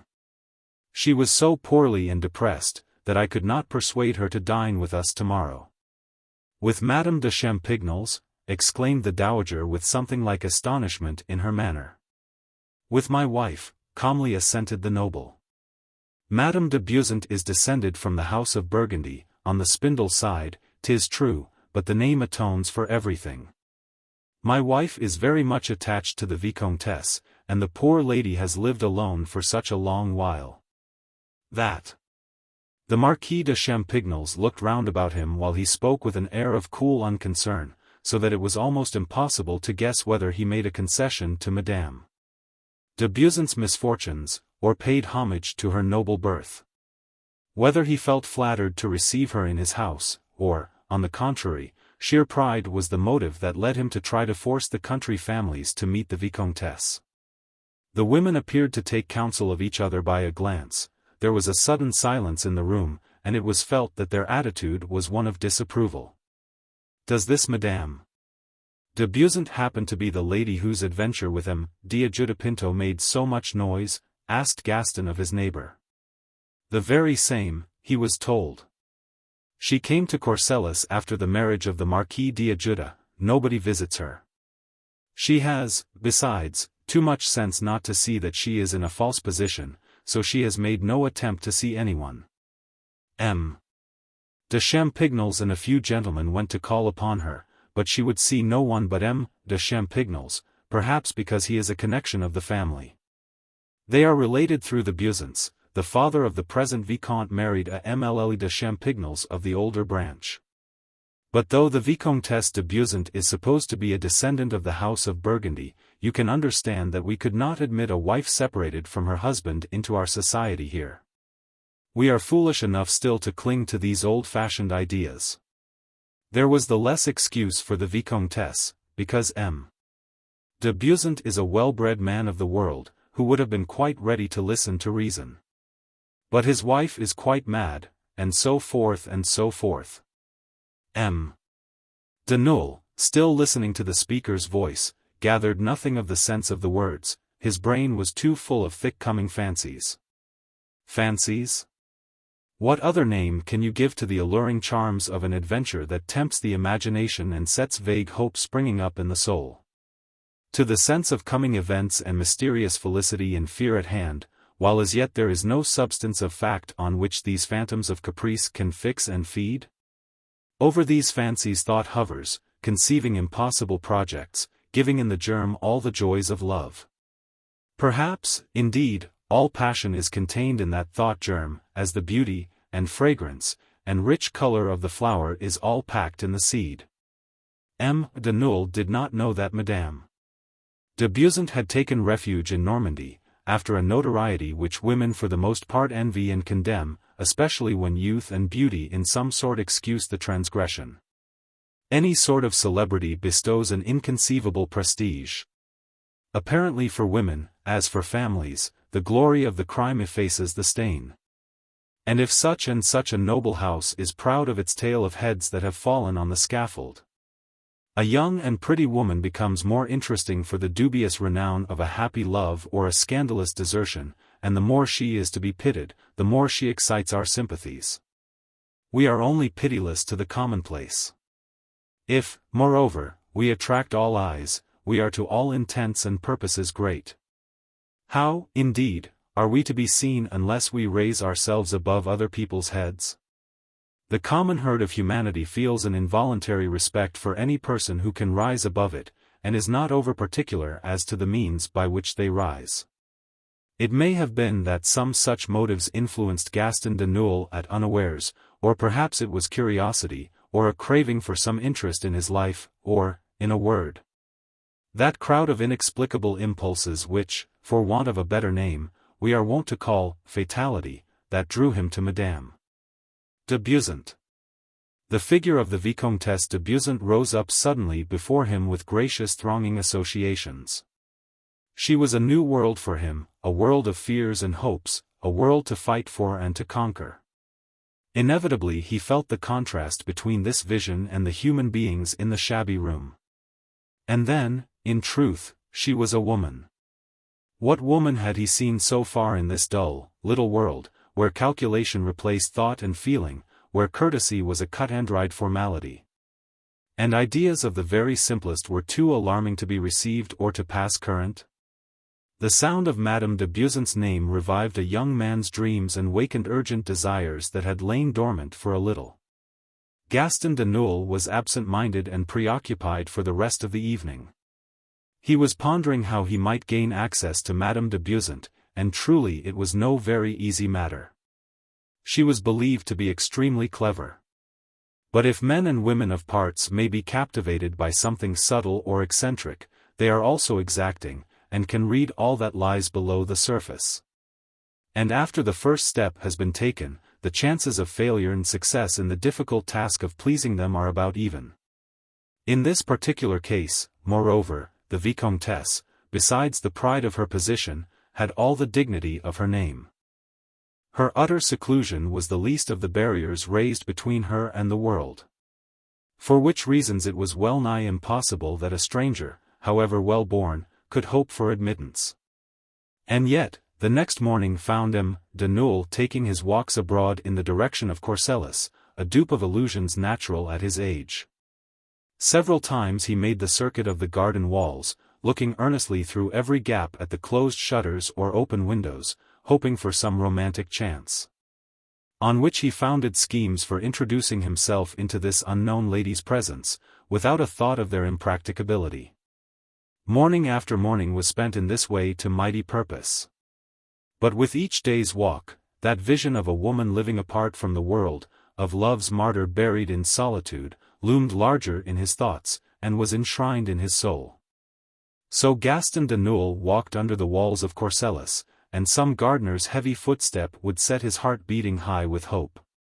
He thought of writing to Madame de Beausant, but on mature consideration, what can you say to a woman whom you have never seen, a complete stranger?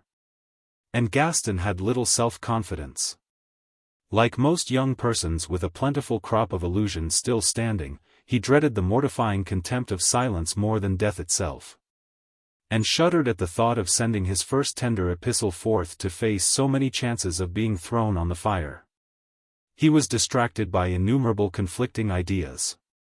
But by dint of inventing chimeras, weaving romances, and cudgelling his brains, he hit at last upon one of the hopeful stratagems that are sure to occur to your mind if you persevere long enough. A stratagem which must make clear to the most inexperienced woman that here was a man who took a fervent interest in her. The caprice of social conventions puts as many barriers between lovers as any Oriental imagination can devise in the most delightfully fantastic tale.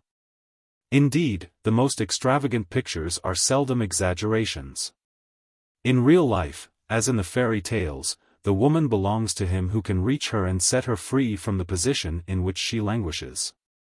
The poorest of calendars that ever fell in love with the daughter of the Caliph is in truth scarcely further from his lady than Gaston de Neuilly from Madame de Beausant. The Vicomtesse knew absolutely nothing of M. de Neuilly's wanderings round her house. Gaston de Neuilly's love grew to the height of the obstacles to overleap.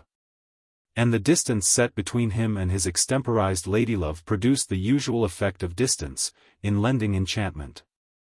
One day, confident in his inspiration, he hoped everything from the love that must pour forth from his eyes. Spoken words, in his opinion, were more eloquent than the most passionate letter. And, besides, he would engage feminine curiosity to plead for him. He went, therefore, to M. de Champignelles, proposing to employ that gentleman for the better success of his enterprise. He informed the Marquis that he had been entrusted with a delicate and important commission which concerned the Vicomtesse de Beausant. That he felt doubtful whether she would read a letter written in an unknown handwriting, or put confidence in a stranger. Would M. de Champignelles, on his next visit, ask the Vicomtesse if she would consent to receive him, Gaston de Neuilly? While he asked the Marquis to keep his secret in case of a refusal, he very ingeniously insinuated sufficient reasons for his own admittance, to be duly passed on to the Vicomtesse. Was not M.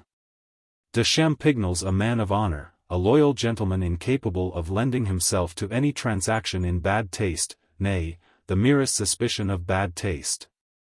Love lends a young man all the self-possession and astute craft of an old ambassador. All the Marquis' harmless vanities were gratified, and the haughty grandee was completely duped. He tried hard to fathom Gaston's secret, but the latter, who would have been greatly perplexed to tell it, turned off M. de Champignelles' adroit questioning with a Norman's shrewdness, till the Marquis, as a gallant Frenchman, complimented his young visitor upon his discretion. M. de Champignelles hurried off at once to Courcelles, with that eagerness to serve a pretty woman which belongs to his time of life. In the Vicomtesse de Beausant's position, such a message was likely to arouse keen curiosity, so, although her memory supplied no reason at all that could bring M. de Neuilly to her house, she saw no objection to his visit, after some prudent inquiries as to his family and condition. At the same time, she began by a refusal. Then she discussed the propriety of the matter with M. de Champignelles, directing her questions so as to discover, if possible, whether he knew the motives for the visit, and finally revoked her negative answer. The discussion and the discretion shown perforce by the Marquis had piqued her curiosity. M. de Champignelles had no mind to cut a ridiculous figure. He said, with the air of a man who can keep another's counsel, that the Vicomtesse must know the purpose of this visit perfectly well. While the Vicomtesse, in all sincerity, had no notion what it could be. Madame de Beausant, in perplexity, connected Gaston with people whom he had never met, went astray after various wild conjectures, and asked herself if she had seen this M. de Neuilly before. In truth, no love letter, however sincere or skilfully indited, could have produced so much effect as this riddle. Again and again Madame de Beausant puzzled over it. When Gaston heard that he might call upon the Vicomtesse, his rapture at so soon obtaining the ardently longed for good fortune was mingled with singular embarrassment. How was he to contrive a suitable sequel to this stratagem? Bah! I shall see her, he said over and over again to himself as he dressed. See her, and that is everything.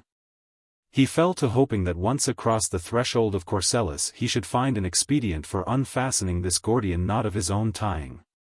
There are believers in the omnipotence of necessity who never turn back. The close presence of danger is an inspiration that calls out all their powers for victory. Gaston de Neuil was one of these. He took particular pains with his dress, imagining, as youth is apt to imagine, that success or failure hangs on the position of a curl, and ignorant of the fact that anything is charming in youth. And, in any case, such women as Madame de Beausant are only attracted by the charms of wit or character of an unusual order. Greatness of character flatters their vanity, promises a great passion, seems to imply a comprehension of the requirements of their hearts. Wit amuses them, responds to the subtlety of their natures, and they think that they are understood. And what do all women wish but to be amused, understood, or adored? It is only after much reflection on the things of life that we understand the consummate coquetry of neglect of dress and reserve at a first interview. And by the time we have gained sufficient astuteness for successful strategy, we are too old to profit by our experience. While Gaston's lack of confidence in his mental equipment drove him to borrow charms from his clothes, Madame de Beausant herself was instinctively giving more attention to her toilette. I would rather not frighten people, at all events, she said to herself as she arranged her hair. In M. de Neuil's character, person, and manner there was that touch of unconscious originality which gives a kind of flavor to things that anyone might say or do, and absolves everything that they may choose to do or say. He was highly cultivated, he had a keen brain, and a face, mobile as his own nature, which won the goodwill of others. The promise of passion and tenderness in the bright eyes was fulfilled by an essentially kindly heart. The resolution which he made as he entered the house at Courcelles was in keeping with his frank nature and ardent imagination. But, bold as he was with love, his heart beat violently when he had crossed the great court, laid out like an English garden, and the manservant, who had taken his name to the Vicomtesse, returned to say that she would receive him. Le Baron de Neuil. Gaston came in slowly, but with sufficient ease of manner.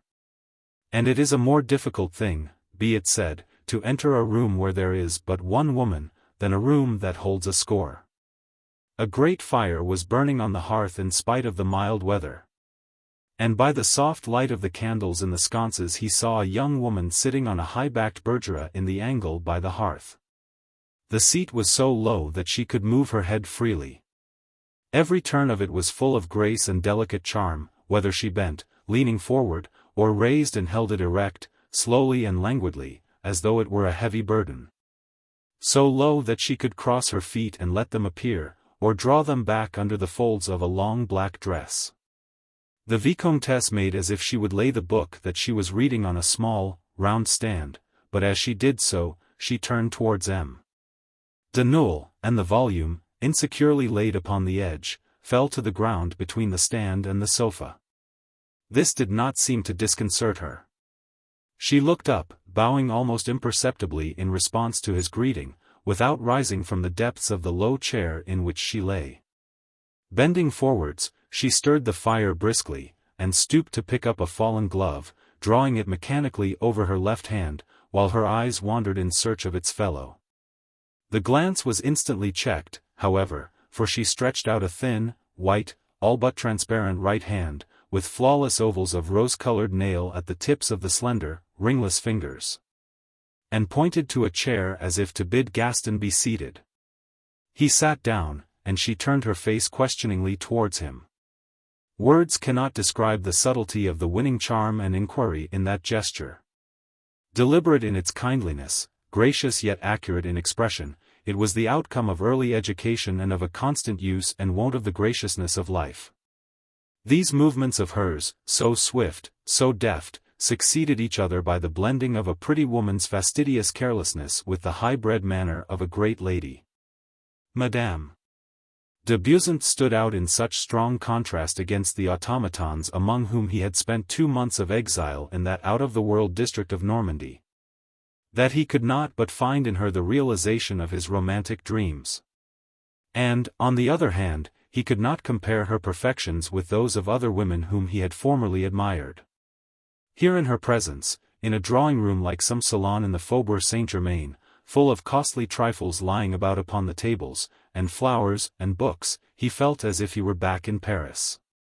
It was a real Parisian carpet beneath his feet. He saw once more the high-bred type of Parisienne, the fragile outlines of her form, her exquisite charm, her disdain of the studied effects which did so much to spoil provincial women. Madame de Beausant had fair hair and dark eyes, and the pale complexion that belongs to fair hair.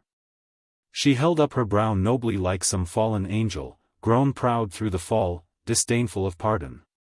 Her way of gathering her thick hair into a crown of plaits above the broad, curving lines of the bandeaus upon her forehead, added to the queenliness of her face. Imagination could discover the ducal coronet of Burgundy in the spiral threads of her golden hair. All the courage of her house seemed to gleam from the great lady's brilliant eyes, such courage as women used to repel audacity or scorn, for they were full of tenderness for gentleness. The outline of that little head, so admirably poised above the long, white throat, the delicate, fine features, the subtle curves of the lips, the mobile face itself, wore an expression of delicate discretion, a faint semblance of irony suggestive of craft and insolence. Yet it would have been difficult to refuse forgiveness to those 2 feminine failings in her. For the lines that came out in her forehead whenever her face was not in repose, like her upward glances, that pathetic trick of manner, told unmistakably of unhappiness, of a passion that had all but cost her her life. A woman, sitting in the great, silent salon, a woman cut off from the rest of the world in this remote little valley, alone, with the memories of her brilliant, happy, and impassioned youth, of continual gaiety and homage paid on all sides, now replaced by the horrors of the void. Was there not something in the sight to strike awe that deepened with reflection?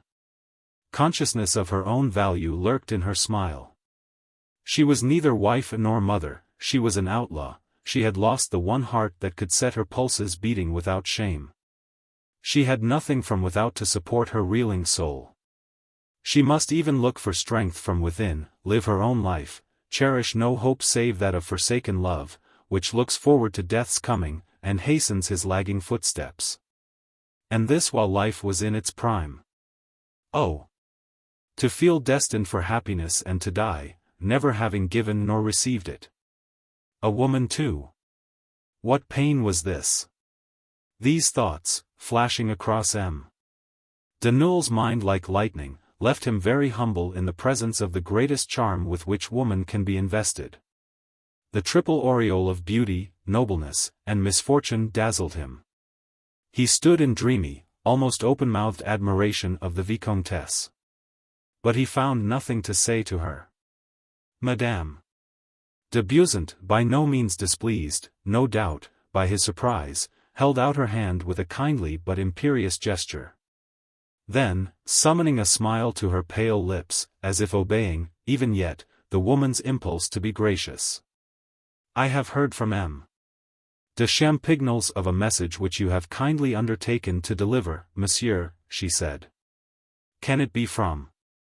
With that terrible phrase Gaston understood, even more clearly than before, his own ridiculous position. The bad taste and bad faith of his behavior towards a woman so noble and so unfortunate. He reddened. The thoughts that crowded in upon him could be read in his troubled eyes.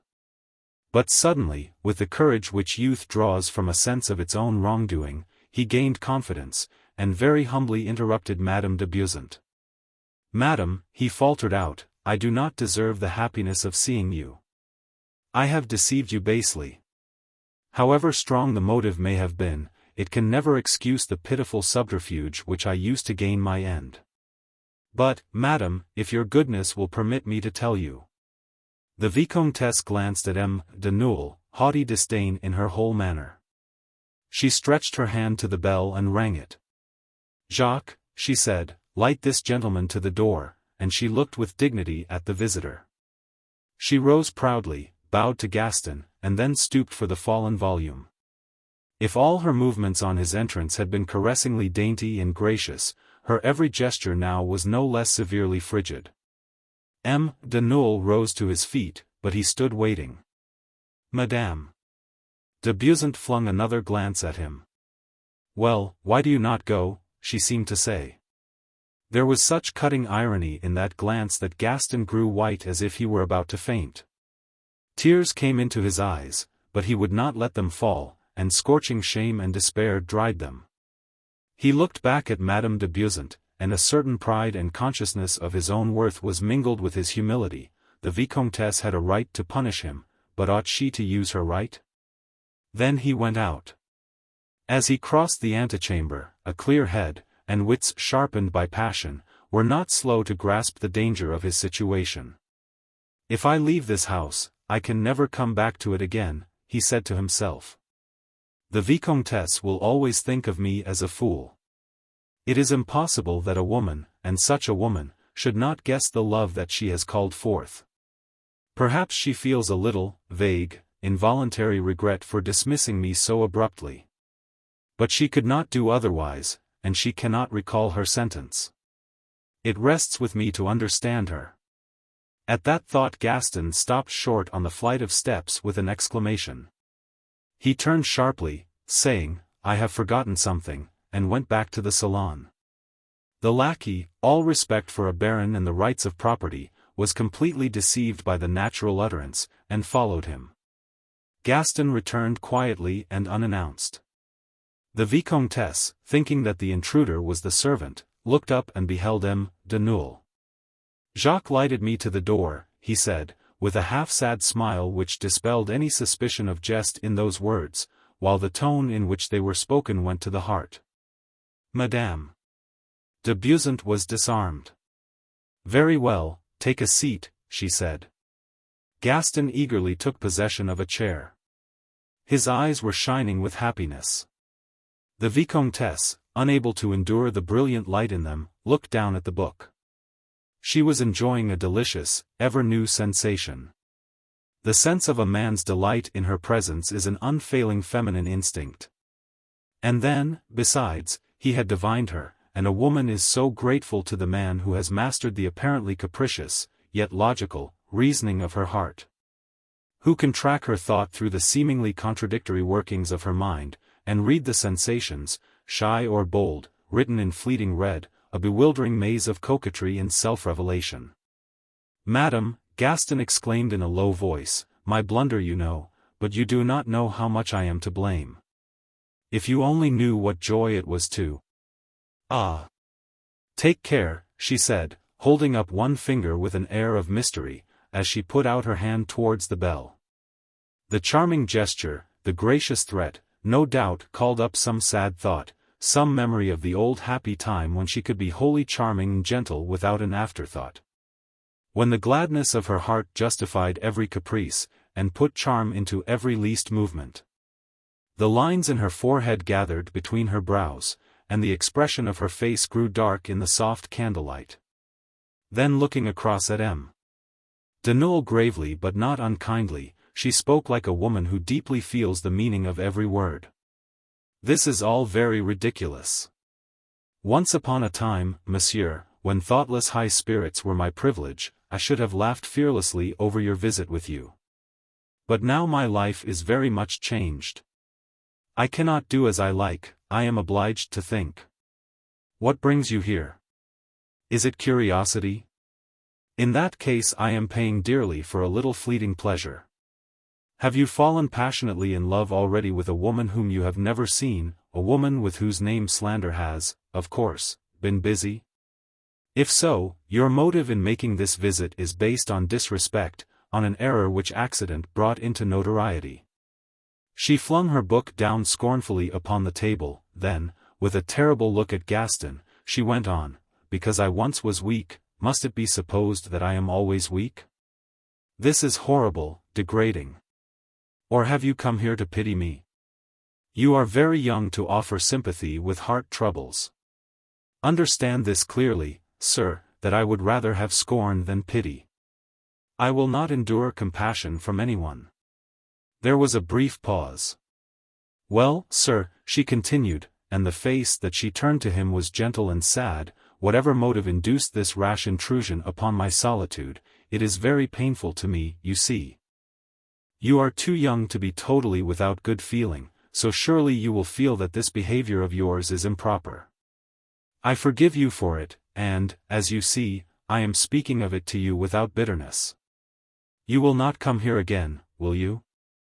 I am entreating when I might command. If you come to see me again, neither you nor I can prevent the whole place from believing that you are my lover, and you would cause me great additional annoyance. You do not mean to do that, I think." She said no more, but looked at him with a great dignity which abashed him. "I have done wrong, madam," he said, with deep feeling in his voice, but it was through enthusiasm and thoughtlessness and eager desire of happiness, the qualities and defects of my age. "Now, I understand that I ought not to have tried to see you," he added. But, at the same time, the desire was a very natural one, and, making an appeal to feeling rather than to the intellect, he described the weariness of his enforced exile. He drew a portrait of a young man in whom the fires of life were burning themselves out, conveying the impression that here was a heart worthy of tender love, a heart which, notwithstanding, had never known the joys of love for a young and beautiful woman of refinement and taste. He explained, without attempting to justify, his unusual conduct. He flattered Madame de Beausant by showing that she had realized for him the ideal lady of a young man's dream, the ideal sought by so many, and so often sought in vain.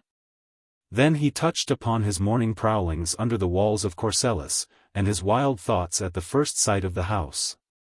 Till he excited that vague feeling of indulgence which a woman can find in her heart for the follies committed for her sake.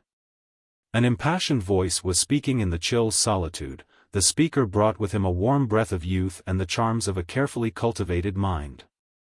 It was so long since Madame de Beausant had felt stirred by real feeling delicately expressed, that it affected her very strongly now.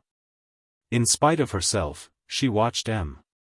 de Nul's expressive face, and admired the noble countenance of a soul, unbroken as yet by the cruel discipline of the life of the world. Unfretted by continual scheming to gratify personal ambition and vanity.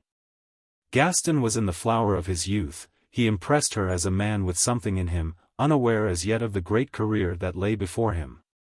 So both these two made reflections most dangerous for their peace of mind, and both strove to conceal their thoughts. M. de Nul saw in the Vicomtesse a rare type of woman, always the victim of her perfections and tenderness. Her graceful beauty is the least of her charms for those who are privileged to know the infinite of feeling and thought and goodness in the soul within. A woman whose instinctive feeling for beauty runs through all the most varied expressions of love, purifying its transports, turning them to something almost holy. Wonderful secret of womanhood, the exquisite gift that nature so seldom bestows. And the Vicomtesse, on her side, listening to the ring of sincerity in Gaston's voice, while he told of his youthful troubles, began to understand all that grown children of 25 suffer from diffidence. When hard work has kept them alike from corrupting influences and intercourse with men and women of the world whose sophistical reasoning and experience destroys the fair qualities of youth. Here was the ideal of a woman's dreams, a man unspoiled as yet by the egoism of family or success, or by that narrow selfishness which blights the first impulses of honor, devotion, self-sacrifice, and high demands of self. All the flowers so soon wither that enrich at first the life of delicate but strong emotions, and keep alive the loyalty of the heart. But these two, once launched forth into the vast of sentiment, went far indeed in theory, sounding the depths in either soul, testing the sincerity of their expressions. Only, whereas Gaston's experiments were made unconsciously, Madame de Beausant had a purpose in all that she said. Bringing her natural and acquired subtlety to the work, she sought to learn M. de Nul's opinions by advancing, as far as she could do so, views diametrically opposed to her own. So witty and so gracious was she, so much herself with this stranger, with whom she felt completely at ease, because she felt sure that they should never meet again, that. After some delicious epigram of hers, Gaston exclaimed unthinkingly, "Oh, madam, how could any man have left you?" The Vicomtesse was silent. Gaston reddened, he thought that he had offended her, but she was not angry. The first deep thrill of delight since the day of her calamity had taken her by surprise. The skill of the cleverest roué could not have made the impression that M. de Nulles made with that cry from the heart. That verdict wrung from a young man's candor gave her back innocence in her own eyes, condemned the world, laid the blame upon the lover who had left her, and justified her subsequent solitary drooping life. The world's absolution, the heartfelt sympathy, the social esteem so longed for, and so harshly refused, nay, all her secret desires were given her to the full in that exclamation. Made fairer yet by the heart's sweetest flatteries and the admiration that women always relish eagerly. He understood her, understood all, and he had given her, as if it were the most natural thing in the world, the opportunity of rising higher through her fall. She looked at the clock. "Ah! Madam, do not punish me for my heedlessness. If you grant me but one evening, vouchsafe not to shorten it." She smiled at the pretty speech. "Well, as we must never meet again," she said, "what signifies a moment more or less? If you were to care for me, it would be a pity." "It is too late now," he said. "Do not tell me that," she answered gravely. "Under any other circumstances I should be very glad to see you. I will speak frankly, and you will understand how it is that I do not choose to see you again, and ought not to do so. You have too much magnanimity not to feel that if I were so much as suspected of a second trespass, everyone would think of me as a contemptible and vulgar woman. I should be like other women. A pure and blameless life will bring my character into relief. I am too proud not to endeavor to live like one apart in the world, a victim of the law through my marriage, man's victim through my love. If I were not faithful to the position which I have taken up, then I should deserve all the reproach that is heaped upon me, I should be lowered in my own eyes. I had not enough lofty social virtue to remain with a man whom I did not love. I have snapped the bonds of marriage in spite of the law. It was wrong, it was a crime, it was anything you like, but for me the bonds meant death. I meant to live. Perhaps if I had been a mother I could have endured the torture of a forced marriage of suitability. At 18 we scarcely know what is done with us, poor girls that we are. I have broken the laws of the world, and the world has punished me, we both did rightly. I sought happiness. Is it not a law of our nature to seek for happiness? I was young, I was beautiful. I thought that I had found a nature as loving, as apparently passionate. I was loved indeed, for a little while. She paused. I used to think, she said, that no one could leave a woman in such a position as mine. I have been forsaken, I must have offended in some way. Yes, in some way, no doubt, I failed to keep some law of our nature, was too loving, too devoted, too exacting, I do not know. Evil days have brought light with them. For a long while I blamed another, now I am content to bear the whole blame. At my own expense, I have absolved that other of whom I once thought I had a right to complain. I had not the art to keep him, fate has punished me heavily for my lack of skill. I only knew how to love, how can one keep oneself in mind when one loves? So I was a slave when I should have sought to be a tyrant. Those who know me may condemn me, but they will respect me too.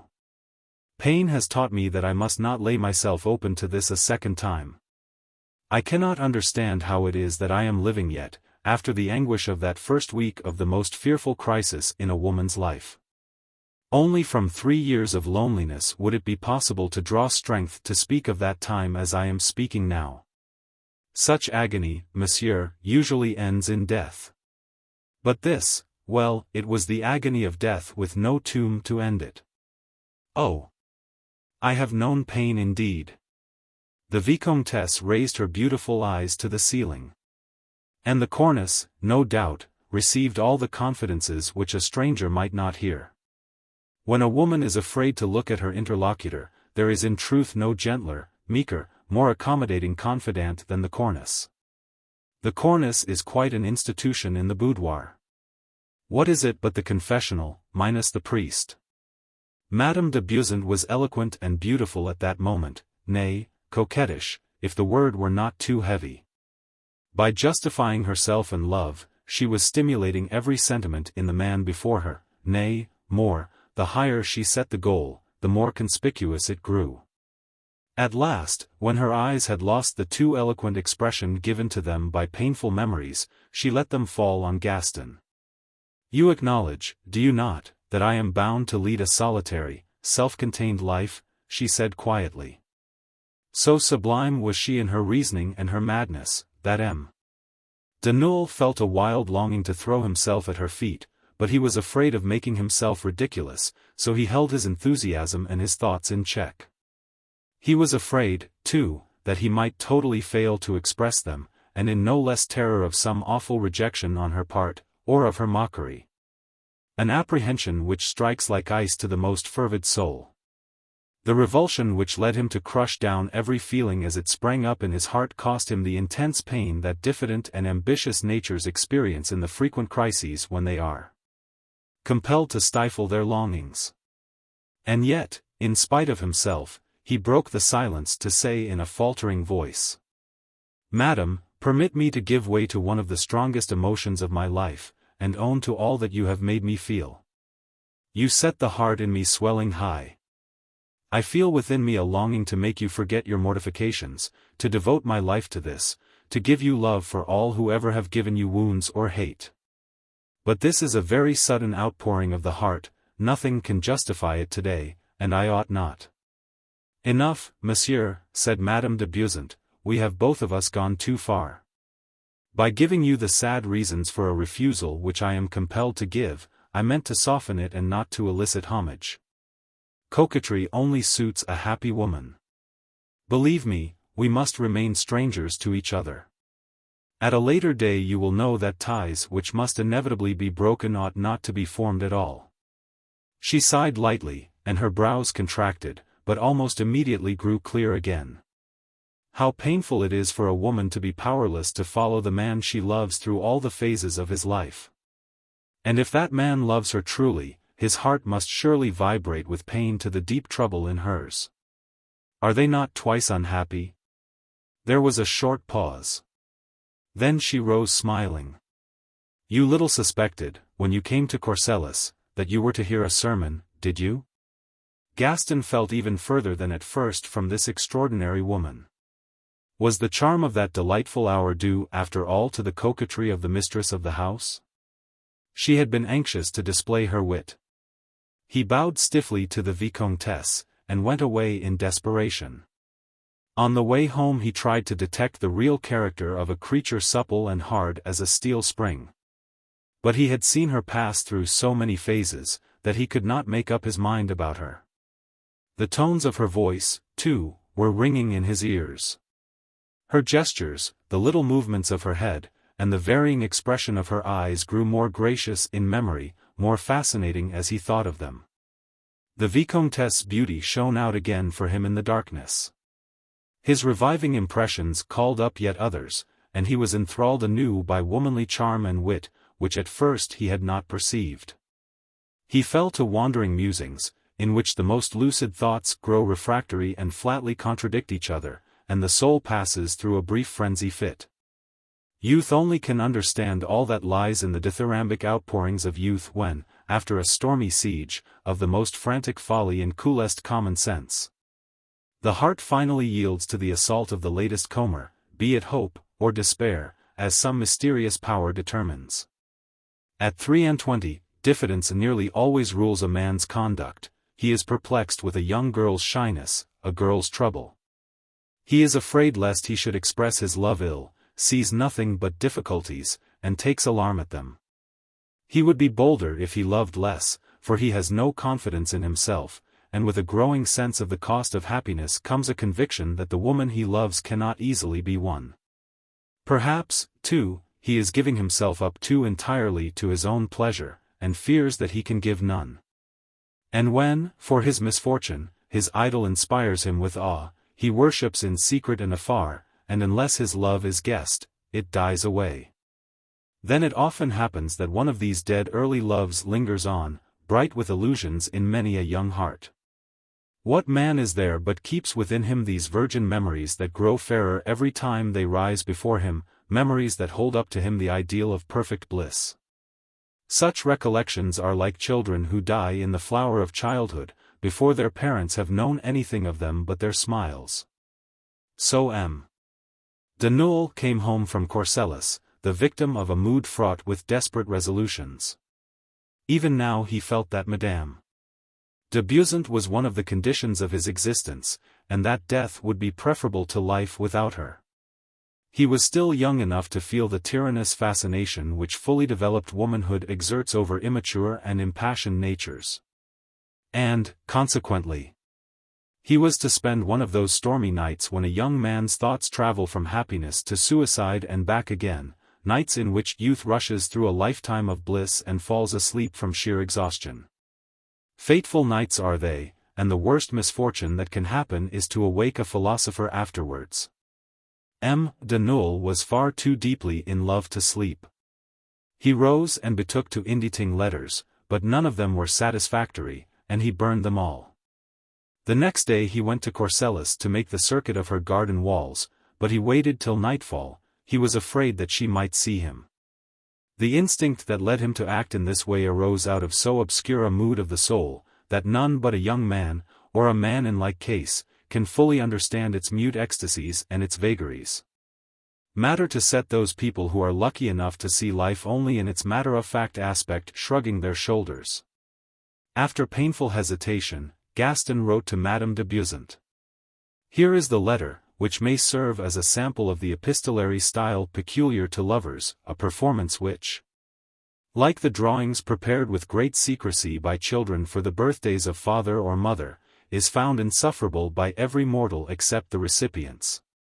Madam, your power over my heart, my soul, myself, is so great that my fate depends wholly upon you today. Do not throw this letter into the fire, be so kind as to read it through. Perhaps you may pardon the opening sentence when you see that it is no commonplace, selfish declaration, but that it expresses a simple fact.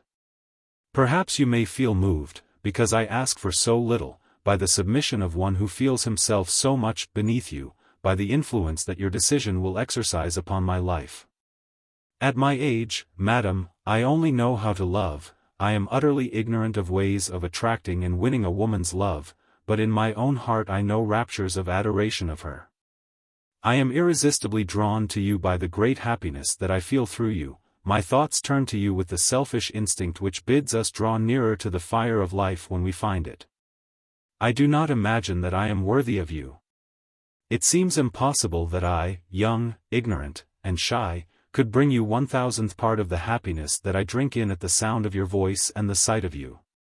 For me you are the only woman in the world. I cannot imagine life without you, so I have made up my mind to leave France, and to risk my life till I lose it in some desperate enterprise, in the Indies, in Africa, I care not where. How can I quell a love that knows no limits save by opposing to it something as infinite?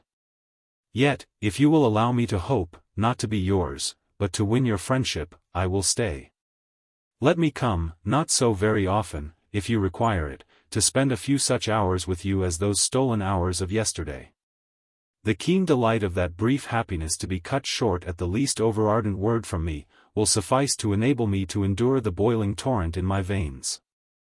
Have I presumed too much upon your generosity by this entreaty to suffer an intercourse in which all the gain is mine alone? You could find ways of showing the world, to which you sacrifice so much, that I am nothing to you. You are so clever and so proud. What have you to fear? If I could only lay bare my heart to you at this moment, to convince you that it is with no lurking afterthought that I make this humble request. Should I have told you that my love was boundless, while I prayed you to grant me friendship, if I had any hope of your sharing this feeling in the depths of my soul? No, while I am with you, I will be whatever you will, if only I may be with you. If you refuse, as you have the power to refuse, I will not utter one murmur, I will go. And if, at a later day, any other woman should enter into my life, you will have proof that you were right, but if I am faithful till death, you may feel some regret perhaps. The hope of causing you a regret will soothe my agony, and that thought shall be the sole revenge of a slighted heart. Only those who have passed through all the exceeding tribulations of youth, who have seized on all the chimeras with two white pinions, the nightmare fancies at the disposal of a fervid imagination, can realize the horrors that seized upon Gaston de Neuil when he had reason to suppose that his ultimatum was in Madame de Beauseant's hands. He saw the Vicomtesse, wholly untouched, laughing at his letter and his love, as those can laugh who have ceased to believe in love. He could have wished to have his letter back again. It was an absurd letter. There were 1,001 things, now that he came to think of it, that he might have said, things infinitely better and more moving than those stilted phrases of his, those accursed, sophisticated, pretentious, fine-spun phrases, though, luckily, the punctuation had been pretty bad and the lines shockingly crooked. He tried not to think, not to feel, but he felt and thought, and was wretched.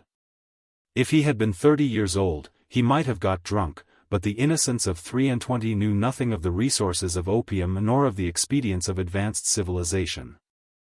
Nor had he at hand one of those good friends of the Parisian pattern who understand so well how to say poète, non dolet. By producing a bottle of champagne, or alleviate the agony of suspense by carrying you off somewhere to make a night of it.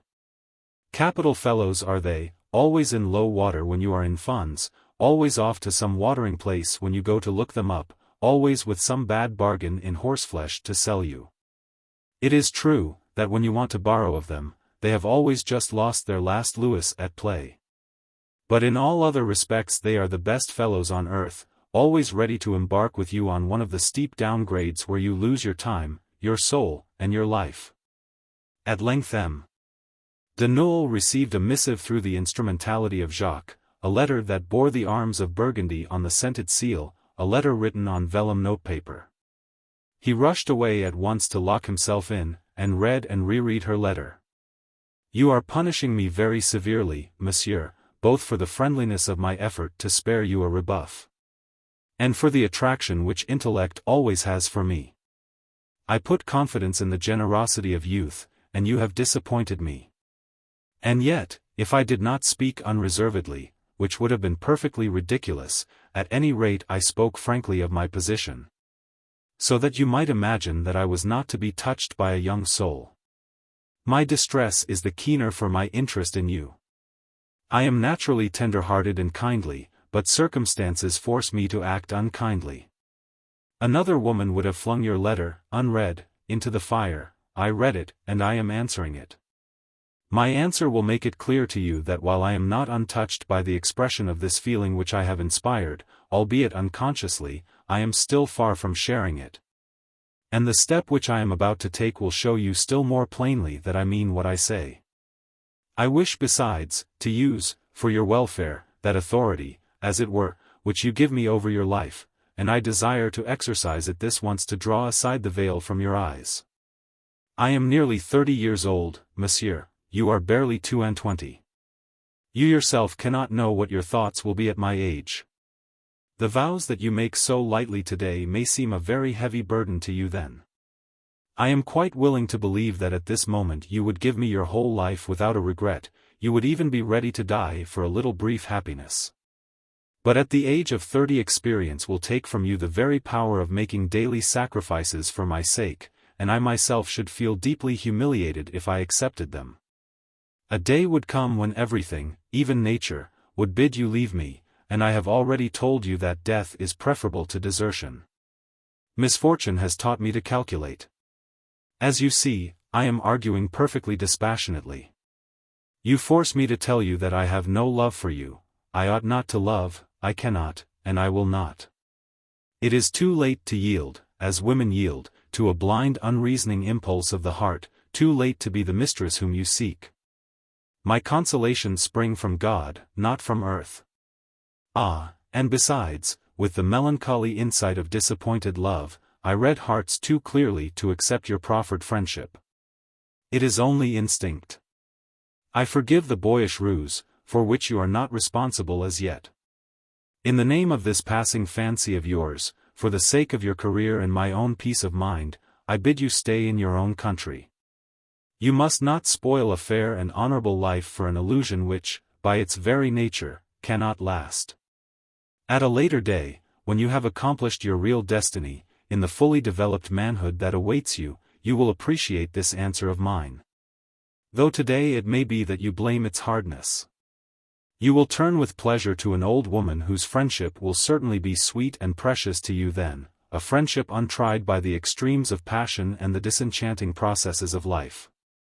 A friendship which noble thoughts and thoughts of religion will keep pure and sacred. Farewell. Do my bidding with the thought that your success will bring a gleam of pleasure into my solitude, and only think of me as we think of absent friends. Gaston de Neuil read the letter, and wrote the following lines. Madam, if I could cease to love you, to take the chances of becoming an ordinary man which you hold out to me, you must admit that I should thoroughly deserve my fate. No, I shall not do as you bid me, the oath of fidelity which I swear to you shall only be absolved by death. Ah! Take my life, unless indeed you do not fear to carry a remorse all through your own. When the man returned from his errand, M. de Neuil asked him with whom he left the note. I gave it to Madame la Vicomtesse herself, sir. She was in her carriage and just about to start. For the town? I don't think so, sir. Madame la Vicomtesse had post horses. Ah! Then she is going away, said the Baron. Yes, sir, the man answered. Gaston de Neuil at once prepared to follow Madame de Beausant. She led the way as far as Geneva, without a suspicion that he followed. And he? Amid the many thoughts that assailed him during that journey, one all-absorbing problem filled his mind: why did she go away? Theories grew thickly on such ground for supposition, and naturally he inclined to the one that flattered his hopes. If the Vicomtesse cares for me, a clever woman would, of course, choose Switzerland, where nobody knows either of us, in preference to France, where she would find censorious critics. An impassioned lover of a certain stamp would not feel attracted to a woman clever enough to choose her own ground. Such women are too clever. However, there is nothing to prove that there was any truth in Gaston's supposition. The Vicomtesse took a small house by the side of the lake. As soon as she was installed in it, Gaston came one summer evening in the twilight. Jacques, that flunky in grain, showed no sign of surprise, and announced M. Le Baron de Neuil like a discreet domestic well acquainted with good society. At the sound of the name, at the sight of its owner, Madame de Beausant let her book fall from her hands. Her surprise gave him time to come close to her, and to say in tones that sounded like music in her ears: "What a joy it was to me to take the horses that brought you on this journey. To have the inmost desires of the heart so fulfilled. Where is the woman who could resist such happiness as this? An Italian woman, one of those divine creatures who, psychologically, are as far removed from the Parisian as if they lived at the antipodes. A being who would be regarded as profoundly immoral on this side of the Alps, an Italian," to resume, made the following comment on some French novels which she had been reading. "I cannot see," she remarked, "why these poor lovers take such a time over coming to an arrangement which ought to be the affair of a single morning. Why should not the novelist take a hint from this worthy lady, and refrain from exhausting the theme and the reader? Some few passages of coquetry it would certainly be pleasant to give in outline. The story of Madame de Beausant's demurs and sweet delayings, that, like the Vestal virgins of antiquity, she might fall gracefully. And by lingering over the innocent raptures of first love draw from it its utmost strength and sweetness." M. de Neuil was at an age when a man is the dupe of these caprices, of the fence which women delight to prolong. Either to dictate their own terms, or to enjoy the sense of their power yet longer, knowing instinctively as they do that it must soon grow less. But, after all, these little boudoir protocols, less numerous than those of the Congress of London, are too small to be worth mention in the history of this passion. For 3 years Madame de Beausant and M. de Newell lived in the villa on the Lake of Geneva. They lived quite alone, received no visitors, caused no talk, rose late, went out together upon the lake, knew, in short, the happiness of which we all of us dream. It was a simple little house, with green shutters, and broad balconies shaded with awnings, a house contrived of set purpose for lovers, with its white couches, soundless carpets, and fresh hangings. Everything within it reflecting their joy. Every window looked out on some new view of the lake. In the far distance lay the mountains, fantastic visions of changing color and evanescent cloud. Above them spread the sunny sky, before them stretched the broad sheet of water, never the same in its fitful changes. All their surroundings seemed to dream for them, all things smiled upon them. Then weighty matters recalled M. de Newell to France. His father and brother died, and he was obliged to leave Geneva. The lovers bought the house. And if they could have had their way, they would have removed the hills piecemeal, drawn off the lake with a siphon, and taken everything away with them. Madame de Beausant followed M. de Newell.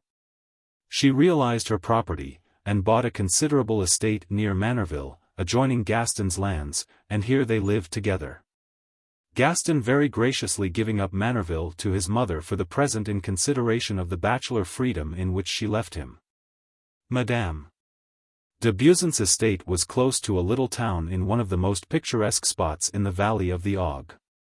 Here the lovers raised barriers between themselves and social intercourse, barriers which no creature could overleap, and here the happy days of Switzerland were lived over again. For 9 whole years they knew happiness which it serves no purpose to describe. Happiness which may be divined from the outcome of the story by those whose souls can comprehend poetry and prayer in their infinite manifestations. All this time Madame de Beausant's husband, the present Marquis, his father and elder brother having died, enjoyed the soundest health. There is no better aid to life than a certain knowledge that our demise would confer a benefit on some fellow creature. M. de Beausant was one of those ironical and wayward beings who, like holders of life annuities, wake with an additional sense of relish every morning to a consciousness of good health. For the rest, he was a man of the world, somewhat methodical and ceremonious, and a calculator of consequences.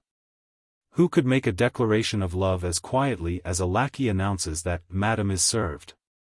This brief biographical notice of his lordship the Marquis de Beausant is given to explain the reasons why it was impossible for the Marquise to marry M. de Newell. So, after a 9 years' lease of happiness, the sweetest agreement to which a woman ever put her hand, M. de Newell and Madame de Beausant were still in a position quite as natural and quite as false as at the beginning of their adventure. And yet they had reached a fatal crisis, which may be stated as clearly as any problem in mathematics.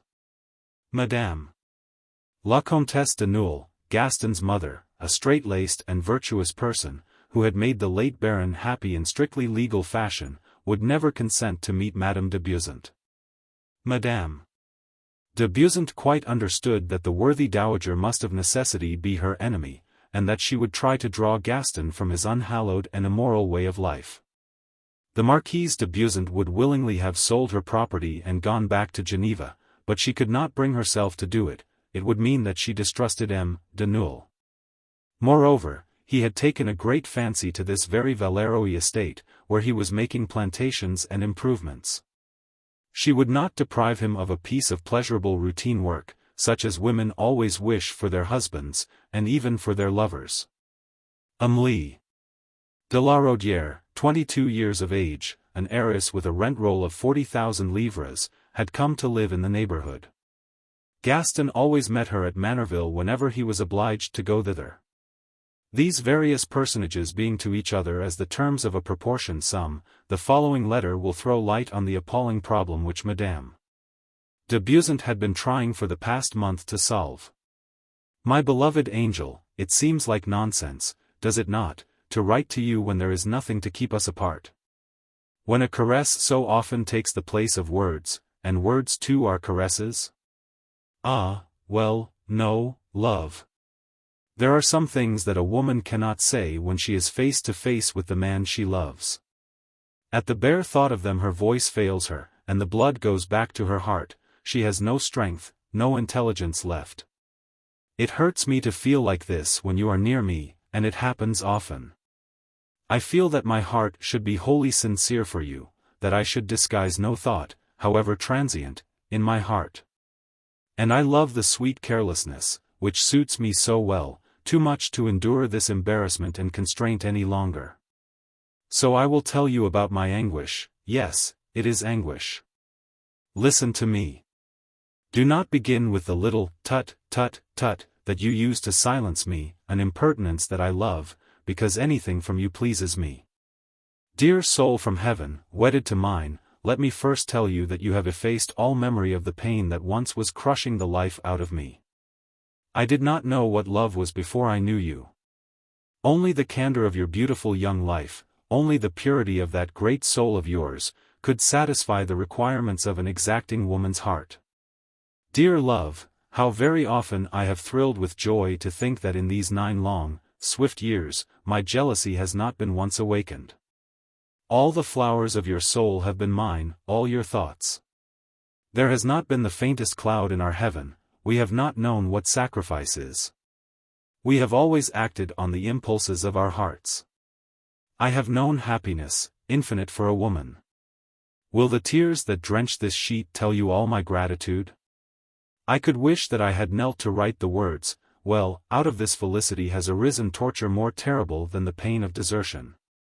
Dear, there are very deep recesses in a woman's heart. How deep in my own heart, I did not know myself until today, as I did not know the whole extent of love. The greatest misery which could overwhelm us is a light burden compared with the mere thought of harm for him whom we love. And how if we cause the harm, is it not enough to make one die? This is the thought that is weighing upon me. But it brings in its train another thought that is heavier far, a thought that tarnishes the glory of love, and slays it, and turns it into a humiliation which sullies life as long as it lasts. You are 30 years old, I am 40.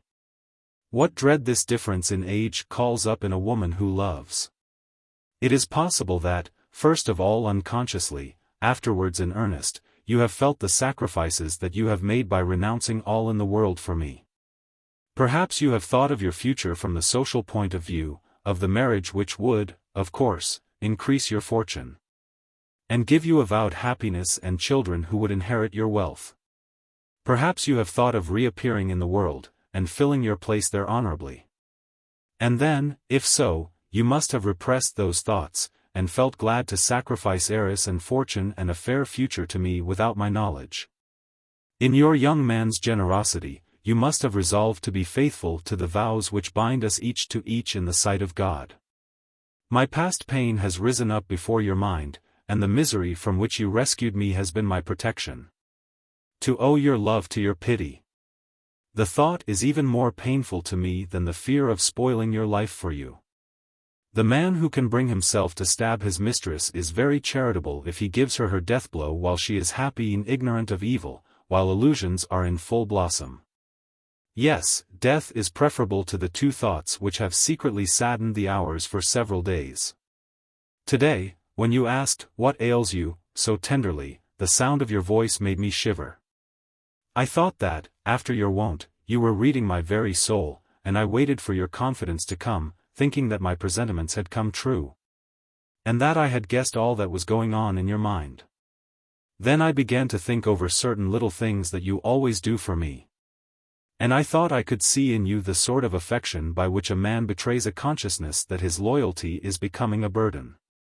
And in that moment I paid very dear for my happiness. I felt that nature always demands the price for the treasure called love. Briefly, has not fate separated us? Can you have said, sooner or later I must leave poor Claire, why not separate in time? I read that thought in the depths of your eyes, and went away to cry by myself, hiding my tears from you. The first tears that I have shed for sorrow for these 10 years, I am too proud to let you see them, but I did not reproach you in the least. Yes, you are right. I ought not to be so selfish as to bind your long and brilliant career to my so soon outworn life. And yet, how if I have been mistaken? How if I have taken your love melancholy for a deliberation? Oh, my love, do not leave me in suspense, punish this jealous wife of yours, but give her back the sense of her love and yours. The whole woman lies in that consciousness sanctifies everything. Since your mother came, since you paid a visit to Mlle de Rodière, I have been gnawed by doubts dishonoring to us both. Make me suffer for this, but do not deceive me. I want to know everything that your mother said and that you think. If you have hesitated between some alternative and me, I give you back your liberty. I will not let you know what happens to me, I will not shed tears for you to see. Only, I will not see you again. Ah! I cannot go on, my heart is breaking. Vertical ellipsis. I have been sitting benumbed and stupid for some moments. Dear love, I do not find that any feeling of pride rises against you, you are so kind-hearted, so open, you would find it impossible to hurt me or to deceive me.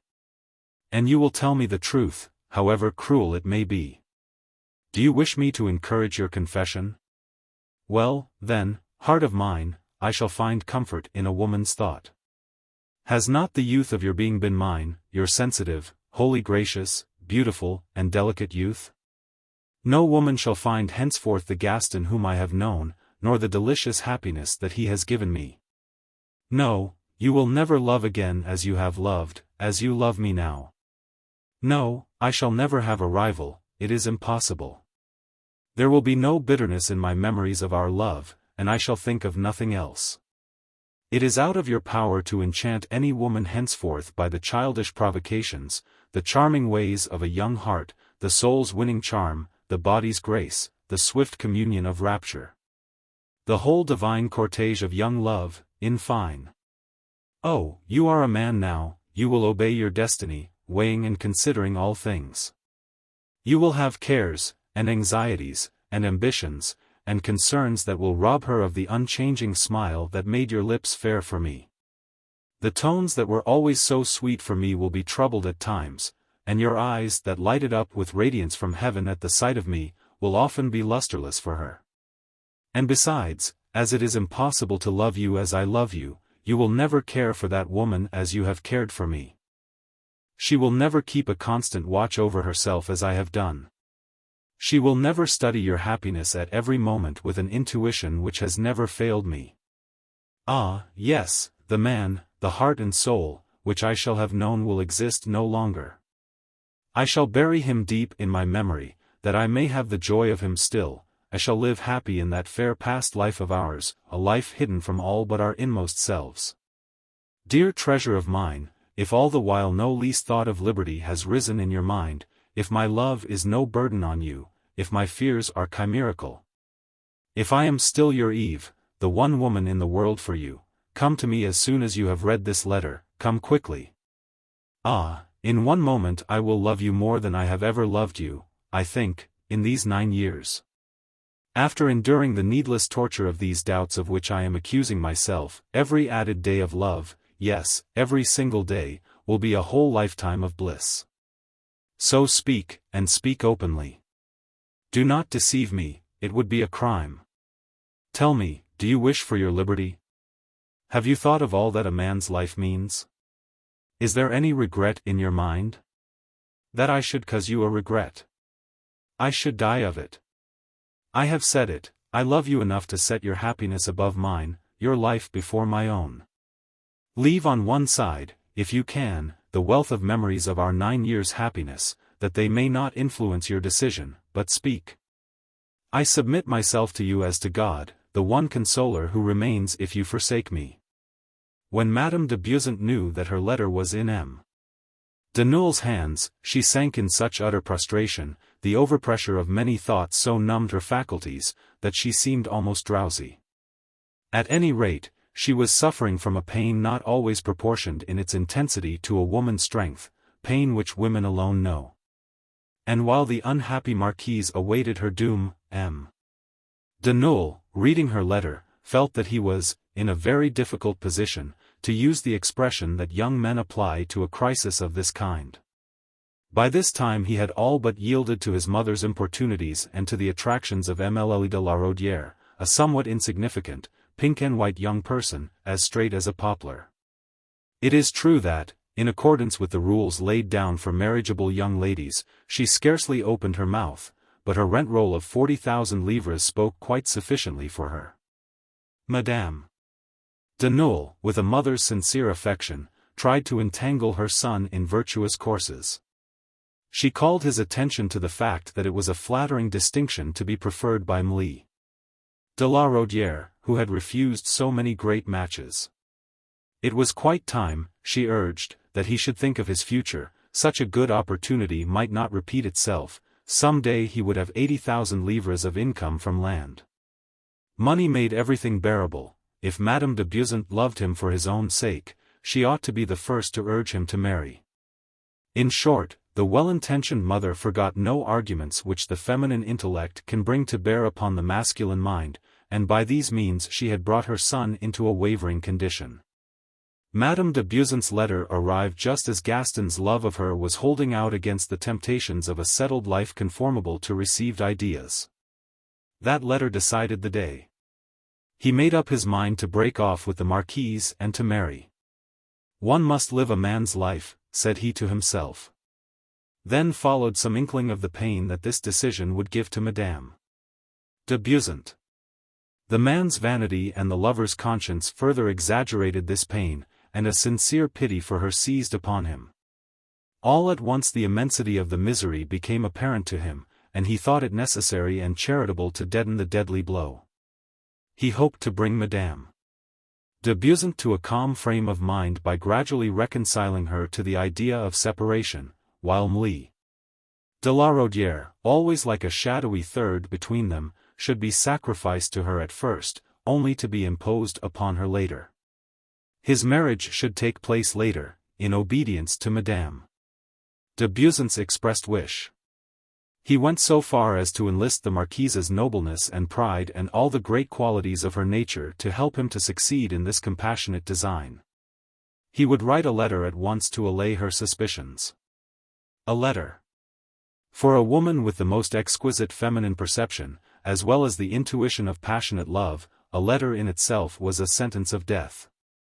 So when Jacques came and brought Madame de Beauseant a sheet of paper folded in a triangle, she trembled, poor woman, like a snared swallow. A mysterious sensation of physical cold spread from head to foot, wrapping her about in an icy winding sheet. If he did not rush to her feet, if he did not come to her in tears, and pale, and like a lover, she knew that all was lost. And yet, so many hopes are there in the heart of a woman who loves, that she is only slain by stab after stab, and loves on till the last drop of lifeblood drains away. Does Madame need anything? Jacques asked gently, as he went away. No, she said. Poor fellow, she thought, brushing a tear from her eyes, he guesses my feelings, servant though he is. She read, My beloved, you are inventing idle terrors for yourself. The marquise gazed at the words, and a thick mist spread before her eyes. A voice in her heart cried, He lies. Then she glanced down the page with the clairvoyant eagerness of passion, and read these words at the foot, Nothing has been decided as yet, turning to the other side with convulsive quickness. She saw the mind of the writer distinctly through the intricacies of the wording. This was no spontaneous outburst of love. She crushed it in her fingers, twisted it, tore it with her teeth, flung it in the fire, and cried aloud, Ah! Base that he is! I was his, and he had ceased to love me. She sank half dead upon the couch. M. de Neuilly went out as soon as he had written his letter. When he came back, Jacques met him on the threshold with a note. Madame la Marquise has left the chateau, said the man. M. de Neuilly, in amazement, broke the seal and read. Madam, if I could cease to love you, to take the chances of becoming an ordinary man which you hold out to me, you must admit that I should thoroughly deserve my fate. No, I shall not do as you bid me, the oath of fidelity which I swear to you shall only be absolved by death. Ah! Take my life, unless indeed you do not fear to carry a remorse all through your own.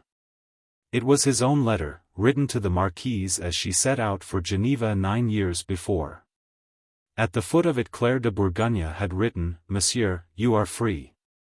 M. de Nulles went to his mother at Manorville. In less than 3 weeks he married Mlle Stéphanie de la Rodière.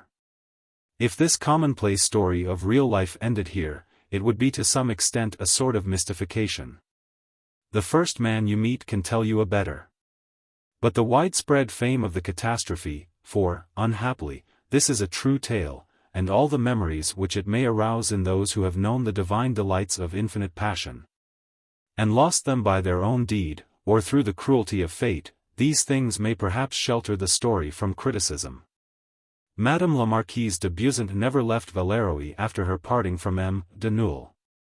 After his marriage she still continued to live there, for some inscrutable woman's reason. Any woman is at liberty to assign the one which most appeals to her. Claire de Bourgogne lived in such complete retirement that none of the servants, save Jacques and her own woman, ever saw their mistress.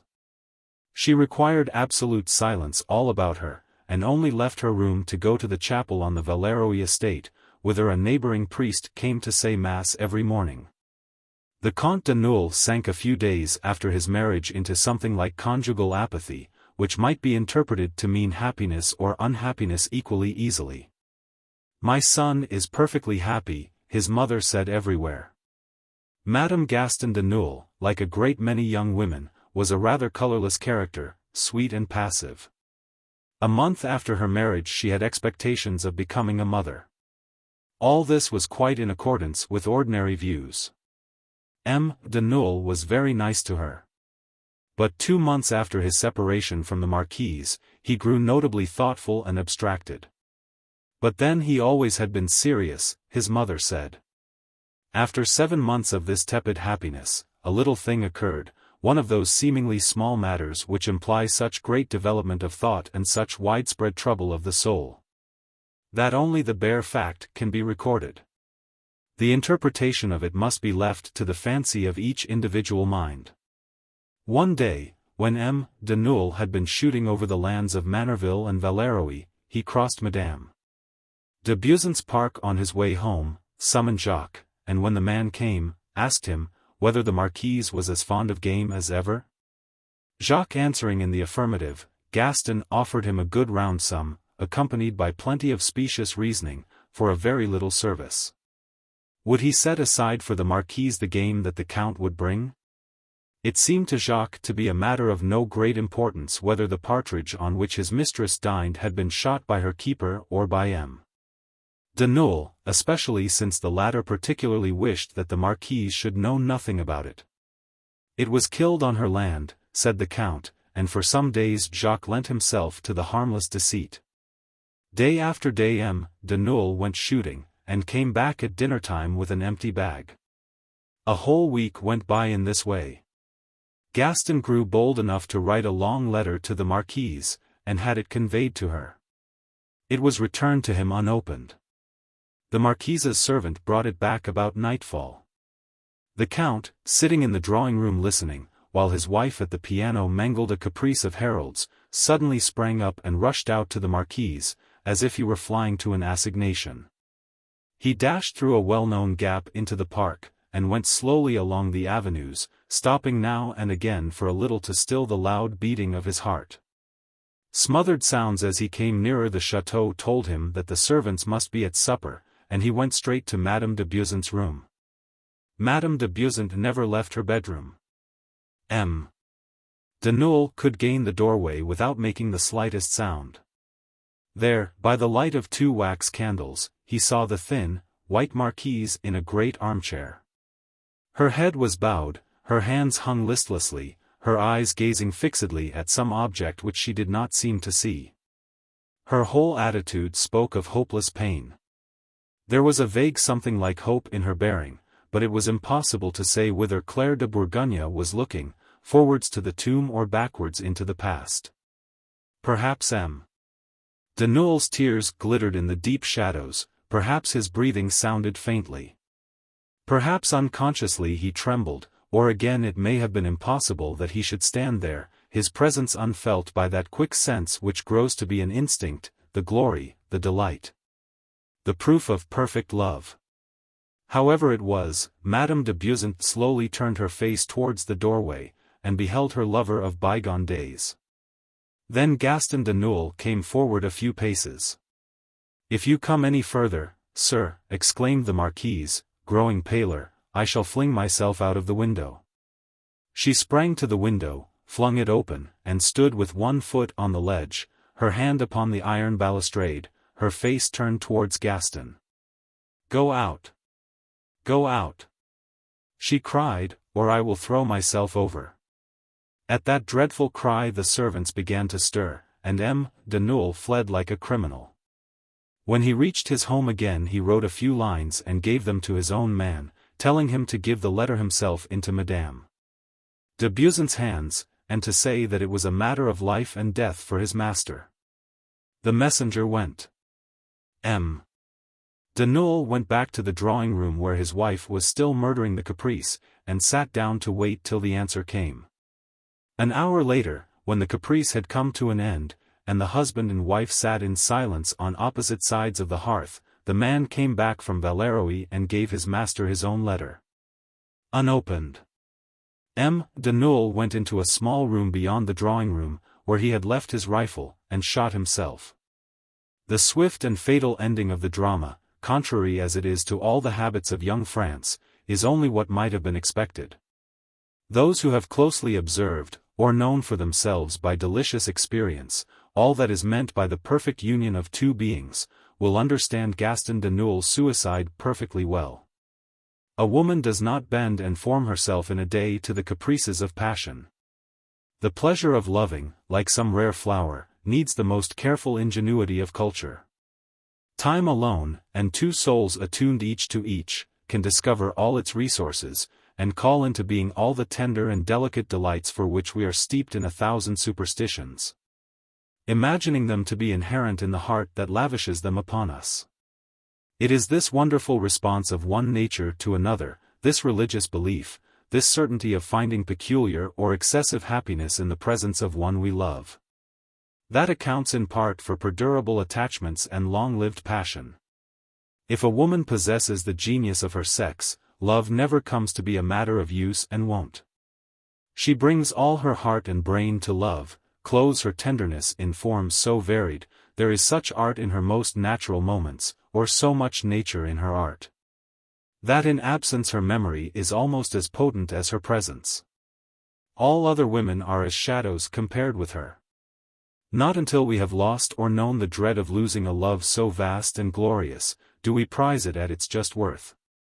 And if a man who has once possessed this love shuts himself out from it by his own act and deed, and sinks to some loveless marriage, if by some incident, hidden in the obscurity of married life, the woman with whom he hoped to know the same felicity makes it clear that it will never be revived for him, if, with the sweetness of divine love still on his lips, he has dealt a deadly wound to her, his wife in truth, whom he forsook for a social chimera, then he must either die or take refuge in a materialistic, selfish, and heartless philosophy, from which impassioned souls shrink in horror.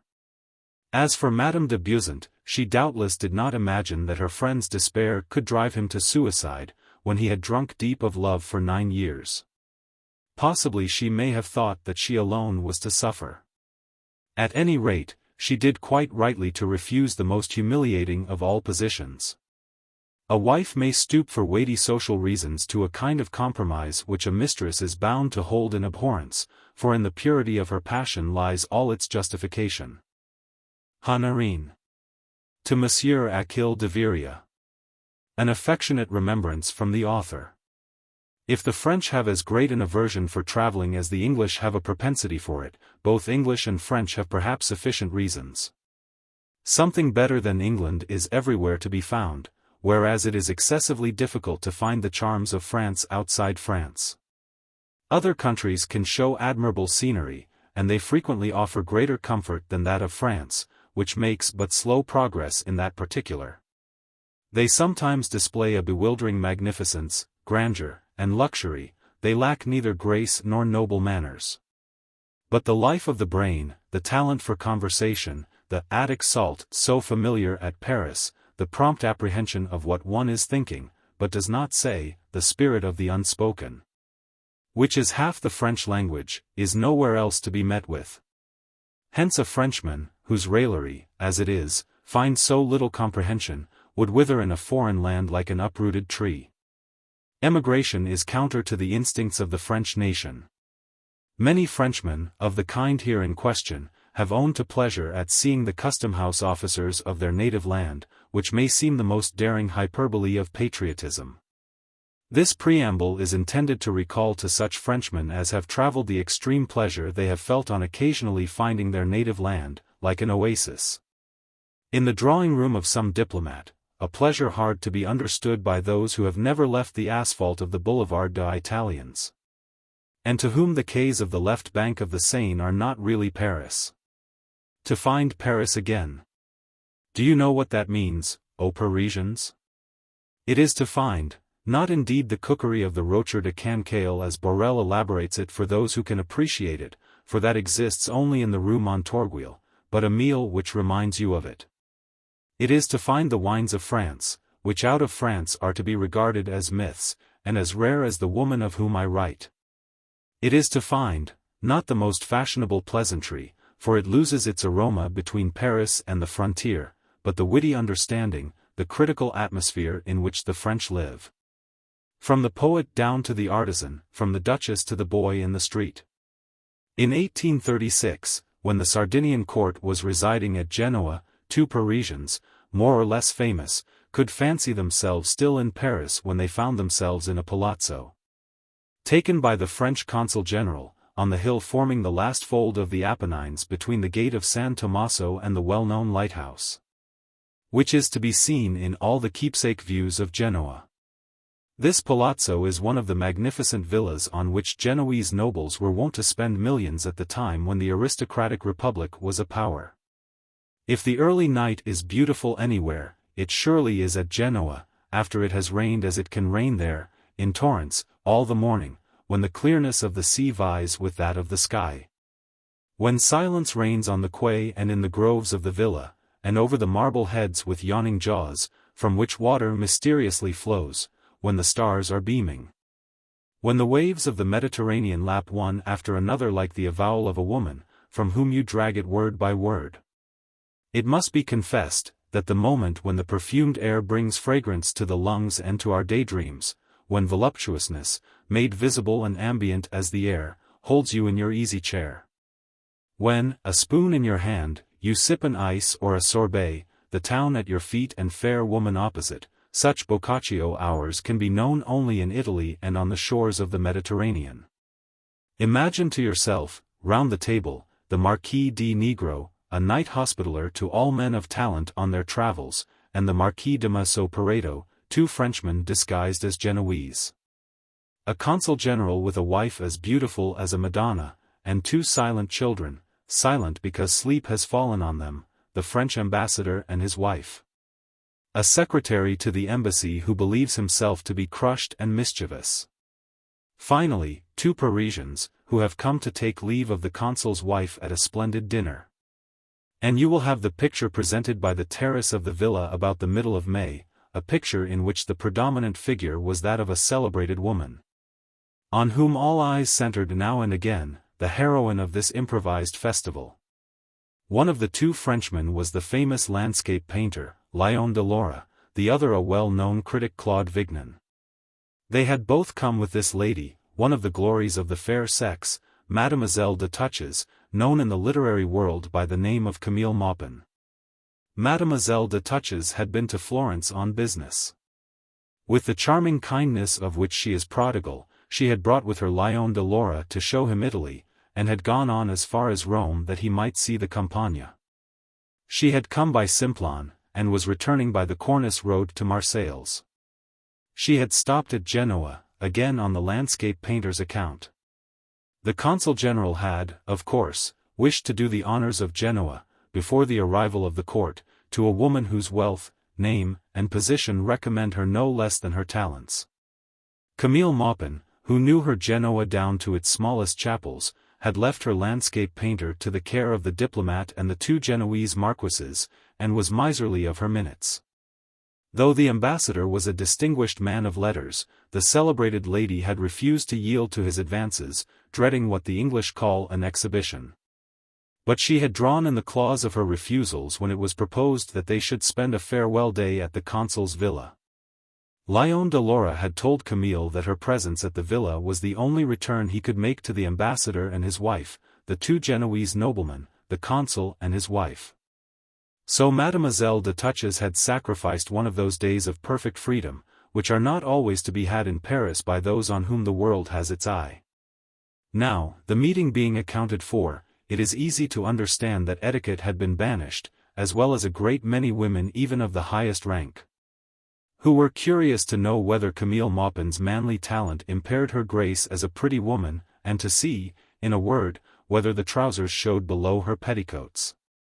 After dinner till 9 o'clock, when a collation was served, though the conversation had been gay and grave by turns, and constantly enlivened by Léon de Lora's sallies, for he is considered the most roguish wit of Paris today, and by the good taste which will surprise no one after the list of guests.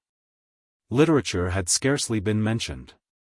However, the butterfly flittings of this French tilting match were certain to come to it, were it only to flutter over this essentially French subject.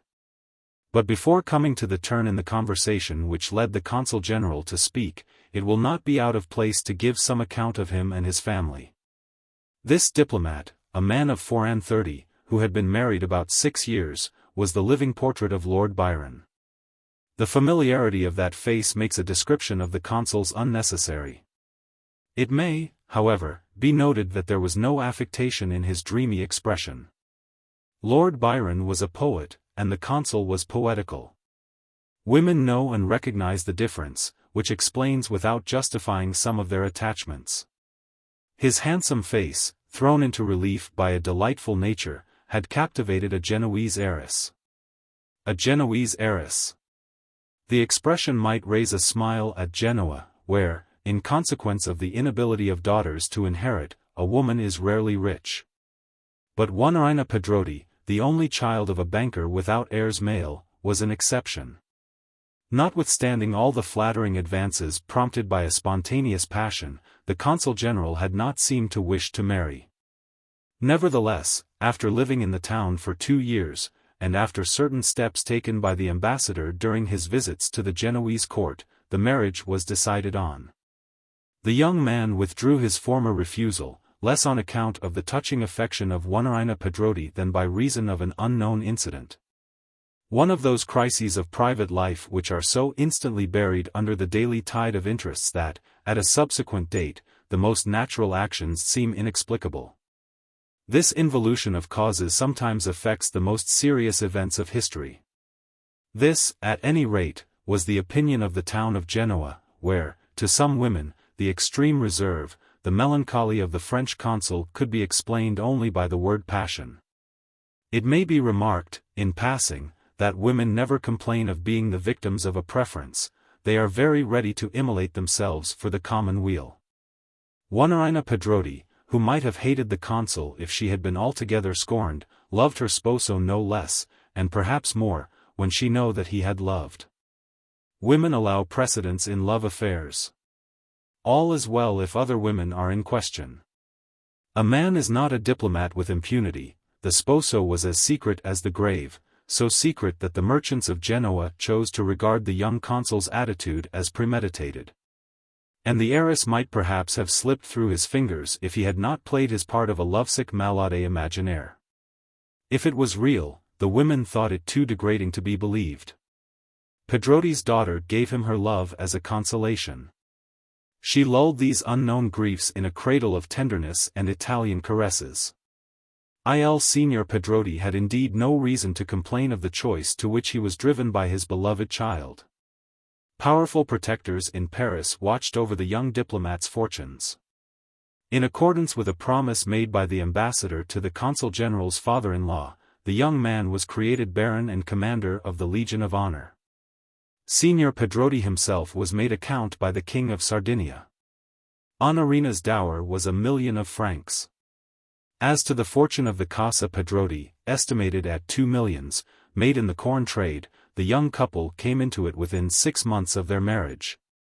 For the first and last Count Pedrotti died in January 1831. Honorine Pedrotti is one of those beautiful Genoese women who, when they are beautiful, are the most magnificent creatures in Italy. Michelangelo took his models in Genoa for the tomb of Giuliano. Hence the fullness and singular placing of the breast in the figures of Day and Night, which so many critics have thought exaggerated, but which is peculiar to the women of Liguria. A Genoese beauty is no longer to be found excepting under the Mazzaro, as at Venice it is met with only under the Fazioli. This phenomenon is observed among all fallen nations.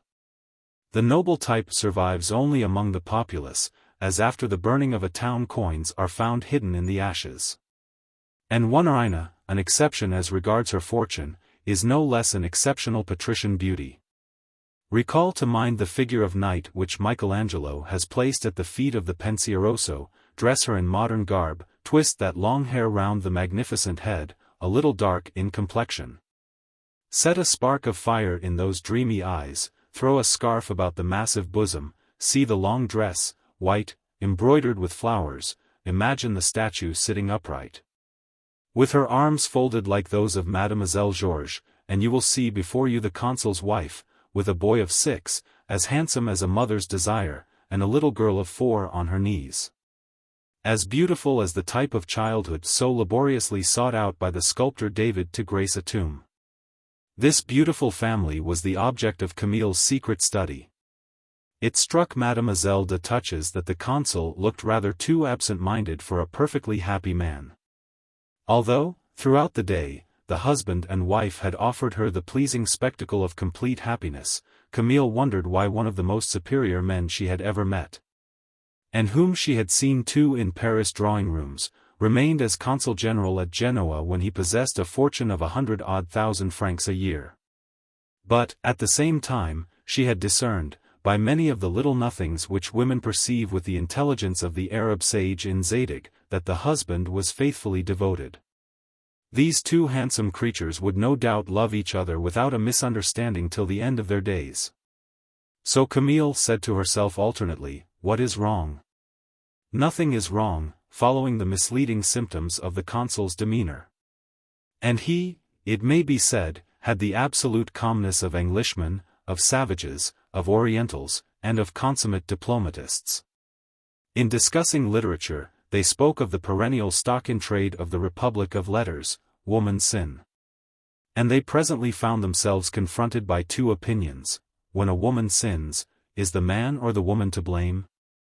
The three women present, the ambassadress, the consul's wife, and Mademoiselle de Touches, women, of course, of blameless reputations, were without pity for the woman.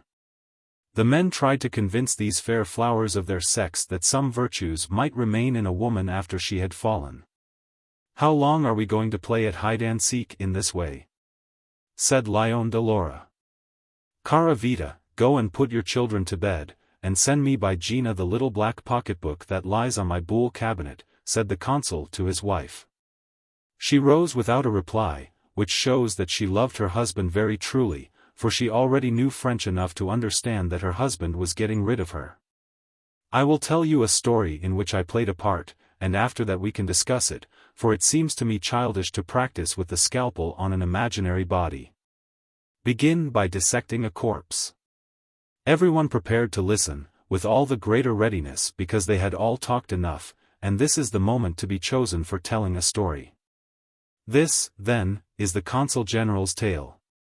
When I was 22, and had taken my degree in law, my old uncle, the Abbé Lorox, then 72 years old, felt it necessary to provide me with a protector, and to start me in some career. This excellent man, if not indeed a saint, regarded each year of his life as a fresh gift from God. I need not tell you that the Father Confessor of a Royal Highness had no difficulty in finding a place for a young man brought up by himself, his sister's only child. So one day, towards the end of the year 1824, this venerable old man, who for 5 years had been cure of the White Friars at Paris, came up to the room I had in his house, and said, "Get yourself dressed, my dear boy. I am going to introduce you to someone who is willing to engage you as secretary. If I am not mistaken, he may fill my place in the event of God's taking me to himself. I shall have finished Mass at 9 o'clock, you have 3/4 of an hour before you. Be ready." "What, uncle? Must I say goodbye to this room, where for 4 years I have been so happy?" "I have no fortune to leave you," said he. "Have you not the reputation of your name to leave me, the memory of your good works?" "We need say nothing of that inheritance," he replied, smiling. "You do not yet know enough of the world to be aware that a legacy of that kind is hardly likely to be paid, whereas by taking you this morning to M. Le Comte, allow me," said the consul, interrupting himself, "to speak of my protector by his Christian name only, and to call him Comte Octave, by taking you this morning to M. Le Comte Octave, I hope to secure you his patronage, which, if you are so fortunate as to please that virtuous statesman, as I make no doubt you can, will be worth, at least, as much as the fortune I might have accumulated for you, if my brother-in-law's ruin and my sister's death had not fallen on me like a thunderbolt from a clear sky. Are you the Count's director? If I were, could I place you with him? What priest could be capable of taking advantage of the secrets which he learns at the tribunal of repentance? No. You owe this position to His Highness, the Keeper of the Seals. My dear Maurice, you will be as much at home there as in your father's house. The Count will give you a salary of 2,400 francs, rooms in his house, and an allowance of 1,200 francs in lieu of feeding you.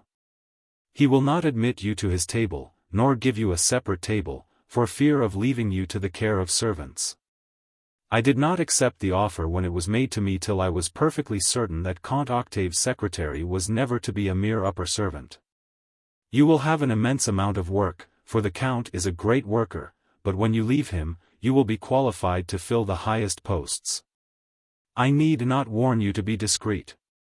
That is the first virtue of any man who hopes to hold public appointments. You may conceive of my curiosity. Comte Octave, at that time, held one of the highest legal appointments. He was in the confidence of Madame the Dauphiness, who had just got him made a state minister. He led such a life as the Comte de Cerisy, whom you all know, I think. But even more quietly, for his house was in the Marais, Rue Payenne, and he hardly ever entertained. His private life escaped public comment by its hermit-like simplicity and by constant hard work. Let me describe my position to you in a few words. Having found in the solemn headmaster of the College St. Louis a tutor to whom my uncle delegated his authority, at the age of 18 I had gone through all the classes. I left school as innocent as a seminarist, full of faith, on quitting St. Sulpice. My mother, on her deathbed, had made my uncle promise that I should not become a priest, but I was as pious as though I had to take orders. On leaving college, the Abbé Lorox took me into his house and made me study law. During the 4 years of study requisite for passing all the examinations, I worked hard, but chiefly at things outside the arid fields of jurisprudence. Weaned from literature as I had been at college, where I lived in the headmaster's house, I had a thirst to quench. As soon as I had read a few modern masterpieces, the works of all the preceding ages were greedily swallowed. I became crazy about the theatre, and for a long time I went every night to the play, though my uncle gave me only 100 francs a month. This parsimony, to which the good old man was compelled by his regard for the poor, had the effect of keeping a young man's desires within reasonable limits. When I went to live with Comte Octave I was not indeed an innocent, but I thought of my rare escapades as crimes. My uncle was so truly angelic, and I was so much afraid of grieving him, that in all those 4 years I had never spent a night out. The good man would wait till I came in to go to bed. This maternal care had more power to keep me within bounds than the sermons and reproaches with which the life of a young man is diversified in a puritanical home. I was a stranger to the various circles which make up the world of Paris society. I only knew some women of the better sort, and none of the inferior class but those I saw as I walked about, or in the boxes at the play, and then only from the depths of the pit where I sat. If, at that period, anyone had said to me, "You will see Canalis or Camille Maupin," should have felt hot coals in my head and in my bowels. Famous people were to me as gods, who neither spoke, nor walked, nor ate like other mortals. How many tales of the 1001 Nights are comprehended in the ripening of a youth? How many wonderful lamps must we have rubbed before we understand that the true wonderful lamp is either luck, or work, or genius? In some men this dream of the aroused spirit is but brief. Mine has lasted until now. In those days I always went to sleep as Grand Duke of Tuscany, as a millionaire, as beloved by a princess, or famous. So to enter the service of Count Octave, and have 100 louis a year, was entering on independent life. I had glimpses of some chance of getting into society, and seeking for what my heart desired most, a protectress, who would rescue me from the paths of danger, which a young man of 22 can hardly help treading, however prudent and well brought up he may be. I began to be afraid of myself. The persistent study of other people's rights into which I had plunged was not always enough to repress painful imaginings.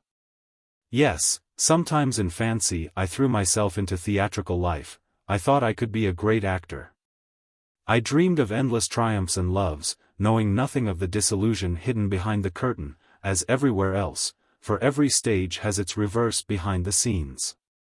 I have gone out sometimes, my heart boiling, carried away by an impulse to rush hunting through Paris, to attach myself to some handsome woman I might meet, to follow her to her door, watch her, write to her, throw myself on her mercy, and conquer her by sheer force of passion. My poor uncle, a heart consumed by charity, a child of 70 years, as clear-sighted as God, as guileless as a man of genius, no doubt read the tumult of my soul. For when he felt the tether by which he held me strained too tightly and ready to break, he would never fail to say, "Here, Maurice, you too are poor. Here are 20 francs. Go and amuse yourself, you are not a priest." And if you could have seen the dancing light that gilded his grey eyes, the smile that relaxed his fine lips, puckering the corners of his mouth, the adorable expression of that august face, whose native ugliness was redeemed by the spirit of an apostle, you would understand the feeling which made me answer the cure of white friars only with a kiss, as if he had been my mother. "In Count Octave you will find not a master, but a friend," said my uncle on the way to the Rue Payenne. "But he is distrustful, or to be more exact, he is cautious. The statesman's friendship can be won only with time. For in spite of his deep insight and his habit of gauging men, he was deceived by the man you are succeeding, and nearly became a victim to his abuse of confidence. This is enough to guide you in your behavior to him." When we knocked at the enormous outer door of a house as large as the Hotel Carnavalet, with a courtyard in front and a garden behind, the sound rang as in a desert. While my uncle inquired of an old porter in livery if the Count were at home, I cast my eyes, seeing everything at once, over the courtyard where the cobblestones were hidden in the grass. The blackened walls where little gardens were flourishing above the decorations of the elegant architecture, and on the roof, as high as that of the Tuileries. The balustrade of the upper balconies was eaten away. Through a magnificent colonnade I could see a second court on one side, where were the offices. The door was rotting. An old coachman was there cleaning an old carriage. The indifferent air of this servant allowed me to assume that the handsome stables, where of old so many horses had whinnied, now sheltered 2 at most. The handsome facade of the house seemed to me gloomy, like that of a mansion belonging to the state or the crown, and given up to some public office. A bell rang as we walked across, my uncle and I, from the porter's lodge. "Inquire of the porter" was still written over the door, towards the outside steps, where a footman came out in a livery like that of Lebranche at the Théâtre Français in the old stock plays. A visitor was so rare that the servant was putting his coat on when he opened a glass door with small panes, on each side of which the smoke of a lamp had traced patterns on the walls. A hall so magnificent as to be worthy of Versailles ended in a staircase such as will never again be built in France, taking up as much space as the whole of a modern house. As we went up the marble steps, as cold as tombstones, and wide enough for 8 persons to walk abreast, our tread echoed under sonorous vaulting. The banister charmed the eye by its miraculous workmanship, goldsmith's work in iron, wrought by the fancy of an artist of the time of Henri III. Chilled as by an icy mantle that fell on our shoulders, we went through anterooms, drawing rooms opening one out of the other, with carpetless parquet floors, and furnished with such splendid antiquities as from thence would find their way to the curiosity dealers. At last we reached a large study in a cross wing, with all the windows looking into an immense garden. Monsieur le Curé of the White Friars, and his nephew, Monsieur de El Hostel, said Lebranche, to whose care the other theatrical servant had consigned us in the first antechamber. Count Octave, dressed in long trousers and a grey flannel morning coat, rose from his seat by a huge writing table, came to the fireplace, and signed to me to sit down, while he went forward to take my uncle's hands, which he pressed. "Though I am in the parish of St. Paul," said he, "I could scarcely have failed to hear of the cure of the White Friars, and I am happy to make his acquaintance." "Your Excellency is most kind," replied my uncle. "I have brought to you my only remaining relation. While I believe that I am offering a good gift to your Excellency, I hope at the same time to give my nephew a second father. As to that, I can only reply, Monsieur l'Abbé, when we shall have tried each other," said Count Octave. "Your name?" he added to me. "Maurice." "He has taken his doctor's degree in law," my uncle observed. Very good," said the Count, looking at me from head to foot. "Monsieur l'Abbé, I hope that for your nephew's sake in the first instance, and then for mine, you will do me the honor of dining here every Monday. That will be our family dinner, our family party." My uncle and the Count then began to talk of religion from the political point of view, of charitable institutes, the repression of crime. And I could at my leisure study the man on whom my fate would henceforth depend. The Count was of middle height. It was impossible to judge of his build on account of his dress, but he seemed to me to be lean and spare. His face was harsh and hollow, the features were refined. His mouth, which was rather large, expressed both irony and kindliness. His forehead, perhaps too spacious, was as intimidating as that of a madman, all the more so from the contrast of the lower part of the face, which ended squarely in a short chin very near the lower lip. Small eyes, of turquoise blue, were as keen and bright as those of the Prince de Talleyrand, which I admired at a later time, and endowed, like the prince's, with the faculty of becoming expressionless to the verge of gloom. And they added to the singularity of a face that was not pale but yellow. This complexion seemed to bespeak an irritable temper and violent passions. His hair, already silvered, and carefully dressed, seemed to furrow his head with streaks of black and white alternately. The trimness of this head spoiled the resemblance I had remarked in the Count to the wonderful monk described by Lewis after Schedoni in the Confessional of the Black Penitents, the Italian. A superior creation, as it seems to me, to the monk.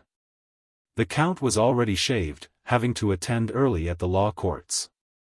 2 candelabra with 4 lights, screened by lampshades, were still burning at the opposite ends of the writing table, and showed plainly that the magistrate rose long before daylight.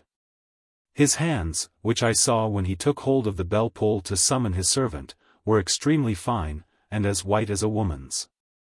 "As I tell you this story," said the Consul General, interrupting himself, "I am altering the titles and the social position of this gentleman, while placing him in circumstances analogous to what his really were. His profession, rank, luxury, fortune, and style of living were the same. All these details are true, but I would not be false to my benefactor, nor to my usual habits of discretion. Instead of feeling, as I really was, socially speaking, an insect in the presence of an eagle, the narrator went on after a pause. I felt I know not what indefinable impression from the Count's appearance, which, however, I can now account for. Artists of genius," and he bowed gracefully to the ambassador, the distinguished lady, and the 2 Frenchmen, real statesmen, poets, a general who has commanded armies, in short. All really great minds are simple, and their simplicity places you on a level with themselves. You who are all of superior minds, he said, addressing his guests, have perhaps observed how feeling can bridge over the distances created by society. If we are inferior to you in intellect, we can be your equals in devoted friendship. By the temperature, allow me the word, of our hearts I felt myself as near my patron as I was far below him in rank. In short, the soul has its clairvoyance. It has presentiments of suffering, grief, joy, antagonism, or hatred in others. I vaguely discerned the symptoms of a mystery, from recognizing in the Count the same effects of physiognomy as I had observed in my uncle. The exercise of virtue, serenity of conscience, and purity of mind had transfigured my uncle, who from being ugly had become quite beautiful. I detected a metamorphosis of a reverse kind in the Count's face. At the first glance I thought he was about 55, but after an attentive examination I found youth entombed under the ice of a great sorrow, under the fatigue of persistent study, under the glowing hues of some suppressed passion. At a word from my uncle the Count's eyes recovered for a moment the softness of the periwinkle flower, and he had an admiring smile, which revealed what I believed to be his real age, about 40. These observations I made, not then but afterwards, as I recalled the circumstances of my visit. The manservant came in carrying a tray with his master's breakfast on it. I did not ask for breakfast, remarked the Count, but leave it, and show monsieur to his rooms. I followed the servant, who led the way to a complete set of pretty rooms, under a terrace, between the great courtyard and the servants' quarters. Over a corridor of communication between the kitchens and the grand staircase. When I returned to the Count's study, I overheard, before opening the door, my uncle pronouncing this judgment on me.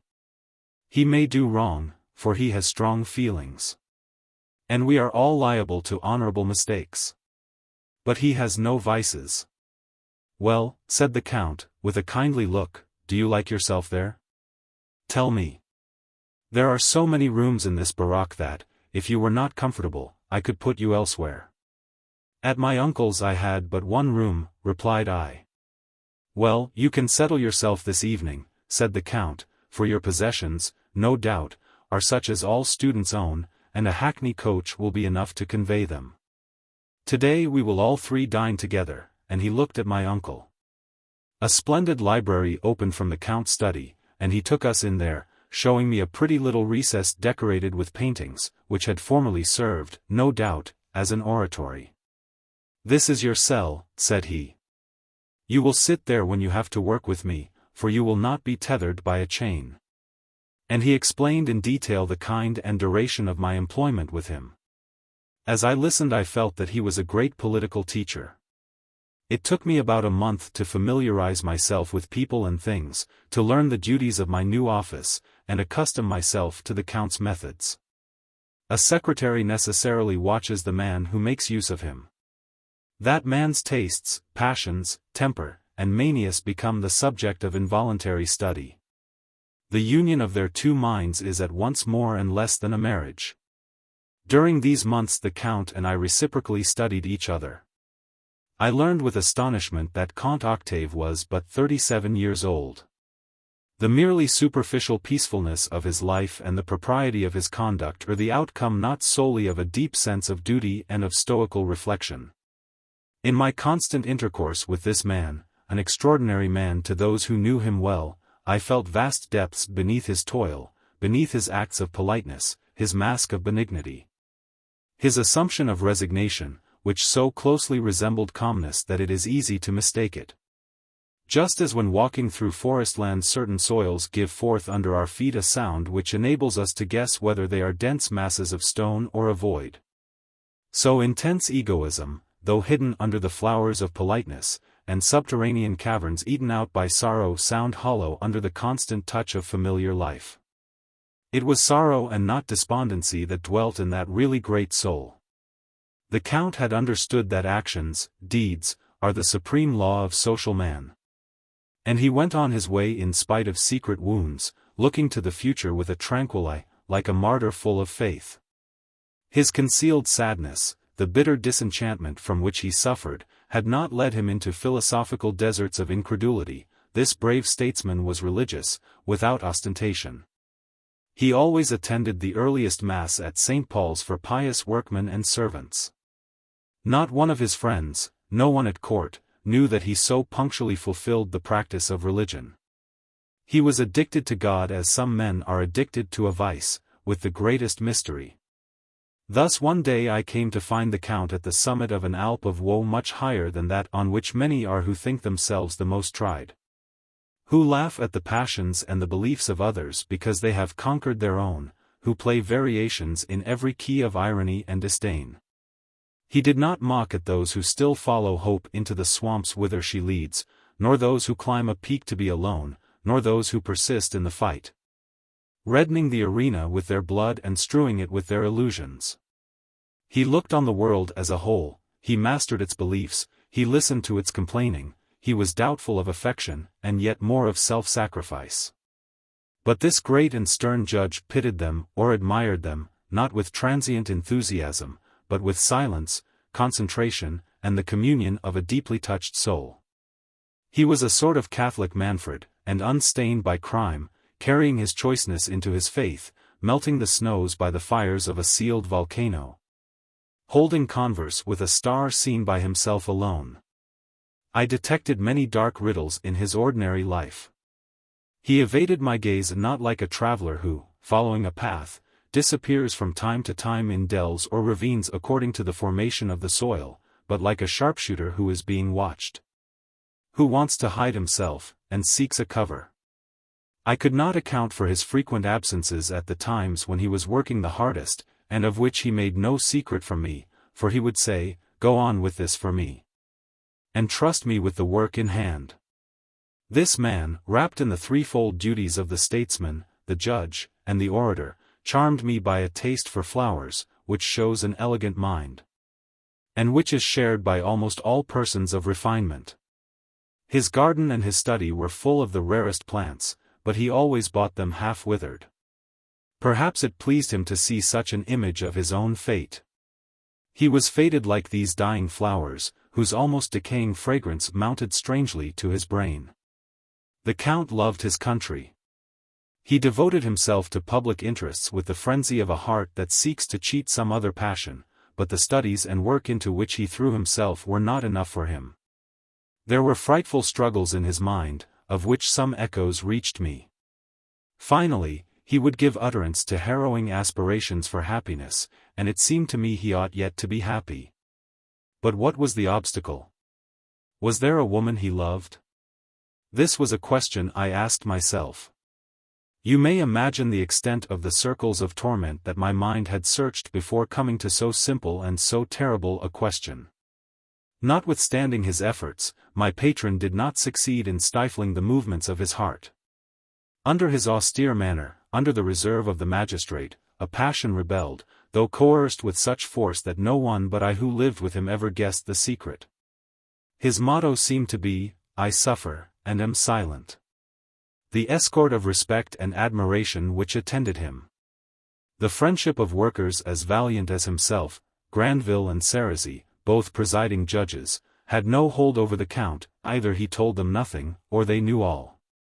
Impassible and lofty in public, the Count betrayed the man only on rare intervals when, alone in his garden or his study, he supposed himself unobserved. But then he was a child again, he gave course to the tears hidden beneath the toga, to the excitement which, if wrongly interpreted, might have damaged his credit for perspicacity as a statesman. When all this had become to me a matter of certainty, Comte Octave had all the attractions of a problem, and won on my affection as much as though he had been my own father. Can you enter into the feeling of curiosity, tempered by respect? What catastrophe had blasted this learned man, who, like Pitt, had devoted himself from the age of 18 to the studies indispensable to power, while he had no ambition? This judge, who thoroughly knew the law of nations, political law, civil and criminal law, and who could find in these a weapon against every anxiety, against every mistake. This profound legislator, this serious writer, this pious celibate whose life sufficiently proved that he was open to no reproach? A criminal could not have been more hardly punished by God than was my master. Sorrow had robbed him of half his slumbers, he never slept more than 4 hours. What struggle was it that went on in the depths of these hours apparently so calm, so studious, passing without a sound or a murmur, during which I often detected him? When the pen had dropped from his fingers, with his head resting on one hand, his eyes like 2 fixed stars, and sometimes wet with tears? How could the waters of that living spring flow over the burning strand without being dried up by the subterranean fire? Was there below it, as there is under the sea, between it and the central fires of the globe, a bed of granite? And would the volcano burst at last? Sometimes the Count would give me a look of that sagacious and keen-eyed curiosity by which one man searches another when he desires an accomplice. Then he shunned my eye as he saw it open a mouth, so to speak, insisting on a reply, and seeming to say, "Speak first." Now and then Count Octave's melancholy was surly and gruff. If these spurts of temper offended me, he could get over it without thinking of asking my pardon, but then his manners were gracious to the point of Christian humility. When I became attached like a son to this man, to me such a mystery, but so intelligible to the outer world, to whom the epithet eccentric is enough to account for all the enigmas of the heart, I changed the state of the house. Neglect of his own interests was carried by the Count to the length of folly in the management of his affairs. Possessing an income of about 160,000 francs. Without including the emoluments of his appointments, 3 of which did not come under the law against plurality, he spent 60,000, of which at least 30,000 went to his servants. By the end of the first year I had got rid of all these rascals, and begged His Excellency to use his influence in helping me to get honest servants.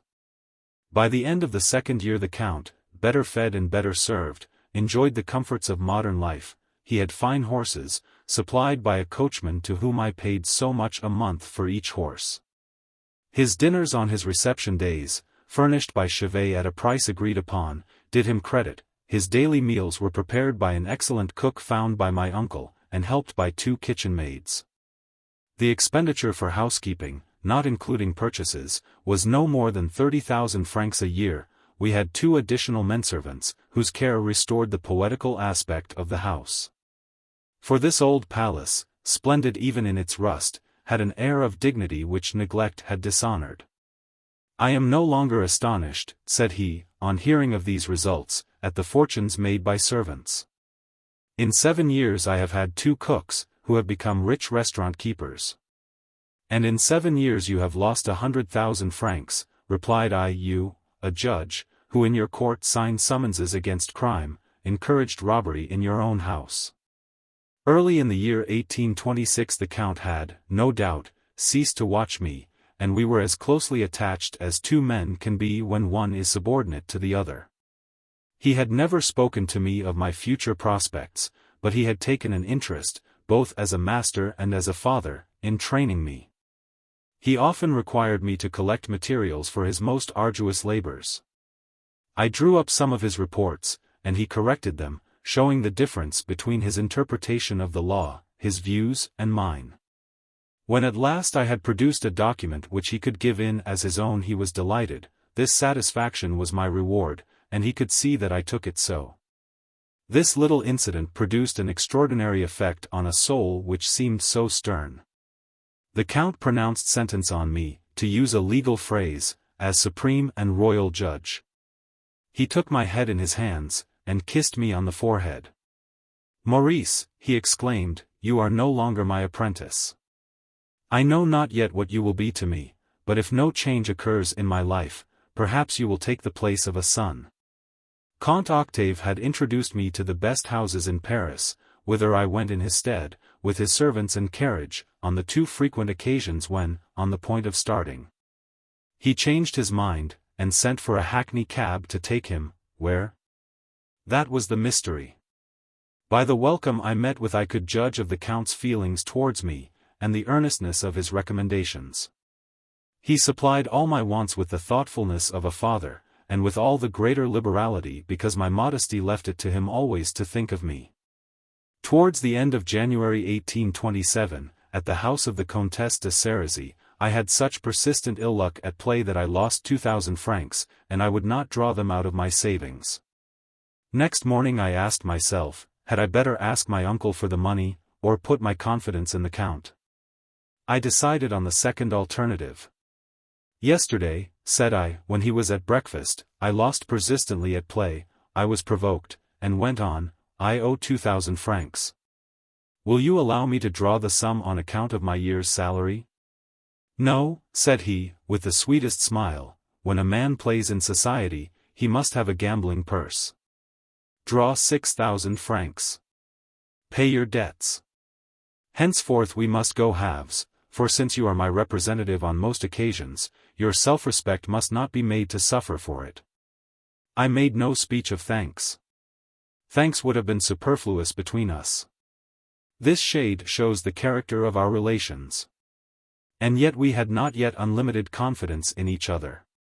He did not open to me the vast subterranean chambers which I had detected in his secret life, and I, for my part, never said to him, "What ails you? From what are you suffering?" What could he be doing during those long evenings? He would often come in on foot or in a hackney cab when I returned in a carriage. I, his secretary. Was so pious a man a prey to vices hidden under hypocrisy? Did he expend all the powers of his mind to satisfy a jealousy more dexterous than Othello's? Did he live with some woman unworthy of him? One morning, on returning from I have forgotten what shop, where I had just paid a bill, between the Church of St. Paul and the Hôtel de Ville, I came across Count Octave in such eager conversation with an old woman that he did not see me.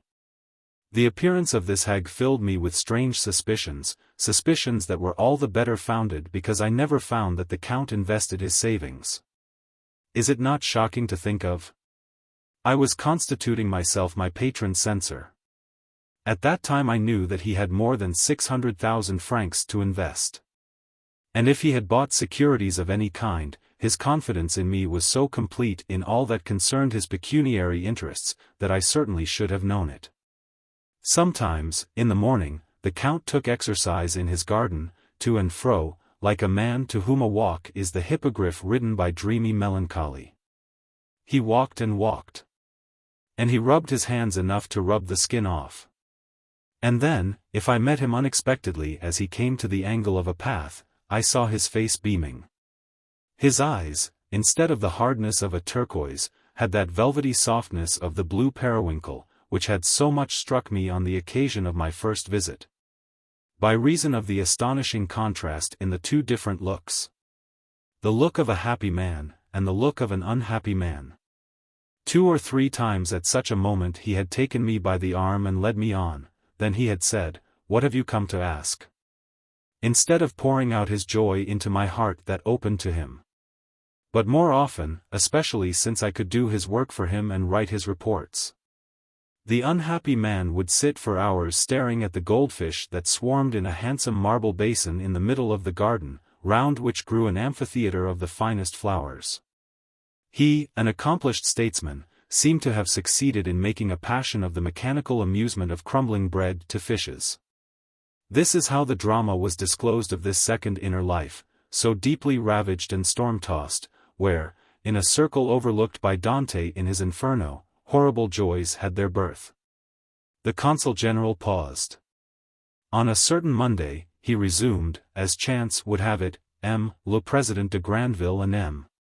de Cerisy, at that time Vice-President of the Council of State, had come to hold a meeting at Count Octave's house.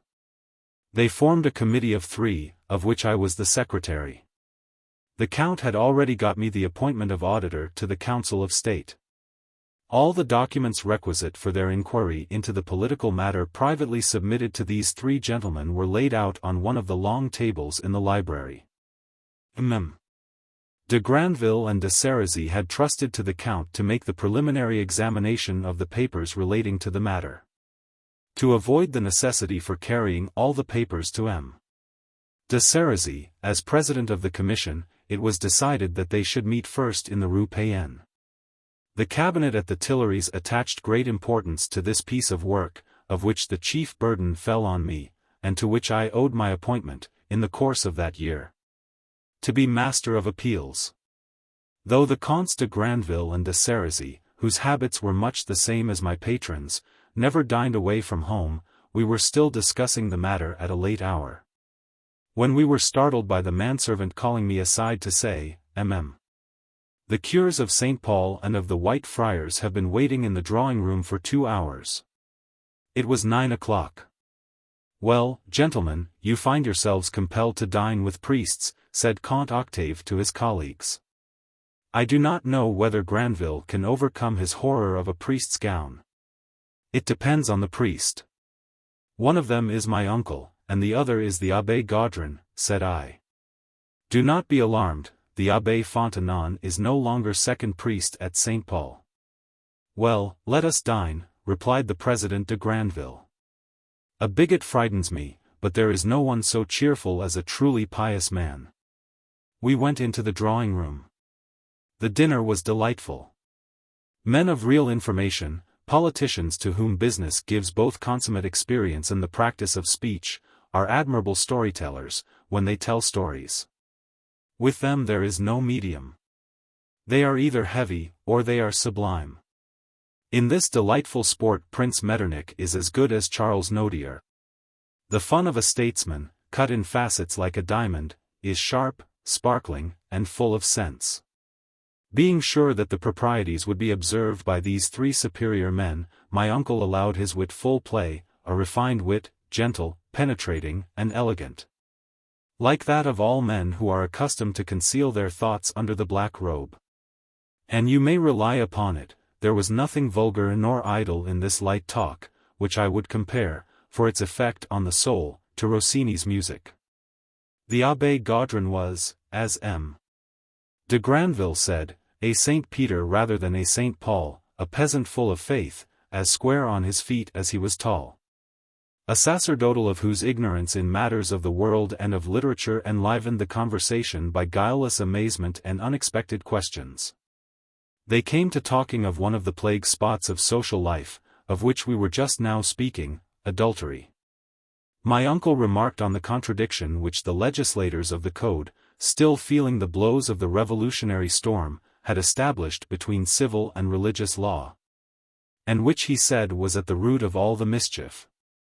In the eyes of the Church, said he, adultery is a crime, in those of your tribunals it is a misdemeanor.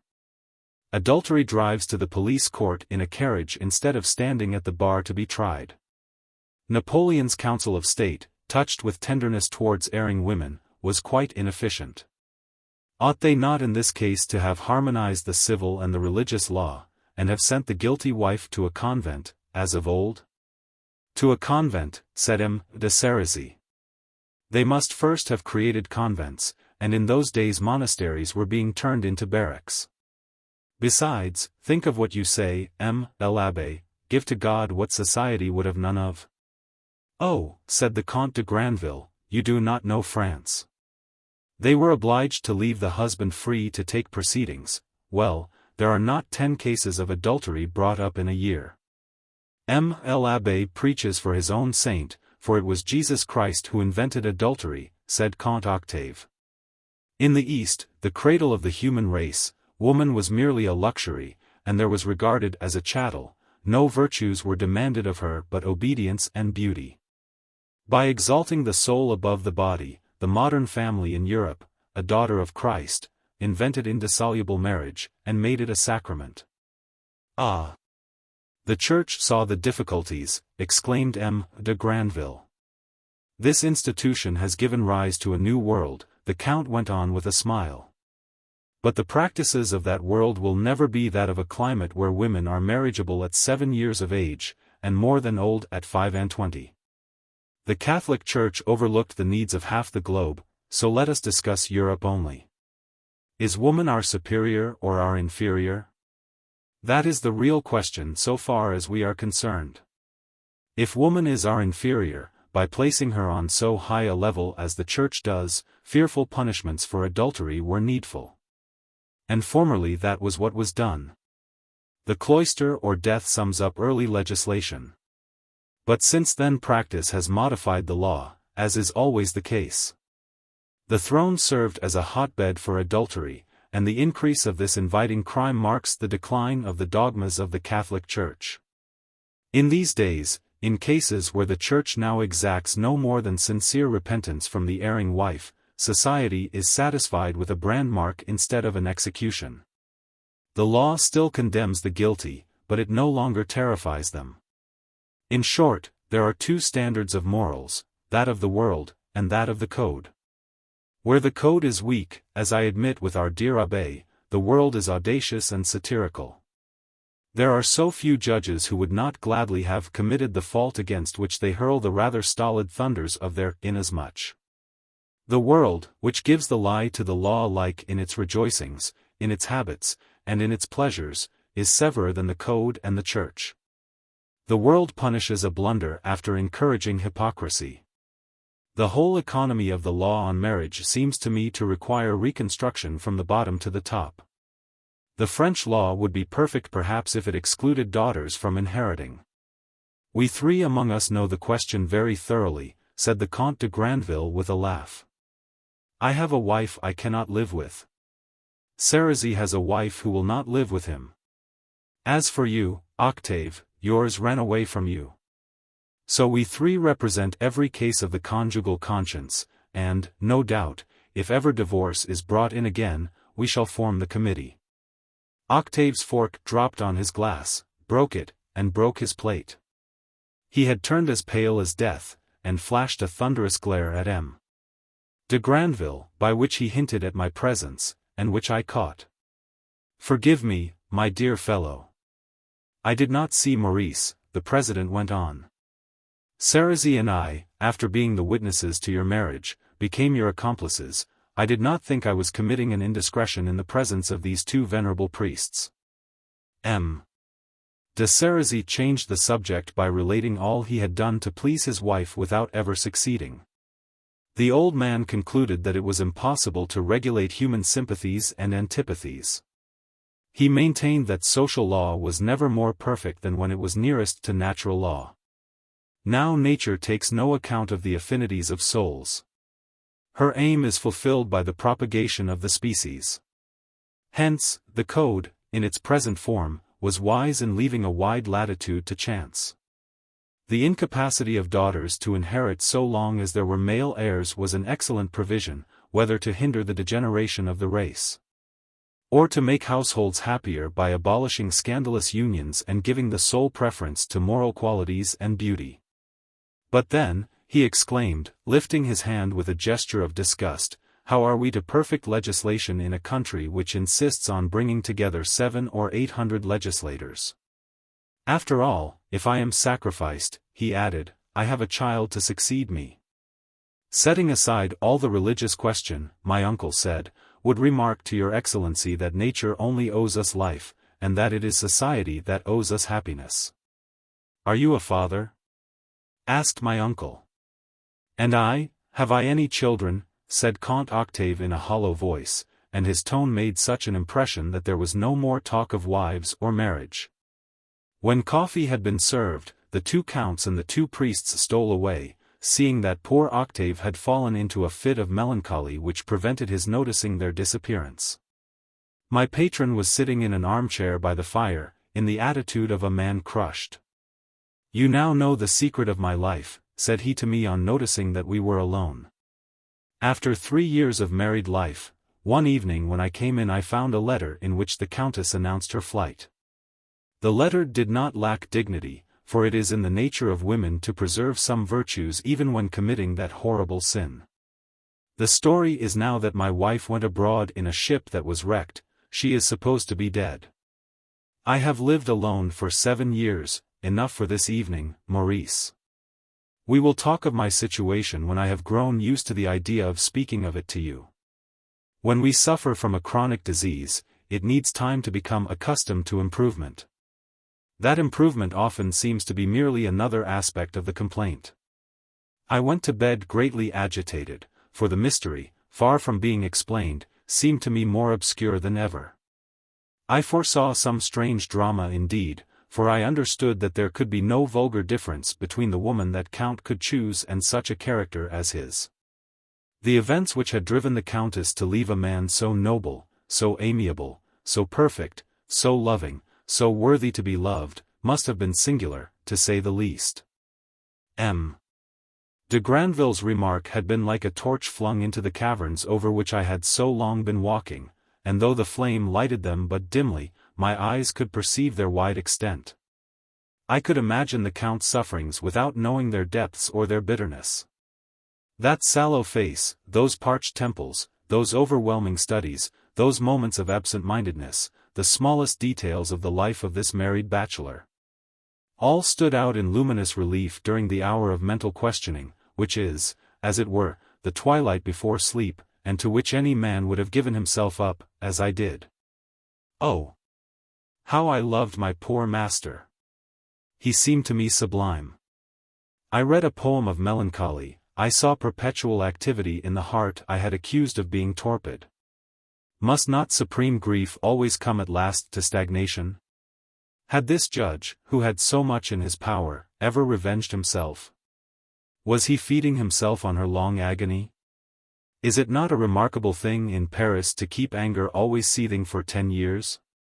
What had Octave done since this great misfortune? For the separation of husband and wife is a great misfortune in our day, when domestic life has become a social question, which it never was of old. We allowed a few days to pass on the watch, for great sorrows have a diffidence of their own, but at last, one evening, the Count said in a grave voice, "Stay. This, as nearly as may be, is his story. My father had a ward, rich and lovely, who was 16 at the time when I came back from college to live in this old house. Honorine, who had been brought up by my mother, was just awakening to life. Full of grace and of childish ways, she dreamed of happiness as she would have dreamed of jewels. Perhaps happiness seemed to her the jewel of the soul. Her piety was not free from puerile pleasures, for everything, even religion, was poetry to her ingenuous heart. She looked to the future as a perpetual fate. Innocent and pure, no delirium had disturbed her dream. Shame and grief had never tinged her cheek nor moistened her eye. She did not even inquire into the secret of her involuntary emotions on a fine spring day. And then, she felt that she was weak and destined to obedience, and she awaited marriage without wishing for it. Her smiling imagination knew nothing of the corruption, necessary perhaps, which literature imparts by depicting the passions. She knew nothing of the world, and was ignorant of all the dangers of society. The dear child had suffered so little that she had not even developed her courage. In short, her guilelessness would have led her to walk fearless among serpents, like the ideal figure of innocence a painter once created. We lived together like two brothers. At the end of a year I said to her one day, in the garden of this house, by the basin, as we stood throwing crumbs to the fish, "Would you like that we should be married? With me you could do whatever you please, while another man would make you unhappy." "Mamma," said she to my mother, who came out to join us, "Octave and I have agreed to be married." "What? At 17?" said my mother. "No, you must wait 18 months. And if 18 months hence you like each other, well, your birth and fortunes are equal, you can make a marriage which is suitable, as well as being a love match." When I was 26, and Honorine 19, we were married. Our respect for my father and mother, old folks of the Bourbon court, hindered us from making this house fashionable, or renewing the furniture. We lived on, as we had done in the past, as children. However, I went into society, I initiated my wife into the world of fashion, and I regarded it as one of my duties to instruct her. I recognized afterwards that marriages contracted under such circumstances as ours bear in themselves a rock against which many affections are wrecked, many prudent calculations, many lives. The husband becomes a pedagogue, or, if you like, a professor, and love perishes under the rod which, sooner or later, gives pain. For a young and handsome wife, at once discreet and laughter-loving, will not accept any superiority above that with which she is endowed by nature. Perhaps I was in the wrong. During the difficult beginnings of a household I, perhaps, assumed a magisterial tone. On the other hand, I may have made the mistake of trusting too entirely to that artless nature. I kept no watch over the countess, in whom revolt seemed to me impossible. Alas! Neither in politics nor in domestic life has it yet been ascertained whether empires and happiness are wrecked by too much confidence or too much severity. Perhaps again, the husband failed to realize Honorine's girlish dreams? Who can tell, while happy days last, what precepts he has neglected? I remember only the broad outlines of the reproaches the Count addressed to himself. With all the good faith of an anatomist seeking the cause of a disease which might be overlooked by his brethren. But his merciful indulgence struck me then as really worthy of that of Jesus Christ when he rescued the woman taken in adultery. It was 18 months after my father's death. My mother followed him to the tomb in a few months, when the fearful night came which surprised me by Honorine's farewell letter. What poetic delusion had seduced my wife? Was it through her senses?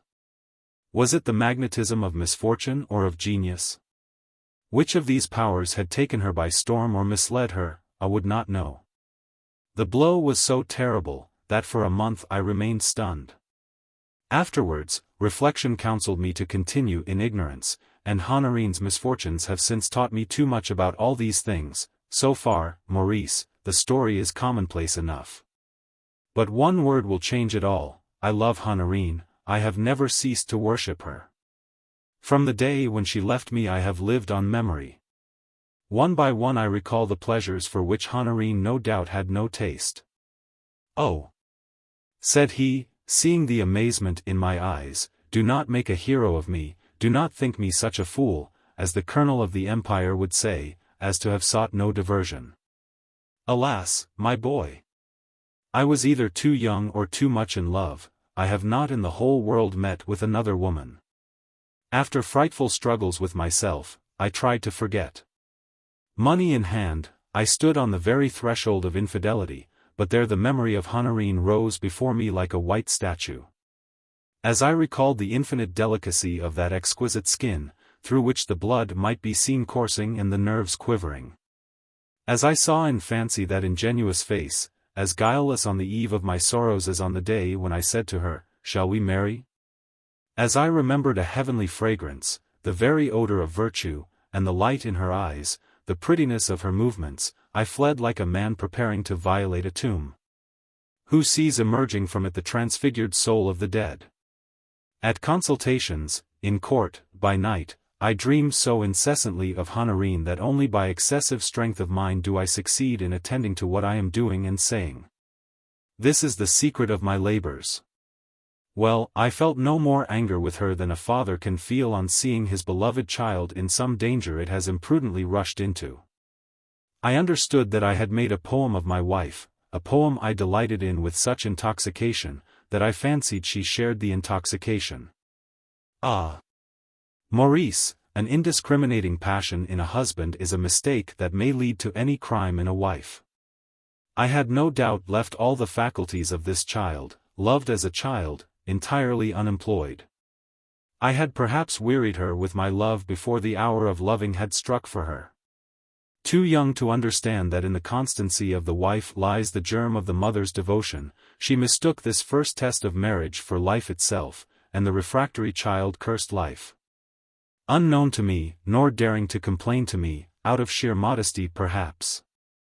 In so cruel a position she would be defenseless against any man who stirred her deeply. And I, so wise a judge as they say, I, who have a kind heart, but whose mind was absorbed, I understood too late these unwritten laws of the woman's code. I read them by the light of the fire that wrecked my roof.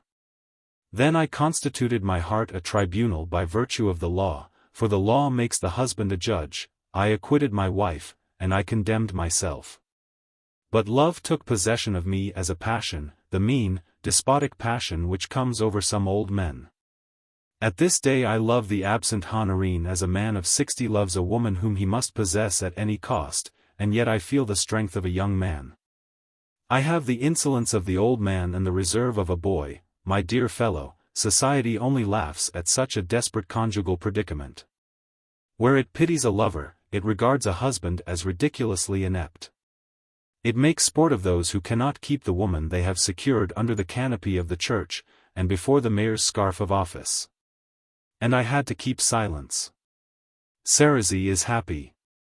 His indulgence allows him to see his wife, he can protect and defend her. And, as he adores her, he knows all the perfect joys of a benefactor whom nothing can disturb, not even ridicule, for he pours it himself on his fatherly pleasures.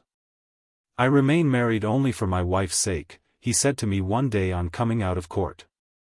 But I have nothing, I have not even to face ridicule, I who live solely on a love which is starving. I who can never find a word to say to a woman of the world. I who loathe prostitution. I who am faithful under a spell, but for my religious faith, I should have killed myself. I have defied the gulf of hard work, I have thrown myself into it, and come out again alive, fevered, burning, bereft of sleep. I cannot remember all the words of this eloquent man, to whom passion gave an eloquence indeed so far above that of the pleader that, as I listened to him, like him, felt my cheeks wet with tears. You may conceive of my feelings when, after a pause, during which we dried them away, he finished his story with this revelation. This is the drama of my soul. But it is not the actual living drama which is at this moment being acted in Paris. The interior drama interests nobody. I know it, and you will one day admit that it is so, you, who at this moment shed tears with me, no one can burden his heart or his skin with another's pain. The measure of our sufferings is in ourselves, you even understand my sorrows only by very vague analogy. Could you see me calming the most violent frenzy of despair by the contemplation of a miniature in which I can see and kiss her brow, the smile on her lips, the shape of her face? Can breathe the whiteness of her skin? Which enables me almost to feel, to play with the black masses of her curling hair.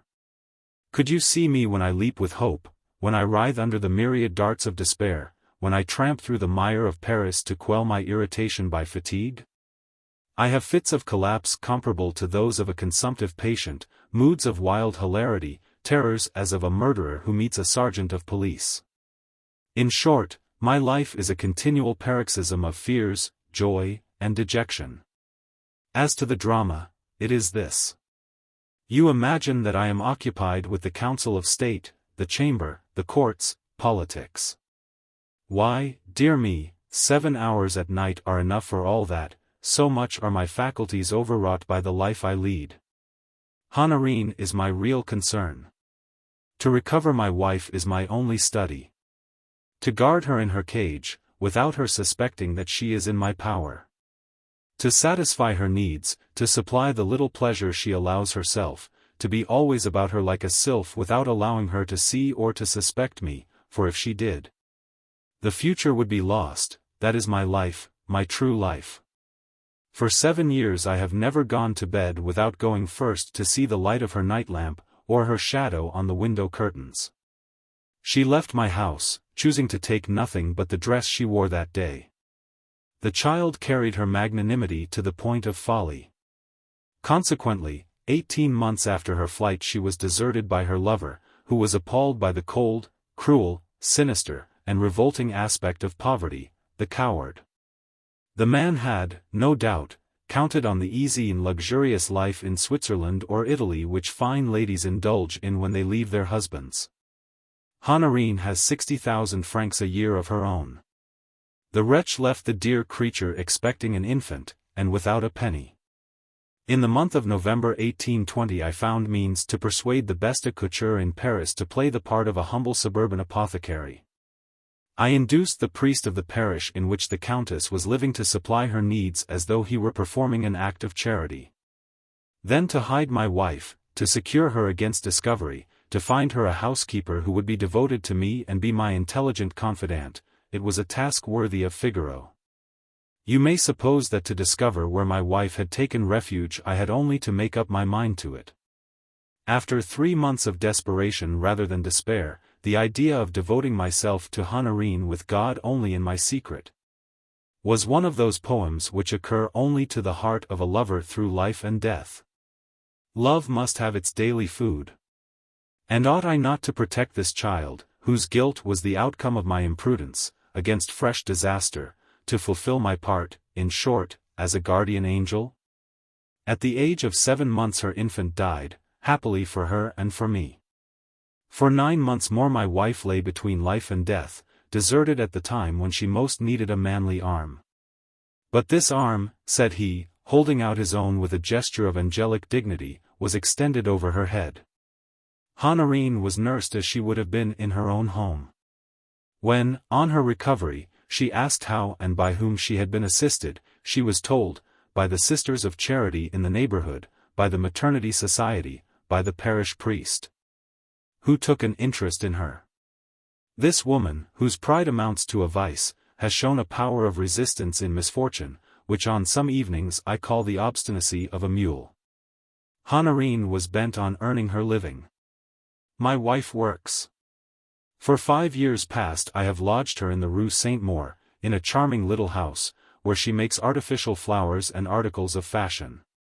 She believes that she sells the product of her elegant fancy work to a shop, where she is so well paid that she makes 20 francs a day. And in these 6 years she has never had a moment's suspicion. She pays for everything she needs at about the third of its value, so that on 6,000 francs a year she lives as if she had 15,000. She is devoted to flowers, and pays 100 crowns to a gardener, who costs me 1,200 in wages, and sends me in a bill for 2,000 francs every 3 months. I have promised the man a market garden with a house on it close to the porter's lodge in the Rue Saint-Maur. I hold this ground in the name of a clerk of the law courts. The smallest indiscretion would ruin the gardener's prospects. Honorine has her little house, a garden, and a splendid hothouse, for a rent of 500 francs a year. There she lives under the name of her housekeeper, Madame Gobain, the old woman of impeccable discretion whom I was so lucky as to find, and whose affection Honorine has won. But her zeal, like that of the gardener, is kept hot by the promise of reward at the moment of success. The porter and his wife cost me dreadfully dear for the same reasons. However, for 3 years Honorine has been happy, believing that she owes to her own toil all the luxury of flowers, dress, and comfort. Oh! I know what you are about to say, cried the Count, seeing a question in my eyes and on my lips. Yes, yes, I have made the attempt. My wife was formerly living in the Faubourg Saint-Antoine. One day when, from what Gobain told me, I believed in some chance of a reconciliation, I wrote by post a letter, in which I tried to propitiate my wife, a letter written and rewritten 20 times. I will not describe my agonies. I went from the Rue Payenne to the Rue de Rivoli like a condemned wretch going from the Palais de Justice to his execution, but he goes on a cart, and I was on foot. It was dark, there was a fog, I went to meet Madame Gobain, who was to come and tell me what my wife had done. Honorine, on recognizing my writing, had thrown the letter into the fire without reading it. Madame Gobain, she had exclaimed, I leave this tomorrow. What a dagger stroke was this to a man who found inexhaustible pleasure in the trickery by which he gets the finest lion's velvet at 12 francs a yard, a pheasant, a fish, a dish of fruit. For a tenth of their value, for a woman so ignorant as to believe that she is paying ample wages with 250 francs to Madame Gobain, a cook fit for a bishop. You have sometimes found me rubbing my hands in the enjoyment of a sort of happiness. Well, I had just succeeded in some ruse worthy of the stage. I had just deceived my wife, I had sent her by a purchaser of wardrobes an Indian shawl, to be offered to her as the property of an actress who had hardly worn it. But in which I, the solemn lawyer whom you know, had wrapped myself for a night. In short, my life at this day may be summed up in the 2 words which express the extremes of torment: I love, and I wait. I have in Madame Gobain a faithful spy on the heart I worship.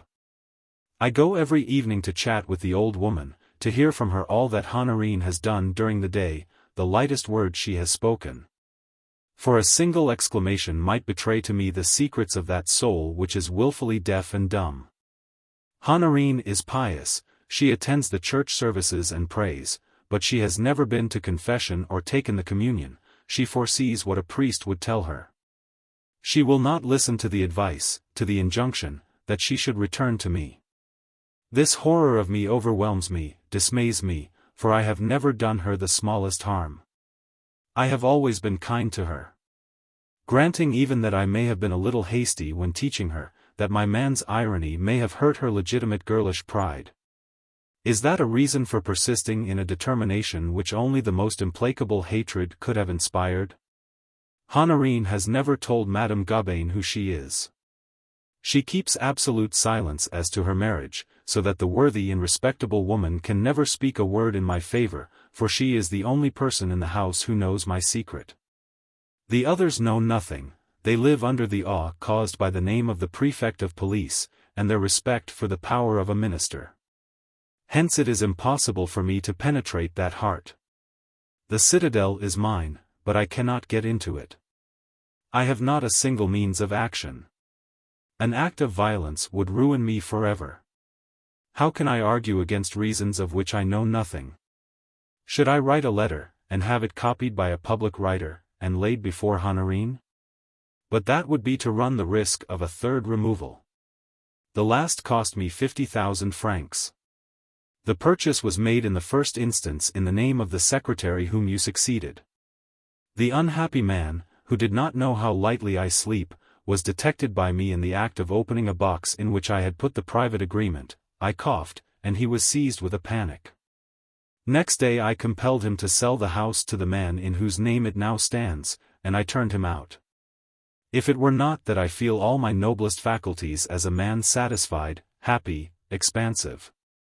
If the part one am playing were not that of divine fatherhood, if I did not drink in delight by every pore, there are moments when I should believe that I was a monomaniac. Sometimes at night I hear the jingling bells of madness. I dread the violent transitions from a feeble hope, which sometimes shines and flashes up, to complete despair, falling as low as man can fall. A few days since I was seriously considering the horrible end of the story of Lovelace and Clarissa Harlowe, and saying to myself, if Honorine were the mother of a child of mine, must she not necessarily return under her husband's roof? And I have such complete faith in a happy future, that 10 months ago I bought and paid for one of the handsomest houses in the Faubourg Saint-Honoré. If I win back Honorine, I will not allow her to see this house again, nor the room from which she fled. I mean to place my idol in a new temple, where she may feel that life is altogether new. That house is being made a marvel of elegance and taste. I have been told of a poet who, being almost mad with love for an actress, bought the handsomest bed in Paris without knowing how the actress would reward his passion. Well, one of the coldest of lawyers, a man who is supposed to be the gravest adviser of the crown, was stirred to the depths of his heart by that anecdote. The orator of the legislative chamber can understand the poet who fed his ideal on material possibilities. 3 days before the arrival of Maria Louisa, Napoleon flung himself on his wedding bed at Compiègne. All stupendous passions have the same impulses. I love as a poet, as an emperor. As I heard the last words, I believed that Count Octave's fears were realized. He had risen, and was walking up and down, and gesticulating, but he stopped as if shocked by the vehemence of his own words. I am very ridiculous, he added, after a long pause, looking at me, as if craving a glance of pity. No, monsieur, you are very unhappy. Ah yes, said he, taking up the thread of his confidences. From the violence of my speech you must believe in the intensity of a physical passion which for 9 years has absorbed all my faculties. But that is nothing in comparison with the worship I feel for the soul, the mind, the heart, all in that woman. The enchanting divinities in the train of love, with whom we pass our life, and who form the daily poem of a fugitive delight. By a phenomenon of retrospection I see now the graces of Honorine's mind and heart, to which I paid little heed in the time of my happiness, like all who are happy. From day to day I have appreciated the extent of my loss. Discovering the exquisite gifts of that capricious and refractory young creature who has grown so strong and so proud under the heavy hand of poverty and the shock of the most cowardly desertion. And that heavenly blossom is fading in solitude and hiding, ah! The law of which we were speaking, he went on with bitter irony, the law is a squad of gendarmes, my wife seized and dragged away by force. Would not that be to triumph over a corpse? Religion has no hold on her, she craves its poetry, she prays, but she does not listen to the commandments of the Church. I, for my part, have exhausted everything in the way of mercy, of kindness, of love. I am at my wit's end. Only one chance of victory is left to me. The cunning and patience with which bird-catchers at last entrap the wariest birds, the swiftest, the most capricious, and the rarest. Hence, Maurice, when M. de Grandville's indiscretion betrayed to you the secret of my life, I ended by regarding this incident as one of the decrees of fate. One of the utterances for which gamblers listen and pray in the midst of their most impassioned play. Have you enough affection for me to show me romantic devotion? I see what you are coming to, Monsieur le Comte, said I, interrupting him. I guess your purpose. Your first secretary tried to open your deed box. I know the heart of your second, he might fall in love with your wife. And can you devote him to destruction by sending him into the fire? Can anyone put his hand into a brazier without burning it? You are a foolish boy, replied the Count. I will send you well gloved. It is no secretary of mine that will be lodged in the Rue Saint-Maur in the little garden house which I have at his disposal. It is my distant cousin, Baron de L. Hostel, a lawyer high in office. After a moment of silent surprise, I heard the gate bell ring, and a carriage came into the courtyard. Presently the footman announced Madame de Courteville and her daughter. The Count had a large family connection on his mother's side. Madame de Courteville, his cousin, was the widow of a judge on the bench of the Seine division, who had left her a daughter and no fortune whatever. What could a woman of 29 be in comparison with a young girl of 20, as lovely as imagination could wish for an ideal mistress?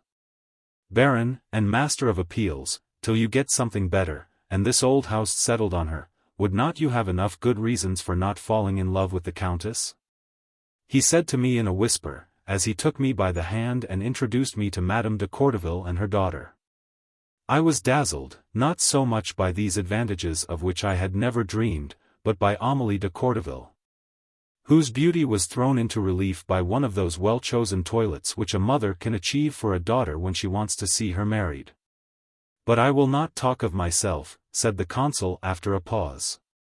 3 weeks later I went to live in the gardener's cottage, which had been cleaned, repaired, and furnished with the celerity which is explained by 3 words, Paris, French workman, money. I was as much in love as the Count could possibly desire as a security. Would the prudence of a young man of 25 be equal to the part one was undertaking, involving a friend's happiness? To settle that matter, I may confess that I counted very much on my uncle's advice. For I had been authorized by the Count to take him into confidence in any case where I deemed his interference necessary. I engaged a garden, I devoted myself to horticulture. I worked frantically, like a man whom nothing can divert, turning up the soil of the market garden, and appropriating the ground to the culture of flowers. Like the maniacs of England, or of Holland, I gave it out that I was devoted to one kind of flower, and especially grew dahlias, collecting every variety. You will understand that my conduct, even in the smallest details, was laid down for me by the Count, whose whole intellectual powers were directed to the most trifling incidents of the tragicomedy enacted in the Rue Saint-Maur. As soon as the Countess had gone to bed, at about 11 at night, Octave, Madame Gaubain, and I sat in council. I heard the old woman's report to the Count of his wife's least proceedings during the day. He inquired into everything, her meals, her occupations, her frame of mind, her plans for the morrow, the flowers she proposed to imitate. I understood what love in despair may be when it is the threefold passion of the heart, the mind, and the senses. Octave lived only for that hour. During 2 months, while my work in the garden lasted, I never set eyes on the little house where my fair neighbor dwelt. I had not even inquired whether I had a neighbor, though the Countess' garden was divided from mine by a paling, along which she had planted cypress trees already 4 feet high. One fine morning Madame Gaubain announced to her mistress, as a disastrous piece of news, the intention, expressed by an eccentric creature who had become her neighbor. Of building a wall between the two gardens, at the end of the year. I will say nothing of the curiosity which consumed me to see the Countess. The wish almost extinguished my budding love for Amélie de Courteville. My scheme for building a wall was indeed a dangerous threat. There would be no more fresh air for Honorine, whose garden would then be a sort of narrow alley shut in between my wall and her own little house. This dwelling, formerly a summer villa, was like a house of cards. It was not more than 30 feet deep, and about 100 feet long. The garden front, painted in the German fashion, imitated a trellis with flowers up to the second floor, and was really a charming example of the Pompadour style, so well called Rococo. A long avenue of limes led up to it. The gardens of the pavilion and my plot of ground were in the shape of a hatchet, of which this avenue was the handle. My wall would cut away 3/4 of the hatchet. The Countess was in despair. "My good Gobain," said she, "what sort of man is this florist?" "On my word," said the housekeeper, "I do not know whether it will be possible to tame him. He seems to have a horror of women. He is the nephew of a Paris cure. I have seen the uncle but once. A fine old man of 60, very ugly, but very amiable. It is quite possible that this priest encourages his nephew, as they say in the neighborhood, in his love of flowers, that nothing worse may happen." "Why, what?" "Well, your neighbor is a little cracked," said Gobain, tapping her head. "Now a harmless lunatic is the only man whom no woman ever distrusts in the matter of sentiment. You will see how wise the Count had been in choosing this disguise for me." "What ails him then?" asked the Countess. "He has studied too hard," replied Gobain. "He has turned misanthropic. And he has his reasons for disliking women. Well, if you want to know all that is said about him." "Well," said Honorine, "madmen frighten me less than sane folks. I will speak to him myself. Tell him that I beg him to come here. If I do not succeed, I will send for the cure." The day after this conversation, as I was walking along my gravelled path, I caught sight of the half-opened curtains on the first floor of the little house. And of a woman's face curiously peeping out. Madame Gobain called me. I hastily glanced at the Countess' house, and by a rude shrug expressed, "What do I care for your mistress?" "Madame," said Gobain, called upon to give an account of her errand, "the madman bid me leave him in peace, saying that even a charcoal seller is master in his own premises. Especially when he has no wife." "He is perfectly right," said the Countess. "Yes, but he ended by saying, 'I will go,' when I told him that he would greatly distress a lady living in retirement, who found her greatest solace in growing flowers." Next day a signal from Gobain informed me that I was expected. After the Countess' breakfast, when she was walking to and fro in front of her house, I broke out some palings and went towards her. I had dressed myself like a countryman, in an old pair of grey flannel trousers, heavy wooden shoes, and shabby shooting coat, a peaked cap on my head, a ragged bandana round my neck. Hands soiled with mould, and a dibble in my hand. "Madam," said the housekeeper, "this good man is your neighbor." The Countess was not alarmed. I saw at last the woman whom her own conduct and her husband's confidences had made me so curious to meet. It was in the early days of May. The air was pure, the weather serene. The verdure of the first foliage, the fragrance of spring formed a setting for this creature of sorrow. As I then saw Honorine I understood Octave's passion and the truthfulness of his description, a heavenly flower. Her pallor was what first struck me by its peculiar tone of white, for there are as many tones of white as of red or blue. On looking at the Countess, the eye seemed to feel that tender skin, where the blood flowed in the blue veins.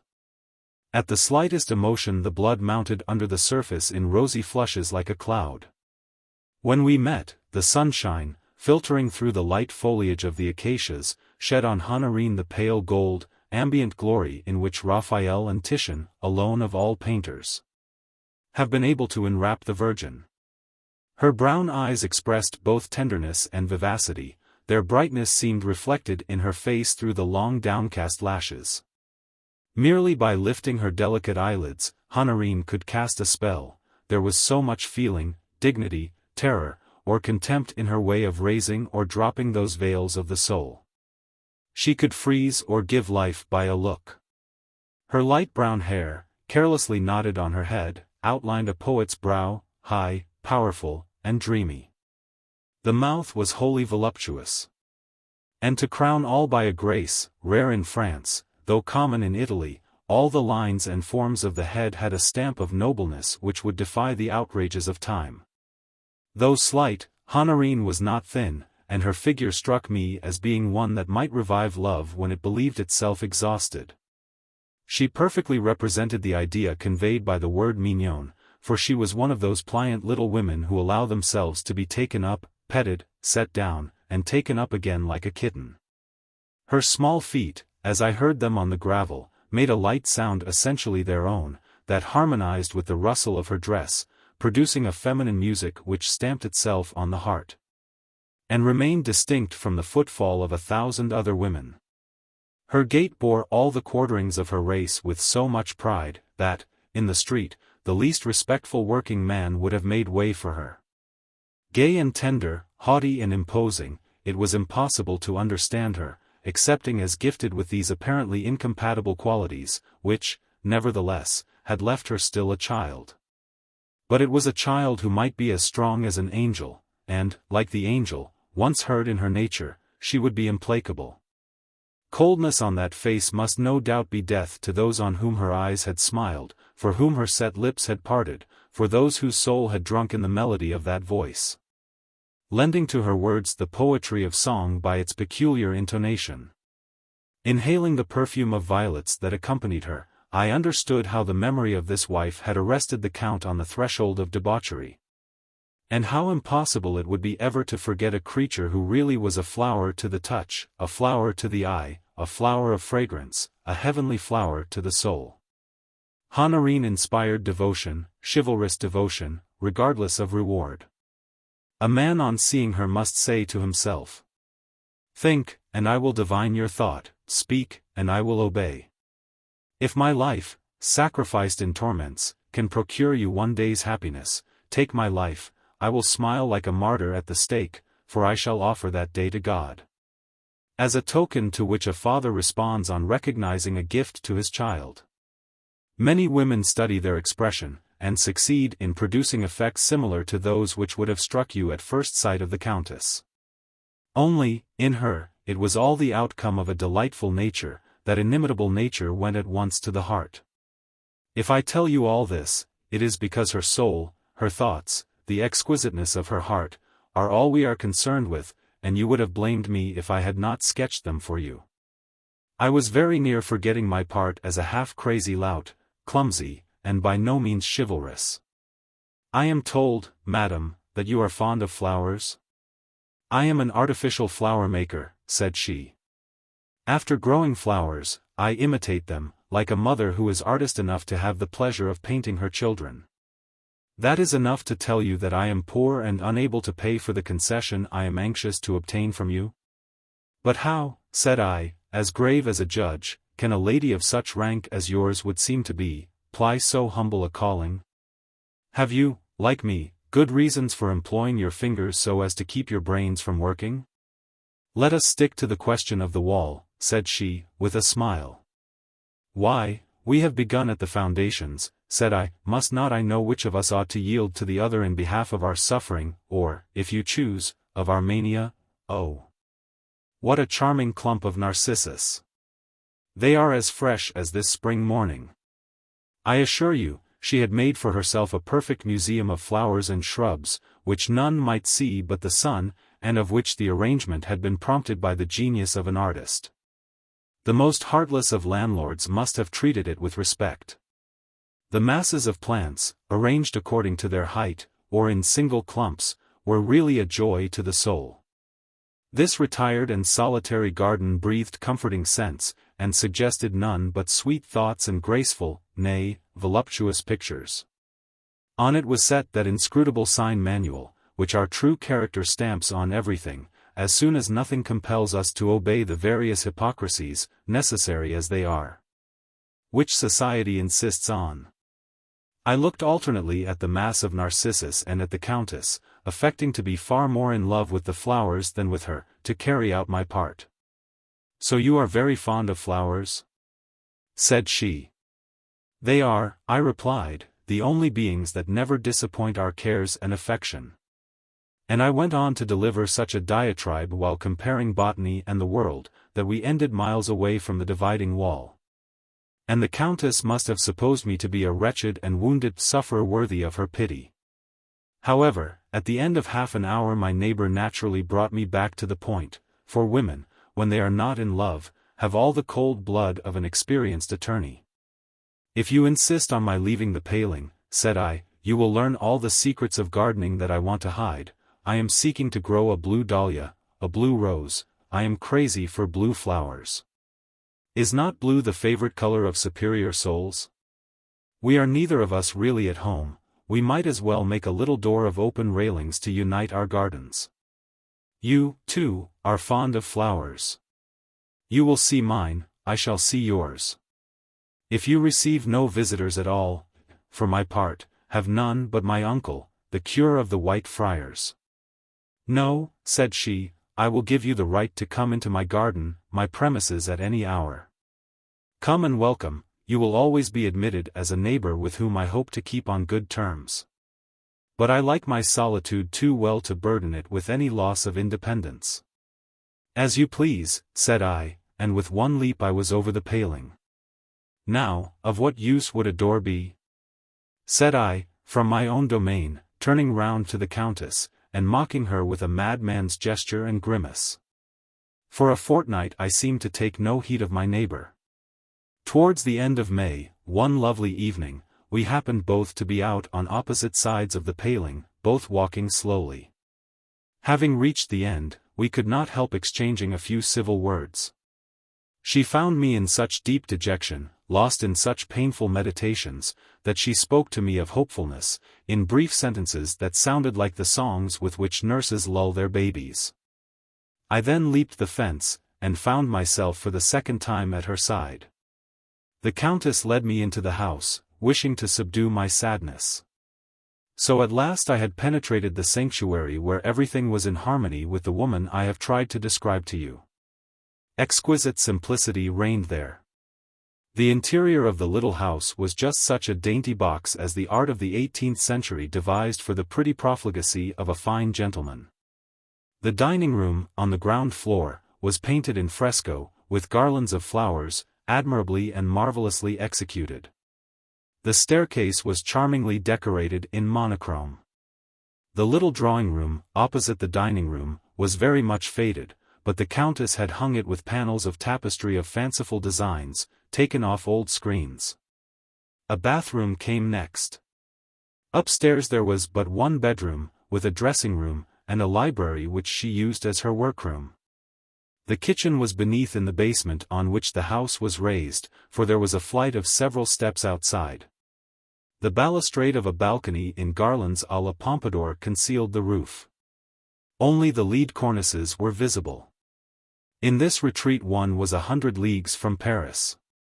But for the bitter smile which occasionally played on the beautiful red lips of this pale woman, it would have been possible to believe that this violet buried in her thicket of flowers was happy.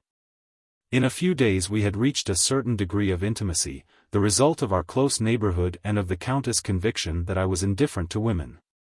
A look would have spoilt all, and I never allowed a thought of her to be seen in my eyes. Honorine chose to regard me as an old friend. Her manner to me was the outcome of a kind of pity. Her looks, her voice, her words, all showed that she was 100 miles away from the coquettish airs which the strictest virtue might have allowed under such circumstances. She soon gave me the right to go into the pretty workshop where she made her flowers, a retreat full of books and curiosities. As smart as a boudoir where elegance emphasized the vulgarity of the tools of her trade. The Countess had in the course of time poetized, as I may say, a thing which is at the antipodes to poetry, a manufacture. Perhaps of all the work a woman can do, the making of artificial flowers is that of which the details allow her to display most grace. For coloring prints she must sit bent over a table and devote herself, with some attention, to this half-painting. Embroidering tapestry, as diligently as a woman must who is to earn her living by it, entails consumption or curvature of the spine. Engraving music is one of the most laborious, by the care, the minute exactitude, and the intelligence it demands. Sewing and white embroidery do not earn 30 sous a day. But the making of flowers and light articles of wear necessitates a variety of movements, gestures, ideas even, which do not take a pretty woman out of her sphere. She is still herself. She may chat, laugh, sing, or think. There was certainly a feeling for art in the way in which the Countess arranged on a long deal table the myriad colored petals which were used in composing the flowers she was to produce. The saucers of color were of white china, and always clean, arranged in such order that the eye could at once see the required shade in the scale of tints. Thus the aristocratic artist saved time. A pretty little cabinet with 100 tiny drawers, of ebony inlaid with ivory, contained the little steel molds in which she shaped the leaves and some forms of petals. A fine Japanese bowl held the paste, which was never allowed to turn sour, and it had a fitted cover with a hinge so easy that she could lift it with a fingertip. The wire, of iron and brass, lurked in a little drawer of the table before her. Under her eyes, in a Venetian glass, shaped like a flower cup on its stem, was the living model she strove to imitate. She had a passion for achievement. She attempted the most difficult things, close racemes, the tiniest corollas, heaths, nectaries of the most variegated hues. Her hands, as swift as her thoughts, went from the table to the flowers she was making, as those of an accomplished pianist fly over the keys. Her fingers seemed to be fairies, to use Perrault's expression, so infinite were the different actions of twisting, fitting, and pressure needed for the work, all hidden under grace of movement. While she adapted each motion to the result with the lucidity of instinct. I could not tire of admiring her as she shaped a flower from the materials sorted before her, patting the wire stem and adjusting the leaves. She displayed the genius of a painter in her bold attempts. She copied faded flowers and yellowing leaves.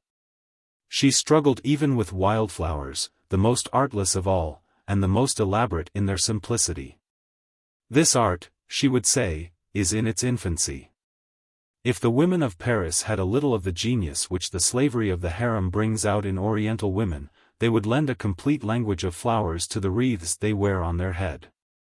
To please my own taste as an artist I have made drooping flowers with leaves of the hue of Florentine bronze, such as are found before or after the winter. Would not such a crown on the head of a young woman whose life is a failure have a certain poetical fitness? How many things a woman might express by her headdress! Are there not flowers for drunken bacchantes, flowers for gloomy and stern bigots, pensive flowers for women who are bored? Botany, I believe, may be made to express every sensation and thought of the soul, even the most subtle. She would employ me to stamp out the leaves, cut up material, and prepare wires for the stems. My affected desire for occupation made me soon skillful. We talked as we worked. When I had nothing to do, I read new books to her, for I had my part to keep up as a man weary of life, worn out with griefs, gloomy, skeptical, and soured.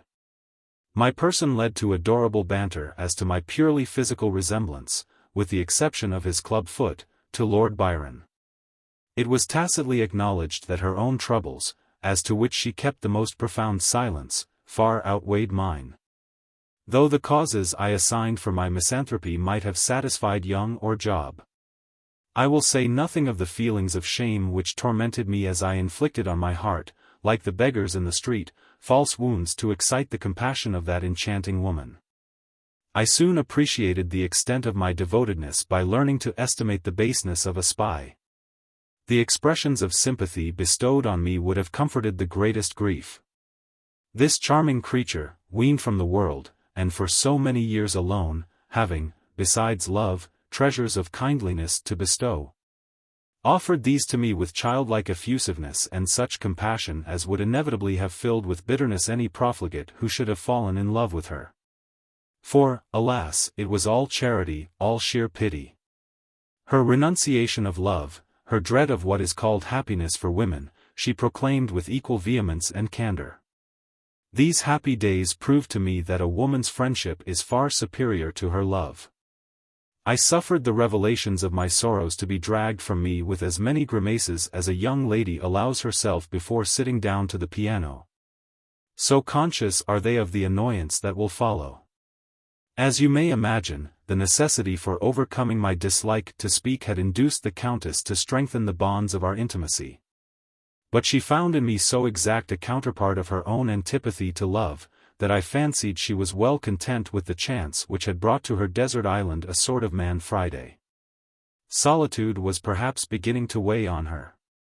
At the same time, there was nothing of the coquette in her, nothing survived of the woman. She did not feel that she had a heart, she told me, excepting in the ideal world where she found refuge.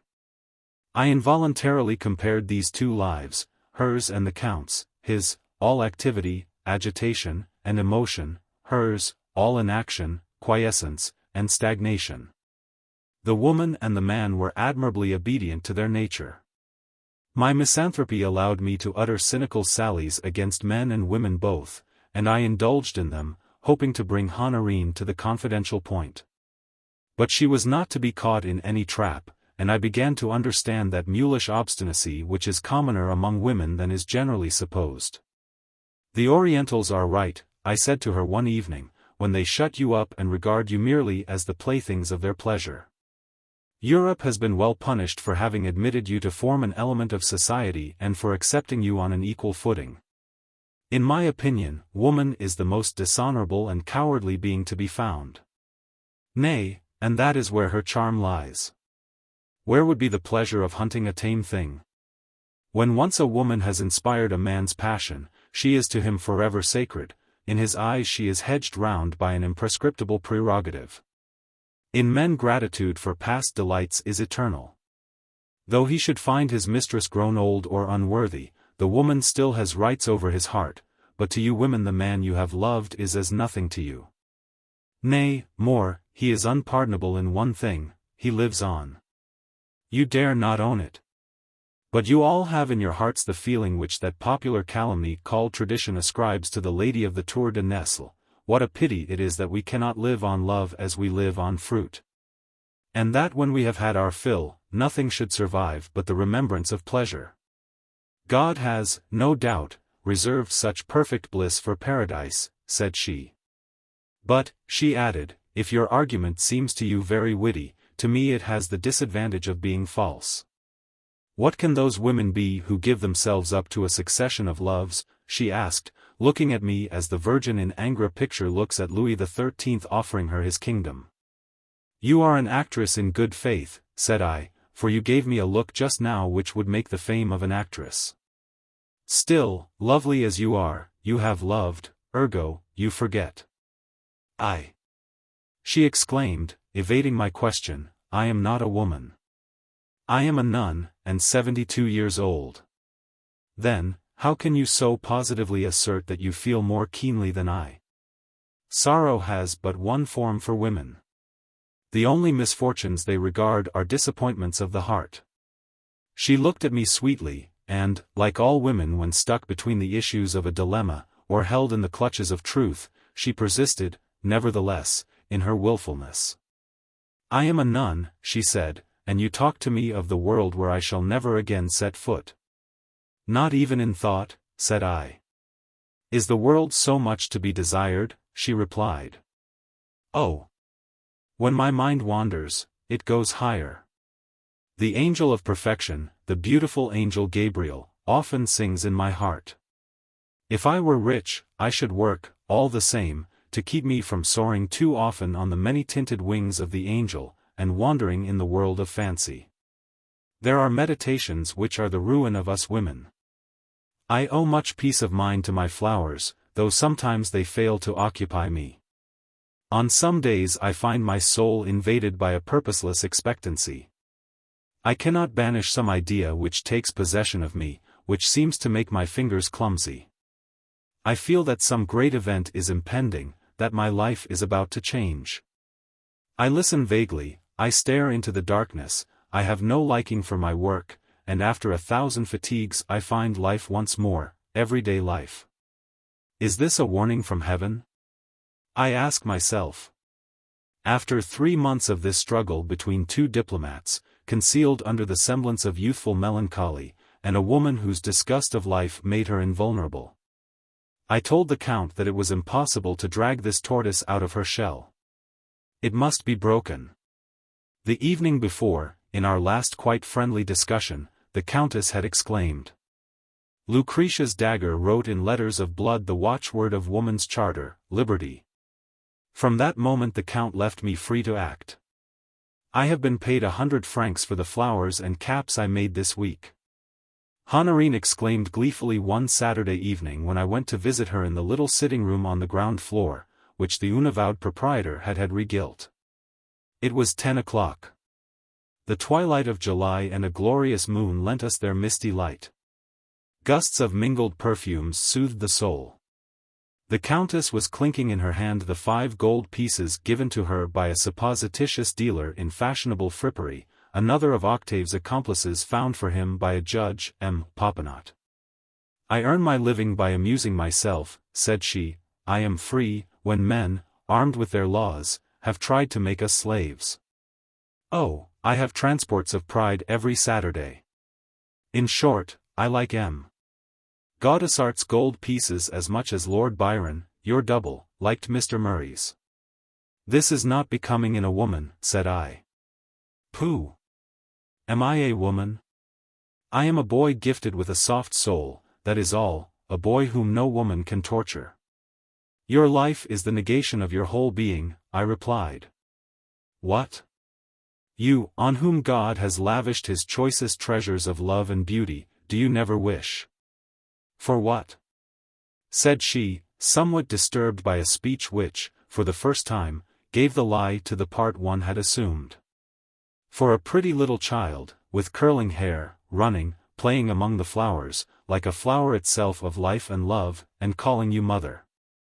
I waited for an answer. A too prolonged silence led me to perceive the terrible effect of my words, though the darkness at first concealed it.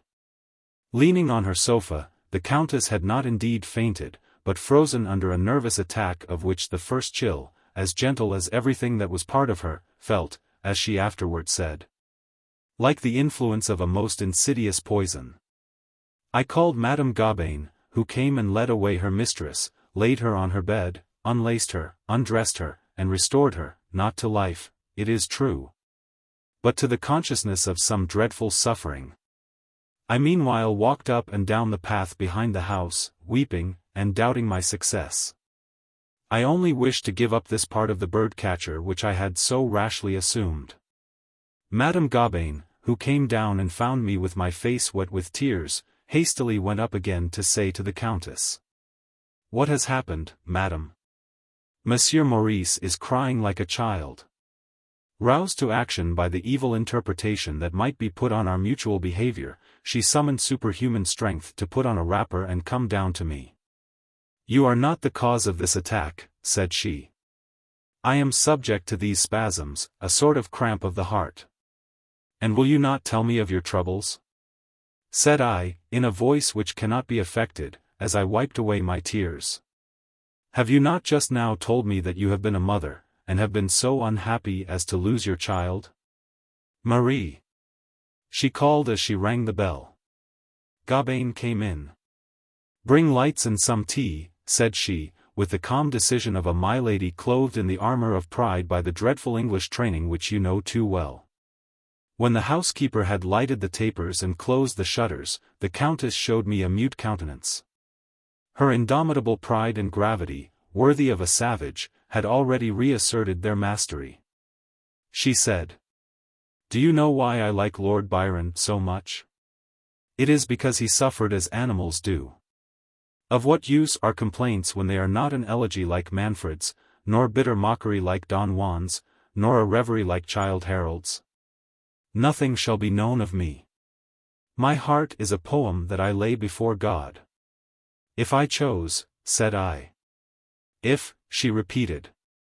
I have no interest in anything, I replied, so I cannot be inquisitive.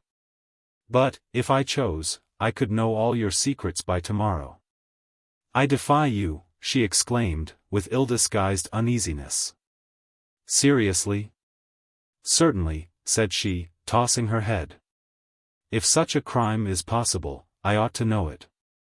In the first place, madam, I went on, pointing to her hands, those pretty fingers, which are enough to show that you are not a mere girl, were they made for toil? Then you call yourself Madame Gaubain, you, who, in my presence the other day on receiving a letter, said to Marie, here, this is for you? Marie is the real Madame Gaubain. So you conceal your name behind that of your housekeeper. Fear nothing, madam, from me. You have in me the most devoted friend you will ever have. Friend, do you understand me? I give this word its sacred and pathetic meaning, so profaned in France, where we apply it to our enemies.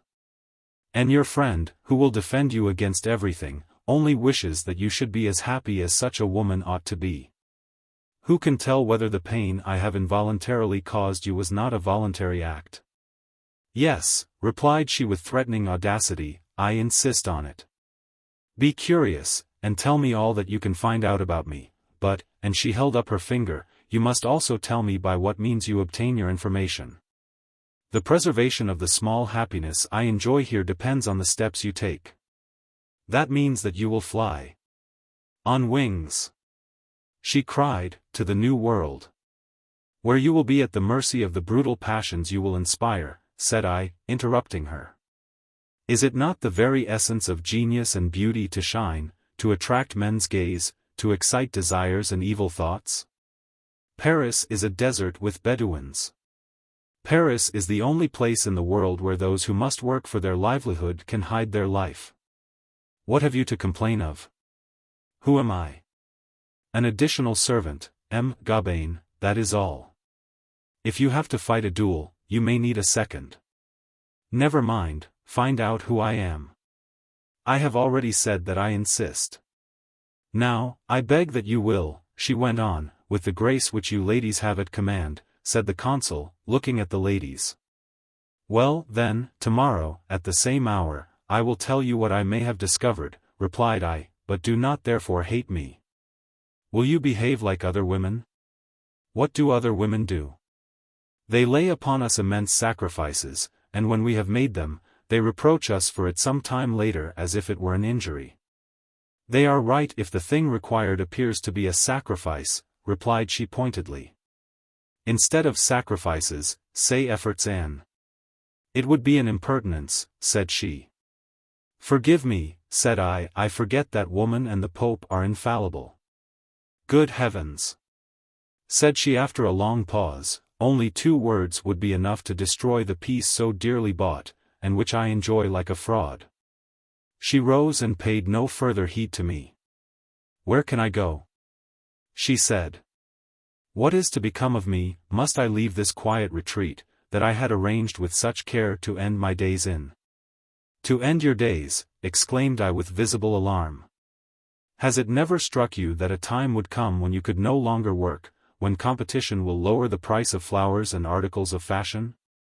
I have already saved 1,000 crowns, she said. Heavens! What privation such a sum must represent! I exclaimed. Leave me, said she, till tomorrow. This evening I am not myself. I must be alone. Must I not save my strength in case of disaster? For, if you should learn anything, others besides you would be informed, and then, good night, she added shortly, dismissing me with an imperious gesture. The battle is tomorrow, then, I replied with a smile, to keep up the appearance of indifference I had given to the scene. But as I went down the avenue I repeated the words. The battle is tomorrow. Octave's anxiety was equal to Honorine's. The Count and I remained together till 2 in the morning, walking to and fro by the trenches of the Bastille, like 2 generals who, on the eve of a battle, calculate all the chances. Examine the ground, and perceive that the victory must depend on an opportunity to be seized halfway through the fight. These two divided beings would each lie awake, one in the hope, the other in agonizing dread of reunion. The real dramas of life are not in circumstances, but in feelings. They are played in the heart, or, if you please, in that vast realm which we ought to call the spiritual world. Octave and Honorine moved and lived all together in the world of lofty spirits. I was punctual. At 10 next evening I was, for the first time, shown into a charming bedroom furnished with white and blue, the nest of this wounded dove. The Countess looked at me, and was about to speak, but was stricken dumb by my respectful demeanor. "Madame la Comtesse," said I with a grave smile. The poor woman, who had risen, dropped back into her chair and remained there, sunk in an attitude of grief, which I should have liked to see perpetuated by a great painter. "You are," I went on, "the wife of the noblest and most highly respected of men. Of a man who is acknowledged to be great, but who is far greater in his conduct to you than he is in the eyes of the world. You and he are two lofty natures. Where do you suppose yourself to be living?" I asked her. "In my own house," she replied, opening her eyes with a wide stare of astonishment. "In Count Octave's," I replied. "You have been tricked. M. Lenormand, the usher of the court, is not the real owner, he is only a screen for your husband. The delightful seclusion you enjoy is the Count's work, the money you earn is paid by him, and his protection extends to the most trivial details of your existence. Your husband has saved you in the eyes of the world, he has assigned plausible reasons for your disappearance. He professes to hope that you were not lost in the wreck of the Cecile, the ship in which you sailed for Havana to secure the fortune to be left to you by an old aunt, who might have forgotten you. You embarked, escorted by 2 ladies of her family and an old manservant. The Count says that he has sent agents to various spots, and received letters which give him great hopes. He takes as many precautions to hide you from all eyes as you take yourself. In short, he obeys you." "That is enough," she said. "I want to know but one thing more. From whom have you obtained all these details?" "Well, madam, my uncle got a place for a penniless youth as secretary to the commissary of police in this part of Paris. That young man told me everything. If you leave this house this evening, however stealthily, your husband will know where you are gone, and his care will follow you everywhere. How could a woman so clever as you are believe that shopkeepers buy flowers and caps as dear as they sell them? Ask 1,000 crowns for a bouquet, and you will get it. No mother's tenderness was ever more ingenious than your husband's. I have learned from the porter of this house that the Count often comes behind the fence when all are asleep, to see the glimmer of your nightlight. Your large cashmere shawl costs 6,000 francs, your old clothes seller brings you, as second-hand, things fresh from the best makers. In short, you are living here like Venus in the toils of Vulcan, but you are alone in your prison by the devices of a sublime magnanimity, sublime for 7 years past, and at every hour." The Countess was trembling as a trapped swallow trembles while, as you hold it in your hand, it strains its neck to look about it with wild eyes. She shook with a nervous spasm, studying me with a defiant look.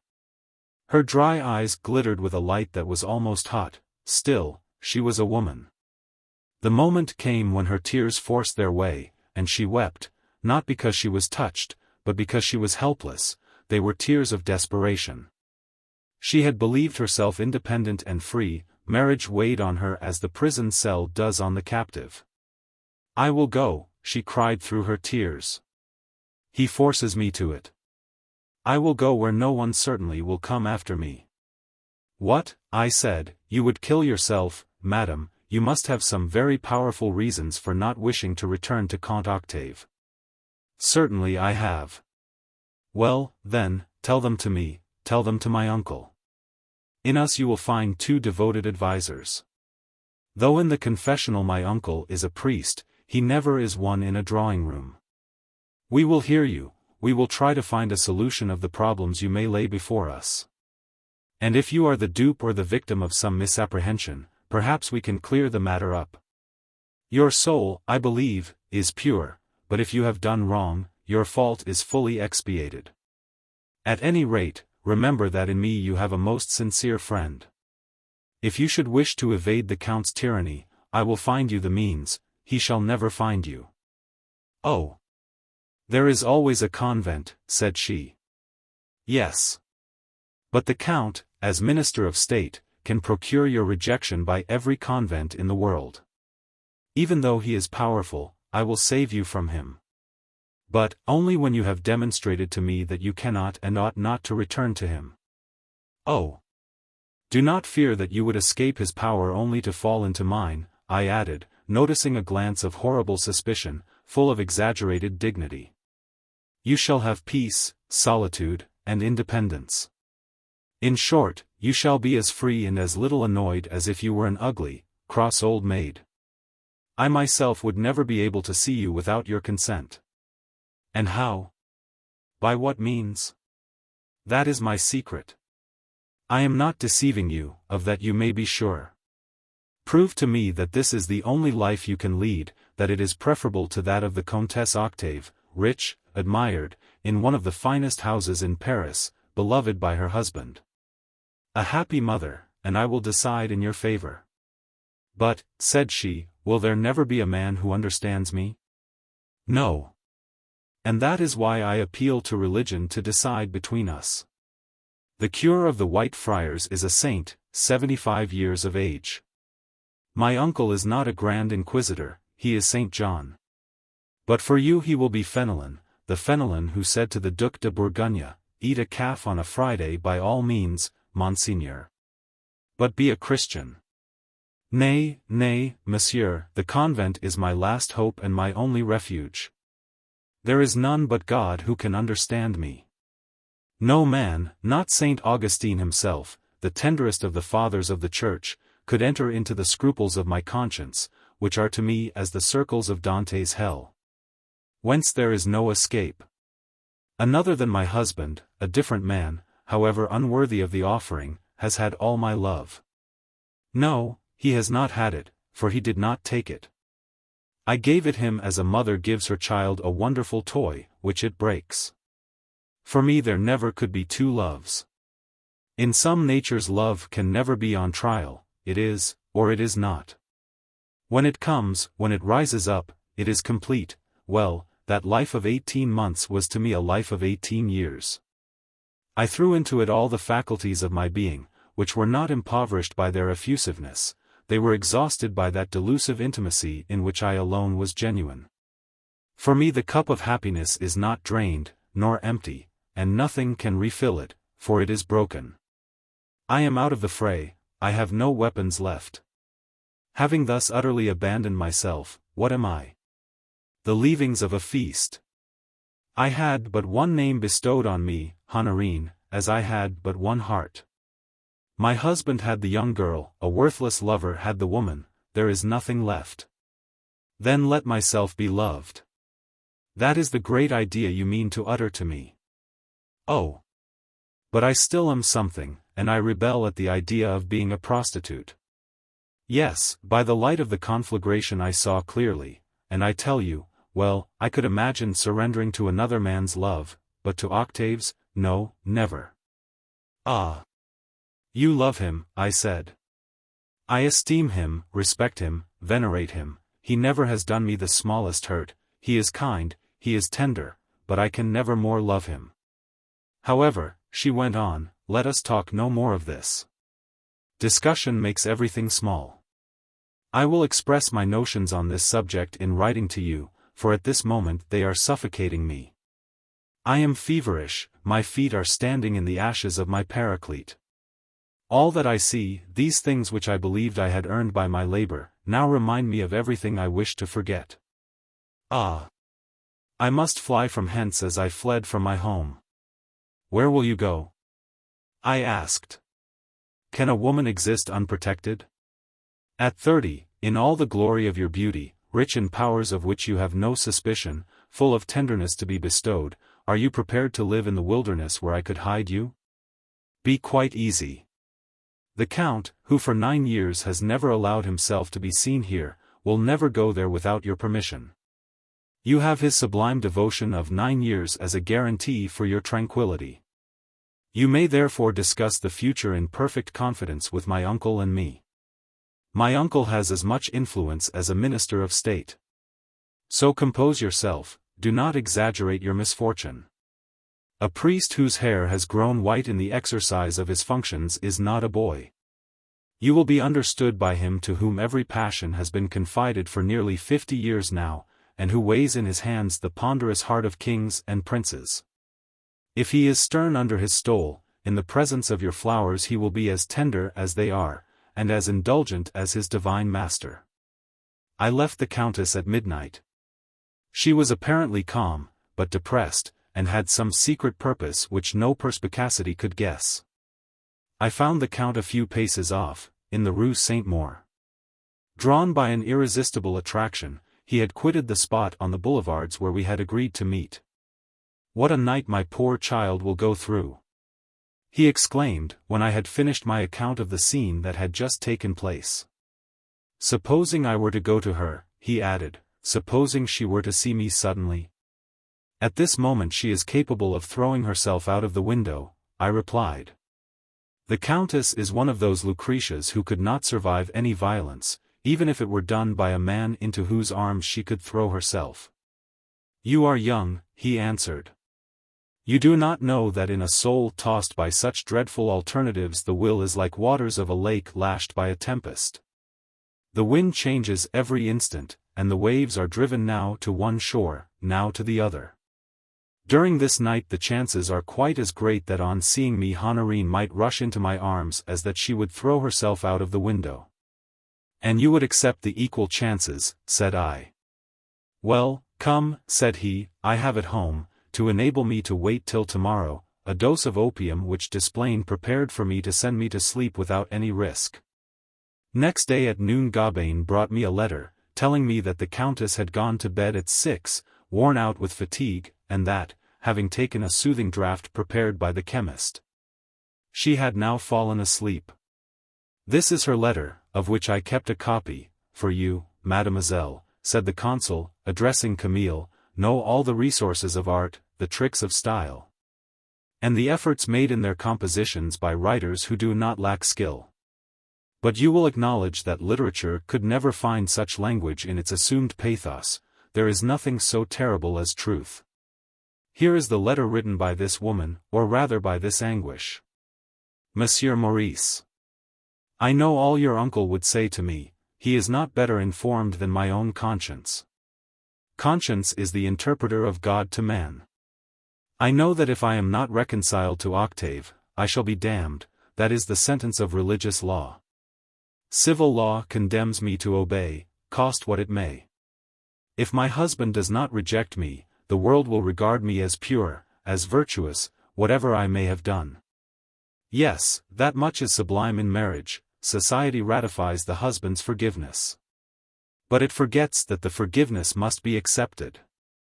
Legally, religiously, and from the world's point of view I ought to go back to Octave.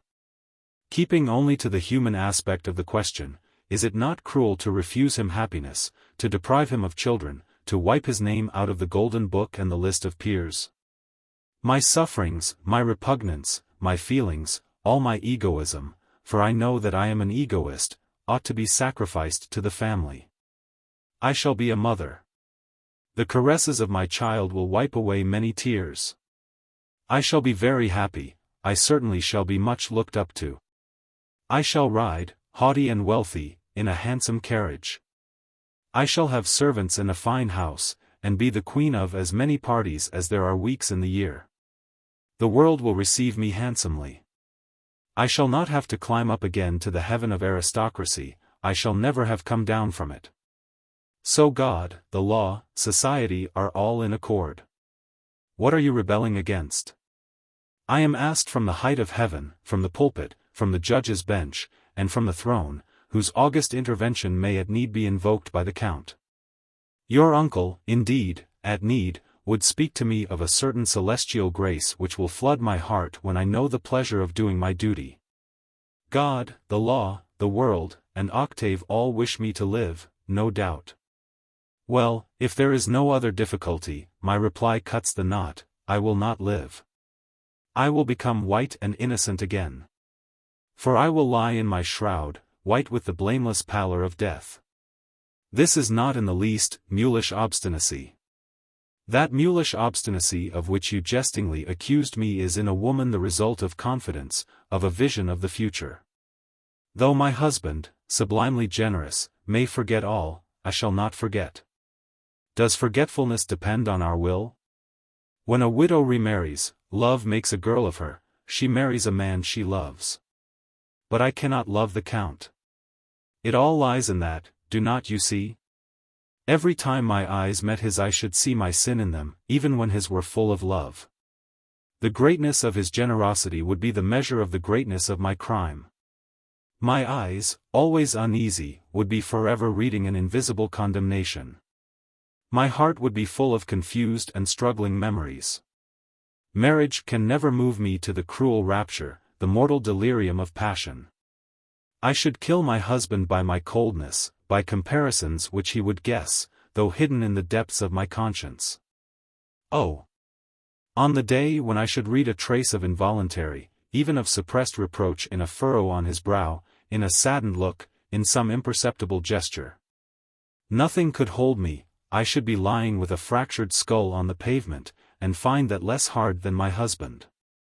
It might be my own over-susceptibility that would lead me to this horrible but welcome death. I might die the victim of an impatient mood in octave caused by some matter of business, or be deceived by some unjust suspicion. Alas! I might even mistake some proof of love for a sign of contempt. What torture on both sides! Octave would be always doubting me, I doubting him.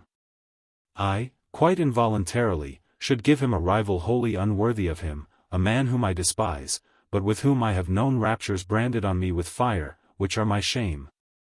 But which I cannot forget. Have I shown you enough of my heart? No one, monsieur, can convince me that love may be renewed, for I neither can nor will accept love from anyone. A young bride is like a plucked flower. But a guilty wife is like a flower that had been walked over. You, who are a florist, you know whether it is ever possible to restore the broken stem, to revive the faded colors. To make the sap flow again in the tender vessels of which the whole vegetative function lies in their perfect rigidity. If some botanist should attempt the operation, could his genius smooth out the folds of the bruised corolla? If he could remake a flower, he would be God. God alone can remake me. I am drinking the bitter cup of expiation, but as I drink it I painfully spell out this sentence: expiation is not annihilation. In my little house, alone, I eat my bread soaked in tears. But no one sees me eat nor sees me weep. If I go back to Octave, I must give up my tears, they would offend him. Oh! Monsieur, how many virtues must a woman tread under foot, not to give herself, but to restore herself to a betrayed husband? Who could count them? God alone. For he alone can know and encourage the horrible refinements at which the angels must turn pale. Nay, I will go further. A woman has courage in the presence of her husband if he knows nothing. She shows a sort of fierce strength in her hypocrisy, she deceives him to secure him double happiness. But common knowledge is surely degrading. Supposing I could exchange humiliation for ecstasy? Would not Octave at last feel that my consent was sheer depravity? Marriage is based on esteem, on sacrifices on both sides. But neither Octave nor I could esteem each other the day after our reunion. He would have disgraced me by a love like that of an old man for a courtesan, and I should forever feel the shame of being a chattel instead of a lady. I should represent pleasure, and not virtue, in his house. These are the bitter fruits of such a sin. I have made myself a bed where I can only toss on burning coals, a sleepless pillow. Here, when I suffer, I bless my sufferings, I say to God, I thank thee. But in my husband's house I should be full of terror, tasting joys to which I have no right. All this, monsieur, is not argument, it is the feeling of a soul made vast and hollow by 7 years of suffering. Finally, must I make a horrible confession? I shall always feel at my bosom the lips of a child conceived in rapture and joy, and in the belief in happiness, of a child I nursed for 7 months. That I shall bear in my womb all the days of my life. If other children should draw their nourishment from me, they would drink in tears mingling with the milk, and turning it sour. I seem a light thing, you regard me as a child, ah yes. I have a child's memory, the memory which returns to us on the verge of the tomb. So, you see, there is not a situation in that beautiful life to which the world and my husband's love want to recall me, which is not a false position. Which does not cover a snare or reveal a precipice down which I must fall, torn by pitiless rocks. For 5 years now I have been wandering in the sandy desert of the future without finding a place convenient to repent in, because my soul is possessed by true repentance. Religion has its answers ready to all this, and I know them by heart. This suffering, these difficulties, are my punishment, she says, and God will give me strength to endure them. This, monsieur, is an argument to certain pious souls gifted with an energy which I have not. I have made my choice between this hell, where God does not forbid my blessing him, and the hell that awaits me under Count Octave's roof. One word more. If I were still a girl, with the experience I now have, my husband is the man I should choose, but that is the very reason of my refusal.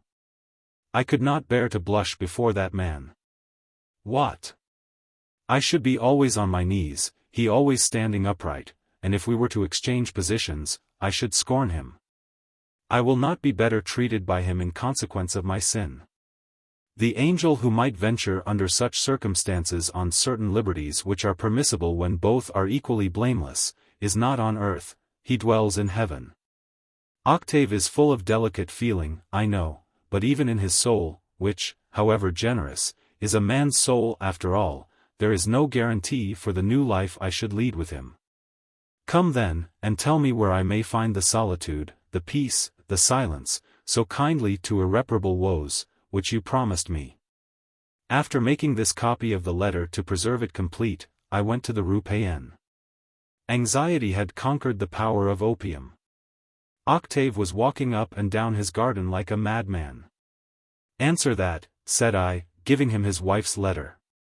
Try to reassure the modesty of experience. It is rather more difficult than conquering the modesty of ignorance, which curiosity helps to betray. She is mine, cried the Count, whose face expressed joy as he went on reading the letter. He signed to me with his hand to leave him to himself. I understood that extreme happiness and extreme pain obey the same laws. I went in to receive Madame de Courteville and Amélie, who were to dine with the Count that day. However handsome Mademoiselle de Courteville might be, I felt, on seeing her once more, that love has 3 aspects, and that the women who can inspire us with perfect love are very rare. As I involuntarily compared Amélie with Honorine, I found the erring wife more attractive than the pure girl. To Honorine's heart fidelity had not been a duty, but the inevitable. While Amélie would serenely pronounce the most solemn promises without knowing their purport or to what they bound her. The crushed, the dead woman, so to speak, the sinner to be reinstated, seemed to me sublime. She incited the special generosities of a man's nature. She demanded all the treasures of the heart, all the resources of strength, she filled his life and gave the zest of a conflict to happiness. Whereas Amélie, chaste and confiding, would settle down into the sphere of peaceful motherhood, where the commonplace must be its poetry, and where my mind would find no struggle and no victory. Of the plains of Champagne and the snowy, storm-beaten but sublime Alps, what young man would choose the chalky, monotonous level? No. Such comparisons are fatal and wrong on the threshold of the merry. Alas! Only the experience of life can teach us that marriage excludes passion, that a family cannot have its foundation on the tempests of love. After having dreamed of impossible love, with its infinite caprices, after having tasted the tormenting delights of the ideal, I saw before me modest reality. Pity me, for what could be expected? At 25 I did not trust myself, but I took a manful resolution. I went back to the Count to announce the arrival of his relations, and I saw him grown young again in the reflected light of hope. "What ails you, Maurice?" said he, struck by my changed expression. "Monsieur le Comte." "No longer Octave?" "You, to whom I shall owe my life, my happiness." "My dear Octave, if you should succeed in bringing the Countess back to her duty." "I have studied her well." He looked at me as Othello must have looked at Iago when Iago first contrived to insinuate a suspicion into the Moor's mind. "She must never see me again. She must never know that Maurice was your secretary. Never mention my name to her, or all will be undone. You have got me an appointment as maître de requêtes. Well, get me instead some diplomatic post abroad, a consulship, and do not think of my marrying Amélie. Oh, do not be uneasy," I added, seeing him draw himself up, "I will play my part to the end."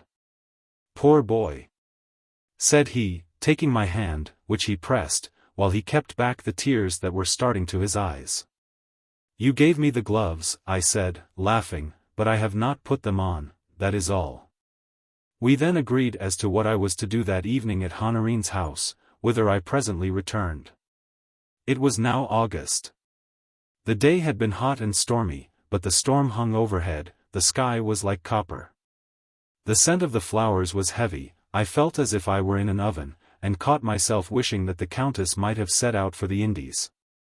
But she was sitting on a wooden bench shaped like a sofa, under an arbor, in a loose dress of white muslin fastened with blue bows, her hair unadorned in waving bands over her cheeks. Her feet on a small wooden stool, and showing a little way beyond her skirt. She did not rise, she showed me with her hand to the seat by her side, saying, "Now, is not life at a deadlock for me?" "Life as you have made it," I replied. "But not the life I propose to make for you, for, if you choose, you may be very happy." "How?" said she, her whole person was a question. "Your letter is in the Count's hands."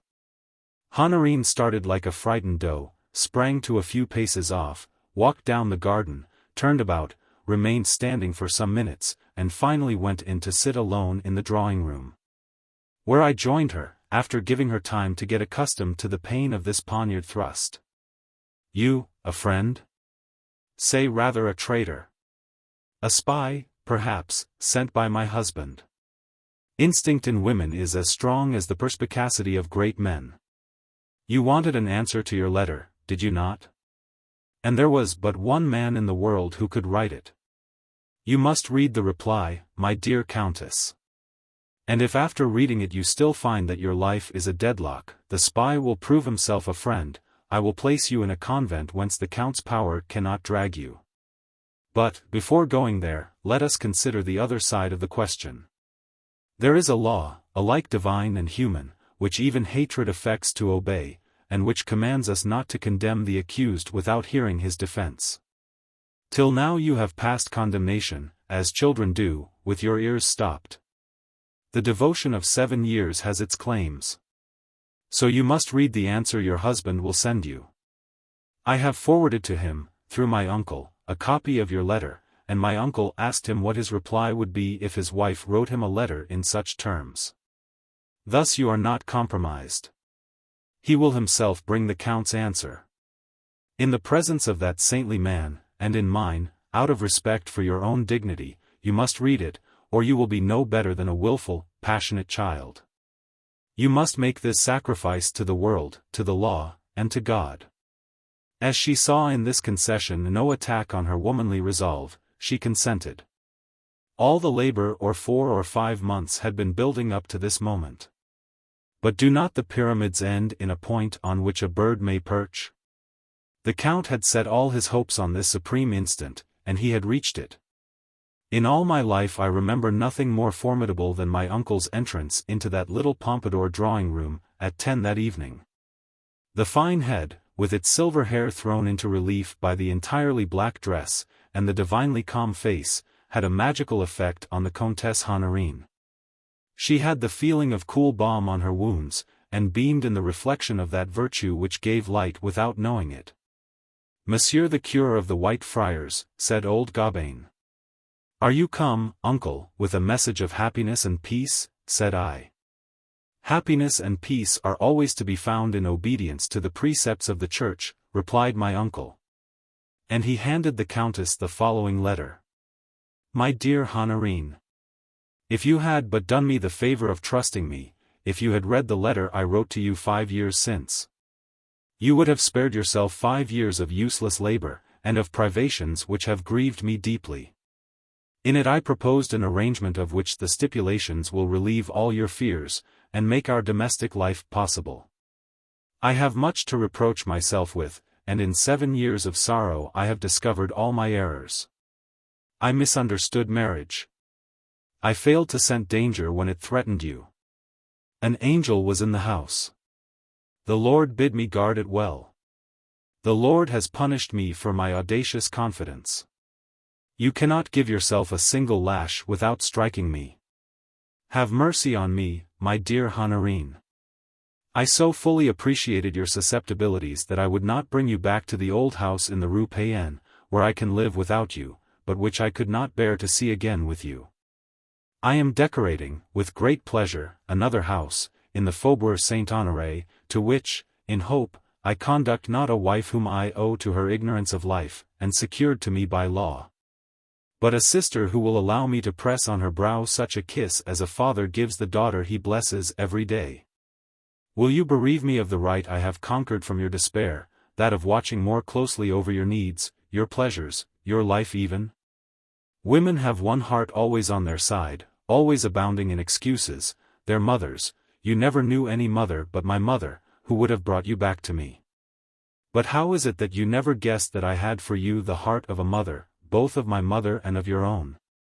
Yes, dear, my affection is neither mean nor grasping. It is one of those which will never let any annoyance last long enough to pucker the brow of the child it worships. What can you think of the companion of your childhood, Honorine, if you believe him capable of accepting kisses given in trembling, of living between delight and anxiety? Do not fear that you will be exposed to the laments of a suppliant passion. I would not want you back until I felt certain of my own strength to leave you in perfect freedom. Your solitary pride has exaggerated the difficulties.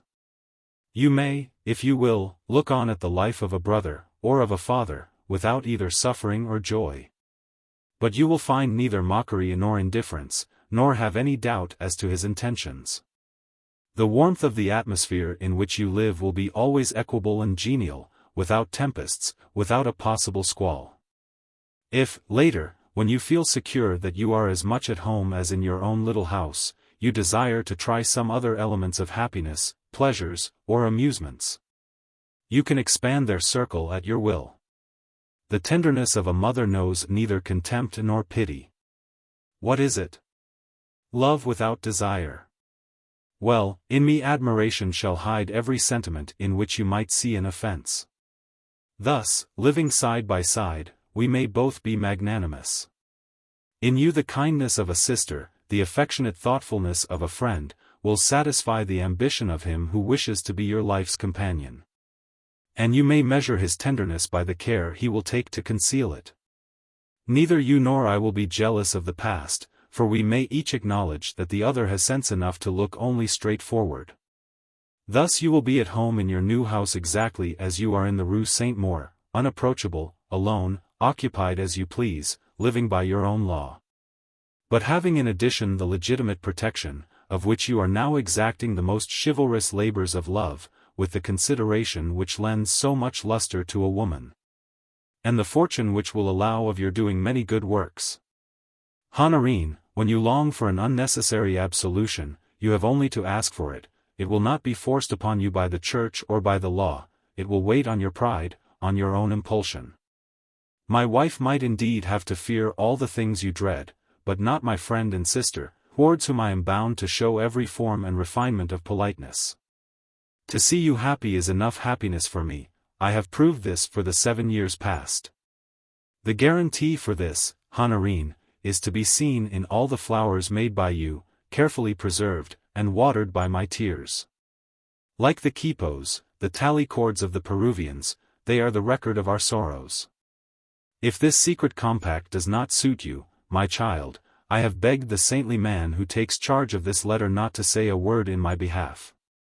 I will not owe your return to the terrors threatened by the Church, nor to the bidding of the law. I will not accept the simple and quiet happiness that I ask from anyone but yourself.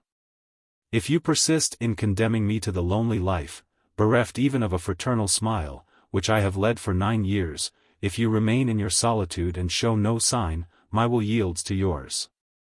Understand me perfectly, you shall be no more troubled than you have been until this day. I will get rid of the crazy fellow who has meddled in your concerns, and has perhaps caused you some annoyance.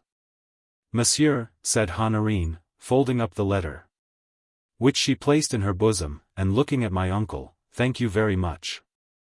I will avail myself of Monsieur le Comte's permission to remain here. Ah!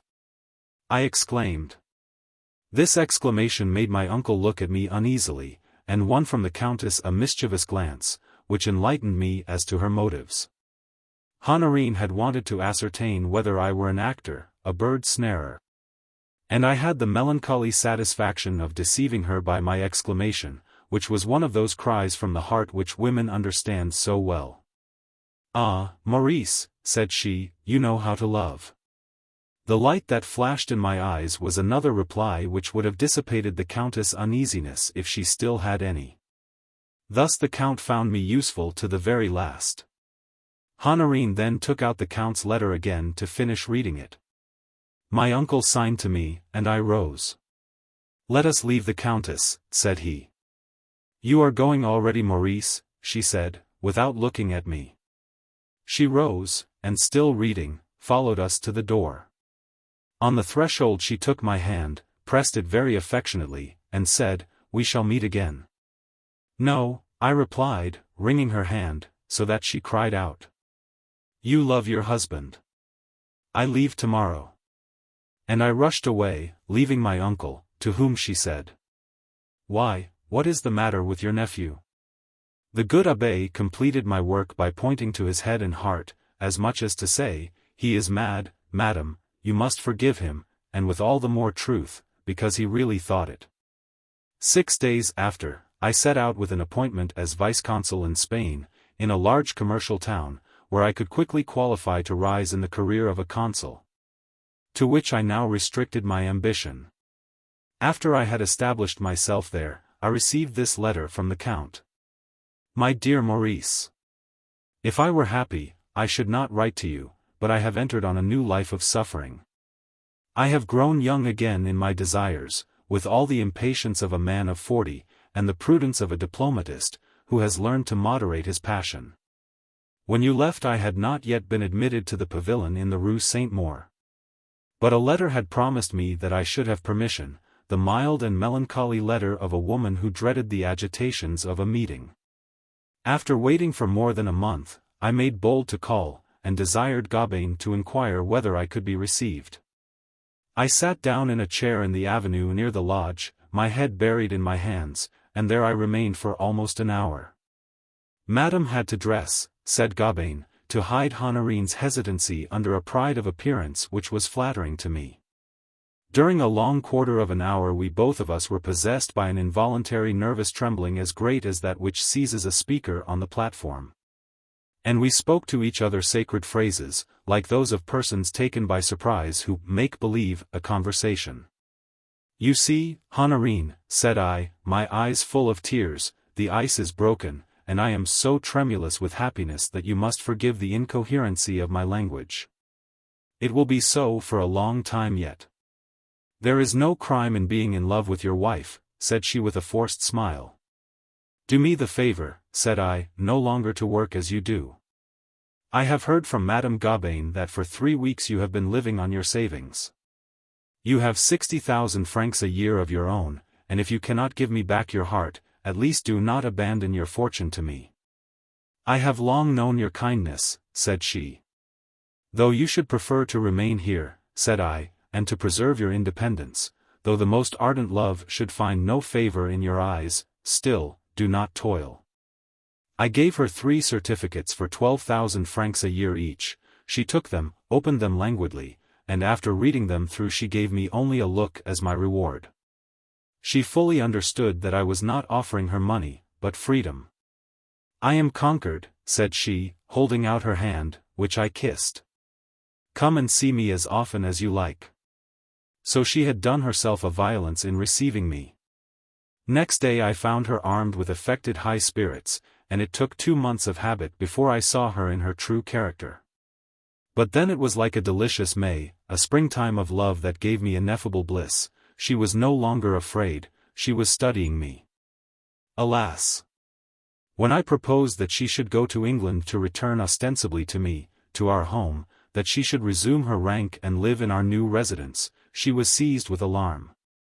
"Why not live always as we are?" she said. I submitted without saying a word. Is she making an experiment? I asked myself as I left her.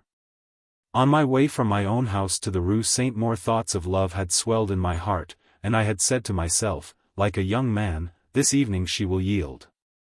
All my real or affected force was blown to the winds by a smile, by a command from those proud, calm eyes, untouched by passion. I remembered the terrible words you once quoted to me. Lucretia's dagger wrote in letters of blood the watchword of woman's charter, liberty, and they froze me. I felt imperatively how necessary to me was Honorine's consent, and how impossible it was to wring it from her. Could she guess the storms that distracted me when I left as when I came? At last I painted my situation in a letter to her, giving up the attempt to speak of it. Honorine made no answer, and she was so sad that I made as though I had not written.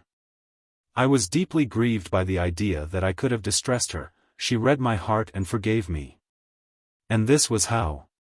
3 days ago she received me, for the first time, in her own blue and white room. It was bright with flowers, dressed, and lighted up. Honorine was in a dress that made her bewitching. Her hair framed that face that you know in its light curls, and in it were some sprays of Cape Heath. She wore a white muslin gown, a white sash with long floating ends. You know what she is in such simplicity, but that day she was a bride, the Honorine of long past days. My joy was chilled at once, for her face was terribly grave, there were fires beneath the ice. "Octave," she said, "I will return as your wife when you will. But understand clearly that this submission has its dangers. I can be resigned." I made a movement. "Yes," she went on, "I understand, resignation offends you, and you want what I cannot give, love. Religion and pity led me to renounce my vow of solitude. You are here." She paused. "At first," she went on, "you asked no more. Now you demand your wife. Well, here I give you Honorine, such as she is, without deceiving you as to what she will be. What shall I be? A mother? I hope it. Believe me, I hope it eagerly. Try to change me, you have my consent. But if I should die, my dear, do not curse my memory, and do not set down to obstinacy what I should call the worship of the ideal. If it were not more natural to call the indefinable feeling which must kill me the worship of the divine. The future will be nothing to me, it will be your concern, consult your own mind." And she sat down in the calm attitude you used to admire, and watched me turning pale with the pain she had inflicted. My blood ran cold. On seeing the effect of her words she took both my hands, and, holding them in her own, she said, "Octave, I do love you, but not in the way you wish to be loved. I love your soul. Still, understand that I love you enough to die in your service like an Eastern slave, and without a regret. It will be my expiation." She did more. She knelt before me on a cushion, and in a spirit of sublime charity she said, "And perhaps I shall not die. For 2 months now I have been struggling with myself. What shall I do? My heart is too full, I therefore seek a friend, and send out this cry, what shall I do?" I did not answer this letter. 2 months later the newspapers announced the return on board an English vessel of the Comtesse Octave, restored to her family after adventures by land and sea. Invented with sufficient probability to arouse no contradiction. When I moved to Genoa I received a formal announcement of the happy event of the birth of a son to the Count and Countess.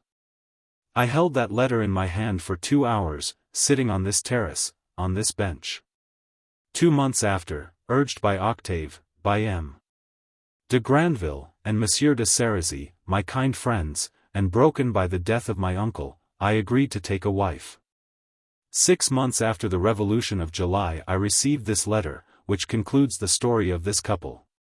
Monsieur Maurice, I am dying though I am a mother, perhaps because I am a mother. I have played my part as a wife well, I have deceived my husband. I have had happiness not less genuine than the tears shed by actresses on the stage. I am dying for society, for the family, for marriage, as the early Christians died for God. I know not of what I am dying, and I am honestly trying to find out, for I am not perverse. But I am bent on explaining my malady to you, you who brought that heavenly physician your uncle, at whose word I surrendered. He was my director. I nursed him in his last illness, and he showed me the way to heaven, bidding me persevere in my duty. And I have done my duty. I do not blame those who forget. I admire them as strong and necessary natures, but I have the malady of memory. I have not been able twice to feel that love of the heart which identifies a woman with the man she loves. To the last moment, as you know, I cried to your heart, in the confessional, and to my husband, have mercy. But there was no mercy. Well, and I am dying, dying with stupendous courage. No courtesan was ever more gay than I. My poor Octave is happy, I let his love feed on the illusions of my heart. I throw all my powers into this terrible masquerade. The actress is applauded, feasted, smothered in flowers, but the invisible rival comes every day to seek its prey, a fragment of my life. I am rent and I smile. I smile on 2 children, but it is the elder, the dead one, that will triumph. I told you so before. The dead child calls me, and I am going to him. The intimacy of marriage without love is a position in which my soul feels degraded every hour. I can never weep or give myself up to dreams but when I am alone. The exigencies of society, the care of my child, and that of Octave's happiness never leave me a moment to refresh myself, to renew my strength, as I could in my solitude. The incessant need for watchfulness startles my heart with constant alarms. I have not succeeded in implanting in my soul the sharp-eared vigilance that lies with facility, and has the eyes of a lynx. It is not the lip of one I love that drinks my tears and kisses them. My burning eyes are cooled with water, and not with tender lips.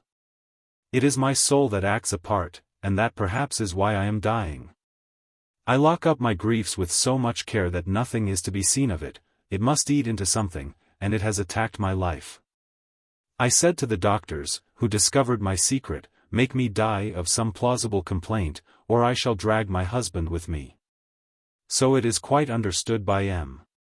Desplain, Bianchon, and myself that I am dying of the softening of some bone which science has fully described. Octave believes that I adore him, do you understand? So I am afraid lest he should follow me. I now write to beg you in that case to be the little Count's guardian. You will find with this a codicil in which I have expressed my wish. But do not produce it excepting in case of need, for perhaps I am fatuously vain. My devotion may perhaps leave Octave inconsolable but willing to live, poor Octave. I wish him a better wife than I am, for he deserves to be well loved. Since my spiritual spy is married, I bid him remember what the florist of the Rue Saint-Maur hereby bequeaths to him as a lesson, may your wife soon be a mother. Fling her into the vulgarist materialism of household life. Hinder her from cherishing in her heart the mysterious flower of the ideal, of that heavenly perfection in which I believed, that enchanted blossom with glorious colors, and whose perfume disgusts us with reality. I am a Saint Teresa who has not been suffered to live on ecstasy in the depths of a convent, with the Holy Infant, and a spotless winged angel to come and go as she wished. You saw me happy among my beloved flowers.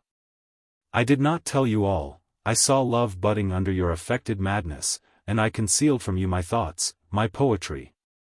I did not admit you to my kingdom of beauty. Well, well, you will love my child for love of me if he should one day lose his poor father. Keep my secrets as the grave will keep them. Do not mourn for me, I have been dead this many a day, if Saint Bernard was right in saying that where there is no more love there is no more life. And the countess died, said the consul, putting away the letters and locking the pocketbook. Is the count still living? Asked the ambassador, for since the Revolution of July he has disappeared from the political stage. Do you remember, Monsieur de Laura, said the consul general, having seen me going to the steamboat with a white-haired man? An old man, said the painter. An old man of 45, going in search of health and amusement in southern Italy. That old man was my poor friend, my patron, passing through Genoa to take leave of me and place his will in my hands. He appoints me his son's guardian. I had no occasion to tell him of Honorine's wishes. Does he suspect himself of murder? Said Mademoiselle de Touches to the Baron de El Hostel. He suspects the truth, replied the consul, and that is what is killing him. I remained on board the steam packet that was to take him to Naples till it was out of the roadstead. A small boat brought me back. We sat for some little time taking leave of each other, forever, I fear. God only knows how much we love the confidant of our love when she who inspired it is no more. That man, said Octave, holds a charm and wears an aureole. The count went to the prow and looked down on the Mediterranean. It happened to be fine, and, moved no doubt by the spectacle, he spoke these last words: ought we not, in the interests of human nature, to inquire what is the irresistible power which leads us to sacrifice an exquisite creature to the most fugitive of all pleasures, and in spite of our reason? In my conscience I heard cries. Honorine was not alone in her anguish. And yet I would have it. I am consumed by remorse. In the Rue Payenne I was dying of the joys I had not. Now I shall die in Italy of the joys I have had. Wherein lay the discord between two natures, equally noble, I dare assert? For some minutes profound silence reigned on the terrace. Then the consul, turning to the two women, asked, was she virtuous? Mademoiselle de Touches rose, took the consul's arm, went a few steps away, and said to him, are not men wrong too when they come to us and make a young girl a wife while cherishing at the bottom of their heart some angelic image, and comparing us to those unknown rivals? To perfections often borrowed from a remembrance, and always finding us wanting? Mademoiselle, you would be right if marriage were based on passion, and that was the mistake of those two, who will soon be no more. Marriage with heart-deep love on both sides would be paradise. Mademoiselle de Touches turned from the consul, and was immediately joined by Claude Vignon, who said in her ear, a bit of a coxcomb is M. de El Hostel. No, replied she, whispering to Claude these words, for he has not yet guessed that Honorine would have loved him. Oh! She exclaimed, seeing the consul's wife approaching. His wife was listening. Unhappy man! 11 was striking by all the clocks, and the guests went home on foot along the seashore. Still, that is not life, said Mademoiselle de Touches. That woman was one of the rarest, and perhaps the most extraordinary exceptions in intellect, a pearl. Life is made up of various incidents, of pain and pleasure alternately. The paradise of Dante, that sublime expression of the ideal, that perpetual blue, is to be found only in the soul. To ask it of the facts of life is a luxury against which nature protests every hour. To such souls as those the 6 feet of a cell, and the kneeling chair are all they need. You are right, said Léon de Laura. But good for nothing as I may be, I cannot help admiring a woman who is capable, as that one was, of living by the side of a studio, under a painter's roof, and never coming down. Nor seeing the world, nor dipping her feet in the street mud. Such a thing has been known, for a few months, said Claude Vignon, with deep irony. Comtesse Honorine is not unique of her kind, replied the ambassador to Mademoiselle de Touches. A man, nay, and a politician, a bitter writer, was the object of such a passion, and the pistol shot which killed him hit not him alone, the woman who loved lived like a nun ever after. Then there are yet some great souls in this age, said Camille Maupin, and she stood for some minutes pensively leaning on the balustrade of the quay.